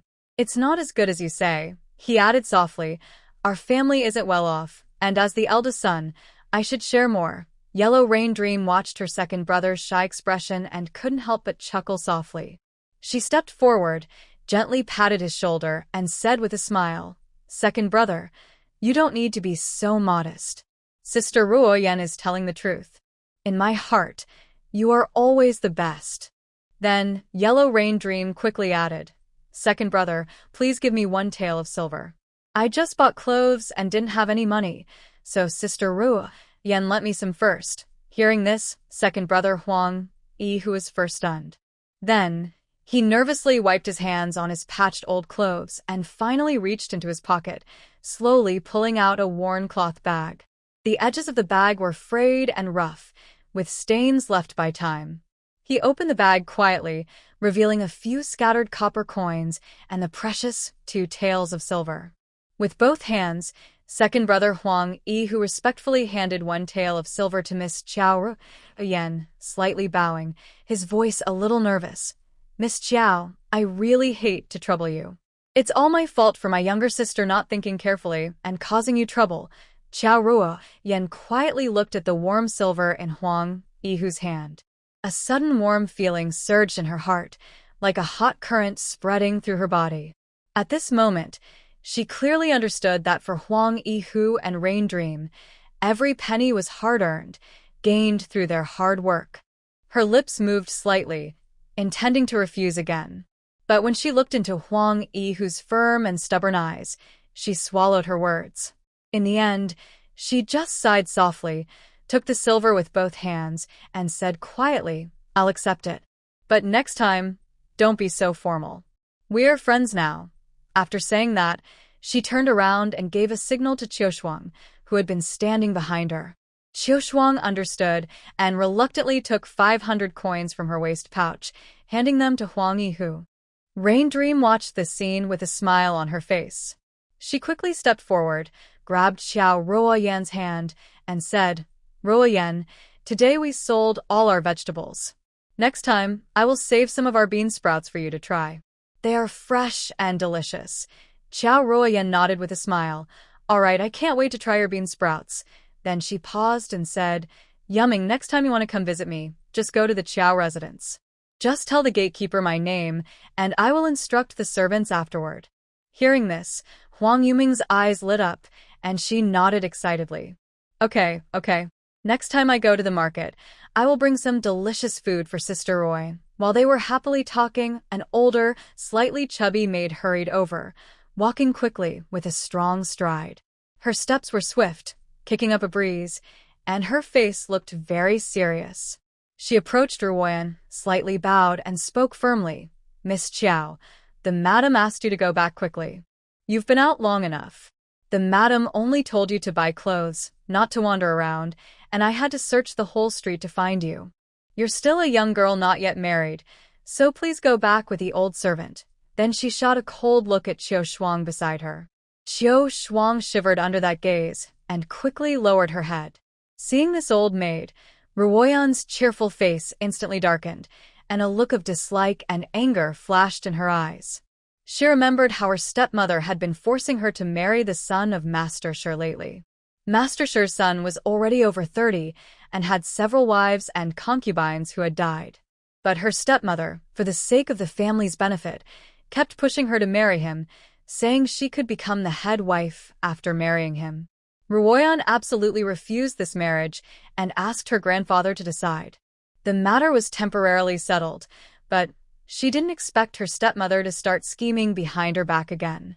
With a sigh of helplessness, her eyes full of exhaustion and frustration, she turned to Huang Yuming and said, "Yuming, I will head back now. Next time you come to the county, you must come visit me." Huang Yuming looked at Ruoyan. Her face, which had been bright and lively just moments ago, now looked dull and sad. She couldn't help feeling a little heartbroken. She forced a smile and said, "Sister Ruoyan, just wait for me. I will definitely come to see you." Then she glanced at the fierce old lady and Sister Ruoyan. "Don't be upset over people who don't matter." Ruoyan nodded and then said goodbye to the two of them. Huang Era looked at Qiao Ruoyan's departing figure and finally relaxed from his earlier tension and nervousness. He smiled at Huang Yuming full of praise. "Third sister, you're really amazing. You went out for a while and made such good friends. Miss Qiao is really nice." Then his gaze fell on a nearby basket filled with clothes and 2 bags containing unknown items. Thinking about the 500 coins he had just spent, he felt a twinge of pain in his heart. He couldn't help but ask, "Third sister, what did you buy in those bags?" Huang Yuming smiled and said, "Second brother, I bought a set of clothes for each family member." The 2 bags contained grains. Hearing this, Huang Eru's eyes widened in surprise, and then he felt a bit distressed about the money. "Third sister, I don't need that new clothes. Can I return it?" Huang Yuming quickly grabbed Huang Era's arm, acting cute as she said, "Second brother, everyone has their own share. Why would you want to return yours? We will earn more money in the future, and then you can buy whatever you want." Huang Era looked at Huang Yuming with helpless affection and finally gave in. He squatted down, untied the 2 bags, and when he saw the fine rice and flour inside, his eyes widened in disbelief. His younger sister had sold fine rice and flour. He had grown up, and the most he ever ate of such rice and flour was during the New Year, and even then, it wasn't enough. His hands trembled slightly as he hurriedly tied the bags shut, securing the goods tightly in the bamboo frame. Huang Yuming stood nearby, looking at the packed items. "Second brother, let's go buy some pork from the next stall. I haven't had pork in a long time, and I'm craving it." Huang Eru couldn't believe his ears, staring at Huang Yuming in shock. He thought, now that third sister isn't foolish anymore, and this is her first time in the county, why is she spending money so freely? Just a moment ago, he thought she hadn't been to the county before and was just out for a casual walk. But in such a short time, she had spent nearly a silver coin. He wanted to speak up to stop her, but the words caught in his throat because this money wasn't even his to begin with. Huang Eru had to force a smile and said, "Second brother will go with you. Just buy a little, not too much, to avoid wasting money." Finally, Huang Eru carried the basket, with Huang Yuming following behind. They headed toward the pork stall where they had just weighed the lobster tails. Huang Eru put down the basket and smiled, saying, "Butcher Lin, please help us get some meat." When the butcher looked up and saw it was the brother and sister, he smiled and said, "I've been watching you. Business is good, so you should buy some meat to take home." He then asked, "What kind of meat do you want?" "Each type has a different price." Huang Yuming stared closely at the meat on the stall. It was supported by a large wooden board, and the pig on it looked very fat. Her mind imagined the delicious taste of braised pork and ribs, and she couldn't help but swallow saliva. She licked her lips and asked, "Uncle, how much do you sell this pork belly for? And what about these ribs?" When the butcher looked at Huang Yuming and explained with a smile, "Young girl, this pork belly and fat meat costs 35 coins per jin. For these ribs, you can pay 15 coins. The lean meat is a bit cheaper, at 25 coins per jin." Huang Yuming thought about her family. There were so many people, she needed at least 3 jin, or it wouldn't be enough for everyone. She smiled at Lin and said, "Uncle, I don't want lean meat. Give me 3 jin of pork belly and 3 jin of ribs too." Then she thought about the oil at home. Without oil, they couldn't cook, so she added, "And give me 10 jin of fat meat." Huang Era listened nearby and was so shocked he almost dropped the basket. His eyes widened in surprise, and his face showed shock. He hurriedly said, "Little sister, you don't need to buy so much meat. That's too much. We can buy more next time when we want to eat. Don't waste money." Huang Yuming smiled and replied, "It's not much, second brother.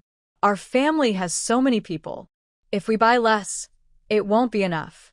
If we're going to eat, we should buy better meat." Huang Era shook his head helplessly and thought to himself that next time he would ask their mother to buy the meat. That way, he could watch over his little sister and prevent her from spending so freely. Huang Yuming saw pig intestines again and imagined the scene of stir-fried pig intestines. She thought it would be great to have a plate of it. She casually asked, "Uncle, how much do you sell your pig organs for?" Farmer Lin, who was cutting ribs, replied, "It's cheap. Pig lungs and intestines are sold together. A pair costs 8 coins. Huang Yuming's eyes lit up when she heard this, thinking it was very cheap. But when she saw the pig organs, which hadn't been cleaned at all, she hesitated. After thinking for a moment, she decided not to buy them. Farmer Lin tied up the meat and ribs with a string, then smiled and said, "Exactly 500 coins. Are you buying so much today? I'll give you 2 more sets of organs for free." Huang Yiming looked at the organs. She didn't really want them, but since they were free, she accepted them reluctantly. "Thank you, uncle," she said. Then she turned to Huang Eru and said, "Second brother, pay the money." Huang Eru sighed helplessly and paid the 500 coins to Farmer Lin. He then put the cloves and rice from the basket together and kept the meat in a separate basket. After saying goodbye to Farmer Lin, Huang Eru wished he could fly straight home. He thought to himself that he shouldn't let third sister go shopping anymore, or he might run out of money today. He lifted the shoulder pole, holding Huang Yuming's arm, and said, "Third sister, let's go home quickly. It's getting late." Huang Yuming looked up at the sky, feeling tired, and nodded. "Okay, second brother. We'll come again next time." When they were still some distance from the city gate, Huang Yuming saw the bun shop again. Her eyes lit up instantly, and she hurried over. She smiled and asked, "Boss, how much do you sell your buns for?" A woman wearing a towel on her head looked up and smiled. "Young lady, meat buns are 3 coins each, vegetable buns are 2 coins, and steamed buns are 1 coin each." Huang Yiming thought that buying more steamed buns wouldn't spoil in a couple of days and would help her family eat better. Thinking of this, she said, "Boss, I'll take 12 meat buns, 6 vegetable buns, and 20 steamed buns, please." The woman, hearing the large amount, smiled happily and quickly said, "Young girl, please wait a moment. I will pack it for you right away." Huang Eru was carrying a basket and walking forward. When he looked back, he didn't see third sister and felt worried. He looked around and saw Huang Yiming standing in front of a steamed bun shop. He hurried back, panting, and said, "Third sister, why did you come here? You scared your second brother. I thought I lost you."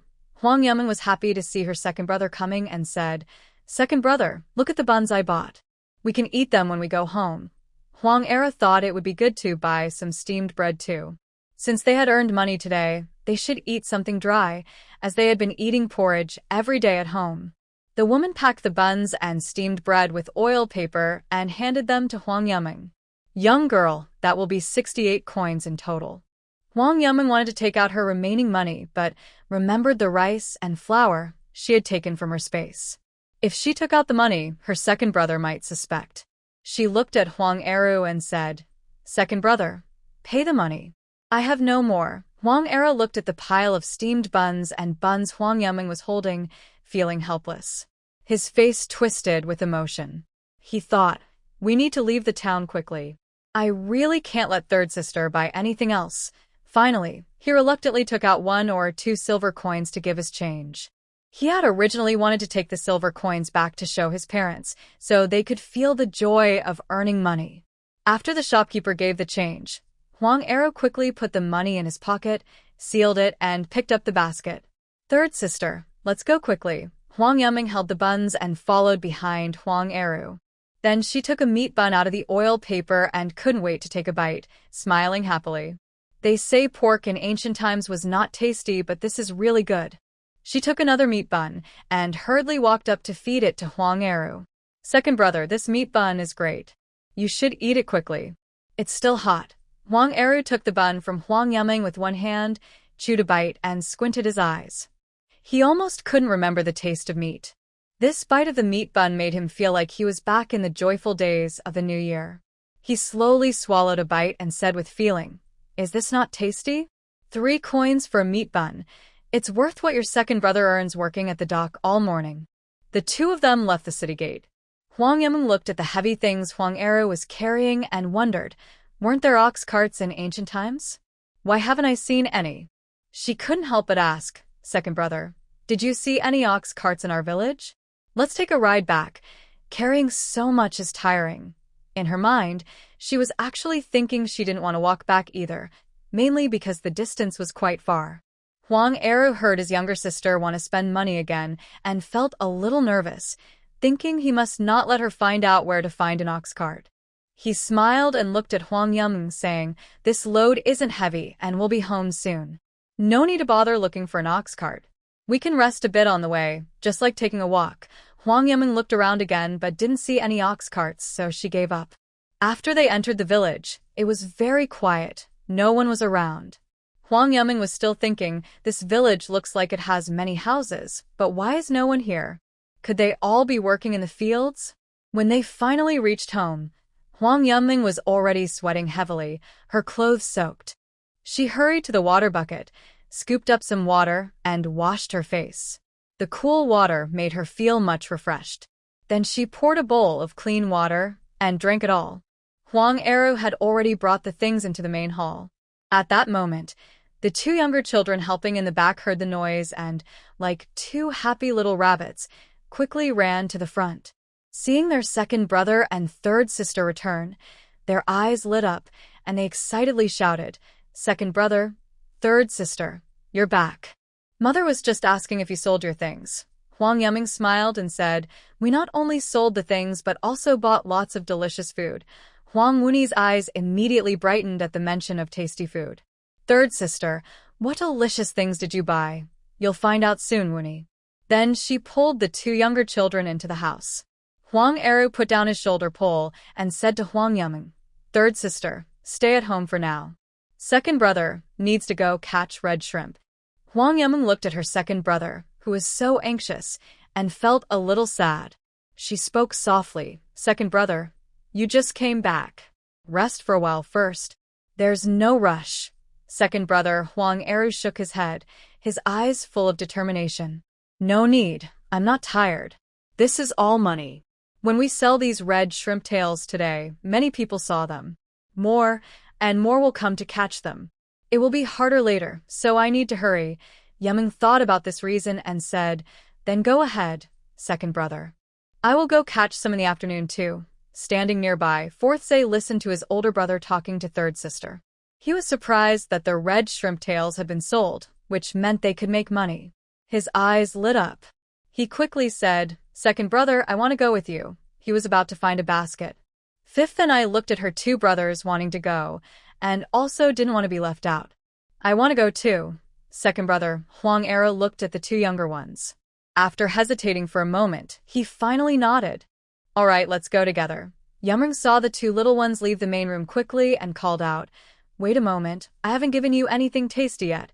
She then took 2 meat buns and went to the yard. "Eat these first. There will be more at home later." When Fifth and I saw the buns, her eyes widened with surprise and happiness. She jumped happily and said loudly, "Third sister, the delicious thing you mentioned is actually buns. Is this really for me? I don't even know what buns taste like." Yumeng smiled and stuffed a bun into her mouth. "Of course, it's for you. Hurry and eat. There's more when you get back." She then handed another bun to fourth Zay. Zay looked at the bun his sister gave him, feeling very touched, and his eyes turned slightly red. He honestly couldn't remember the last time he had eaten a bun. Then he softly said, "Thank you, third sister." Yumeng looked at fourth Zay seriously and said, "No need to thank me. Zay, we are family. When there's good food, We should eat it together. At this moment, Fifth and I bit into her meat bun, her face full of disbelief. She was so excited she almost cried, hugging Yuming's leg tightly. Third sister, I love you so much. I just ate meat.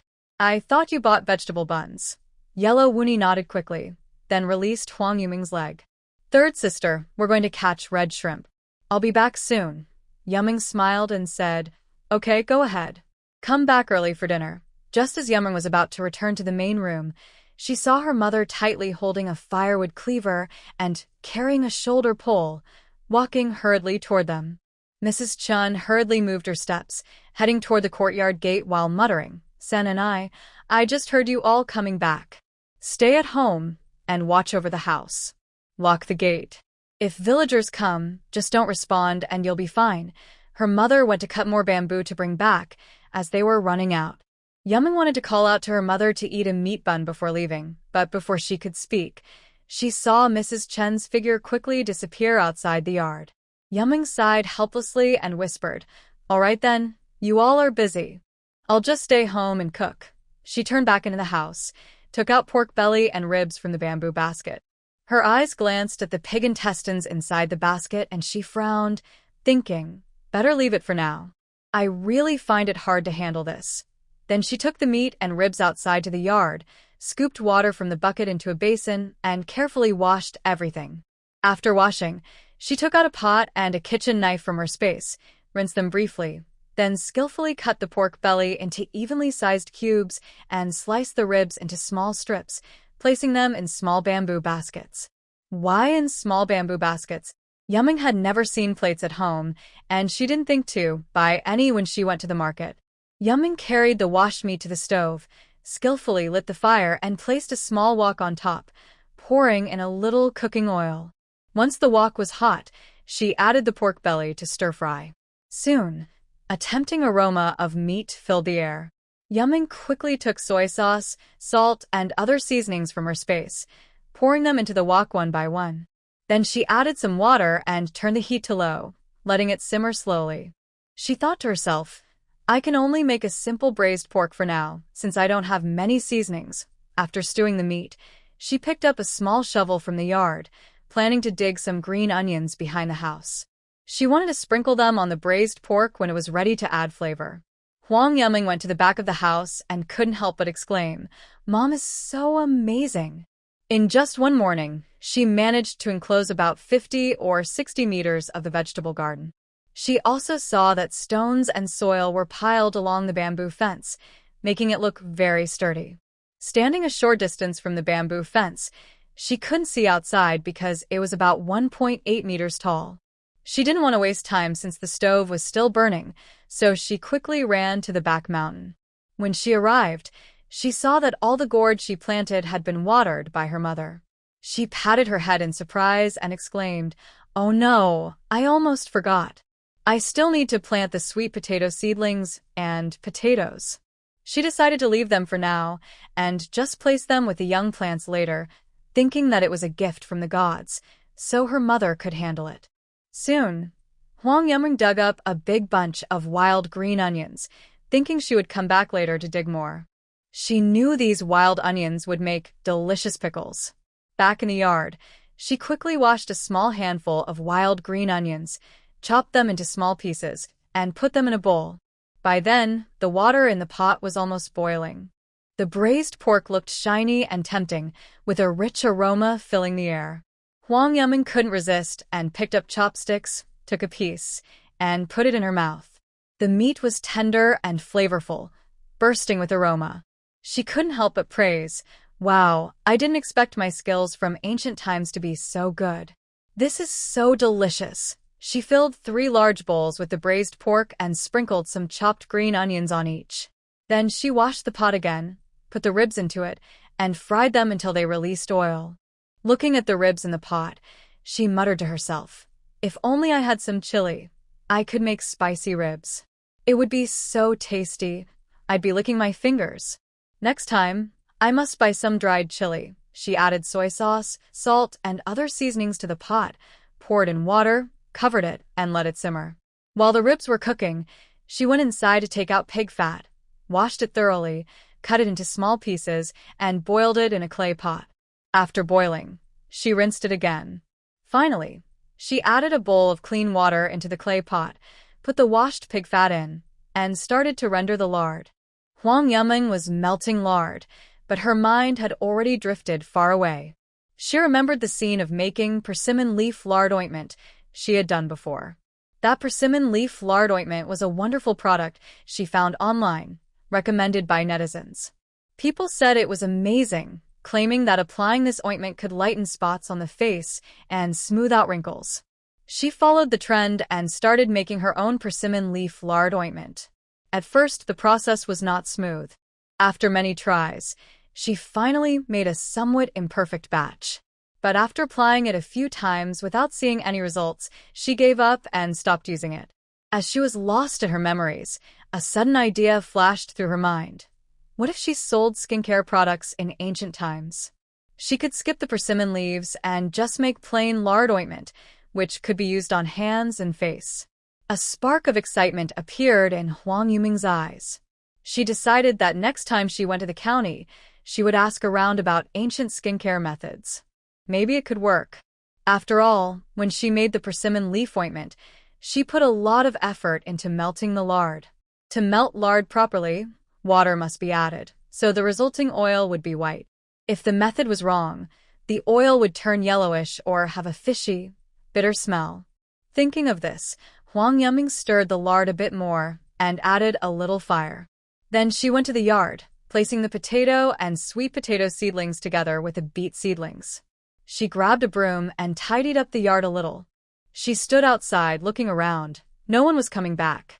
By then, the sun was high overhead and it was noon. She muttered, "Why doesn't anyone come back for lunch? Aren't they hungry?" She turned back to the kitchen, seeing that the braised pork ribs were ready, with a tempting aroma. She quickly served the ribs into bowls and sprinkled chopped green onions on top. Seeing that there was still a piece left in the pot, she quickly picked it up with chopsticks and put it in her mouth. With a crunch, the meat easily came off the bone. Satisfied, she finished eating and then licked the bones reluctantly before tossing them away casually. Next, she washed the knife and pot, put everything back in the storage space, and tidied up the seasonings. I originally wanted to cook rice, but there were no extra bowls at home, so I decided to eat the bought steamed buns instead. She stirred the lard with a spoon, and when it looked ready, she turned off the heat. She stood up and looked around but couldn't find a suitable container for the lard. Reluctantly, she just left the lard in the pot and covered it. She sat down in the yard to rest for a while, but didn't see anyone come back. Huang Yuming had no choice but to go inside, cover her nose with her hand, and take out the 2 sets of internal organs. She knew she couldn't wash them by the well or in the yard, or the whole yard would smell terrible. But she really didn't want to wash them.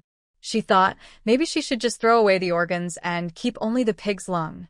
Thinking of this, Huang Yuming carried the 2 sets of organs and left the yard, planning to find a small river nearby to wash the pig's lung and throw the organs into the water for the fish to eat. Then she stood at the gate, looked up at the sun. She knew their house faced east, with a row of villages below. To the south, she had just come from with her second brother, and she didn't notice if there was a river there. To the north, she had gone with her mother to the soybean fields and didn't see a river there either. So she decided to go west. After walking about 10 minutes, nearing the mountains, she finally saw a small river about 2 meters wide, but she didn't know where it led. The water was quite clear and looked deep. She thought, "I'll wash here." Huang Yuming found a low slope, placed the 2 sets of organs on the grass, took down the pig's lung, and left the intestines aside. Before she finished washing the pig's lung, she heard a young boy shouting from behind, "Why did you come back to the water again?" "I'll tell your mother." Hearing the boy's voice, Huang Yuming turned to look. She saw a girl about 15 years old, holding a basket, with an 8 or 9-year-old boy also carrying a basket, both appearing to be picking wild vegetables. The boy tried to run up, but the girl pulled him back. Xia Hua quickly said, "Xiao Yu, don't scare her. If she falls into the water again, we can't swim to help her." Then Xia Hua softly added, "San and I, come over quickly." The water's dangerous. Huang Yaming looked at the brother and sister in front of her and thought, they probably still think the original owner is silly. Then she stood up, smiled, and spoke.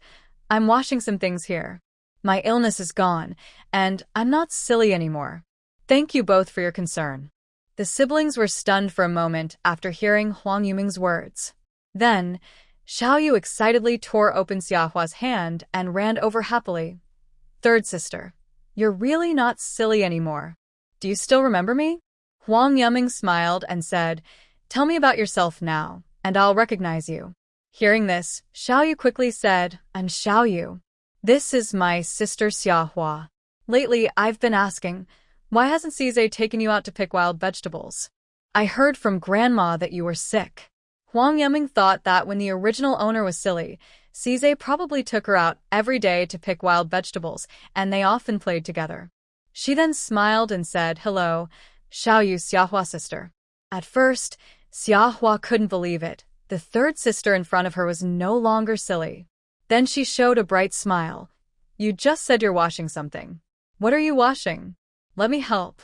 Seeing Xiaohua's enthusiasm, Huang Yuming didn't want to trouble her, so she quickly said, no need, Xiaohua. I can wash it myself. But Xiaohua didn't listen.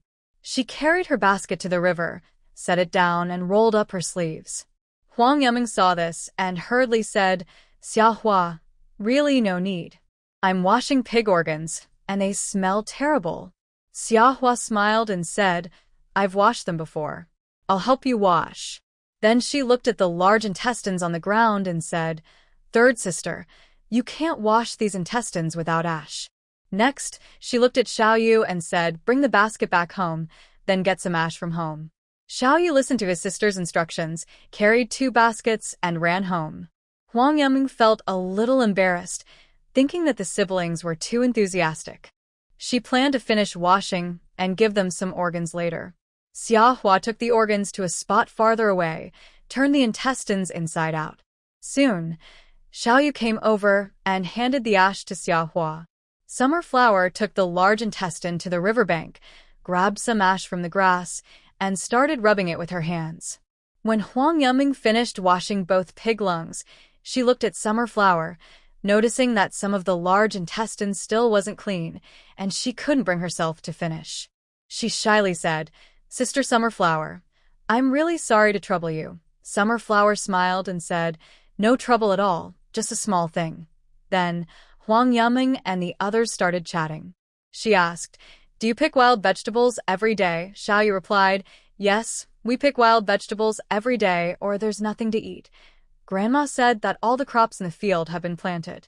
We need to pick more wild vegetables to dry and store for the fall harvest. Hearing this, Huang Yuming was a bit surprised. Is it that bad? Thinking about her father and second brother working at the dock every day, she thought they wouldn't go hungry. Then she asked with some doubt, doesn't your father go to work at the dock to earn some money? Xiaoyu lowered his head and said, we don't have parents anymore. Only Grandma is taking care of us. Huang Yuming quickly said, sorry, sister, I didn't know and I made you sad. Xiaoyu smiled and said, it's okay, Sister Sonny. I don't think about them anymore. Huang Yuming felt that their family, the 3 of them, was really quite pitiful. Then she reminded them, actually the red shrimp in the rice fields are edible. You can catch more of them, then dry them and store them as food. When you're hungry, you can eat them.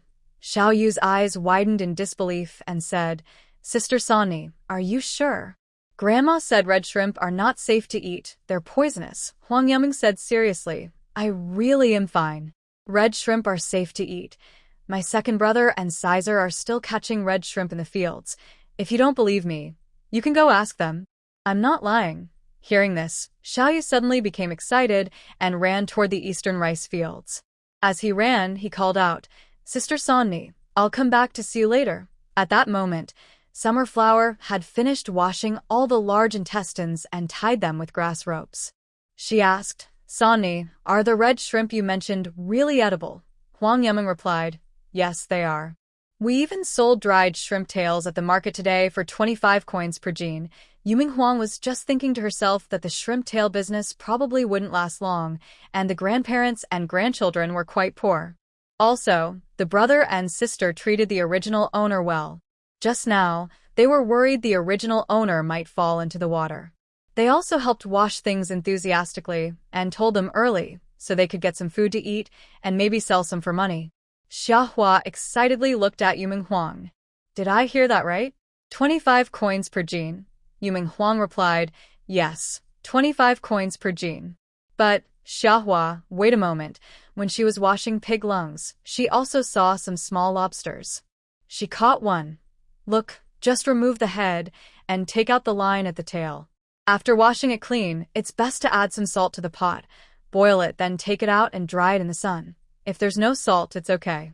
As long as it's dried, it won't spoil easily. Xiahua couldn't believe what she was hearing. Then she hurriedly handed the cleaned large intestines to Yuming Huang. This is cleaned. Hurry and take it home. Next, Xiahua's eyes turned a little red. Thank you, Sani. I'm going home now to get a basket and catch some red shrimp. Yuming Huang quickly grabbed her hand. Xiahua, don't be in such a hurry. This pig lung and pig intestines take one set. Our family can't eat them all. Xiahua refused to take them, but Yuming Huang forced them into her hands, and she reluctantly accepted. At this moment, Chinshi was carrying freshly cut bamboo on her shoulder, walking quickly toward home. The bamboo swayed slightly on her shoulder, making a rustling sound.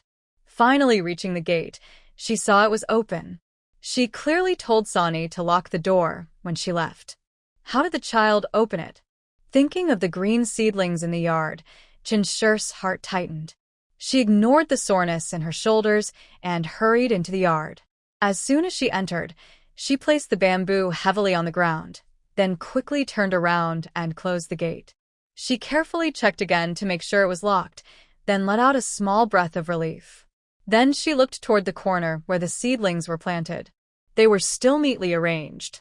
Suddenly, she caught sight of the sweet potato and potato seedlings on the ground beside her. Her originally relaxed eyebrows suddenly furrowed, and her eyes were full of doubt. What are these? She silently wondered in her mind. Could it be that the fairy gave her something again? Thinking of this, a wave of uncontrollable joy rose in Mrs. Chen's heart. After standing still for a moment, Mrs. Chen suddenly remembered something. She shouted loudly, "Sananai, Sananai." Her voice echoed several times in the yard, but there was no response. She couldn't help but feel puzzled. Where could this child have gone? She took a few steps forward, planning to go inside and see if the child was sleeping. At that moment, she suddenly sensed something strange.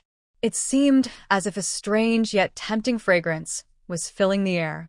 The scent was faint but incredibly clear, drifting into her nose. She instinctively stopped, sniffed hard, and her eyes were full of doubt as she muttered, "What is this smell?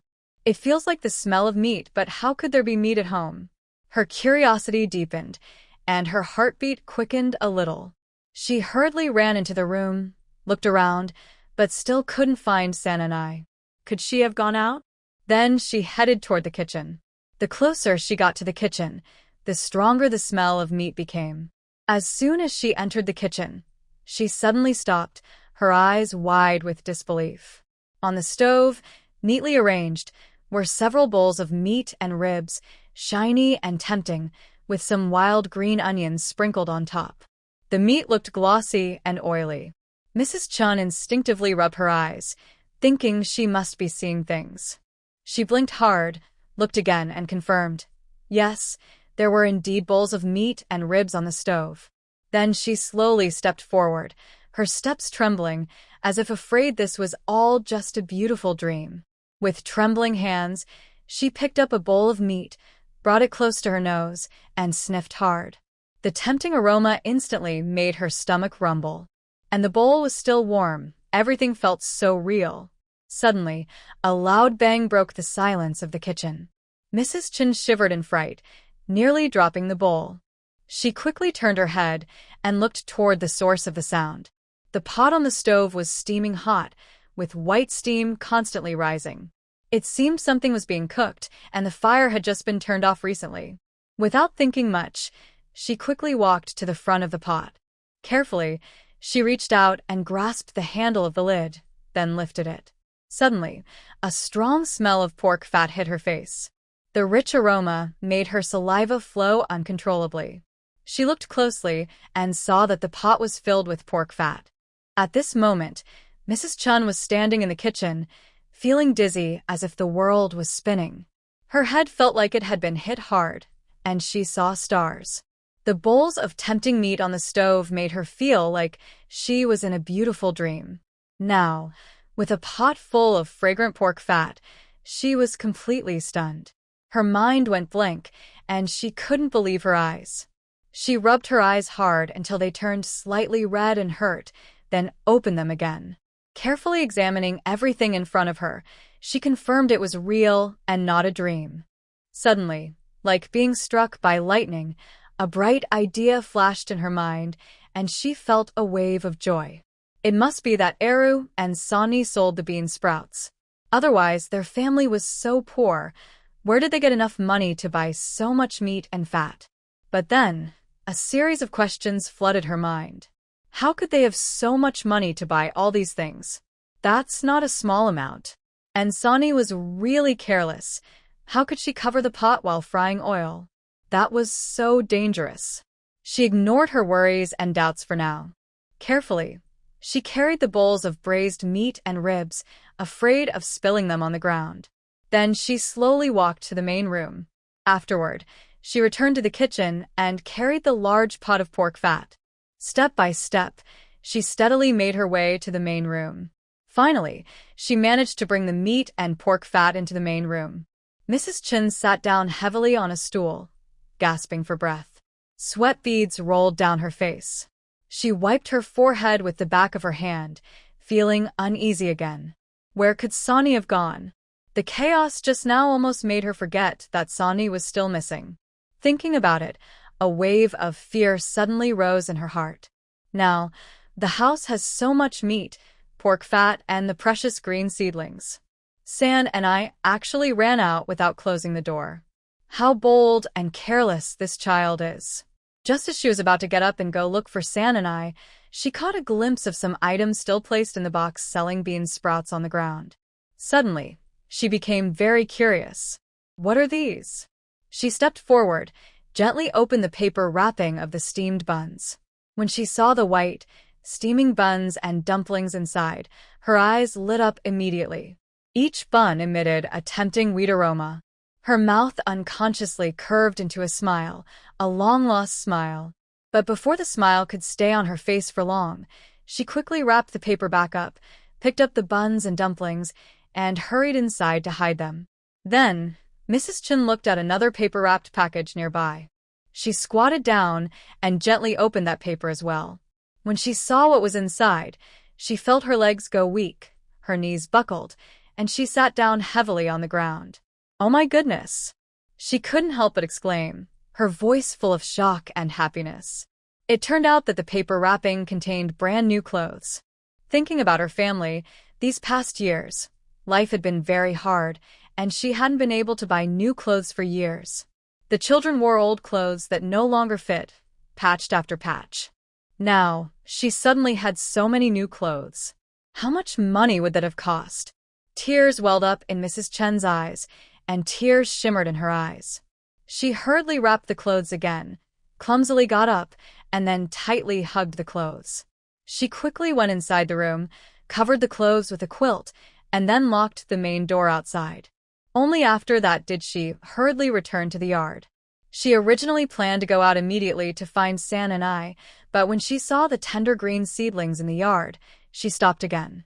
The part of the yard near the well has no door, and it's easy to get in by going around a little. What if someone sneaks in to steal things while she's not around? These items are treasures of the family. If they're lost, she really wouldn't know what to do. She thought about bringing the bamboo over, sitting in the yard chopping it, working while keeping watch over the house.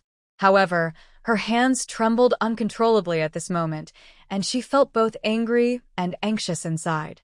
She couldn't help but mutter, "This child is really too brave." Not only did she buy so many things, but she also didn't bother to close the door when she left. What if someone takes her things? That would be terrible. At the same time, she worried about her safety. Where has this child gone to? In the fields, After Huang Yuming and Xia Hua waved goodbye and left, they had only taken a few steps when they bumped into the original owner's grandmother, Mrs. Li. Mrs. Li was hunched over, carrying a hoe on her shoulder, which swayed slightly as she walked. At this moment, her face was full of anger, her eyes wide with fury, glaring fiercely at Huang Yuming as if she wanted to swallow her whole. "Where did your mother go today?" Mrs. Li shouted loudly, her voice sharp and harsh. "I told her yesterday to take you to pull the weeds around the seedlings over there. I finished pulling the weeds and went over, but I didn't see a single person." Her tone was full of blame and dissatisfaction. As soon as she finished speaking, her gaze fell on the set of internal organs Huang Yuming was holding. In an instant, her face turned even uglier. She was sure this was the money her second son had stolen earlier, those 2 taels of silver left over. Person, her tone was full of blame and dissatisfaction. Finished speaking, her gaze fell on the set of internal was holding. In an instant, her face was the money her second son had stolen earlier. Person, her tone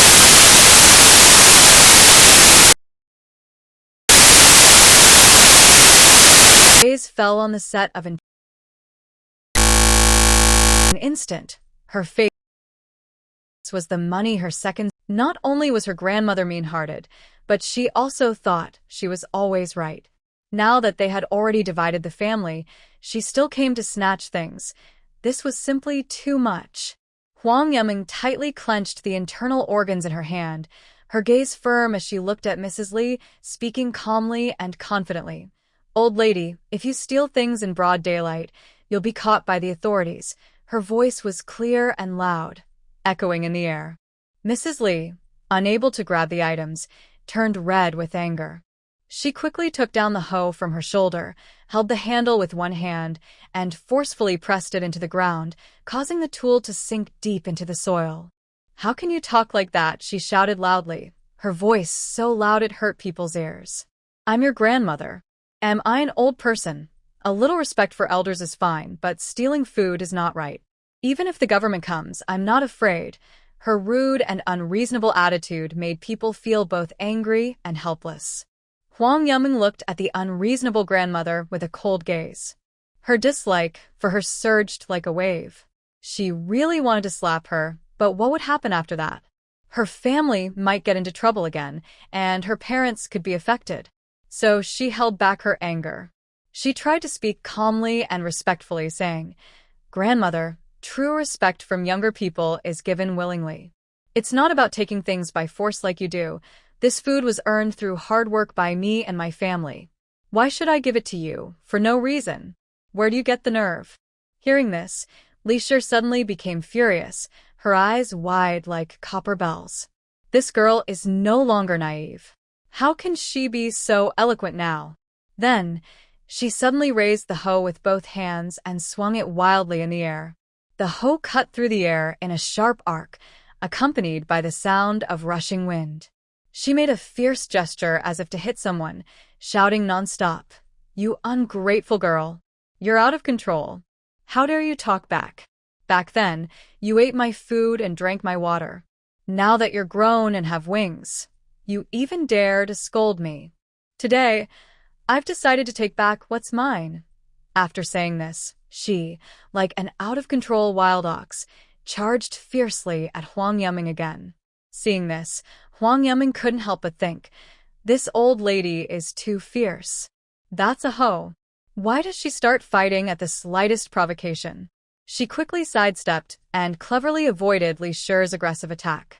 Then, she ran around Li Shi in another direction while shouting loudly, "Grandmother, please don't hit me anymore. If this keeps up, the villagers will hear the noise and come to laugh at you." However, at this moment, Li was completely overwhelmed by anger. Li's words were like wind in her ears. She couldn't hear them at all. Her eyes were red, and she stared fiercely at Huang Yuming, cursing loudly with dirty words. She kept chasing after her, as if she wouldn't stop until she caught Huang Yuming. Huang Yuming ran while occasionally looking back. Seeing Li gasping for breath and struggling to keep up, Her clumsy appearance somehow seemed quite funny. She even thought to herself, might as well tire this old lady out so she won't keep scolding and hitting people. So she deliberately ran around the field, weaving through the ridges. As she ran, she became a bit confused and didn't know where she was. Finally, Li couldn't keep up anymore. She was exhausted and couldn't chase Huang Yaming. She suddenly collapsed onto the ground, sitting heavily and panting hard. Big beads of sweat rolled down her forehead and dripped onto the ground. She pointed at Huang Yaming with her finger and said fiercely, You crazy girl, if I catch you today, I won't hesitate to teach you a lesson." Seeing this, Huang Yaming stopped and looked at Li with a mocking smile. She deliberately provoked her, saying, "Come on then, I'm right here. Why don't you run? Hurry up and hit me. With your slow pace, you should go home and eat more rice." Li was so angry she trembled all over. She instinctively grabbed the grass on the ground, pulling at it repeatedly, as if the grass was Huang Yaming herself. At this moment, she was so exhausted she couldn't speak a complete sentence, only gasping heavily. After a while, Li finally caught her breath and threatened Huang Yaming fiercely, "Just wait. In the afternoon, I'll go find your useless mother. Let's see how she manages you at home. She doesn't respect elders or love children at all." "I am your grandmother." Seeing her frantic state, Huang Yaming felt very happy inside. She thought that if she kept provoking her, Li might just get so angry she would faint. She was also too tired to argue with Li anymore and said irritably, "Look at you. Do you act like a grandmother? How can an elder keep scolding and cursing the younger generation, even wishing them dead?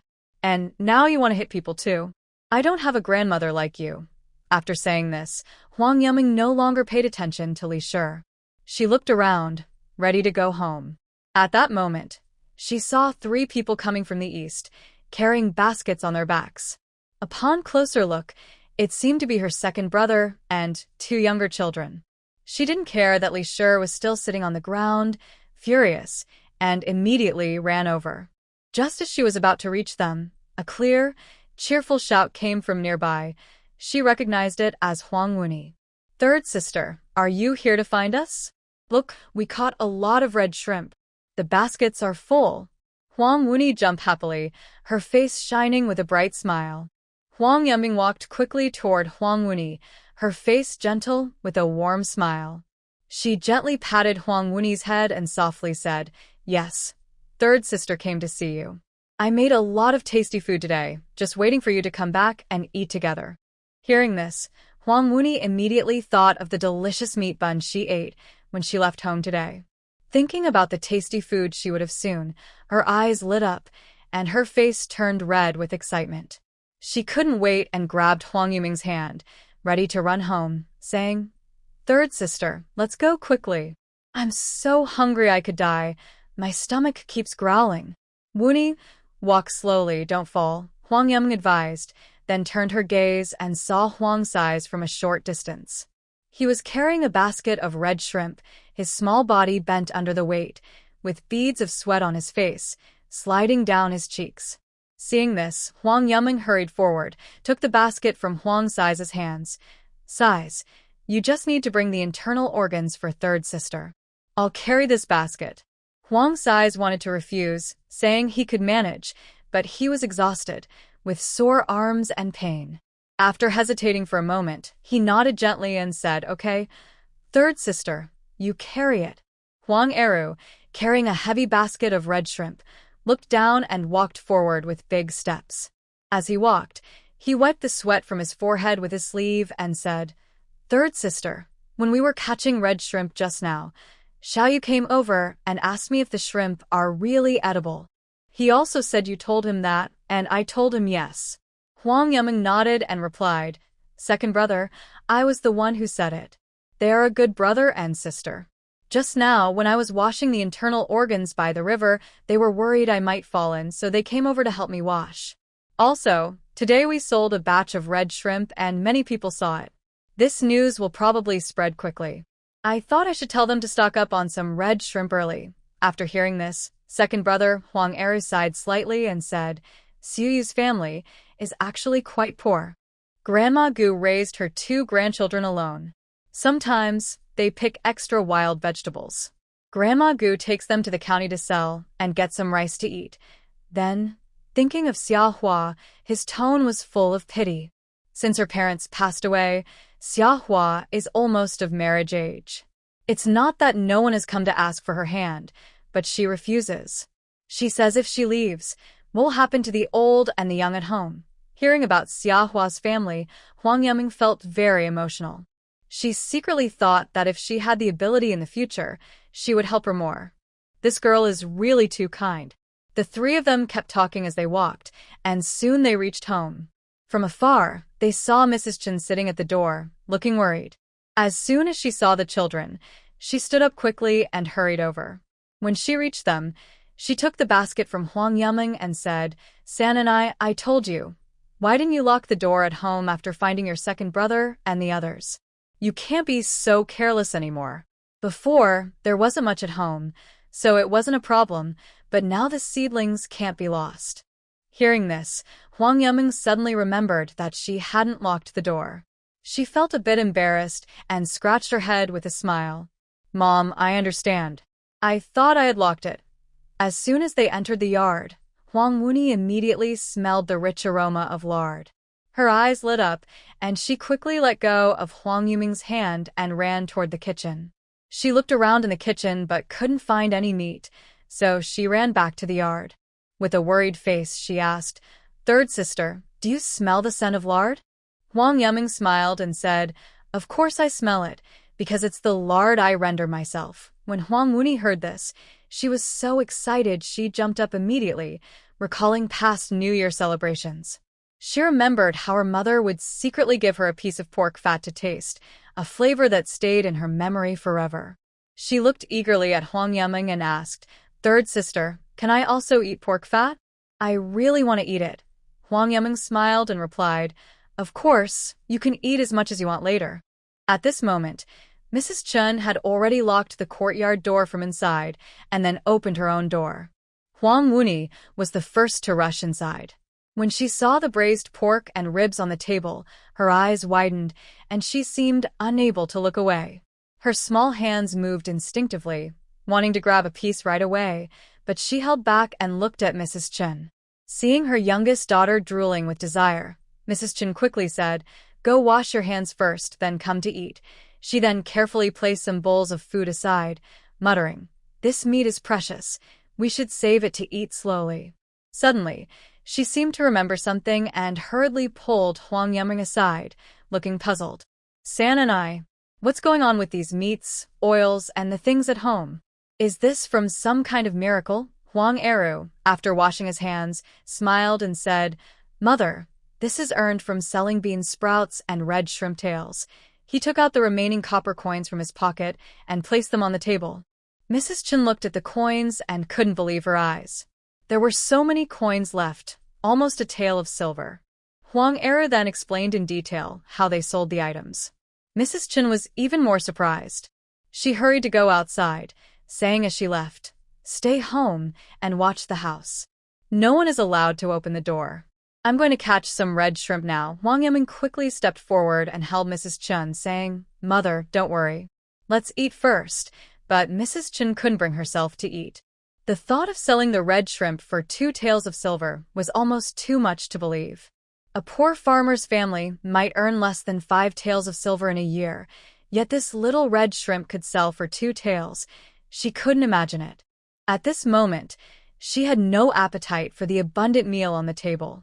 Just now, Era said that many people at the market saw red shrimp being sold for good money, so everyone was busy catching red shrimp. She thought she should quickly catch more, as it meant money.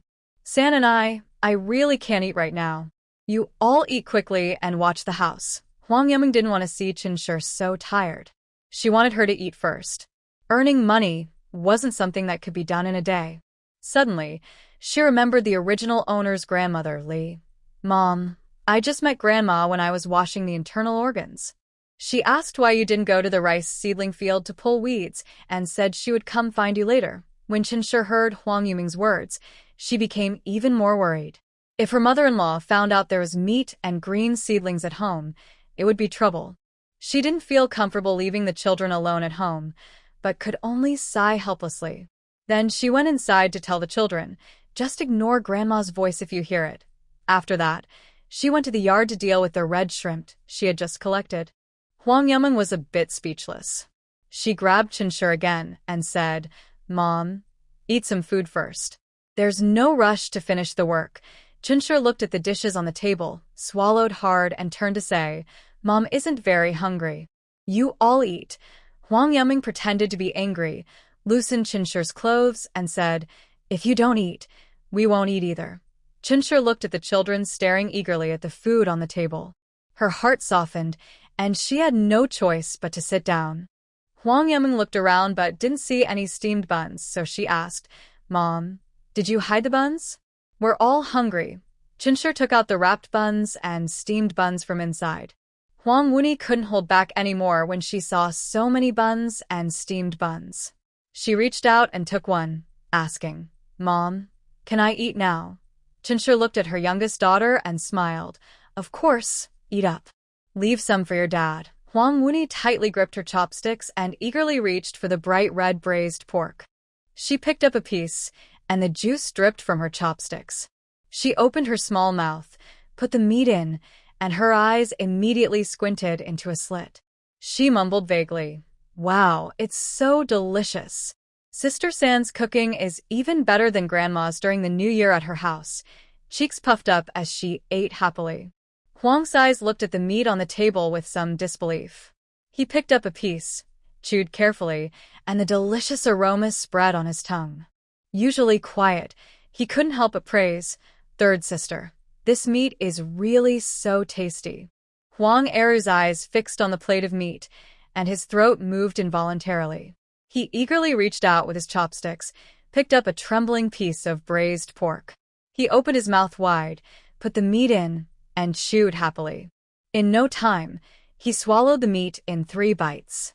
A happy smile spread across his face, and he sincerely exclaimed, "Oh heavens, how can this meat be so delicious? It's all thanks to third sister. Without her, our family wouldn't be able to enjoy such tasty meat." Huang Yumeng sat nearby, smiling. "Second brother, don't tease me. We all worked hard for this. From now on, our family will surely be able to eat meat every day." Mrs. Chen sat at the table, her gentle gaze sweeping over the children's faces. Watching them eat so eagerly, she felt very happy. Her eyes slightly reddened, full of love. She slowly reached out her chopsticks, gently picked up a small piece of meat, and put it in her mouth. Every bit of the meat's aroma spread on her tongue. She savored this rare delicacy, her thoughts drifting away. She couldn't remember the last time she had eaten meat. She only remembered during the New Year, when she shared a small piece of meat with the children. After finishing that piece, she looked at the meat on the plate. Though she felt reluctant, she put down her chopsticks and didn't dare to pick up a second piece. Huang Yumeng quickly noticed her mother's unusual expression. Seeing her mother's eyes redden, as if she might cry, she hurriedly picked up a rib and offered it to Mrs. Chen's bowl. "Mom, this rib is also very delicious. Try my cooking, don't hold back. Eat your fill so you can earn more money to buy meat."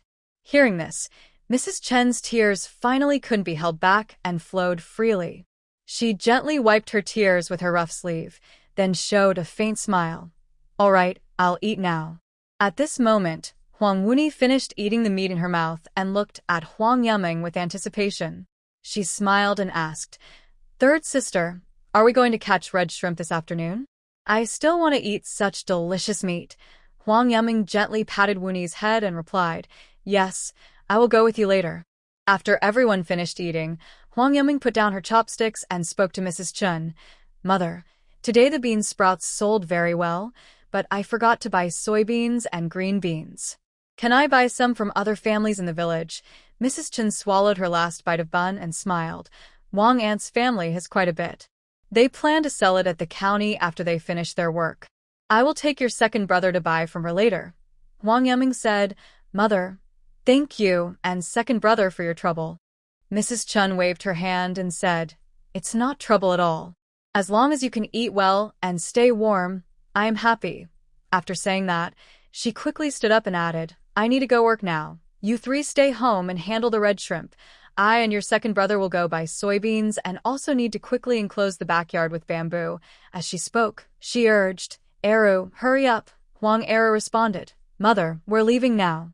Mrs. Chen picked up the still warm copper coin and hurried out with Huang Eru, making sure to lock the courtyard. Door carefully. Huang Yuming had planned to rest after eating, as she was very full from lunch and her stomach was round and full. But seeing the two younger ones sitting nearby, carefully handling the red shrimp, she had no choice but to join them. Mrs. Chen and Huang Eru had just left when they met Grandma Li coming from the opposite direction. Before Grandma Li could speak, Mrs. Chen hurried over with a big smile. Actually, she had planned to go to Grandma Li's house first, thinking she shouldn't let Grandma come to her house. When Grandma Li saw Mrs. Chen, she immediately became angry, hands on her hips, and scolded loudly. Second family's daughter-in-law, have you grown bold? It's only been a few days since the family was divided, and you dare to go against what I, the old woman, say. Mrs. Chen quickly stepped forward, smiling apologetically. Mother, it's nothing. I was planning to go pull weeds this afternoon. Huang Eru called out Grandma from beside her, but said no more. Mrs. Li glanced at Eru holding a flat stick and asked impatiently, Why didn't you go to work with your father today? What are you doing at home? Is the whole family not trying to make a living? Second Tiger Huang scratched his head and said, I'm not feeling well. Dad told me to rest at home for a day. Mrs. Li curled her lips and snorted, Your whole family is either sick or you are. It must be that crazy girl who infected you all. When she mentioned Rain Dream Huang, Mrs. Li raised her voice and shouted at Mrs. Chen, That crazy girl? I'm going to find her right now. This morning I was so angry, I almost exploded. I must go teach her a lesson today so she learns some manners. Mrs. Chen hurriedly held her mother-in-law, still smiling gently. Mother, San and I told me she went back and I already scolded her. She's crying in the yard now. Don't argue with children. San and I just recovered and many things need to be taught slowly. Mrs. Li looked at Mrs. Chen today and felt something was different. She even smiled at her, thinking, Is the sun rising from the west today? But her anger had eased quite a bit. She thought about the weeds in the rice paddies that hadn't been pulled and needed Mrs. Chen's help, so she said sternly, That brat needs a good lesson. If you don't teach her now, when she gets married, she'll say we old Huang family didn't raise her properly. All right, I won't argue with you about today's matter. Later, go pull the weeds. Mrs. Chen quickly replied, Mother, I will do as you say. Mrs. Li reluctantly turned and went home. Mrs. Chen sighed in relief when Mrs. Li finally left. Then Mrs. Chen and Second Tiger Huang went to Aunt Wang's house. Huang raised his hand and knocked twice on the door, calling out, Auntie, my mother is here to see you. Are you home? Hearing Huang's voice, Aunt Wang quickly put down her work and hurried to open the door. When she saw them, she warmly said, Second Tiger, little sister, you're here. Come in and sit. As soon as they entered the yard, Aunt Wang's mother-in-law said sarcastically, Oh, is there no food at home again? Coming to borrow grain? Your two are kind-hearted, and her mother-in-law can support a scholar, yet you come to borrow grain from us poor folks. Humph. Wang quickly pulled the two inside and whispered, Sister, don't listen to what my mother-in-law says. She's like that, hard on the outside but soft inside. Mrs. Chen waved her hand and said, It's okay. I came to buy some soybeans and mung beans. You mentioned last time that you plan to sell them at the county market soon, right? Coincidentally, my family needs some, so I'll buy them at the county price. She then took out a string of copper coins and placed it on the table. Wang was shocked and asked softly, Sister, where did you get so much money? Mrs. Chen stood up and quietly explained everything about selling red shrimp. Wang stared in surprise, eyes wide, and said, Oh my. I stepped on so many this morning, and they all had money. Then she quickly grabbed Mrs. Chen's hand, her eyes slightly teary, and said gratefully, Thank you, sister. I'm glad you told me about this good opportunity. Mrs. Chen gently patted Wang's hand and said kindly, There's no need to thank each other. You've helped me a lot before, so I want to share good things with you. The red shrimp can be sold, and you can keep some at home for food. You should act quickly, or more people will find out and it will be harder to catch them. Huang nodded repeatedly, her eyes full of excitement. Sister, this news is so important to me. If you ever need help, just ask. I won't hesitate. After chatting warmly, Huang quickly packed 2 bags of soybeans and mung beans and handed them to Mrs. Chen. Sister, take these. The price is based on our usual friendship, not the county's high price. Mrs. Chen quickly declined. That's not right. We agreed to the county price. I can't take advantage of you. They argued back and forth, but in the end, Huang couldn't refuse and accepted the money. Mrs. Chen and Huang Erwo said goodbye to Huang's family and headed home with the soybeans and mung beans. As soon as Mrs. Chen stepped into the yard, she saw Huang Yuming sitting on a small stool, focused on handling the red shrimp, with the 2 little ones helping nearby. The 3 of them were busy and unaware that someone had entered the yard. At this moment, Huang Erwo followed closely behind, carefully placing the purchased beans in the corner of the main room. The sound of the beans rolling was especially clear in the quiet house. Huang Wuni heard the sound and saw Mrs. Chen entering the door. She stood up from the stool, ran to Mrs. Chen, and her eyes sparkled with hope. She eagerly asked, "Mother, should we go catch red shrimp now?" "I can't wait anymore, Mrs. Chen looked at her youngest daughter's eager face and slightly frowned, lost in thought. Currently, the family's affairs were like tangled threads, one after another, making her feel overwhelmed. The fence in the backyard needed to be built quickly. The young seedlings also had to be planted soon. Missing the right time would affect the harvest. But catching red shrimp was also very important. She thought about the money they earned from selling red shrimp. Moreover, her mother-in-law had asked her to go to the fields to pull weeds. All these things made her stand there, feeling anxious and tapping her foot. After a moment of thinking, Mrs. Chen helplessly said, "Sonny, you and Wuni stay at home to handle the red shrimp and watch the house. I, along with your second brother and 4th Zay, will go to the fields to catch red shrimp. Later, your second brother will also cut some bamboo to bring back." Huang Wuni was disappointed when she heard she would stay at home. Her originally hopeful face scrunched up, and she pouted, feeling wronged. She said, "Mother, I want to go catch red shrimp. I want to eat meat." Huang Yuming had just been handling small lobsters and was almost falling asleep. Now, hearing her mother's words, she thought the plan was reasonable. These small lobsters would die if left out of water for too long. Handling them at home could also help. So she softly comforted her. Wuni, staying at home with 3rd sister to handle these small lobsters is also helping to earn money to buy meat. If these lobsters die, we won't be able to sell them. Huang Wuni tilted her head, thinking she understood the reason. After hesitating for a moment, she nodded and said, "All right, I'll stay at home with 3rd sister. You all go." Mrs. Chen saw her youngest daughter stop fussing and quickly organized the basket and bag for the lobsters. She called Huang Eru and Huang Zi, and the 3 hurried out. When they reached the rice field, they heard an excited shout. "Zi, come here. I'm catching them over here." Old Lady Goose saw Mrs. Chen and her group and hurried over from the rice seedlings, her eyes full of gratitude, with her eyes slightly red. She said, "Second Tree's daughter-in-law, thank you so much. If it weren't for her, we would know that these red shrimp can be used as food and sold for money." When Chen heard this, she roughly understood what was going on. She quickly smiled and waved her hand, saying, "Aunt Gu, you're talking nonsense. Helping each other is what neighbors do. Not many people knew yet, so we must act quickly, or it will be hard to catch them later." Aunt Gu wiped her tears and said, "Yes, yes, yes. We need to catch some first." In the rice fields, everyone started working busily. Soon, the baskets for shrimp were gradually filling up.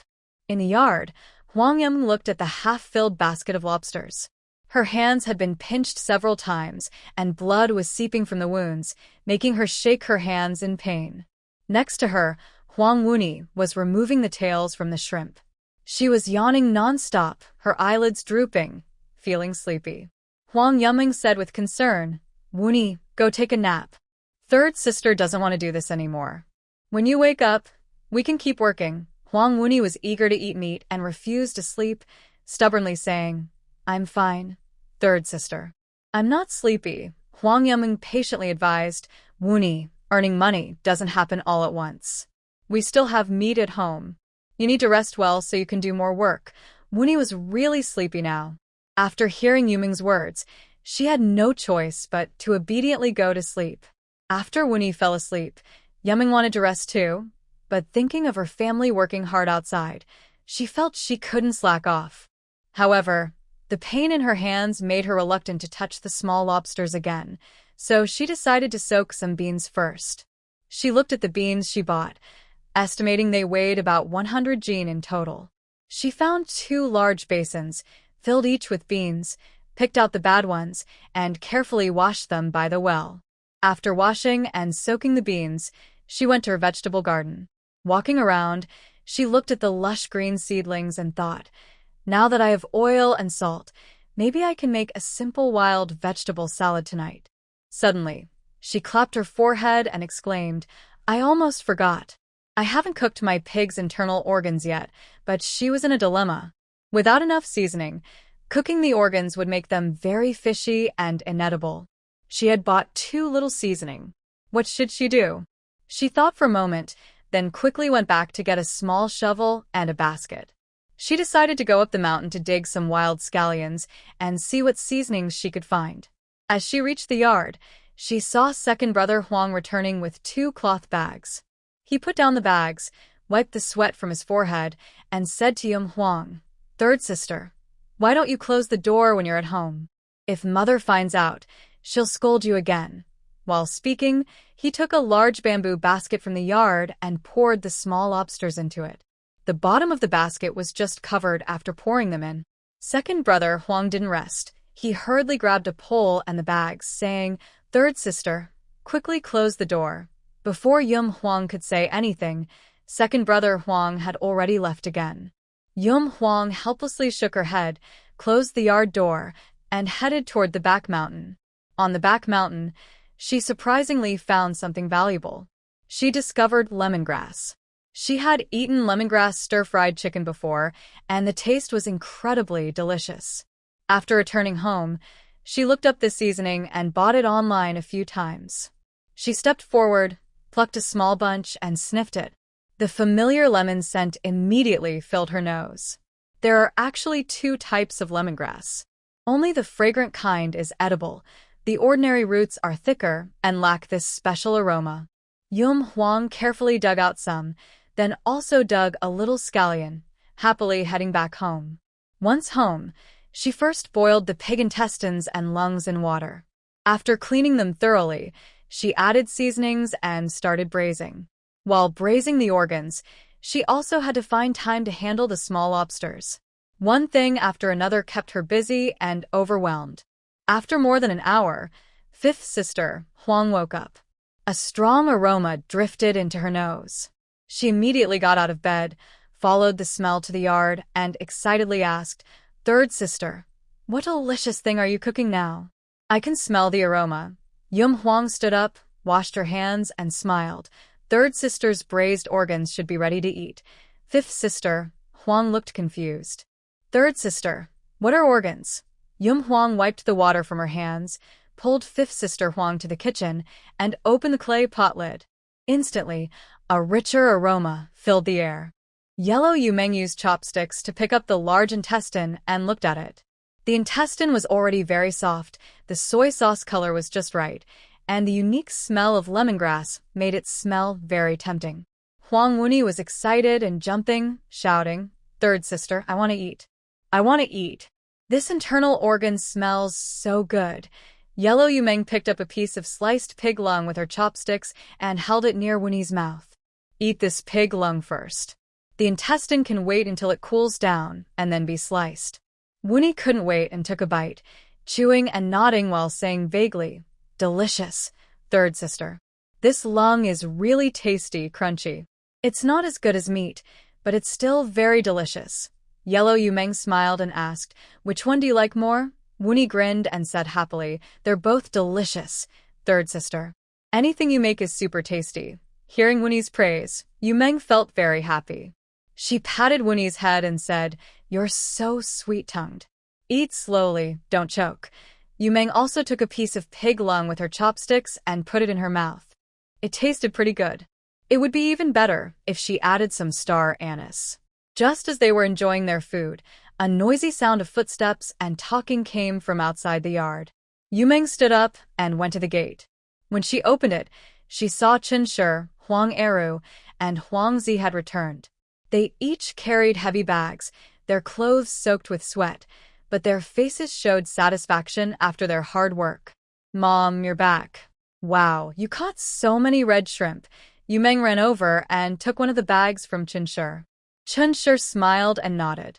"Yes, there are lots of fat red shrimp in the fields. Did you and Wuni slack off at home?" Yumeng smiled and replied, "Of course not. We processed a lot of small lobsters and cooked pig internal organs. They smell so good. Wash your hands and try some." Huang Eru and Huang Zi put down their bags and sat heavily on the stone bench in the yard, gasping for breath. Seeing this, Wuni hurried over and poured them 2 bowls of water. "Second brother, fourth brother, you've worked hard. Drink some water." Era took the water and drank it all in one gulp, sighing, "It's always better at home. After a busy day, I just want this glass of water." Chen-shi stepped into the kitchen and immediately saw the braised pig internal organs in the clay pot. The steam was rising, carrying a strong aroma that quickly filled the entire kitchen. Mrs. Chen took a deep breath and praised, "San and I, you're really amazing now. Just looking at these pig organs makes my mouth water." In the past, her mother had cooked this, but it always smelled fishy and was hard to eat. Since then, the family never bought pig organs again. Huang Yumeng smiled shyly. She skillfully picked up chopsticks and served Mrs. Chen a piece of pig lung, softly saying, "Mom, try the taste and see how it is." Mrs. Chen slowly put the pig lung in her mouth, chewed carefully and gradually smiled, nodding repeatedly. It tastes really good, crisp and fragrant. I've lived most of my life and never knew pig organs could be so delicious." At this moment, Huang Eru and Huang Zi also entered the kitchen. Huang Yumeng quickly handed the chopsticks to Huang Eru, smiling. "Second brother, Zi, try it and see how it tastes." Huang Eru had already smelled the tempting aroma from the yard. Although he had eaten meat only at noon, his craving was stirred again. He picked up a piece of large intestine with his chopsticks, looking at its shiny, tempting color. Usually not very interested in this, he suddenly felt hungry. After hesitating for a moment, he put down the large intestine and took a piece of pig lung into his mouth, instantly conquered by the delicious taste. "San and I, you're amazing. How can pig lung taste so good?" He then took another piece and put it into Huang Zi's mouth. Huang Zi chewed small bites, watching his sister with admiration. Since she stopped being silly, the family had changed dramatically. Today, they not only ate buns and steamed bread but also had meat, and in the evening, they even cooked a delicious pot of organs. While chewing the pig lung, he felt happy inside, thrilled by the family's changes. Mrs. Chen went to the yard, took a sip of water, looked up at the sky, and saw it was already evening. She hurriedly called out, "Eru, here are the bamboo strips I cut. Take a rest first, then help me bring all the prepared bamboo strips to the backyard. Otherwise, when it gets dark, you won't see anything." Huang Eru quickly swallowed the piece of pig lung, nodded, and said, "Mom, I'll go right now." Huang Yumeng wanted to stop her mother from leaving quickly, but Chen had already hurried away. She thought to herself, "Mom works 5 jobs, even more tiring than I used to. I need to do things slowly, one at a time, and not rush. Otherwise, she might get too tired." She decided to talk to them properly during dinner tonight. Huang Yumeng was not idle. She quickly took out the lobster tails she had picked earlier in the afternoon and started washing them. She also quietly took a pot from her space, since there were no pots at home. If asked, she would say she bought it today. She also poured a bag of salt into a bowl, planning to sprinkle some when boiling the shrimp. Before she knew it, it was completely dark. The 2 children were still carefully handling the lobsters nearby. Seeing this, Huang Yumeng hurriedly said, "Sitsi, Woni, wash your hands and rest now. Kids shouldn't do too much work, or you won't grow tall." Huang Xixi was reluctant to rest at first, but when he thought about his third sister saying he wouldn't grow tall and might not be able to protect his family, he reluctantly put down the lobster and went to wash his hands. Huang Woni immediately jumped off her stool and ran to wash her hands, muttering, "Third sister, I don't want to stay short. I want to rest now so I can grow tall." Huang Yiming finally finished washing all the lobster tails she had picked in the afternoon, rinsed them, and hung them in the yard. She then returned to the kitchen, scooped out the pig intestines and cut them into small pieces, then took out the pig lungs. After finishing these tasks, she carried the dishes to the main hall table, sat down heavily on a stool, feeling too tired to move. The two children also sat on stools, then leaned over the table to rest. They didn't know how much time passed, but it was completely dark outside. Huang Yiming quickly stepped out of the yard, looked around, and muttered to herself, "Mom and second brother still aren't back? Even though there's moonlight, it's so late." Before she finished speaking, she saw Chun hurriedly walking over. Huang Yiming hurried to the kitchen, warmed up the leftover pork ribs from noon, thinking her father should be home soon. Just as she was pouring the food into the pot to heat, Chun entered the yard. She put down her burden, washed her hands, and went into the kitchen. "San and your dad isn't back yet?" Chun asked. After speaking, she finally noticed her daughter using an iron pot to heat the food and exclaimed, "San and isn't this pot also bought today? Oh heavens, our family actually bought an iron pot. But how could it be so small? Mother has never seen one like this before." "San and tell me, how much did this pot cost?" Huang Yiming was caught off guard and scratched her head, smiling as she said, "Mom, I don't remember exactly. Girl, this iron pot isn't cheap. Regular iron pots cost more than a silver coin. This smaller one probably costs a few hundred coins," Chun said with concern. Huang Yiming quickly changed the subject and smiled. "Mom, look at this small pot.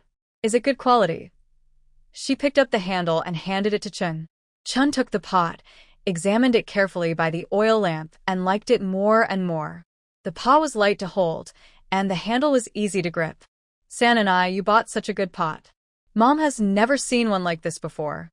Just then, after a hard day of work outside, Huang Ershu finally returned home. As soon as he entered the yard, he smelled the delicious aroma of meat and couldn't believe it. How could there be meat at home? He hurried into the kitchen and asked loudly, "Why does it smell like meat here?" Huang Yiming smiled and replied, "Dad, you're back. Wash your hands quickly, have some food first, and we'll talk at the table." Huang Ershu was about to turn to wash his hands when he saw Chun holding the iron pot. He quickly went over, took it, and examined it carefully, knocking on it in disbelief. "Am I seeing things? Is this an iron pot?" "Yes, Dad. This is the one we bought today. We also bought a lot of other things. Hurry and wash your hands. Eat first and talk later," Huang Yiming explained. Huang Ershu happily handed the pot back to Chun and went to wash his hands. Chun hurried to call the older son to eat. After placing all the dishes on the table, the two children looked up at the fragrant food. Their spirits lifted. Huang Ershu looked at the table full of food and buns, hardly believing his eyes. He thought he was seeing things. Chun came in and patted Huang Ershu on the shoulder. "Dad, sit down quickly and eat. All these were bought with the money from selling red shrimp and bean sprouts in town today." Huang Ershu sat down, still puzzled. "How did we sell so much?" Chun then recounted the day's events. Huang Ershu couldn't help but exclaim, "Oh my goodness, why are these red shrimps so expensive? They're almost the same price as meat." "Son, I think you shouldn't go to the dock to work tomorrow. There's an urgent matter at home. The seedlings haven't been planted yet, and with these red shrimps, more and more people are learning about them. We need to gather more quickly." Huang Ershu sat there lost in thought for a moment, then nodded and said, "All right, I won't go to the dock to work tomorrow." Then he looked at the children sitting at the table, staring eagerly at the meat, and smiled, saying, "Everyone, start eating." Huang Ershu held a steamed bun in one hand and used chopsticks to pick up a piece of delicious braised meat, then put it into his mouth. After finishing, he sighed. "How long has it been since I last ate meat? This meat is so tasty." Mrs. Chun felt a bit sad upon hearing this. Then she smiled and teased, "It's because your daughter is good at cooking. Yes, yes, my third daughter is a great cook, Huang Ershu nodded repeatedly. After finishing the braised meat, Huang Ershu looked at the other bowls and saw they contained large intestines. Huang Yumeng was picking a piece of large intestine to eat, and she said while eating, "Dad, you should try this. It's really delicious." Huang Ershu looked at the large intestine. Although the family had bought it before, he had taken a bite and didn't want to eat more because the taste was really unpleasant. But seeing the tempting color of the large intestine in front of him, he couldn't help but pick a piece and slowly chew it. Suddenly, his eyes lit up. Why is this large intestine so tasty? San and your cooking skills are good enough to be a chef in the county. It's really delicious. The family tried all the dishes on the table. Mrs. Chen kept a bowl of each dish and said, "Let's save these for tomorrow. We can't eat everything at once, especially such precious meat." Huang Eru said, "Mom, you can put it away. We're almost full." "Yes, Mom, put it away. We're all full now." Nian and I also patted her round belly and got down from the table. Huang Yumeng also felt a bit full after these two meals. After helping Mrs. Chen clear the table, she went for a walk in the yard to help digest. At this moment, the family was busy. Right after finishing dinner, Dad and second brother were chopping bamboo, and Mom was busy washing dishes in the kitchen. Huang Yumeng and the two children had to help by picking up the chopped bamboo and stacking it aside. After washing the dishes, Mrs. Chen used the moonlight to start preparing the red shrimp. Huang Ershu worked for a while, then stood up, brushed off the bamboo splinters from his clothes, and said to Mrs. Chen, "Wife, I'll go talk to our dad and the others. This red shrimp is a good chance to make money. If the villagers find out later, it will be harder to catch." Mrs. Chen paused her work, feeling a bit resentful inside.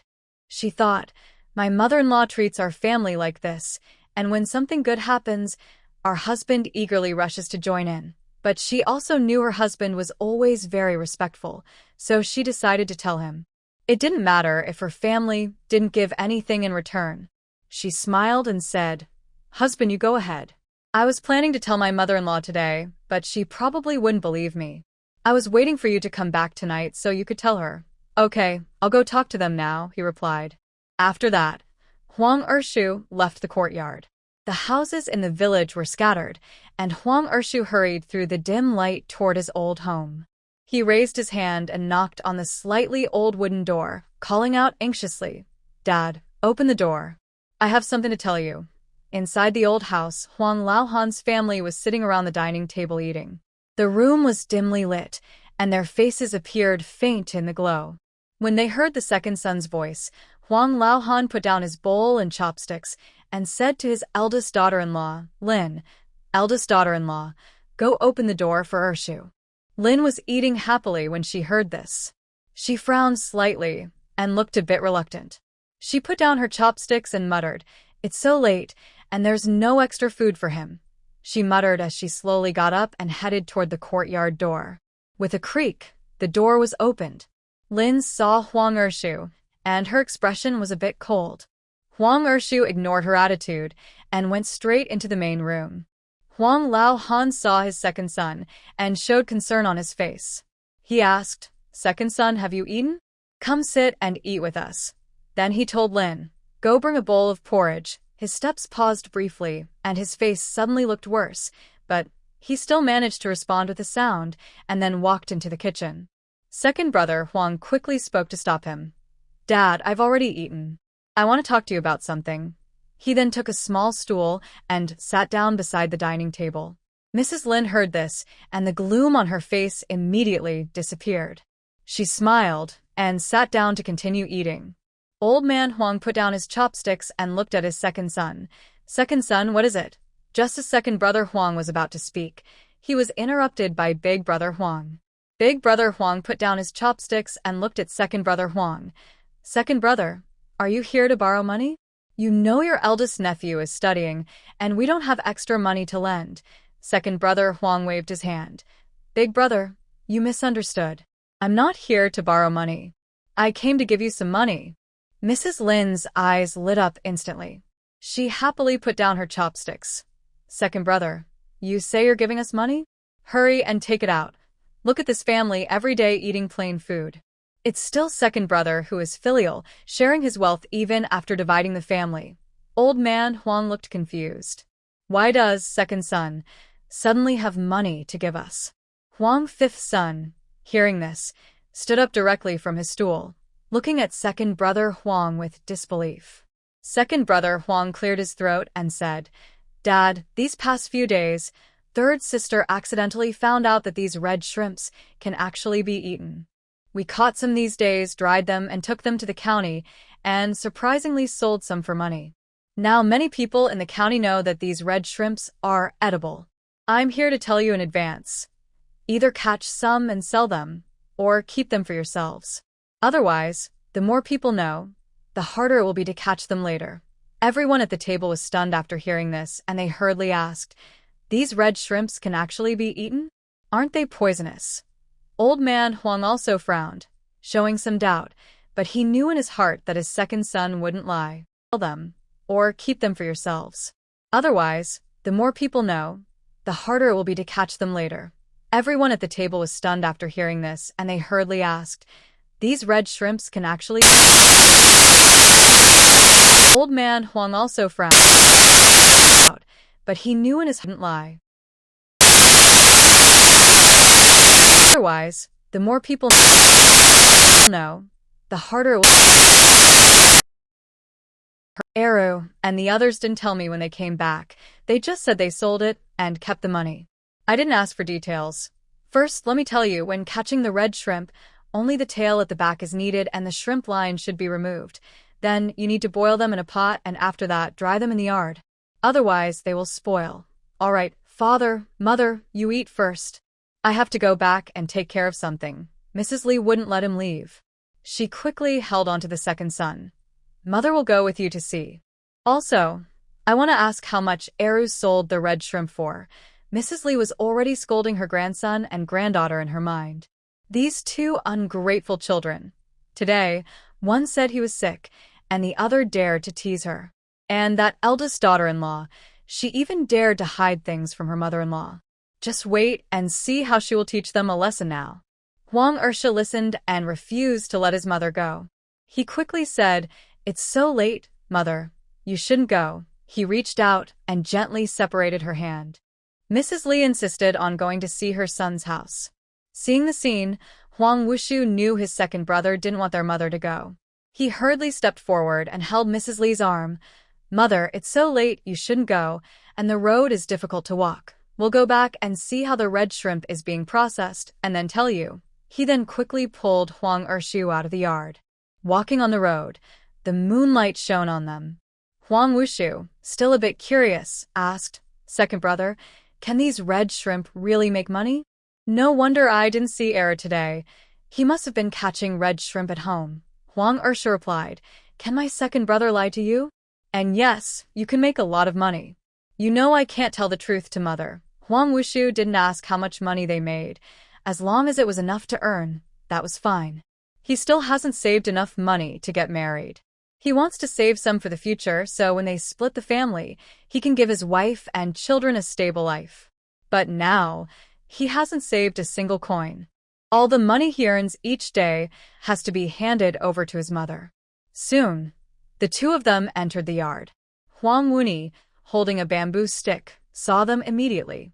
Her eyes lit up, and she shouted, Father, you're back. Wushu, you actually came too.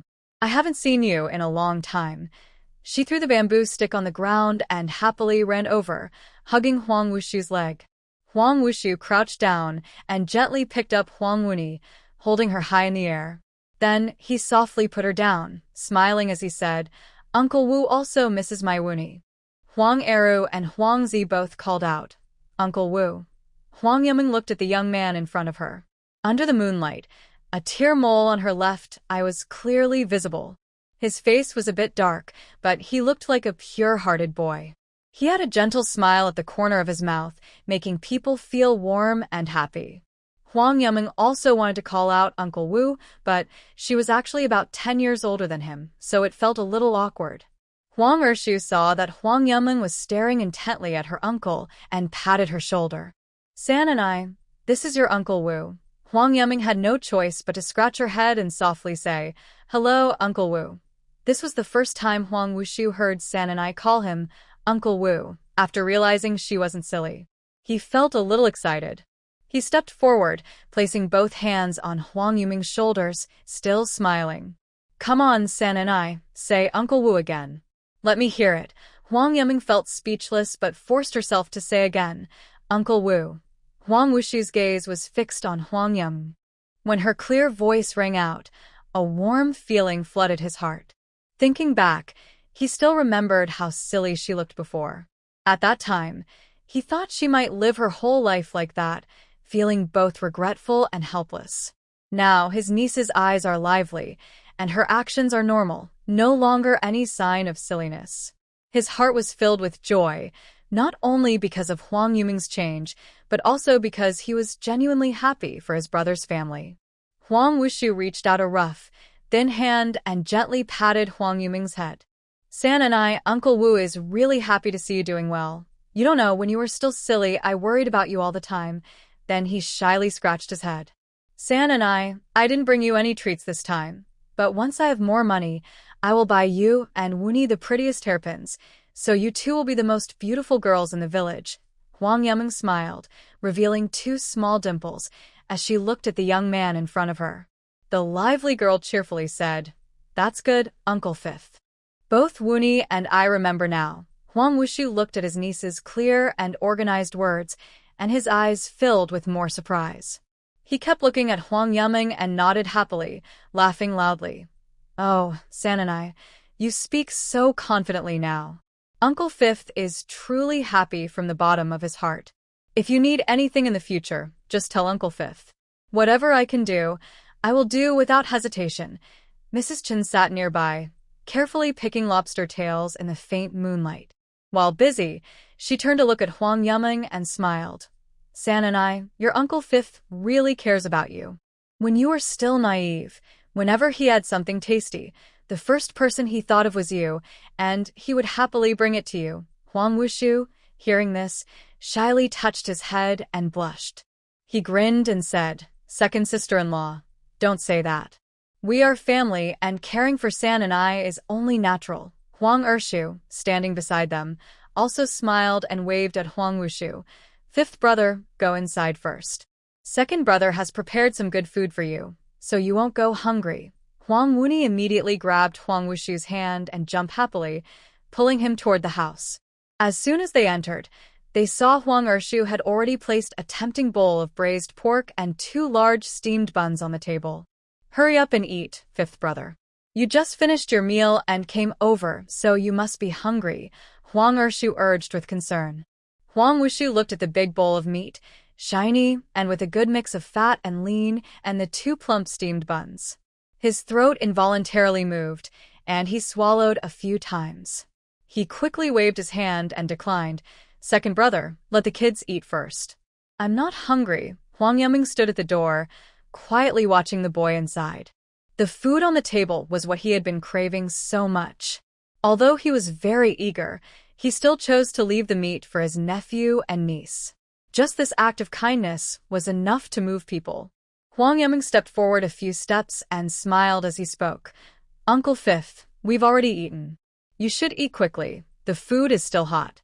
This was bought with the money we earned catching red shrimp." He added, "Don't hold back.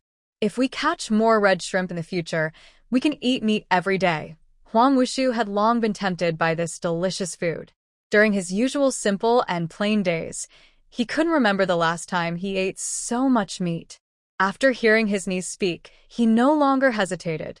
He picked up his chopsticks and said, "I won't be polite then." The first bite of meat, tender and juicy, instantly melted in his mouth.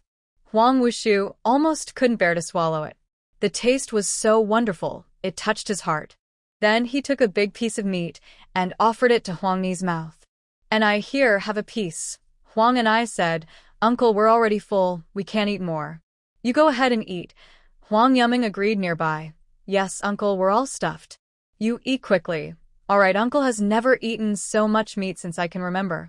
Today, I really owe it to you all." Huang Wushu no longer hesitated and started eating eagerly. Soon, a bowl of meat and 2 steamed buns were almost finished. As he was about to finish, he picked up a bun again, carefully wiping oil from the bowl until it shone, not missing a single oil spot. Huang Yiming looked at the bowl, so shiny it could be used as a mirror, and couldn't help but feel grateful inside.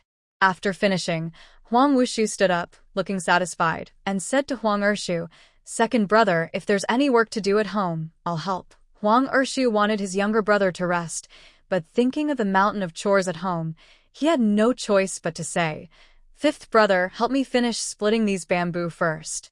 Second tiger, and I need to quickly build the back wall by moonlight."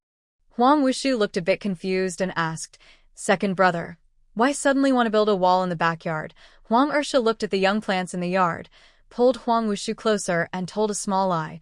"These were bought by San and I, and Second Tiger, his wife, and I don't know what they are, but they're growing very well, so we need to plant them quickly. But we're worried animals from the mountain might ruin them, so we need to build a wall." Huang Wushu squatted down, picked up a young plant, and examined it carefully. He had never seen such a young plant before. The roots were wrapped in a ball of soil, and the roots had already grown outside. It was clearly carefully cultivated. He understood clearly that these young seedlings needed to be planted quickly. So, he put down the seedlings, stood up, and said urgently, "You and Second Tiger, hurry and go. I will chop bamboo for you. Tomorrow morning I will cut some bamboo for you first," he added. "Okay, then fifth brother, you stay here and finish chopping this bamboo. You can go back first," Huang Ershu advised. "Got it, second brother. You all go ahead," Huang Yiming replied. Seeing the situation, she thought, "My family is working all night. There's no need to push so hard." Although she thought this, she quickly joined in the work. Since her family was busy working, she couldn't just stand by and watch. Fifth brother Huang was full of energy. After chopping a bundle of bamboo, he carried it on his shoulder, took it to the backyard, and then continued chopping. He kept doing this back and forth, and soon one bundle was finished. Under the moonlight, he looked at the bamboo in front of him and felt there was still a lot to do, so he said aloud, "Second brother, there's still so much left. You need to plant those seedlings quickly. I'll tell third brother tomorrow morning to come with me and cut more bamboo to bring to you," he added. Huang Ershu stood there, his lips moving slightly under the moonlight. He wanted to say it wasn't necessary, but when he looked at his busy family and thought about how they couldn't manage without brother's help, he finally nodded gently. "Then tell Dad about it later, or I'm afraid Mom will scold you," he said. "Got it, second brother," Huang Wushu replied. Finally, he turned around and walked into the yard. In the yard, moonlight shone on the ground like a layer of silver frost. Huang Wushu reached out and took a small stool, sat down, and prepared to help handle the crayfish. At this moment, Mrs. Chun hurriedly put down the shrimp and said, "Fifth brother, you should go back quickly. It's getting late. Mom might come looking for you soon." Huang Wushu looked up at the moonlight and smiled. "Don't worry, second sister-in-law. Mom is probably already asleep by now. If she really comes, I'll just take her away directly." "Second sister-in-law, teach me how to handle these red shrimp."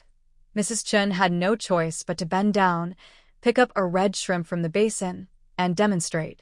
Then he reminded, "Little brother, be careful with the clip so you don't hurt your hand. Pay attention when you take it." "Got it, second sister-in-law." With Huang Wushu helping, the process of handling the small lobsters became much faster. Soon, they finished a large basket. 2 young children nearby were so tired they kept dozing off, their eyelids drooping. Seeing this, Mrs. Chun quickly sent them to bed. "San and I, go wash up and sleep now." Huang Yim looked at the 2 big baskets of lobsters still unwashed and uncooked. Although she was tired and sleepy, she forced herself to stay alert. "Mother, I'll sleep later. I want to wash some now and then cook them. That way, it'll be faster." Mrs. Chun heard this and hurriedly picked up the cleaned lobster tails from earlier. "Then help me turn on the fire. Once I finish washing, you can cook." "Okay, mother. I'll go boil the water first." Soon, Mrs. Chun brought the washed lobster tails to the kitchen. At this moment, Huang Yiming's water was boiling. She frowned and looked around the stove for the salt she had put in earlier that afternoon. "Mother, Where's the salt I put in this afternoon? We need to add some salt to the lobsters or they won't taste good. Mrs. Chun, hearing about the salt, couldn't help but start to nag again. San and I, we're just simple farmers. We can't afford fine salt. It's better to save it. But when she thought about her daughter using this precious salt to cook the red lobsters, she felt reluctant, but quickly went inside to bring out the salt. She also reminded her, San and I just use a little. No need to put in so much. Got it, mother, Huang Yuming replied. After the water boiled, she added the lobsters and a little salt. She repeated this process a few times until the basket of lobsters was cooked. Originally, Huang Yuming planned to let the lobsters dry in the yard, but Mrs. Chen stopped her quickly. San and I, you can't leave them outside. Animals might eat them, and that would be a loss. Let's dry them in the main hall and take them out tomorrow. Huang Yuming had no choice but to pour the lobsters onto a bamboo mat inside the house. She couldn't resist peeling a few and tasting them. They were salty and quite tasty. Then she grabbed a handful and said, Uncle Wu, wash your hands and try some of these cooked lobsters. Mother, you should have some too. Huang Wushu waved his hand. Uncle won't eat now. After we finish, I'll try a couple. After hearing this, Mrs. Chen smiled and said, Mother isn't eating either. San and I, it's too late now. You should wash up and go to bed. I'll handle the rest. Huang Yiming truly felt tired and sleepy. Okay, mother. I will sleep soon. Then she peeled the shrimp shells and opened her mouth. Mrs. Chun had no choice but to eat the shrimp brought by her daughter. Huang Yiming peeled another one. Uncle Wu, try this red shrimp. Huang Wushu looked at the shrimp her niece offered and had no choice but to open his mouth and eat it. After finishing one shrimp, Wushu said happily, This red shrimp meat is surprisingly delicious. It's fresh and flavorful, very different from meat. I didn't know people buy this. It's really tasty. Huang Yiming peeled all the shrimp for both of them. After they finished, she smiled and said, Mother, Uncle Wu, you can rest soon. This work can't be finished all at once. I'll wash up and go to sleep first. Both of them responded at the same time and hurried to rest and sleep. Huang Yiming nodded after hearing this. After a simple wash-up, she entered her room, lay on the bed, and fell asleep within a few minutes. Huang Ershu and Huang Eru finished wrapping the bamboo strips before going to the yard.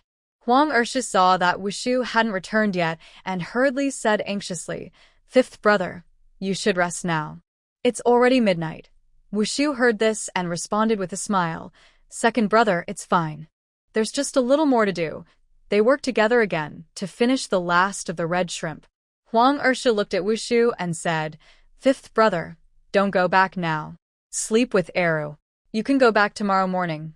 Wushu smiled and said, Second brother, I never plan to go back. It's so late and no one will open the door for me. After that, everyone washed up and went into their rooms. Mrs. Chen was lying on the bed, about to fall asleep, when she suddenly seemed to remember something. She sat up quickly, patted her husband beside her. Huang Ershu was almost asleep when he was startled by her and asked groggily, What's wrong? Father, I forgot to tell you. San and I and Era bought some grain today. They also bought a set of clothes for each person. I've put everything in the room. Today was so busy that I forgot to give clothes to the children. Huang Ershu heard this and immediately lost his sleepiness. Sitting up, I heard from Eru that the red shrimp was sold for 2 taels of silver.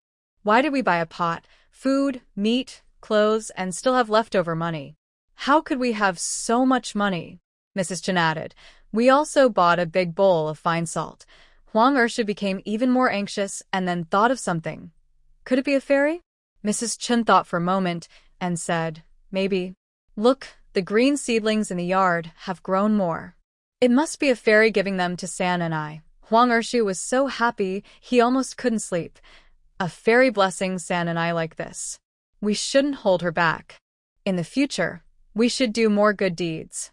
When we have some silver, we will offer a shrine to the fairy at home. Mrs. Chen nodded in agreement. That's what I think too. It's amazing that San and I is no longer foolish and that we got so many good things. We should honor the fairy at home and ask for her protection. After saying this, she bowed to the 4 directions. The 2 of them finally went to sleep peacefully. The next morning, Huang Yumeng was deep in a sweet dream when suddenly she was awakened by urgent shouting from the yard. She frowned, struggled to open her eyes, rubbed her messy hair, and then stretched lazily. She fumbled to get her phone from the space, squinting at it.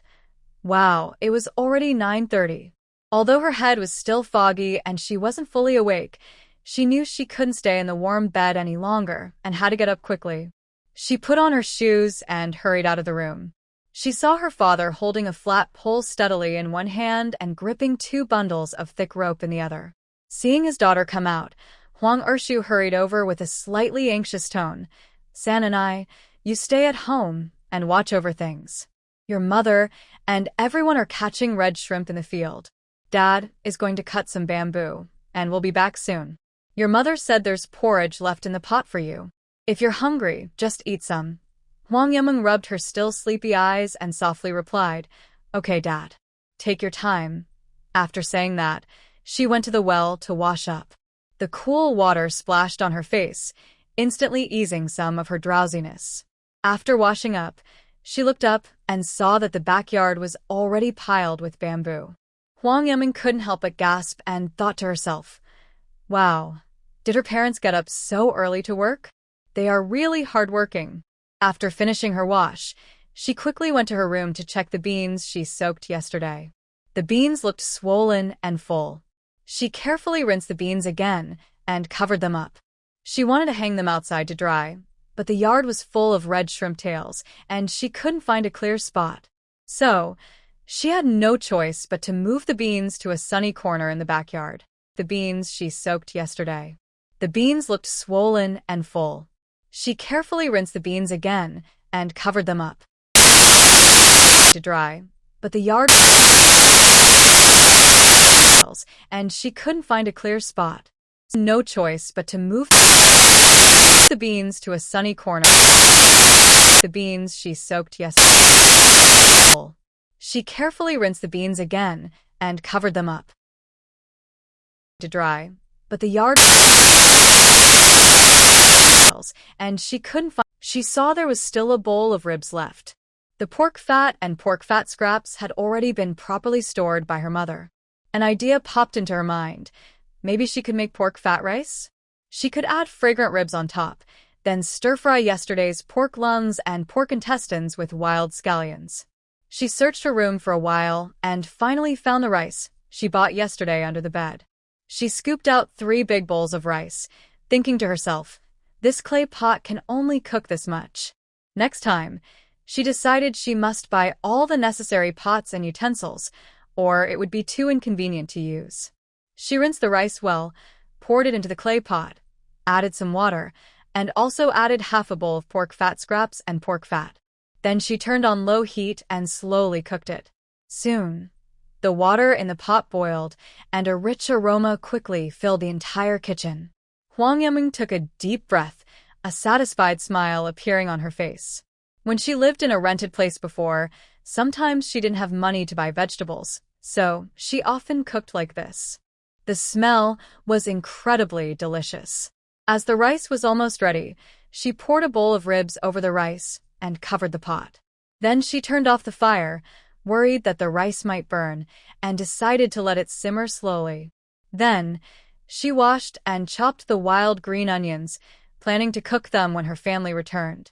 Otherwise, the vegetables would get cold and lose their flavor if left out too long. After finishing this, she checked the time. It was almost noon, but no family members had come back yet. Huang Yumeng felt a bit bored staying alone at home, so she decided to go see the fields.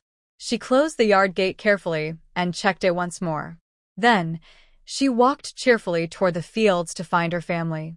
Not far from the house, she saw many people working in the fields, men, women, old, and young, like they had forgotten about lunch and weren't planning to rest. Some villagers saw her and greeted her with a smile. "Santa and I, are you looking for your mother? She's ahead." Others whispered quietly nearby, "That silly girl isn't really that silly. She still came out to find her mother now." A man quickly nudged his wife and whispered softly, "Be quiet. Don't let her hear. Last time, I heard she hit the village women and widow. Don't provoke her again, or she might get angry and hurt you, he added. Huang Yaming ignored the whispers and smiled warmly at those kind people. She responded sweetly, "Thank you. I'll go over now." Huang Yaming walked along the field edge for a few minutes and saw Mrs. Chen skillfully catching red shrimp while chatting happily with another woman. Then she called out, "Mother, why aren't you home eating? I've already cooked the meal." Mrs. Chen heard her voice, turned around, and was surprised to see her daughter in the field. She thought to herself, didn't her husband tell her to stay at home and watch over things? Why is she out in the sun like this? At that moment, Huang Wuni also heard Huang Yiming's voice and excitedly shouted, third sister, we're here." Huang Yiming looked at Huang Wuni and smiled. "Third sister told you to hurry home and eat. Are you hungry?" Huang Wuni's eyes lit up at the mention of food. She ran up from the field, shouting, "Third sister, I'm really hungry, but mother said we have to wait a little longer before going home." Mrs. Chen quickly came out of the field and said, "San and I'm not hungry. You and the two little ones should go home and eat first. Your second brother and I will come home when we're hungry later." While talking, Mrs. Li carried most of a basket of red shrimp and swaggered overconfidently. When she saw Huang Yiming, she suddenly lit a firecracker and started scolding, "You little girl, you always hide at home and slack off. Never come out to work. Look around, everyone is catching red shrimp in the fields. It's because your parents spoil you so much, letting you enjoy a peaceful life at home." As she spoke, she shamelessly dumped a basket of small lobsters that Chen had just caught nearby into her own basket. Chen, seeing this, was anxious and quickly stepped forward to explain, "Mother, these are mine." Mrs. Li glared and said harshly, "Yours? These were caught in my fields. And yesterday, I waited for your father to come back to sleep, but he went to cut bamboo for you. You've done so much work for your family, and I just want a little of these red shrimp. What's wrong with that?" Chen had no choice but to tightly hold her children's baskets, afraid her mother-in-law would dump them into her own. Seeing Chen's defensive stance and her own basket full, Mrs. Li grumbled and left, unable to carry more. Huang Yiming watched the scene and couldn't help but scold her grandmother again. She really deserved it. Then she quickly ran toward Mrs. Li, just as she suddenly exclaimed, "Ouch." Mrs. Li fell onto the field ridge, and her small lobster basket on her back spilled into the field, with half the shrimp falling out. Huang Yiming stood in front of her, pretending to cry with a look of grievance. "The field ridge is so wide. Why did you walk in the middle? Can't you watch where you're going? My head is also a bit sore now." Mrs. Li was bumped and fell, feeling a bit dazed, though it didn't hurt. But seeing the red shrimp run out, she immediately started to shout. Huang Yiming quickly reminded her with a smile, "Your shrimp are running out. Hurry and catch them." Mrs. Li was very angry but had no time to pay attention to Huang Yiming. Chen hurried over to look at Huang Yiming and anxiously said, "Third girl, are you okay? Let me see." Huang Yiming smiled and said, "Mom, I'm fine. Let's go home and eat first. I just came from the front and saw too many people catching shrimp, so I think it's probably over now." Chen listened as her daughter said she was fine, and she finally felt at ease.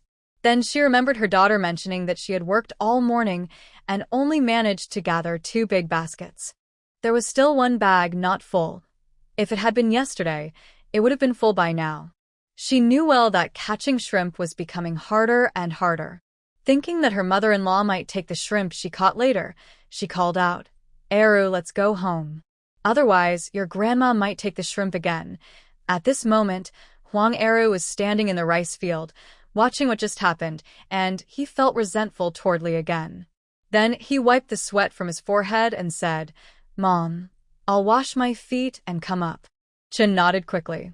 After a short while, the family carried all the shrimp they caught and hurried home. Li was furious when she saw the red shrimp in the basket. She was about to scold when she saw her family had already run away. Angrily, Li bent down quickly to pick up the red shrimp that had fallen into the field and put them back into the basket. Not long after Chen and the others arrived home, Huang Ershu carried a basket of bamboo steadily to the well before entering the yard. Seeing this, Huang Yiming smiled and called out, "Dad, Wash your hands quickly and come eat. I've cooked the meal. Huang Ersha wanted to say that there was no habit of eating lunch at home, and it might be a waste of food. But seeing his daughter's enthusiastic expression and thinking that there was enough food at home for a while, he smiled and said, "All right, I'll come now." Huang Yiming quickly stir-fried pork intestines and pig lungs and brought the dishes to the table. Chen also brought over a clay pot, casually lifted the lid, and a rich aroma of meat filled the air. "What's going on here?" Chen looked at the rice in the pot, which was warm and glossy, making it look very tempting. There were also ribs on top. Huang Wuni immediately gathered around, eyes shining with excitement. Huang Yiming stood nearby, looking at her cooked rice with a proud smile. Then she evenly sprinkled chopped wild green onions over the rice and said, "Mom, I made claypot rice. It's very delicious." Chen, puzzled, kept talking about claypot rice while holding a bowl and first served Huang Ershu a steaming bowl of rice. Huang Ershu took the bowl and couldn't believe his eyes. "Although I heard that San and I bought refined rice last night, I didn't expect her to cook such a big pot of rice by noon. This landlord's family usually can't eat such good rice." His voice was full of amazement. Huang Wuni saw the tempting ribs on the rice and couldn't hold back his desire. He eagerly handed his bowl to Mrs. Chen, speaking with a bit of urgency. "Mom, I want to eat." Mrs. Chen smiled as she filled everyone's bowls, finally filling her own with a small portion. Huang Ersha looked at the children eagerly waiting to eat. He quickly picked up his chopsticks, cleared his throat, and said, "Our family hasn't had such good rice in a long time. Today, San and I cooked such a big pot because she was thoughtful. Let's all eat happily." Dig in. Everyone picked up their chopsticks and started eating happily. Huang Wuni was the first to scream with joy and excitement. "How can there be such delicious plain rice? I even smell the meat." Huang Yiming was chewing on a rib and said unclearly, "Because third sister added lard. That's why it's so tasty." Mrs. Chen was about to eat when she heard about the lard, and she felt a little sad. She looked at the 2 remaining dishes from last night on the table and thought, how could San and I still add lard? That's such waste. She silently thought to herself that in the future, she really shouldn't let San and I cook so easily, or the family's leftovers might be eaten up quickly. Huang Eru finished half a bowl of rice in no time, eating while praising. "Third sister, your cooking is so good. Second brother has eaten better these days than in the past 10 years. Huang Zi didn't eat like others, gobbling down the rice quickly. Instead, he gently scooped up each grain with his chopsticks. He leaned in to smell the rich aroma, couldn't help swallowing, then slowly started eating. Mrs. Chen carefully picked up a mouthful of rice, chewed it carefully. In an instant, a feeling of deep satisfaction filled her heart. She never thought she could enjoy such delicious plain rice. It was all thanks to San and I. Huang Ershu watched his family members eat happily, their faces full of satisfaction, and he felt very happy inside. He secretly felt guilty, thinking that as a father, he hadn't been able to feed his children well all these years. Watching Huang Yiming eat heartily, he silently made a promise in his heart. From now on, whatever San and I wants to do, he, as her father, will support her unconditionally. In a short while, the family finished all the rice and dishes on the table. Mrs. Chun tidied up the bowls and chopsticks, washed them carefully in the kitchen, and dried her hands. She happily went outside and said, "Everyone wait here, I'll bring you some good things." Then she turned back into the house and took out the clothes Huang Yiming bought yesterday. Huang Wuni immediately saw the new clothes and excitedly ran over, eyes shining with surprise. "Mom, these are new clothes. Are they for us to wear?" Mrs. Chen nodded with a gentle smile. "Your third sister bought these yesterday. I was busy yesterday and forgot, but today I brought them for you." Huang Yiming stepped forward, took out the red floral dress she picked for Wuni, and asked happily, "Wuni, do you like it?" "Your third sister chose it for you." Wuni eagerly held the dress in front of her, smiling happily. "I love it so much." "Third sister, I love you." She then opened her arms and hugged Huang Yiming tightly. Next, Huang Yiming distributed the clothes to everyone. Huang Ersha looked at the new outfit his daughter bought for him, made of rough cloth, and felt very touched. He couldn't remember the last time he wore new clothes. His daughter had thought of buying him one. Mrs. Chun held the clothes, her eyes slightly red. San and I don't want this. Keep it for when you grow taller and wear it then. Hwang Yamin quickly pushed the clothes back into Mrs. Chen's hands and said firmly, Mom, you should wear the clothes I bought for you. Our family will earn a lot of money in the future, and I'll buy you new clothes every day. Hearing her daughter's words, Mrs. Chen couldn't help but laugh. Even the rich young ladies in the city don't wear new clothes every day, she added. And you want Mom to wear new clothes every day? Well, I'll be waiting for my third sister to buy me new clothes every day then. Hwang Ero was holding his new clothes and couldn't wait to put them on. They fit just right, not too big or small. He happily ran to Hwang Yamin, spun around, and asked, Third sister, what do you think of my new clothes? Do I look good? Hwang Yamin looked at her refreshed older brother and sincerely praised him. Ero, you look very energetic and handsome in this outfit. It suits you well. Hwang Ero felt a little shy from the compliment and smiled as he scratched his head. It's because you picked it out, third sister. Hwang Yamin then looked at Hwang Sais, who was quietly holding his clothes and standing still. She stepped forward and asked kindly, Sis, why don't you try on the clothes? See if they fit. She was about to help him put the clothes on. Hwang Sais quickly dodged and said hurriedly, Third sister, my clothes are dirty. I can't get these new clothes dirty. Hwang Yamin smiled and said, All right, I didn't expect Sis to be so particular about cleanliness. Everyone carefully placed their new clothes in the back of the room. Hwang Ersha spoke up, You all finish picking and washing the red shrimp in the yard. Eru and I will quickly set up the bamboo behind the house. The family listened and started working together. By around 3 or 4 in the afternoon, they finally finished processing all the red shrimp. Everyone let out a long sigh of relief. Mrs. Chen put the shrimp heads into a basket, planning to carry them to the backyard to use as fertilizer. Hwang Yamin also went to the backyard. Seeing the scene, she thought to herself, if we keep working at this pace, we should finish everything in 2 days. Suddenly, Mrs. Chen exclaimed, Third niece, why did you put the beans here? Aren't you afraid someone will take them away? Hwang Yamin walked over and patiently explained, Mother, there's no more space in the yard, so I brought them here. Then she looked at the 2 baskets of shrimp heads and asked, Mother, aren't there 2 kinds of seedlings in the yard? It seems like they can't be just put in the pits. Mrs. Chun, hearing this, quickly asked softly, Third niece, tell me, what are those 2 kinds of seedlings that the fairy gave us? Hwang Yamin nodded. Mother, one is called sweet potato, and the other is called potato. They produce a lot. If we run out of food in the future, eating these won't make us hungry. When Chin heard this, she was surprised that it could be used as food, as a vegetable, and that the yield was so high. She was so happy that she grabbed Hwang Yuming's hand and said, San and I, you must tell me how to plant it. I will plant it right now. Hwang Yuming said seriously, Mom, the fruit grows underground and will get bigger over time. First, we need to turn the soil, make some rows, and then plant them. The sweet potato vines can be cut and replanted in July. The potatoes, once they sprout, can be cut into pieces and planted again. Good, good, Chin replied happily, quickly going to the yard to get tools like a hoe.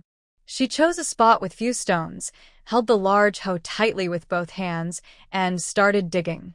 Meanwhile, Hwang Sais used a small hoe to loosen the soil and carefully gather it into rows. Hwang Yuming and Hwang Wani were responsible for picking up large stones from the field and stacking them near the bamboo strips. The family worked hard until nightfall, finally planting all the seedlings. Hwang Yuming looked at the neat rows of seedlings in the field and felt very proud. She used to enjoy watching videos about planting vegetables, and now she could do it herself. This made her very happy. After Chen finished watering with the last bucket, she was about to bring the soaked beans into the house. Hwang Yuming quickly stepped forward and carried another pot. After placing the beans, she asked, Mom, what are we having for dinner? I will cook. Chen hurriedly stopped her, saying, No need, I will do it. Just wait and eat. Hwang Yuming went to the backyard to help her father carry bamboo strips. When Chen called everyone to dinner, they all put down their work. The family sat together and had a simple dinner. After eating, Hwang Yuming sat in the yard, touched her hair, and thought, I really want to wash my hair. She then said to Chen, Mom, can I take off the gauze on my head? I want to wash my hair. Chen replied, Come inside, I will help you take it off and check. Inside, Chin carefully removed the gauze. She looked closely at Huang Yuming's wound and saw that it was healing well. As long as she didn't touch it roughly, it would be fine. The wound has healed now, and it's fine as long as it doesn't get wet. Mom, I will wash your hair later. Huang Yuming quickly said, No need, Mom. I can wash it myself. Mrs. Chen nodded. All right, I'll go boil some water. Huang Yuming returned to her room and took out shampoo, body wash, and a towel. She thought to herself that if Mrs. Chen asked later, she would say these were given by the immortals. That way, her family could also use such good things. Soon, Mrs. Chen finished boiling water and called out, Sonny, the water's ready. Come quickly to wash. I'll watch over you, and don't get your wound wet. Mom, I'll be right there, Huang Yuming replied, holding the items and walking out. When Mrs. Chen saw what Huang Yuming was holding, she couldn't help but be surprised, but this time she didn't panic like before. She quietly asked Sonny, Are these also gifts from the immortals? What are they? Huang Yuming looked at Mrs. Chen, feeling she was quite accepting. In the future, when she showed her more things, she thought it would become even more natural. Mom, this is for washing hair, this is for bathing, and there are 2 clean towels for you to use. Mrs. Chen gently touched the soft towels and happily said, These are gifts from the immortals. You should keep them well. I don't need them. Huang Yuming smiled and said, Mom, if the immortals gave us these, it's for us to use. You don't want them and the immortals might be unhappy. Yes, I'll use them. In the end, it was Mrs. Chen who helped Huang Yuming wash her hair. While she was drying her hair with a towel, she saw Mrs. Chen pick up 2 bottles, examining them back and forth, squeezing and pinching. The bottles still bounced back and didn't break. Mrs. Chen wondered silently, I wonder how the immortals made these? Then she sighed, Sonny, these bottles from the immortals are really good. They hold shampoo, make lots of bubbles, and smell so nice. Yes, Mom. You all should wash your hair too. I want to take a bath as well. Go wait in your room, I'll pour water for you, Mrs. Chen said. When Huang Yuming finished her bath and came out, she saw the whole family washing their hair. Huang Wuni was loudly shouting, Mom, give me a little more of that shampoo. There are too few bubbles on my head. I want more. Mrs. Chen had to apply a bit more shampoo to her daughter's hair. After everyone finished washing, they were all drying their hair. Huang Era looked at Huang Yuming and grinned, asking, Third sister, do you want to smell how nice my hair is? Huang Yuming smiled and said, Very nice, second brother. This shampoo not only smells good after washing, but your hair will also be very smooth tomorrow. Yes, third sister, I feel much more refreshed now, said Huang Eru. Huang Sais was quietly drying his hair nearby, lost in thought. Suddenly, there was a knocking at the door. Mrs. Chen quickly asked, Who is it? It's me, second sister-in-law. My mother-in-law asked me to bring some bamboo slats to hang the shrimp tails. We've run out at home. Mrs. Chen hurried to open the door. It was Zhao Shi. Huang Wuni ran up shyly and asked, Third aunt, why didn't little Zhu come with you? I miss her so much. Zhao Shi replied, Little Zhu is working at home. You can go find her to play. Huang Wuni scratched her head. I'm afraid to see Grandma. I'm scared she'll scold me. Huang Eru and Huang Sais also politely greeted. Third aunt. Zhao Shi nodded and walked over to Huang Yuming, smiling and calling, Third girl. Do you know third aunt? Huang Yuming looked at the unfamiliar woman in front of her, but since everyone called her third aunt, she politely responded, I don't know her. But since everyone calls her third aunt, I will too. Hello, third aunt. This was the first time Zhao Shi heard Huang Yuming speak so clearly. She happily took her hand and said, That's good. Your father and mother finally don't have to worry about you anymore. They used to worry about growing old and what you would do. Now there is hope. Mrs. Chen took out some bamboo slats. Third sister-in-law, here you go. Zhao Shi let go of Huang Yuming's hand and stepped forward to take the bamboo slats. Suddenly, she smelled a floral scent and wondered to herself, when did second sister-in-law's family start planting flowers? It smells so nice. She didn't pay much attention and quickly said, Second sister-in-law, I need to go back now. We've caught too many red shrimp at home. Everyone would probably be busy until late at night. If they didn't finish, Grandma wouldn't let them sleep. She had to hurry back. When Mrs. Chun heard this, she understood what kind of person her mother-in-law was. Then she thought of something and quickly stopped Zhao. Third sister-in-law, you all threw away the shrimp heads, right? Save some for me later. I'll pick them tomorrow and use them as fertilizer in the field. Okay, second sister-in-law. I should still be at home dealing with the red shrimp tomorrow. Mother-in-law, and the others should be in the field. Just come directly. All right, I'll go to the old house tomorrow to pick some up.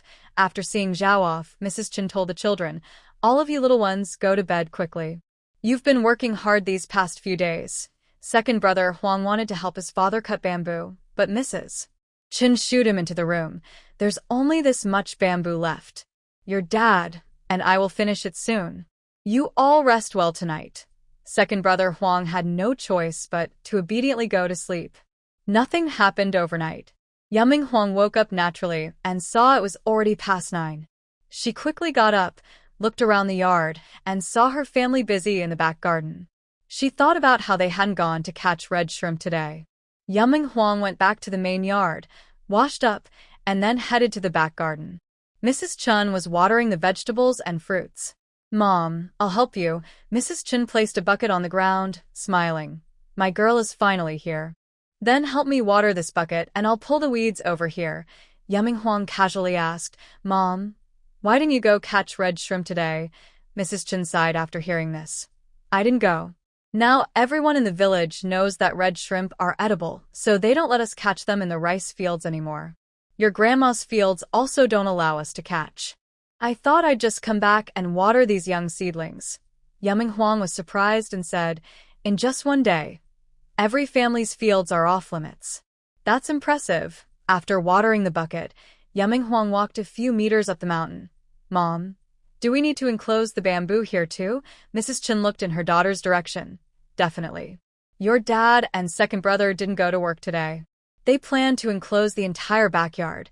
Yuming Huang quickly reached the top of the mountain, thinking, when I earn enough money, I must enclose the whole mountain. I'll also fix up our house nicely. This place is perfect for retirement. Just when she was feeling happy and proud, suddenly, a snake quickly slithered past her feet. Huang Yuming was so frightened she turned pale and ran away, shouting, Ah! Oh my goodness, a snake! Huang Yuming's biggest fear is snakes and mice. Nothing else compares.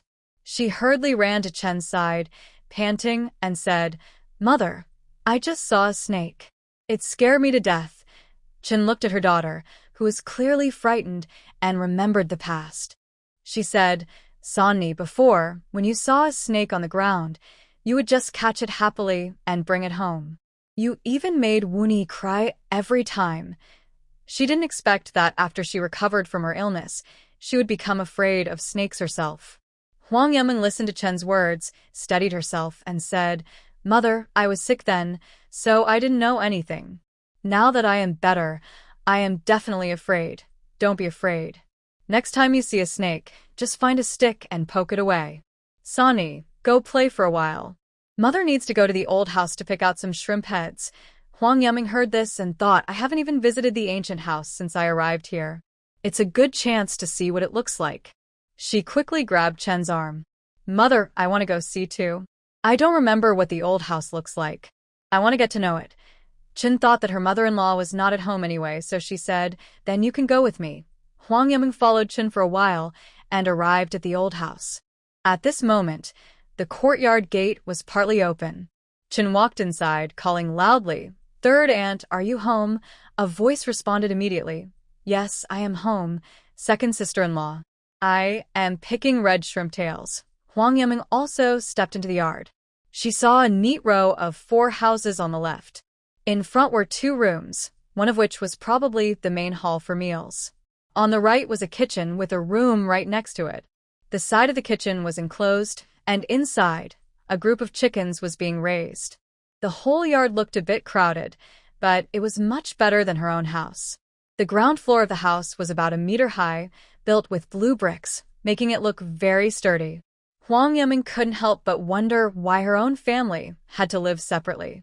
She couldn't help but ask, Mother, did we live here before? Mrs. Chen smiled and replied, Yes, when you were little. You lived here. But later, as our family grew, there wasn't enough space. Your father is kind-hearted. He suggested building a simple house on that empty land, so the house here could be left for his brothers and sisters to live in. Huang Yuming responded with an "oh." At this moment, a little girl with 2 playful braids looked nervously at the yard, then quickly ran to Huang Yuming.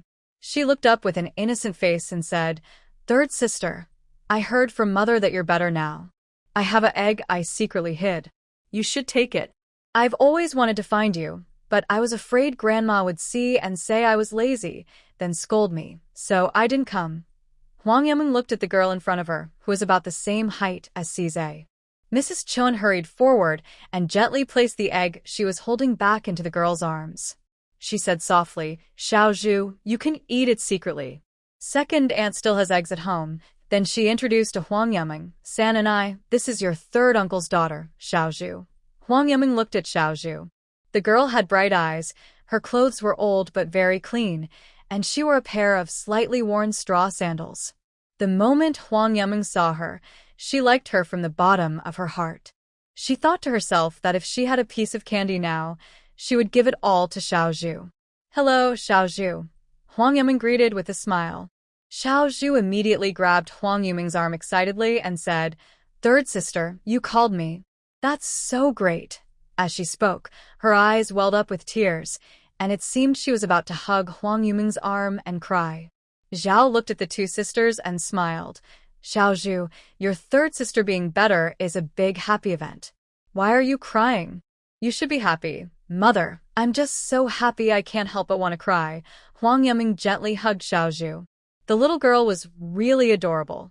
Mrs. Chun, busy picking lobster heads, smiled and said to Huang Yuming, "San and I, when you were still naive, if someone in the village bullied Xiaozhu, you were always the first to rush forward, growling and shouting, scaring everyone away." Huang Yuming finally understood that she and Xiaozhu had a past together. Xiaozhu happily pulled Huang Yuming around the yard, then led her to the place where they were drying red shrimp tails. "Third sister, I heard from Dad and Mom that you found these red shrimps are edible and can be sold in the county," Xiaozhu said with admiration, looking at Huang Yuming.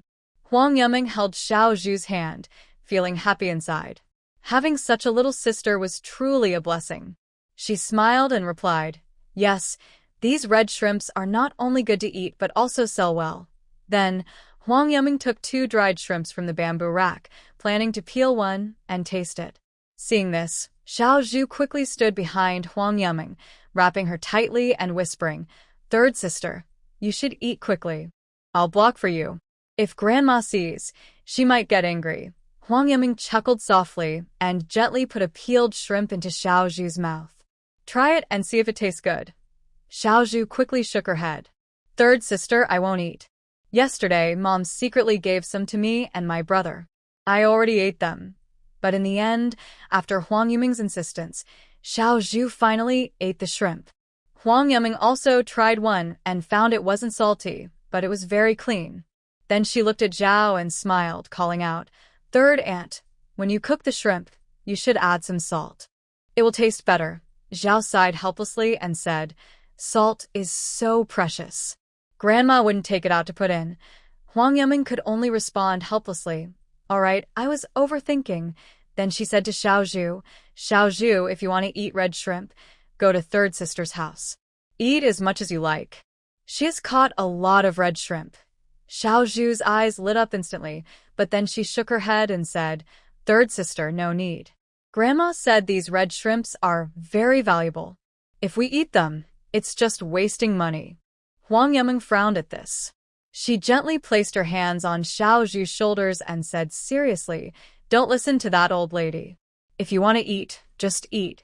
Isn't it a waste if others don't? But, all right, Xiaozhu, come to third sister's house when you have time. Don't be afraid of that old lady." When Xiaozhu heard this, her eyes turned red again, and she spoke with a crying tone. "Third sister, you are so kind to me. I really like you." At that moment, a noisy sound suddenly came from the gate of the courtyard. Huang Yuming was pulling Xiaozhu, and, before they could leave the gate, they met a handsome young boy with regular features. Several villagers followed behind him. Xiao Zhu exclaimed happily, releasing Huang Yuming's hand, and quickly stepped forward to hold the boy's sleeve. "Big brother, you're back." Huang Yishuan smiled, patted Xiao Zhu's head, and said warmly to the villagers at the door, "Uncles and elders, please go back." The villagers responded, Okay, we will go now." As Huang Yishuan entered the yard, he called out, "Second aunt, third aunt, I'm back." Chen Shi and Zhao Shi heard the sound and put down their work, replying together, "Xianer is back." Then Zhao Shi stepped forward with concern and asked, "Xianer, are you resting today?" "Yes, third aunt. I will go back tonight," Huang Yishuan answered. Zhao Shi hurriedly said, "Then go inside and study quickly. I will come to cook later." Huang Yishuan said sensibly, "No need, third aunt. Is there any work to do at home?" "I can do it." Then he turned around and noticed Huang Yuming looking at her quietly standing there today, very still. He stepped forward, smiling, and said, "Third sister, big brother is back. Are you happy? I didn't bring you anything to eat this time, but I will buy something next time." As he spoke, he reached out to ruffle Huang Yuming's hair. Huang Yuming instinctively tilted her head to the side. Huang Yishuan was a bit surprised. He felt that his third sister was different from before, but he couldn't quite say what was different. Chen Shi came forward, smiling, and explained, "Xianer, third sister is better now. She's not silly anymore." Then she looked at Huang Yuming and introduced, "This is your big brother." Huang Yuming looked at the young man in front of her, thinking that this was the scholar the family had worked so hard to support. She remembered her second brother mentioning that she saw him today with her own eyes, and this young man indeed had an extraordinary aura. It seemed that studying really was worth it. She smiled and called out, "Hello, big brother. Third sister, are you really not silly anymore?" Huang Yishuan showed a gentle smile and said, "It's good that you're okay. Big brother is happy for you." At that moment, Li Shi hurried in carrying a basket of red shrimp, followed by Lin Shi and Huang Xiaojin. As soon as Li Shi entered, she loudly called out, "Grandson, why are you back? Today isn't your rest day, is it? Otherwise, Grandma would have come to pick you up." Lin Shi was the happiest. She didn't even have time to put down the basket in her hands. She quickly went forward and held Huang Yishuan, looking worried. "Let me see. Why have you lost more weight? Did you not eat well at your uncle's house?" "Mom, it's okay. Every time you come back, you say it's okay. But I don't believe your uncle's family is that kind. They probably gave all the good food you brought to their grandson," Lin Shi complained. Li Shi overheard this and suddenly looked upset. "Eldest daughter-in-law, how can you say that? His uncle cares for Yishuan just like his own grandson. It's not as mean as you think." Huang Xiaojin was just passing by and called out, "Big brother." Then he went over to Zhao Shi and set down the basket. Zhao Shi looked at her son and saw he looked unhappy, probably scolded again. Just then, Li Shi noticed Chen Shi and Huang Yuming in the yard. She stepped forward and scolded harshly, "You crazy girl, what are you doing running to the old house?" Then she saw 2 baskets full of shrimp heads in front of Chen Shi and thought, Chen Shi is somewhat decent. She still helps out at the old house, but then she remembered what the villagers had just told her. She suddenly got very angry, grabbing Chen Shi and shouting, "You, Chen Shi, I heard everything. Your family sold red shrimp for 2 full silver coins. I don't want much, just 1 or 2 coins is enough as a gift for us old folks. Mom, the money from selling the shrimp is already spent. But don't worry during festivals, Shuj and I will prepare some for you." Li Shi scolded, "You wasteful woman. That was 2 full silver coins. You say it's all spent? No one will believe that. Look at Yishuan now, he's going to school. Does he not need money? Shouldn't you and your uncle help out?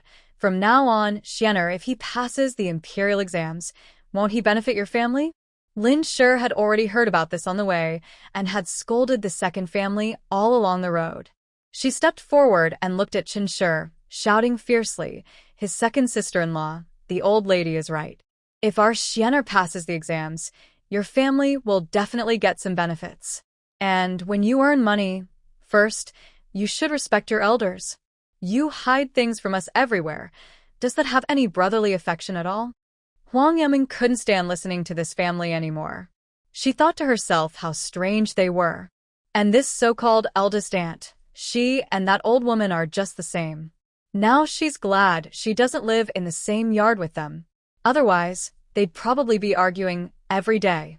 Huang Yiming stepped forward and grabbed Qinshi's arm, saying, "Mother, don't pay attention to these unimportant people.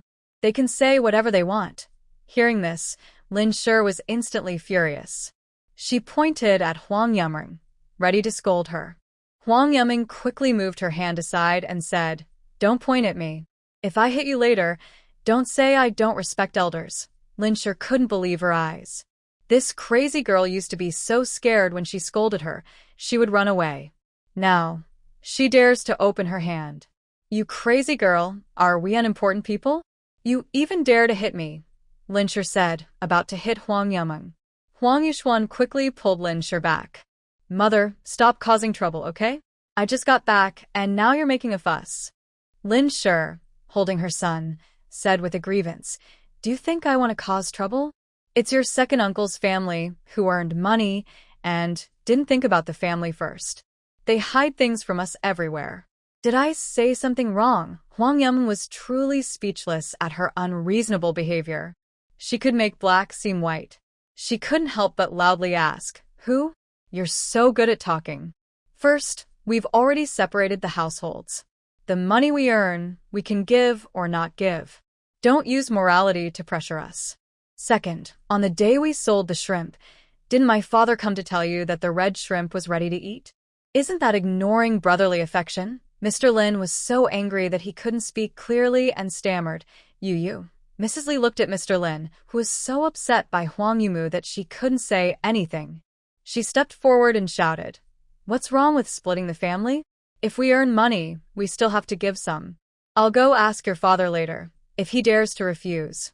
Huang Yimou also got angry, thinking that this old lady was just being unreasonable. She loudly said, "Go ahead and try to find him. The money we earn in our own family, why should we give it to you? What have you contributed to our family? You talk as if we owe you something.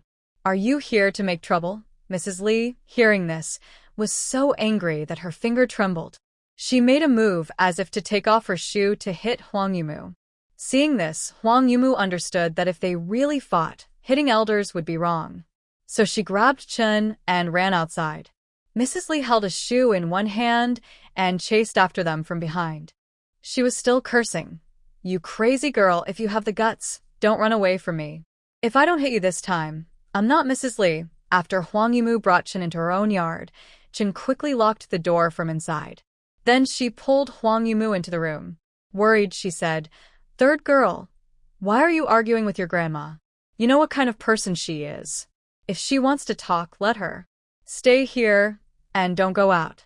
I'll go call your father right away." "Got it, mother." Huang Yimou lay on the bed, holding her head, feeling a strange anger rising inside her. She thought, if our family has a few people like this who don't listen to reason, we'd be so angry we'd die. Just then, Mrs. Li knocked loudly on the door. Bang, bang. "Good job, Chen. Hurry up and open the door." Huang Yimou went outside to the yard and heard Huang Yishuan trying to calm her down. "Annie, don't be angry. What third girl just said is wrong. I didn't realize that during my studies, my second uncle had already split the family with us." Huang Yishuan sighed and continued, "I know that going to school has caused trouble for the family. If I don't pass this county exam, I won't continue studying. I'll go earn money to make things better for the family. It's all because of me." Mrs. Li heard this and immediately said, "Xianer, how can you say that? You are the pride of our family. It's normal for them to be tired. Don't think too much." At that moment, Huang Ershu quickly ran into the yard. Mrs. Li was still knocking on the door non-stop, which attracted many villagers. "Mrs. Li, what are you doing?" Granny Gu asked. "None of your business. I'm looking for my son," Mrs. Li replied irritably. Granny Gu, annoyed by her, stopped talking to her and quietly whispered a few words to her grandson, Xiaoyu. Xiaoyu squeezed through the crowd and ran outside. Huang Ershu hurriedly opened the door. "Mother, what are you doing?" Mrs. Li saw her second son come out and immediately punched Huang Ershu. "Mother, such a good son. He earns money but doesn't show respect to his mother, and that crazy girl just tried to hit my wife. Today I must teach her a lesson." Huang Ursha frowned. Mother, haven't we already divided the family? We should respect you and Dad. I won't forget that, Mrs. Li, hearing her son's words, became even more unreasonable and angry. Divided the family? Has it been written down? If not, then we haven't divided anything. All your earnings belong to the family. Huang Ursha looked at his unreasonable mother with helplessness and sadness. Mother, although the formal family division paper hasn't been written, Dad and everyone else agreed. You can't just ignore that it happened because there's no paper. Mrs. Li refused to give up. She sat on the ground, slapped her thighs, and wailed loudly. Everyone come and judge. I raised my son with great hardship, and now he earns money, but doesn't acknowledge his mother. How can we live like this? The villagers watching the scene whispered among themselves, discussing. Some people started to think that Huang Urshu might have done something wrong. One villager with slanted eyes looked angry and said, Ursa's family has always been dishonest. They sold red shrimp for money without telling us. Some villagers who understood the situation shook their heads secretly, feeling Mrs. Li was being too unreasonable. Huang Yishuan was held tightly by his mother, Lin. Her nails almost dug into his arms. Her voice was urgent as she kept whispering in his ear, Xianer, don't get involved in this. Let your grandma make a fuss. Seeing his grandmother like that, Huang Yishuan clenched his fists unconsciously, his eyes full of helplessness. Huang Yuming looked at Li's unreasonable and bossy attitude. Then she glanced at the villagers around her. Their sharp eyes felt like needles stabbing her, making her feel very annoyed. She knew that if she let Li keep causing trouble, she would be seen as in the wrong even if she was right. So she took a deep breath, stepped forward confidently, and looked directly at Li. Grandmother, please stop causing a scene here. Calm down and think carefully. Over the years, have you ever shown even a little bit of care for our family? Dad and Mom have suffered so much every day, but have they ever complained about you? Whenever there was a good thing in the family, the first person they thought of was you. But what about you? You only know how to take, and now you want to take away all the money we worked hard to earn. How can there be such a thing in the world? Li's face turned pale and red as she listened, and she suddenly became angry and embarrassed. She quickly got up from the ground, her hair flying wildly with her movements, and rushed toward Huang Yuming. She shouted, You little brat, how dare you talk back to me? Just wait, I will teach you a lesson today and make you understand what rules are. Huang Yuming instinctively took a step back. Elder Huang rushed over quickly, spreading his arms wide like a solid wall to protect her. He shouted loudly at Li, Mother, if you want to hit someone, hit me. Don't take your anger out on the kids. At that moment, there was a commotion outside the crowd.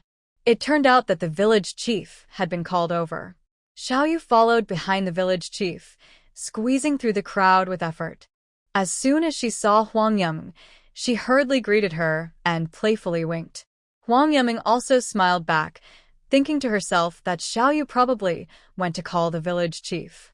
The village chief, dressed in a neat long gown, walked into the yard slowly and calmly. He looked around with a serious gaze, and the noisy sounds in the yard immediately quieted down. He cleared his throat and spoke in a deep, strong voice. What is all this fuss about? Aren't you afraid of being laughed at by outsiders? Our village has always been peaceful, so we can't let your family's trouble ruin our good name. Seeing the village chief, everyone suddenly became quiet as if under a spell.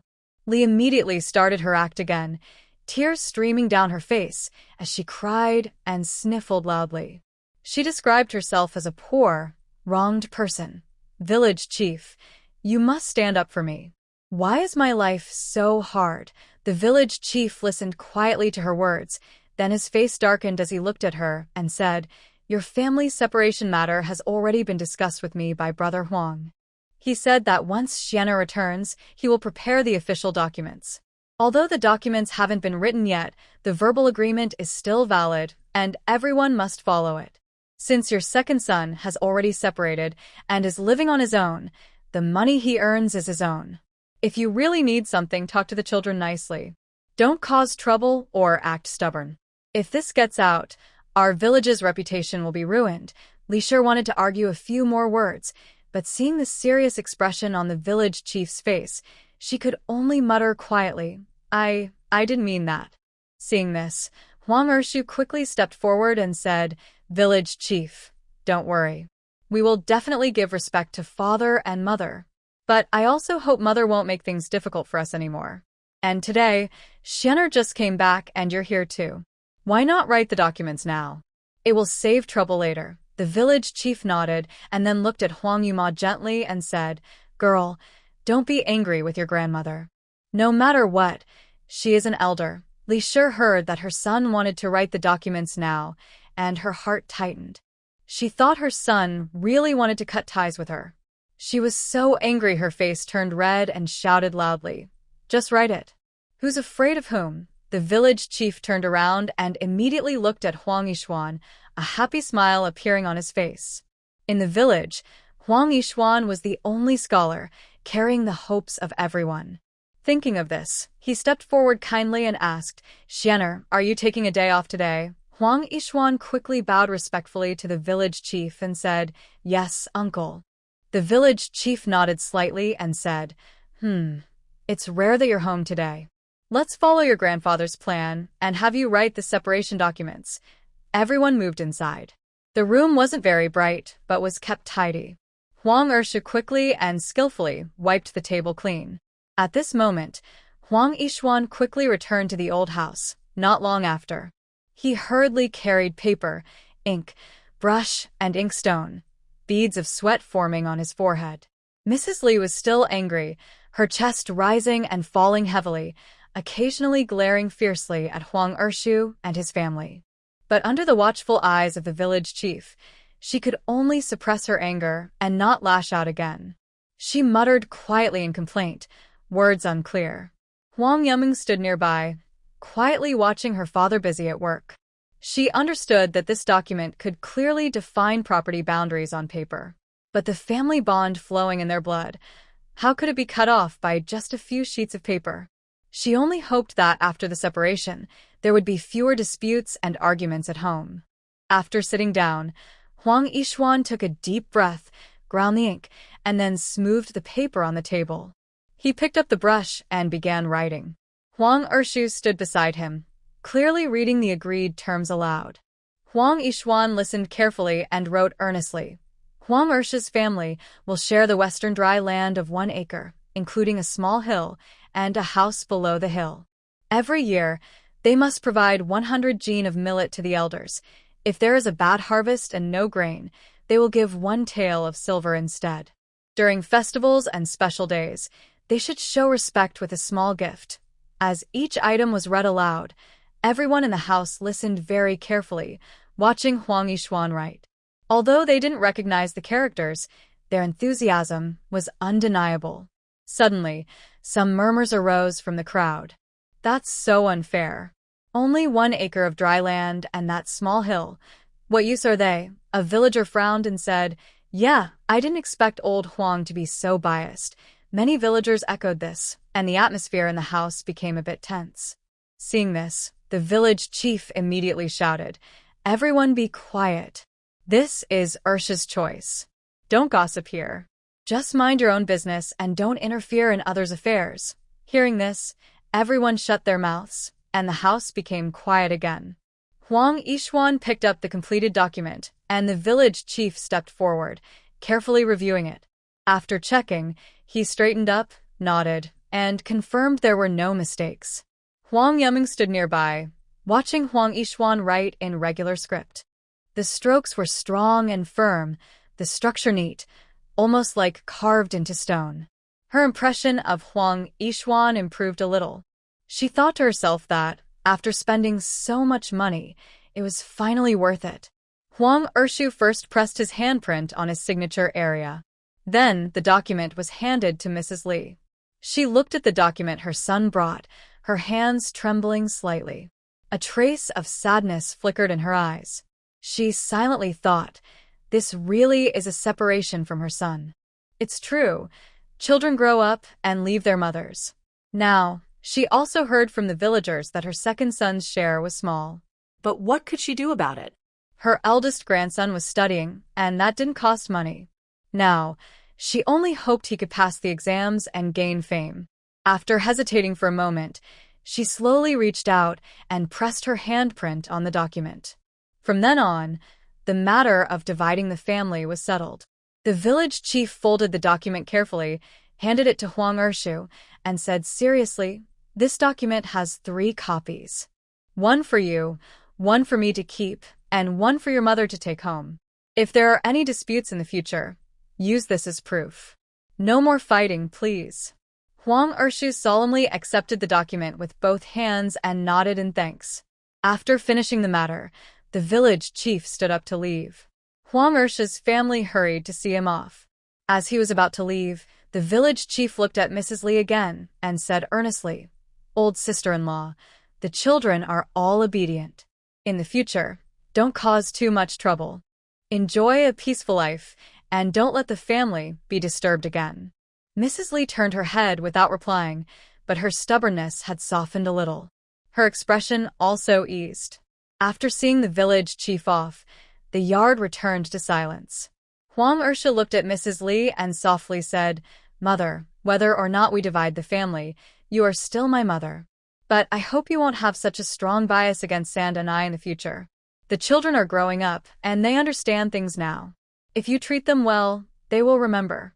If you don't, they will always remember that too." Mrs. Li listened, her face stiff. She slowly got up from the bench without saying a word and turned to leave the yard.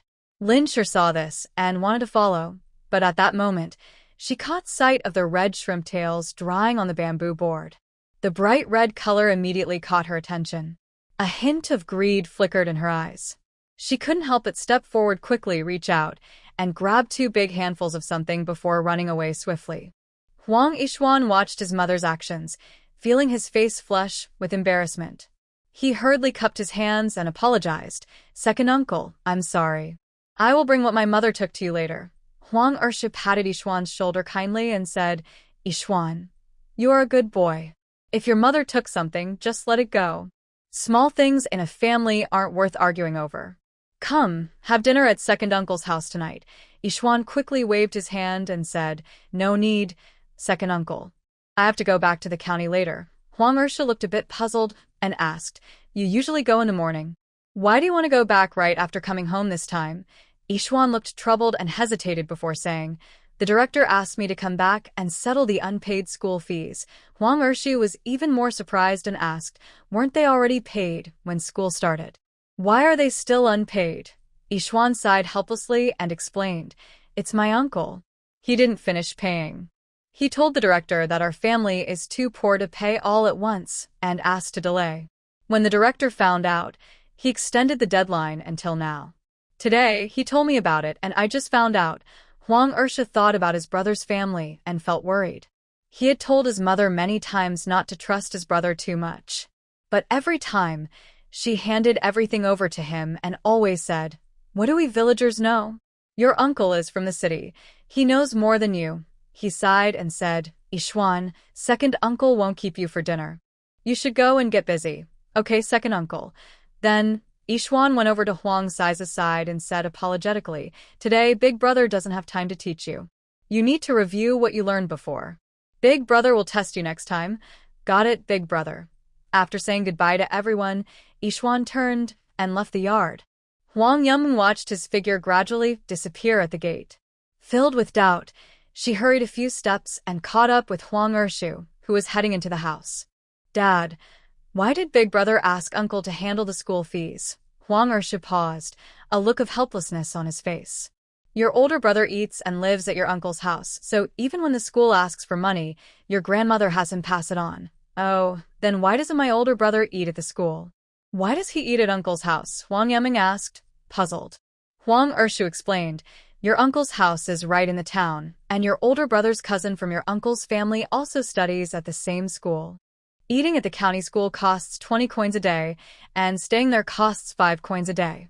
To save money, your grandmother gives your uncle's family 450 coins each month, along with some grain." Huang Yumeng asked suspiciously, "Then why does Dad still give more?" Huang Ershu's brow furrowed even more. "Your uncle's family always says your older brother eats a lot. They say that the 20 coins spent on meals at the school aren't enough to fill him, and he doesn't eat as well as at home. Your grandmother thought that since she was giving to the school, she might as well give to your uncle's family too, to help them out a little. So, she let your uncle handle everything. Huang Yiming nodded thoughtfully. What kind of work does uncle's family do in the city? Huang Ershu took Huang Yiming inside, sat on a somewhat worn wooden stool, and began to explain slowly. Your uncle's family used to work as servants for Lord Wang.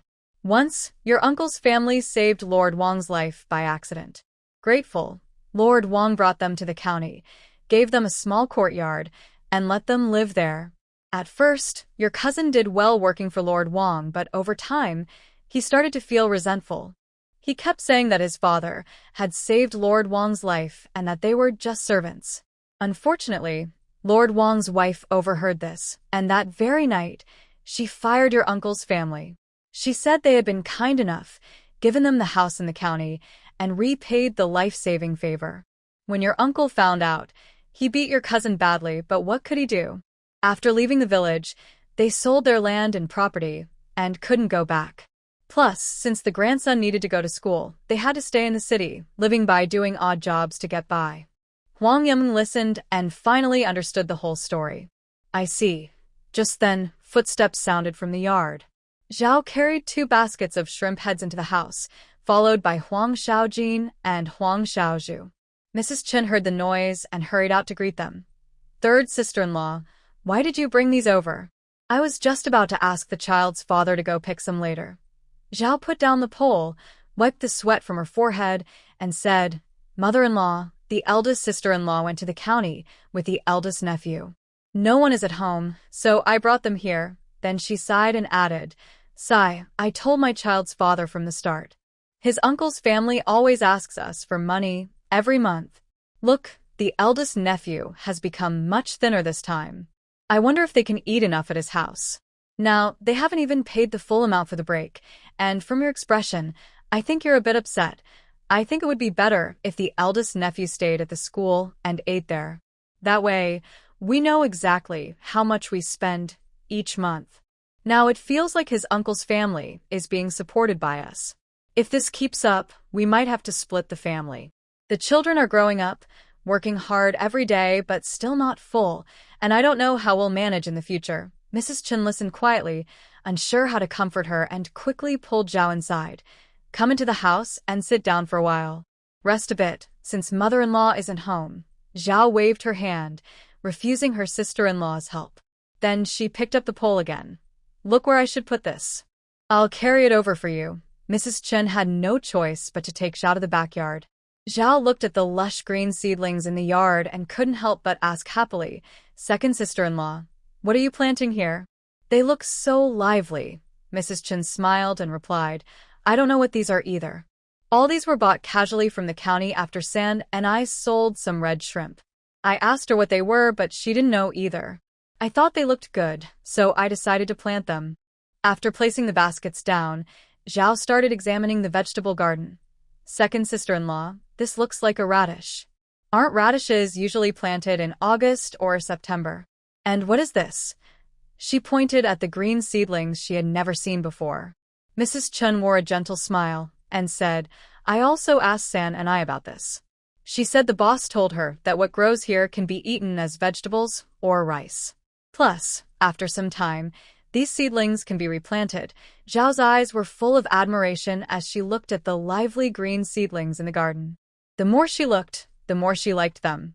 She couldn't help but sincerely say, Second sister-in-law, I really envy you for being able to split the family and grow your own food. If the family is still like this during the new year, I will also split the family. We no longer rely on the eldest nephew. As they spoke, the two of them strolled to the front yard. Just as Zhao was about to leave, Chen grabbed her arm and said, His third sister-in-law, stay here and rest for a while. Anyway, the elders have gone to the county. Hearing this, Zhao quickly waved her hands and refused. Second sister-in-law, you don't know how clearly the elders arranged things when they left. If I don't finish my work, I will be scolded when I come back tonight. Chen thought for a moment and agreed that it was true, so she didn't insist further. In the yard, the two little ones were happily playing with Huang Sais and Huang Wanyi nearby. Seeing Zhao was about to leave, they immediately stood up, looking reluctant. Huang Wanyi even tightly held Huang Xiaozhu's hand and coquettishly said, "Little Zhu, sister, please stay and play with me. We haven't played together for a long time. I miss you so much." Huang Xiaozhu looked at her brother, Huang Xiaojin. Huang Xiaojin looked at his mother Zhao, who nodded, then turned to Huang Xiaozhu and said, "Then let's go to second uncle's house and play for a while." After Zhao left, Huang Er immediately picked up a stick and a sickle and said to Qin, "Wife, come with us. Let's cut more bamboo. We still need a lot. I want to finish fencing the backyard as soon as possible in the next few days." Qin nodded in agreement and specially asked Huang Yuming to watch the house. Then the three hurried out. Huang Yuming watched the children drawing and playing on the ground, deeply absorbed, so she didn't disturb them. She looked up at the sky and realized it was almost noon.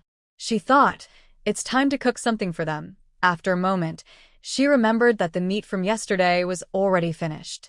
Maybe I should make egg fried rice? Thinking of this, Huang Yuming went to the kitchen to get a clay pot. Then she went to the main hall and dug out 3 large bowls of rice, but found that the rice in the bag was almost gone.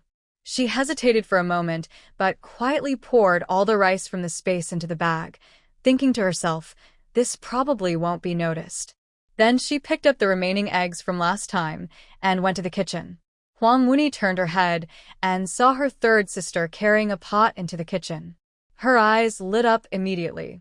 She hurriedly ran over excitedly and asked, "Third sister, are you cooking lunch?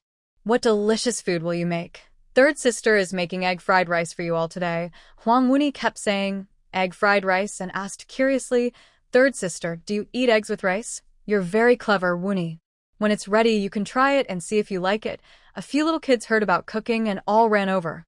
Huang Xiaojin looked confused and asked, "Third sister, are you cooking lunch?" Yuming smiled and replied, "Yes, later you and Xiaozhu can eat here together." Huang Xiaojin and Xiaozhu hurriedly waved their hands and said anxiously, "Third sister, we won't eat lunch today."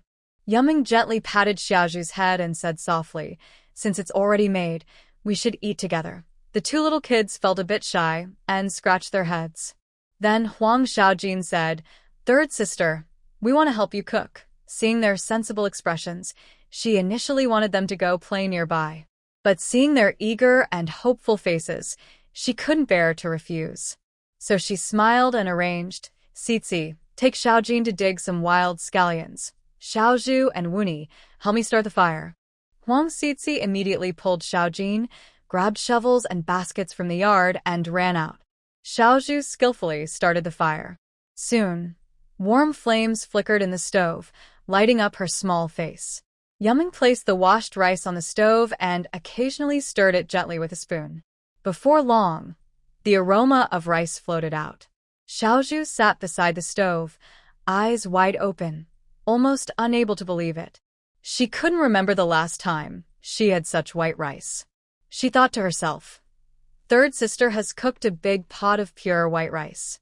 Yuming watched as the water in the pot nearly dried up, then let Xiaozhu turn off the fire and let it sit for a while longer. At this time, Cici and Xiaojin had already dug a full basket of wild scallions, washed them, and brought them into the kitchen. Huang Yuming cracked all the remaining eggs into the bowl. Huang Zi couldn't help but remind her, "Third sister, why are you cracking so many eggs?" Huang Yuming looked at the eggs in the bowl and smiled, saying, "Not many. With such a big pot of rice, only 5 eggs are enough."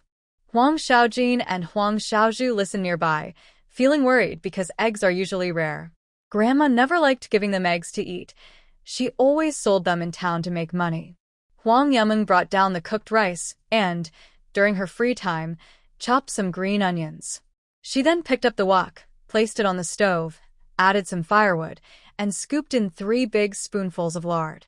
When the lard melted, the little kids couldn't help but gather around the edge of the pot. Huang Yuming poured the eggs into the wok, and immediately, the smell of fried eggs filled the entire kitchen. The kids kept swallowing their saliva.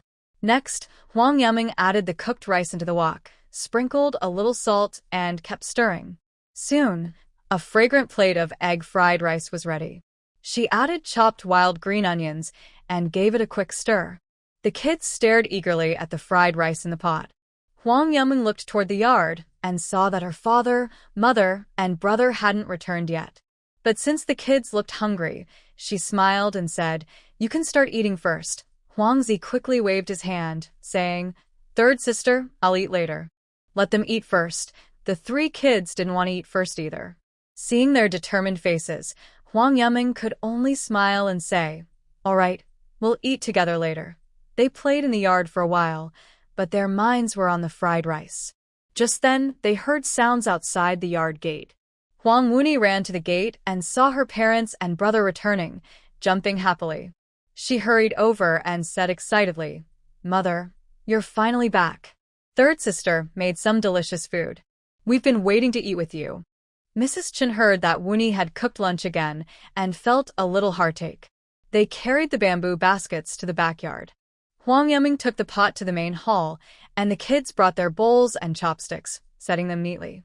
Huang Ersha saw this scene and couldn't help but smile and say, "Let me see what delicious food my third girl has made this time."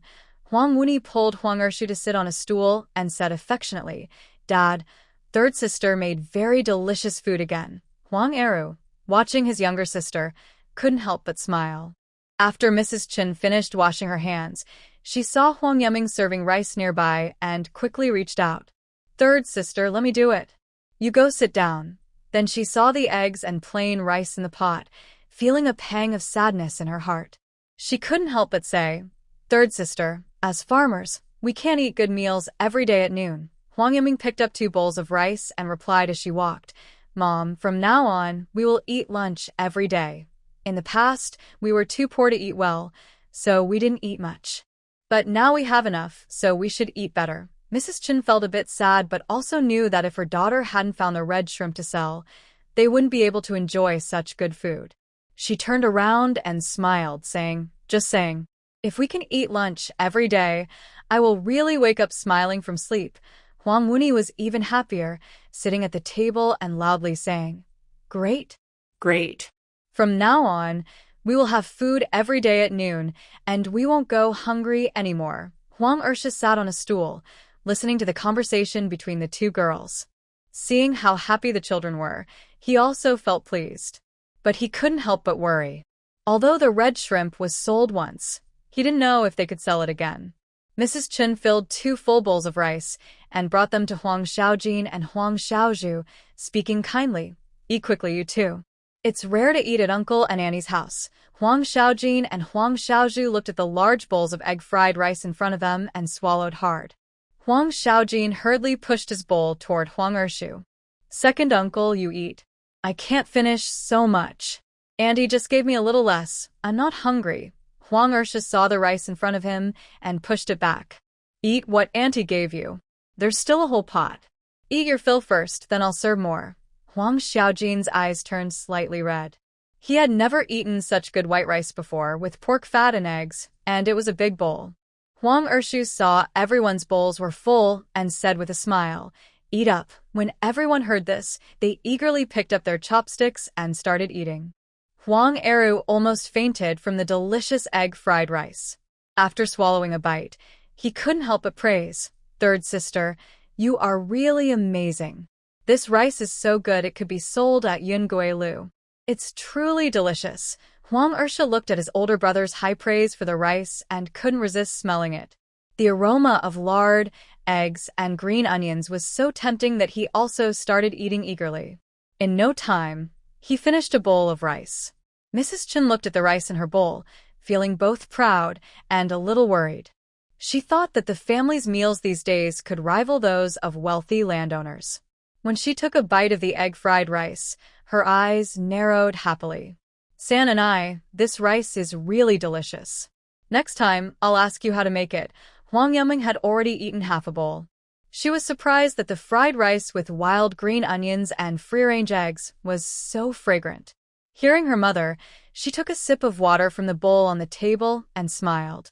"Mom, how about I teach you tonight? We can have fried rice again tonight." Mrs. Chen quickly waved her hand. "San and I, let's just have some porridge tonight. You can teach me next time. Huang Sais was eating when he saw Huang Xiaojin and Huang Shizhu only eat half a bowl, and then stop. He couldn't help but ask, "Why aren't you eating anymore?" "The rice is so tasty," Huang Xiaojin whispered. "We want to save some for Mom. It's so good. We can't bear to finish it all." Huang Yuming stood up and looked at the pot, which still had quite a bit of rice. "You two hurry and eat. There's still some in the pot.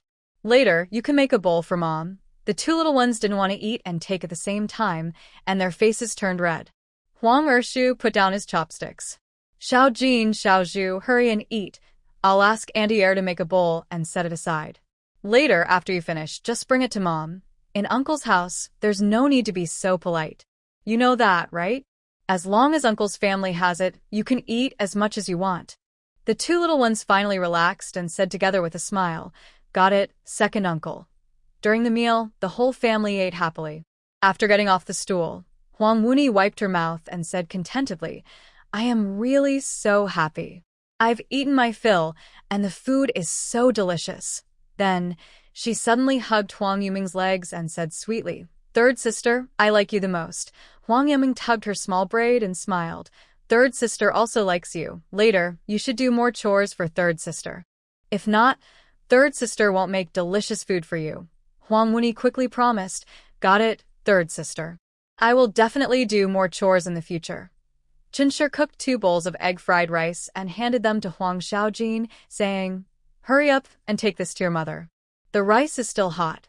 Huang Xiaojin saw it was 2 bowls, his eyes turning a little red, and said, "Second Annie, I will take this to my mother." Go ahead. Walk slowly." Huang Wuni also went with them to play at the old house. After eating, Chinshi checked the red shrimp tails in the yard and changed the water in the bean pots, then covered them again. Huang Yuming sat in the yard, almost falling asleep, until Chinshi called her. "San and I, come with Mom to the backyard." "Mom, I need to add fertilizer to the seedlings and put some wood ash on the edges to prevent pests. Just help chop some bamboo. Sais say will help carry it to the garden. Your dad and second brother need to set up the garden frame quickly." "Got it, Mom." Huang Yuming yawned, stretched lazily, stood up, washed her face, and went to the backyard. Seeing the large bundles of bamboo, already cut into sections, she wondered, how long will this take to chop? She approached the bamboo, where Chinshi had already started chopping one with a bamboo knife, patiently teaching her, "San and I, just chop like this. Mom doesn't want you to go over there to work on the seedlings. Take it slow, but be careful not to cut your hand." After saying that, she put down the machete and picked up a hoe. Huang Yuming looked at the machete on the ground, took the bamboo in her hand, and thought about splitting it into 4 parts. She carefully made the first cut but only created a small opening, probably because she didn't use enough force. She spent a little time chopping a few more pieces, feeling exhausted and uneven. Looking at the bundles of bamboo in front of her, she suddenly remembered the skills she saw in videos of people chopping bamboo in the mountains. It seemed like they made a cross-shaped branch that fit into the bamboo. Using the back of the knife to tap a few more times not only made the cuts even but also faster, and it wouldn't hurt the hand. Thinking of this, Huang Yuming ran to the yard to look around, and indeed found a few small pieces of wood. Unfortunately, there were no nails, so she could only carve a slot in the middle of 2 small pieces of wood, and then tie them together with a hemp rope. Afterward, she took the finished tool back to the backyard. At this moment, Huang Sais was holding a bamboo stick. Seeing Huang Yuming, he spoke. "Third sister, give me the axe, I'll split the bamboo. You come to hold it, that way it will be faster." Huang Yuming couldn't let him split the bamboo because it was too dangerous. "Look," third sister found a tool. She then forcefully chopped the bamboo twice, inserted the wooden strip, and used the back of the axe to tap it a few times. With a loud crack, the bamboo was easily split open. Huang Yuming was very happy with the result. Huang Sais was even more surprised and stepped forward. "Third sister, you're so clever." "I never thought of that." Huang Yuming shyly scratched her head. Being praised by this little kid made her feel quite proud. Although she didn't come up with the idea herself, she borrowed it from others, she still proudly said, "That's right, you don't know who your third sister is." With this new tool, Huang Yuming's work became much faster. Huang Sais was almost overwhelmed holding the bamboo. Huang Eru watched Huang Sai's constantly moving back and forth, sending bamboo pieces, and laughed. I didn't expect third sister to split bamboo so quickly. She's almost catching up to me. Huang Sai's put down the bamboo, wiped his sweat, and said, "Second brother, third sister's tool makes her so fast. Look, she's splitting the bamboo into pieces of the same size." Huang Eru finally noticed the bamboo in his hand. It was indeed all the same size. He couldn't help but shout loudly, "Third sister, you're amazing." Second brother needs to speed up too, or the pile of bamboo pieces will get too big. The group kept chasing each other, and before they knew it, it was already dark. Huang Yim looked at all the split bamboo pieces in front of her and let out a sigh of relief. Then she hurriedly carried all the bamboo pieces away, sat down heavily on the ground, and thought to herself, doing this kind of physical work is really exhausting. Huang Ersha looked at his daughter and younger son sitting on the ground and said with concern, "San and I, sees, you two should go back and rest for a while. Your brother and I will finish using up these bamboo strips and then come home." Huang Yiming stood up and walked forward. "Dad, will we be done by tomorrow?" Huang Ersha smiled. "Yes, after tomorrow it should be almost finished. You two go back first." Got it, Dad. Huang Yiming took Huang Sai's hand and went back to the front yard. After coming out of the kitchen, Madam Chen said, "I've already cooked the porridge. You two go rest for a bit, and then just wait for dinner." Then she stood at the gate and called loudly, "When I come home for dinner." After calling a few times and hearing a reply, she went back into the yard. Before long, the sky had turned completely dark. Madam Chen lit the oil lamp. The dim yellow light flickered inside the room, showing her slightly tired face. After lighting the lamp, she turned to the stove and brought the porridge and dishes to the table. At the same time, Huang Yiming brought in the bean sprouts from outside. She opened the basket and looked carefully. The sprouts had grown thick and healthy, crowding together in a lively bunch. She nodded with satisfaction, thinking they should be ready to sell in another day. Just then, the rest of the family came into the main room one after another. Huang Yiming covered the bean sprouts with a cloth, then sat down at the table. When she looked up, she saw a plate of wild vegetables, and her eyes lit up with surprise. She had thought they would only have porridge for dinner, but there was also a dish of wild greens. Since coming to this time period, she hadn't eaten many wild vegetables, only wild onions before. Everyone began to eat.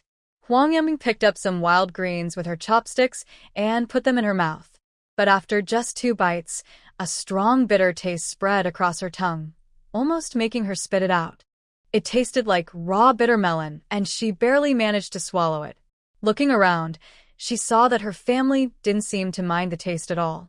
Surprised, she asked, "Mom, what kind of wild vegetable is this? Why is it so bitter?" Chen smiled and said, "San and I, this is called dandelion greens.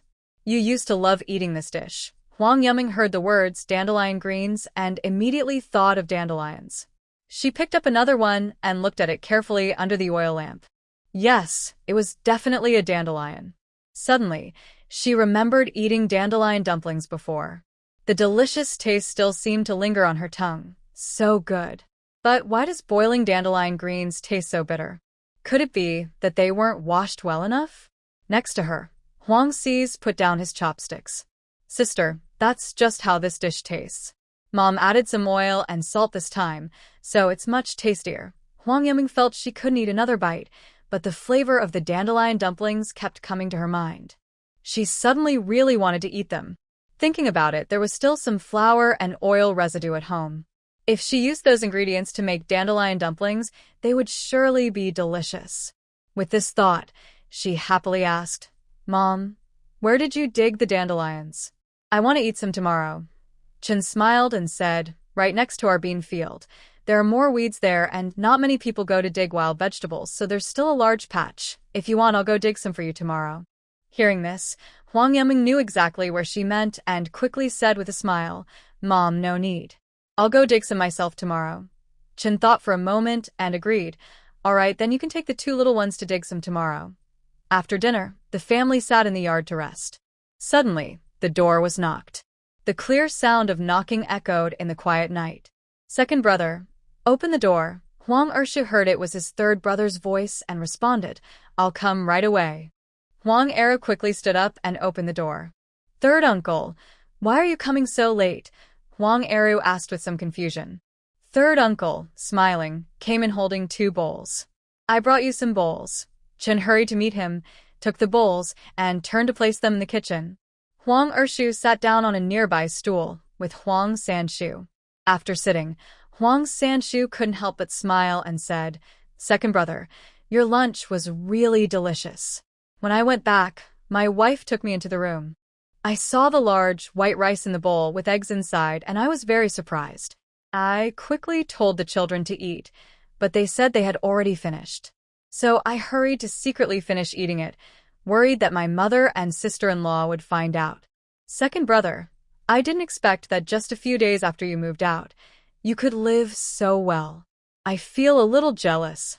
Then he suddenly seemed to remember something and said, Father wants me to tell you, when will your family sell red shrimp? Let us know when it's time and we can go sell together. Okay, third brother. I will tell you when I go to sell the red shrimp. Then second brother Huang thought of something else and asked, Third brother, today mother and sister-in-law went to uncle's house. How is Xian's situation?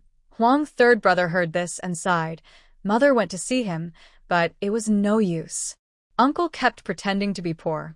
He said his eldest nephew was living and eating at his house, and he even had to give extra money. He had to use some of that money and asked Mother to send a little more in the future. Mother saw that Uncle's family was struggling in the county town. Her heart softened, and she gave 200 coins to Uncle and also paid the tuition fee for the academy. When she returned, sister-in-law quickly told Father about it. They argued until now, and only just calmed down. Father was so angry he didn't eat dinner, saying Uncle's family was like vampires. But Mother wouldn't listen. She said if Uncle's grandson passes the exam someday, he might help Xian too. After hearing what third brother said, second brother Huang was silent. Since he could remember, before his eldest nephew started school, he often saw Uncle's family taking things from their house. Father usually turned a blind eye. When Father said something, Uncle would scold him. When you married my sister, did my family ask for a bride price? We helped you have so many children, fed you a little, and you still keep bringing it up. Thinking of this, he shook his head and looked at third brother Huang. Third brother, I didn't go to work today. Did the landlord say anything? Second brother, today we almost didn't get to work. Luckily, we went early. I don't know why, but now fewer goods are being moved. Today, some people went out but then came back home. Tomorrow, Dad wants us to leave a little earlier. If we lose this job, with the small piece of land we have, the older nephew won't be able to go to school anymore. Hearing this, Huang Sanshu stood up. Second brother, it's getting late. I'm going home now. Let us know when you go to sell the red shrimp tonight. Got it, third brother. Drive safely. Mrs. Chen watched Huang Sanshu leave the yard and sighed. If there's no work at the dock, what will we do? That's true. Our family is doing okay, but what about Dad and the others? How will they manage? Huang Ershu also looked worried. Mrs. Chen suddenly remembered there was still water boiling in the pot. She hurried to the kitchen and shouted loudly, Everyone come out and wash up. Go to bed early. Huang Yuming sat at the table, watching Huang Saizi's right, 123, almost falling asleep. When she heard the noise, everyone quickly came outside, washed briefly, and then went to bed and fell asleep. The next morning, sunlight shone through the gaps in the roof into the house. Huang Yuming was awakened by the voices of the 2 little kids. She slowly opened her eyes and sat up. Huang Wuni was lying by the bed, smiling innocently. Third sister, get up quickly. Mother told us to go wild vegetable picking with you. Thinking of the delicious dandelion dumplings, she felt energized. She quickly tidied her clothes, put on her shoes, went outside, and briefly combed her hair. Then she took Huang Wuni and Huang Saizi's and headed down the hill toward the bean field. At this moment, Mrs. Chen was chopping bamboo in the backyard. Seeing Huang Yuming wake up, she called loudly, Sen and I, Mother left some porridge in the pot for you. Have you eaten yet? Huang Yuming carried her basket and hurriedly replied, Mother, I'm not hungry yet. I'll eat after I finish picking the wild vegetables. Alright, go ahead. Watch your step and don't fall. Got it, mother. Huang Yuming with the two little kids walked along the small hill and soon arrived at their own soybean field. She squatted down and gently parted the weeds with her hand. The scene before her made her very happy. She saw that the grass was full of tender dandelions. The ones not covered by weeds looked a bit older. However, she suddenly remembered that when she used to climb mountains, she would also dig up old dandelions to take home. She mainly used them to make tea because their roots and leaves are rare medicinal ingredients. They are like natural antibiotics, able to clear heat, detoxify, reduce swelling, and dissolve lumps. Thinking of this, Huang Yuming became even more excited and quickly told Huang Zi and Huang Wuni, "Zi and I just dig up those old dandelions along the field edge, including the roots." "The third sister is digging in that bush." Huang Zi scratched his head, looking confused, and asked, "Third sister, these old ones can't be eaten. They are too tough to chew and taste very bitter." "Zi, third sister isn't asking you to eat these old ones. They are a kind of traditional medicine. You can soak them in water to drink when you're feeling unwell." Huang Zi, hearing that they are medicinal herbs, was a bit skeptical but decided to trust his sister. "All right, third sister, we'll dig up this whole patch." Huang Yuming carefully tapped the weeds with a stick, worried there might be snakes hiding inside. After confirming it was safe, she threw away the stick and eagerly started digging. In a short while, she had filled 2 large baskets. Huang Yuming stood up and said with a smile, "Let's go back first. We'll come again to dig next time." Back at home, she immediately took out a large basin and filled it with clean water. Huang Wuni and Huang Zi skillfully picked off the weeds from the dandelions. Once all the dandelions in the 2 baskets were washed, Huang Yuming let the 2 younger ones hang the old dandelions in the yard to dry. She then carefully chopped the tender dandelions into small pieces, put them in a basin, sprinkled a little salt, and let them marinate for a few minutes. Next, she squeezed out the water little by little and washed them several times with clean water. Then, she dug out a bowl of oil residue, chopped it, and mixed it into the dandelions. Huang Wuni, seeing the prepared filling, couldn't help but smell it and excitedly said, "Third sister, the oil residue smells so good. Are we going to eat it for lunch?" "Yes. Third sister will make dumplings for you at noon." Hearing that they would have dumplings for lunch, Wuni's face lit up with a big smile, and she eagerly said, "Third sister, I want to help. I want to eat dumplings. Then you'll help third sister make the dumplings later." Okay. I'm going to make dumplings now." Yellow Yumeng took another basin and walked into the house. She scooped 3 bowls of noodles, feeling it was not enough, so she added a few more bowls. When the basin was almost full, she carried the noodles out. Huang Zi saw that his third sister had scooped such a large basin of plain noodles and reminded her, "Third sister, do you think you've scooped too much? Mother might say something later." Yellow Yumeng looked at the noodles in front of her and wasn't sure if it was too much or too little. In the past, when she made dumplings, she usually used just over 1 bowl of noodles. But since there were many people at home, she thought it probably wasn't too much. "Third sister, I don't know if it's too much or too little. If it's too much, just eat more." Huang Zi brought a bowl of clear water. Yellow Yumeng started kneading the dough. After a while, she felt tired and didn't expect kneading dough to be so exhausting. The 2 younger children wanted to help, but Yellow Yumeng quickly said, "No need, you 2 just wait and help third sister make dumplings." After a while, she finished kneading the dough. She looked at it and was somewhat satisfied. Then, she looked around the house for a rolling pin but couldn't find one. "Z, do you know if there's a rolling pin at home?" "Third sister, there isn't one here, but Grandma's house is one." Yellow Yumeng thought for a moment and decided to find a bamboo stick outside in the yard. She washed it thoroughly and dried it carefully. She also asked Z to help bring out the dining table. She washed the table several times with clean water, then dried it in the sun. After that, she moved the table under a tree and sprinkled flour on it. Next, she brought the kneaded dough and dandelion filling to the table. At this time, Huang Zi and Huang Wuni brought out the stools. Yellow Yumeng looked at the dough in the basin and pinched off a small piece. She rolled it into a long strip, then cut it into small pieces, pressing each into a round shape and starting to roll them out. The two little kids also began to imitate and started making dumplings. Yellow Yumeng watched them and quickly told them to stop for a moment. They had used several sheets of dough but hadn't managed to make a single dumpling. She looked at the two children and asked with a smile, "Have you two never made dumplings before?" Huangzi replied, "Third sister, during the new year, we only watched the adults make dumplings. They didn't let us kids touch the dough. So, Wuni and I have only watched but never made any." Huang Yumeng smiled and said, "It's okay.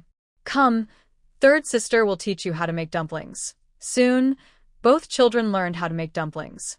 Huang Wuni made all kinds of cute dumplings, looking very adorable. Huang Yumeng couldn't help but praise, "Wuni, you're really good." Saiziz is also very good at making dumplings. After a while, everyone was a bit tired for making dumplings, and there was still a lot of dough and filling left. At this moment, Mrs. Chun came back from the backyard. Seeing the children in the yard, she walked over. Seeing the table full of flour and dumplings, she felt a little worried for a few seconds, then smiled and said, "Third sister, are you having dumplings for lunch?" Huang Yumeng saw her mother coming and smiled. "Yes, Mom. I made dandelion dumplings. You can try some later and see if they taste good." Mrs. Chun heard it was dandelion, then used chopsticks to stir the filling a bit and sniffed it. Suddenly, she felt sad and said, "Third sister, these dandelions are bitter and astringent. Why did you put so much pork fat in them? If you want to make dumplings, I can dig some shepherd's purse." Hearing about shepherd's purse, Huang Yumeng was happy and said, "Then, Mom, you can dig some tomorrow, and we can eat shepherd's purse dumplings again." Mrs. Chun listened and said quickly, "It's not easy to dig shepherd's purse. I'll wait until I find some next time." "All right, Mom." With Mrs. Chun joining in, the table soon was filled with dumplings, almost too many to hold. Mrs. Chun looked at the dumplings on the table and thought that there probably wasn't much flour left at home. She couldn't help but remind, "Third sister, next time you cook, you can make a little less. No need to make so many at once." Huang Yumeng looked at the dumplings on the table and then at the bowl of dough, seeming to think there was a bit more. But she thought they could eat some tonight and have more tomorrow morning, so it should be enough. "Mom, why don't you cook some now and have a bite at noon? There's no more space left." Mrs. Chun was pleased to hear this. She didn't expect her family to say such a thing. There was no more room to store the food. Then she smiled and said, "All right, I'll cook some now. Your father and the others are going to cut bamboo, and they should be back soon." Thus, Mrs. Chun cooked the dumplings while Huang Yumeng and the others continued making dumplings. Finally, they finished wrapping all the dough and filling. Mrs. Chun brought a bowl of cooked dumplings to the table. "Try the taste of these dumplings first. We will eat together when your father comes back." Huang Wuni heard they could eat and reached into the bowl to pick up a dumpling to eat. Huang Yumeng also picked one and carefully tasted it. "Wow, this is the flavor. The dandelion filling is really delicious." Huang Sais also took one and put it in his mouth. After eating, the two kids looked a bit surprised. "Third sister, why is this wild vegetable not bitter? And it's so tasty." Huang Yumeng smiled and said, "You need to squeeze out the bitter water from the wild vegetable and rinse it several times to make it not bitter." Mrs. Chun listened to the children and realized that this dandelion was not bitter. She also picked a dumpling and ate it. After finishing one, Mrs. Chun was very happy. She had thought that Wuni wasted pig fat and flour again, and the dumplings would not taste good. But it turned out to be very delicious. She thought about trying this dish herself next time and would learn her daughter's method.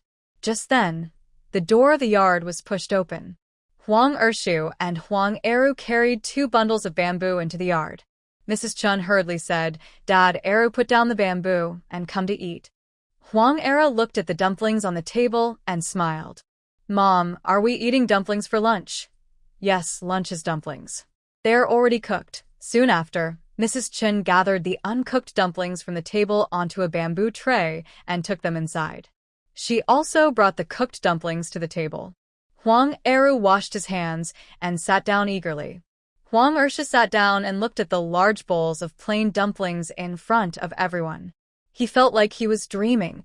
His family's meals had become so good. Then he smiled and picked up his chopsticks. "Everyone, eat quickly." Huang Ersha took a bite and, seeing the filling, asked curiously, What is this? Wild vegetables? Why is it so tasty?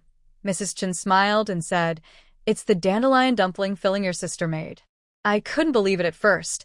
This dandelion isn't bitter at all. Huang Eru quickly ate half a bowl of dumplings.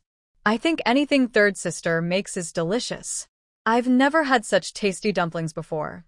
Chen smiled and said, You haven't tried it, and your mother and father haven't tasted anything this good either. Then the family chatted and laughed as they finished their meal. After resting for a while, everyone started working again. Huang Yuming watered the bean sprouts and then went to the backyard to help with the bamboo. By evening, the family had finally enclosed the backyard. Mrs. Chen told Huang Yuming and the two younger children to rest in the front yard, as they needed to water the seedlings again. Huang Yuming was really tired. After washing her hands with the two children in the front yard, they all sat on stones to rest. When they had rested enough, Huang Xi's began to gather the dried items from the yard. Seeing that it was almost time for dinner, Huang Yuming thought, maybe I should cook some porridge and fry those water dumplings to eat. She started boiling the porridge first. When the water boiled, she poured it out, placed a small frying pan on the fire, put the dumplings in, added a little water, and began frying. When the dumplings were almost ready, she opened the lid, drizzled a bit of oil, and the fragrant fried dumplings were ready. After frying all the dumplings, she brought them to the table and kept the porridge on the stove to simmer. Mrs. Chen and the others finished watering the plants and returned. Huang Yuming called out, Mother, dinner is ready. Okay, coming now, they replied. The family gathered around the dim light and started eating. Huang Eru looked at the dumplings on the table and asked with a smile, Third sister, why are these dumplings still so yellow and shiny? Second brother, these are called fried dumplings. Do you want to try how they taste? Huang Eru took a bite and the crispy flavor exploded in his mouth. He finished one dumpling quickly and reached for another. Third sister, these fried dumplings are really delicious. Second brother truly felt that with third sister's cooking skills, she could sell food in the county. Huang Yuming heard about selling food and thought that might work too, but she still needed to go to the county more often to see what could make more money. She then smiled and said, Second brother, you have to help me. Second brother Huang Eru smiled and said, Of course, I will help you. After dinner, Huang Yuming took out the bean sprouts to check them again and then said, Father, let's go to the county tomorrow. These bean sprouts can be sold. Huang Ershu heard his daughter speaking and went over to look at the bean sprouts. He smiled and said, Okay, I'll deliver them to you tomorrow and then go to the dock to work. Then he thought for a moment and said, I need to notify your grandfather and the others. Father, let's go to the county tomorrow. These bean sprouts can be sold. Huang Ershu heard his daughter speaking and went and said, Okay, tomorrow, and then go. And he thought for a moment and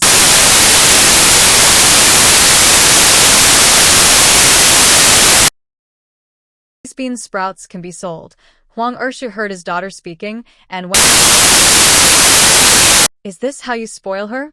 If we wait too long, there won't be a spot left. Move aside, I'll go pull her up. Li's harsh voice echoed in the yard. Huang Yuming was still in bed, not fully awake, when she heard the old woman shouting. Her eyebrows instantly furrowed. Before she could gather herself, she heard some pushing and shoving outside. It turned out that Li was angrily trying to rush into her room. Mrs. Chen tried to stop her, but was pushed aside by Li. Don't interfere. Today, this girl needs to learn a lesson. Li's voice grew louder. Huang Yuming quickly got out of bed, her hair messy and eyes still sleepy. She suddenly opened the door and shouted at Li, Why are you yelling at me so early in my house? You're driving me crazy. Li was about to push the door open when she saw Huang Yuming open it suddenly. Hearing this, she became furious. She stepped forward and grabbed Huang Yuming's arm with great strength, pulling her into the main hall. Huang Yuming was caught off guard and almost fell. Look at yourself. Everyone is waiting for you. You used to be foolish, but now you're not. You should be more diligent. Your parents spoil you, but I won't. Li scolded while making a move to hit Huang Yuming. At that moment, Huang Ershu quickly stepped forward and stopped Li. Mother, enough. Third sister is already up. We need to hurry to the county. After Li Shi pulled Huang Yuming out of the main hall, her anger burned fiercely inside her. She immediately stepped forward and pushed Li Shi hard. Then she loudly said, "Grandma, I warn you, if you dare to try to pull me again next time, see what happens. I won't just let you hit or scold me like I used to." After saying this firmly, she went straight to the yard and washed her face briefly. At this moment, Qianshi hurried over and softly comforted her. "San and I, don't be angry. Just pretend you didn't hear what your grandma said. Your dad also couldn't do anything, so he went along with them." Although Huang Yuming was still upset inside, seeing Qianshi's gentle face, she softly replied, "Mom, I understand." Qianshi then took out 10 coins from her pocket and handed them to Huang Yuming. "San and I take these. When you go to the county later, buy some buns to eat." "Okay, Mom. Do you want me to buy anything else?" "Later, my second brother and I will buy it back." Seeing her daughter looked much better, Qianshi smiled and said, "I've already told your second brother about it. Walk slowly on the way, and if you're tired, tell your dad to rest for a bit." "All right, Mom. I'm leaving now." Then she turned and left the house. On the way, she was almost annoyed to death by Li Shi, who kept scolding her. She said, "You crazy girl, you didn't take anything and you're walking so slowly. Can't you walk faster?" Huang Yuming ignored her and kept walking on her own. After a while, the sky started to brighten a little. Huang Yuming finally saw that there was someone else in the group carrying a load. That person didn't say a word all the way, silent like a mountain of ice. Huang Yuming quickly walked up to Huang Eru and whispered, "Second brother, who is that person?" Huang Eru turned his head to look at the person Huang Yuming pointed to. He smiled and replied, "That's the youngest son of the eldest uncle's family, Huang Sanqing. If I call him second brother, you can just call him Sanqing Gij." "Oh, got it, second brother," Huang Yuming answered. Huang Sanqing heard Huang Yuming talking about him, but didn't look up. He knew that San and I wasn't stupid anymore, otherwise she would have cried loudly when she saw him. Actually, Huang Sanqing didn't know why San and I had been crying every time she saw him since they were young. The group kept walking without stopping. Yellow Rain Dream looked at the sky, which was already bright, but she simply couldn't walk any further. She gasped for breath and said, "Dad, can we walk a little slower? I'm so tired." Second Uncle Huang, carrying a load, was walking ahead. When he heard his daughter, he quickly comforted her. "Sen and I, you and Air who walk a bit slower. Dad will go ahead into town to find a good spot." When Li Shi heard that Yellow Rain Dream wanted to walk slower, she suddenly became very angry. Without asking, she pulled Rain Dream and hurriedly tried to move forward. "Why are you stopping? Look at the time. You're a crazy girl, always delaying things." Rain Dream forcefully pushed her hand away, feeling upset because this old woman had annoyed her this morning. Then she said, "Whether I walk fast or slow is none of your business. Why are you so worried? The emperor's busy, not the eunuchs." After saying that, Rain Dream moved a little farther away from her. Li Shi didn't understand what she meant, and although she looked unhappy, she didn't say anything more. Hearing San Ni's words, third son Huang's usually serious face actually showed a small smile. Soon, they arrived at the county town. They went to the same place where they had set up their stall last time, but it was already full of other vendors. Second Uncle Huang was so anxious that sweat covered his forehead. He moved back and forth among the crowd, looking eagerly for an empty spot. Li Shi was also very worried. Seeing all the red shrimp tails on the ground, she noticed that some villagers were also selling. At this moment, Qianshi saw Li Shi and fake smiled, calling out, "Old sister-in-law, you're also selling red shrimp? There are no more spots here. You came too late." Li Shi heard Qianshi and quickly forced a smile as she ran over. "Big sister Qian, you came so early." While talking, her eyes kept glancing at Qianshi's spot.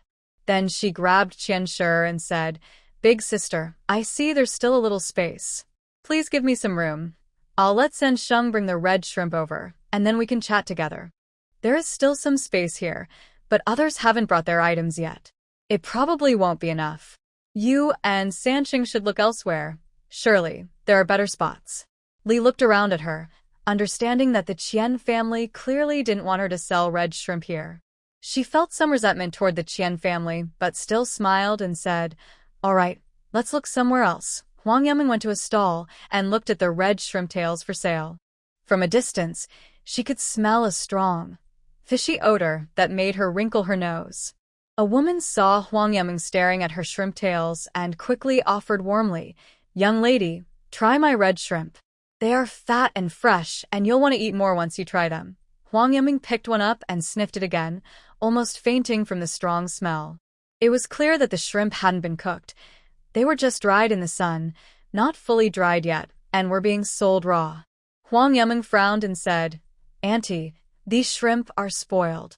Why don't you smell them yourself?" The woman immediately looked angry and shouted loudly, "Go away. If you don't buy my shrimp, don't come here talking nonsense." Huang Yaming patiently explained, "They're really spoiled. Auntie, these shrimp need to be cooked before eating." "They haven't been cooked yet." The woman, hearing this, asked suspiciously, "Do these red shrimp need to be cooked?" "No one in our village has ever cooked them. Of course, they need to be cooked, Auntie. Otherwise, with this hot weather and the sun, they won't dry properly. They'll spoil easily, and eating spoiled shrimp can cause stomach aches," Huang Yaming said seriously. The woman looked confused but didn't say anything further. At this moment, Huang Ershi's forehead was sweating heavily, and drops of sweat were falling. Seeing that there was no space left, Huang Yaming stepped forward and held Huang Ershi's arm. "Dad, let's look somewhere else." "We don't have to stay here." Huang Ershu had no choice but to nod helplessly, saying, "We can only try somewhere else. I probably can't work today." The group left the busy market and returned to the street. Huang Yaming saw that everyone was covered in sweat and said, "Dad, put down the baskets and rest for a bit." Huang Ersha thought he was tired after carrying things all day and agreed. A few people just put down their carrying poles when they were quickly chased away by the shopkeeper at the door. "Who told you to leave your things here? Hurry up and leave." Huang Yaming felt speechless. Why was it not allowed to even rest for a moment? "Dad, how about we leave it in the middle of that street corner?" Huang Ershu waved his hand. "How can we leave it in the middle of the road? That would block others." Huang Yaming looked at how tired they were. Continuing to carry everything like this wasn't a good idea. Then she looked at the stern shopkeeper and said, "Shopkeeper, we plan to sell goods at the market, but there are too many people and no place to set up. Could we pay you a little money to let us sell in front of your shop?" The shopkeeper, hearing about money, immediately changed his attitude and smiled. "Young lady, how much are you planning to pay?" Seeing the shopkeeper's change in tone, Huang Yaming spoke up, "Shopkeeper, we're not rich, and our goods aren't worth much either. Just tell us how much it would take for us to set up here, and we'll leave by noon." The shopkeeper looked at their 4 bags and 2 baskets and said, "How about 6 coins?" Huang Yaming was happy to hear that, such a small amount.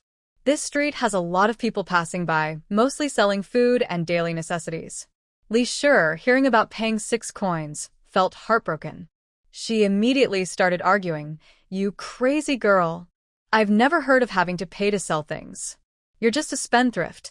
That 6 coins could feed a young boy for a whole day. They haven't sold anything yet, and they have to spend 6 coins. Anyway, I won't pay. Sansheng, let's go."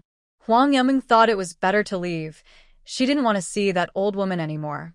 Huang Ershu quickly pulled Li Shi aside and whispered, "Mother, besides the market, we really have nowhere else to go. If we go to other shop entrances, we'll be chased away again. That would only cause us more loss. Sansheng and I didn't even go to work, so we've lost over 20 coins. If the goods still don't sell, what should we do?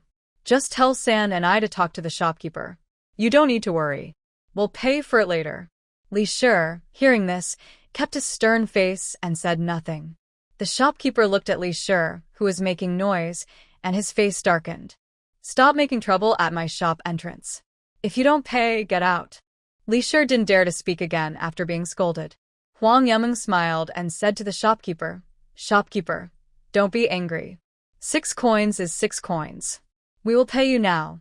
Seeing that the young girl was sensible, the shopkeeper thought it was worth earning this money and smiled. "All right." Huang Ershu quickly stepped forward and handed the 6 coins to the shopkeeper.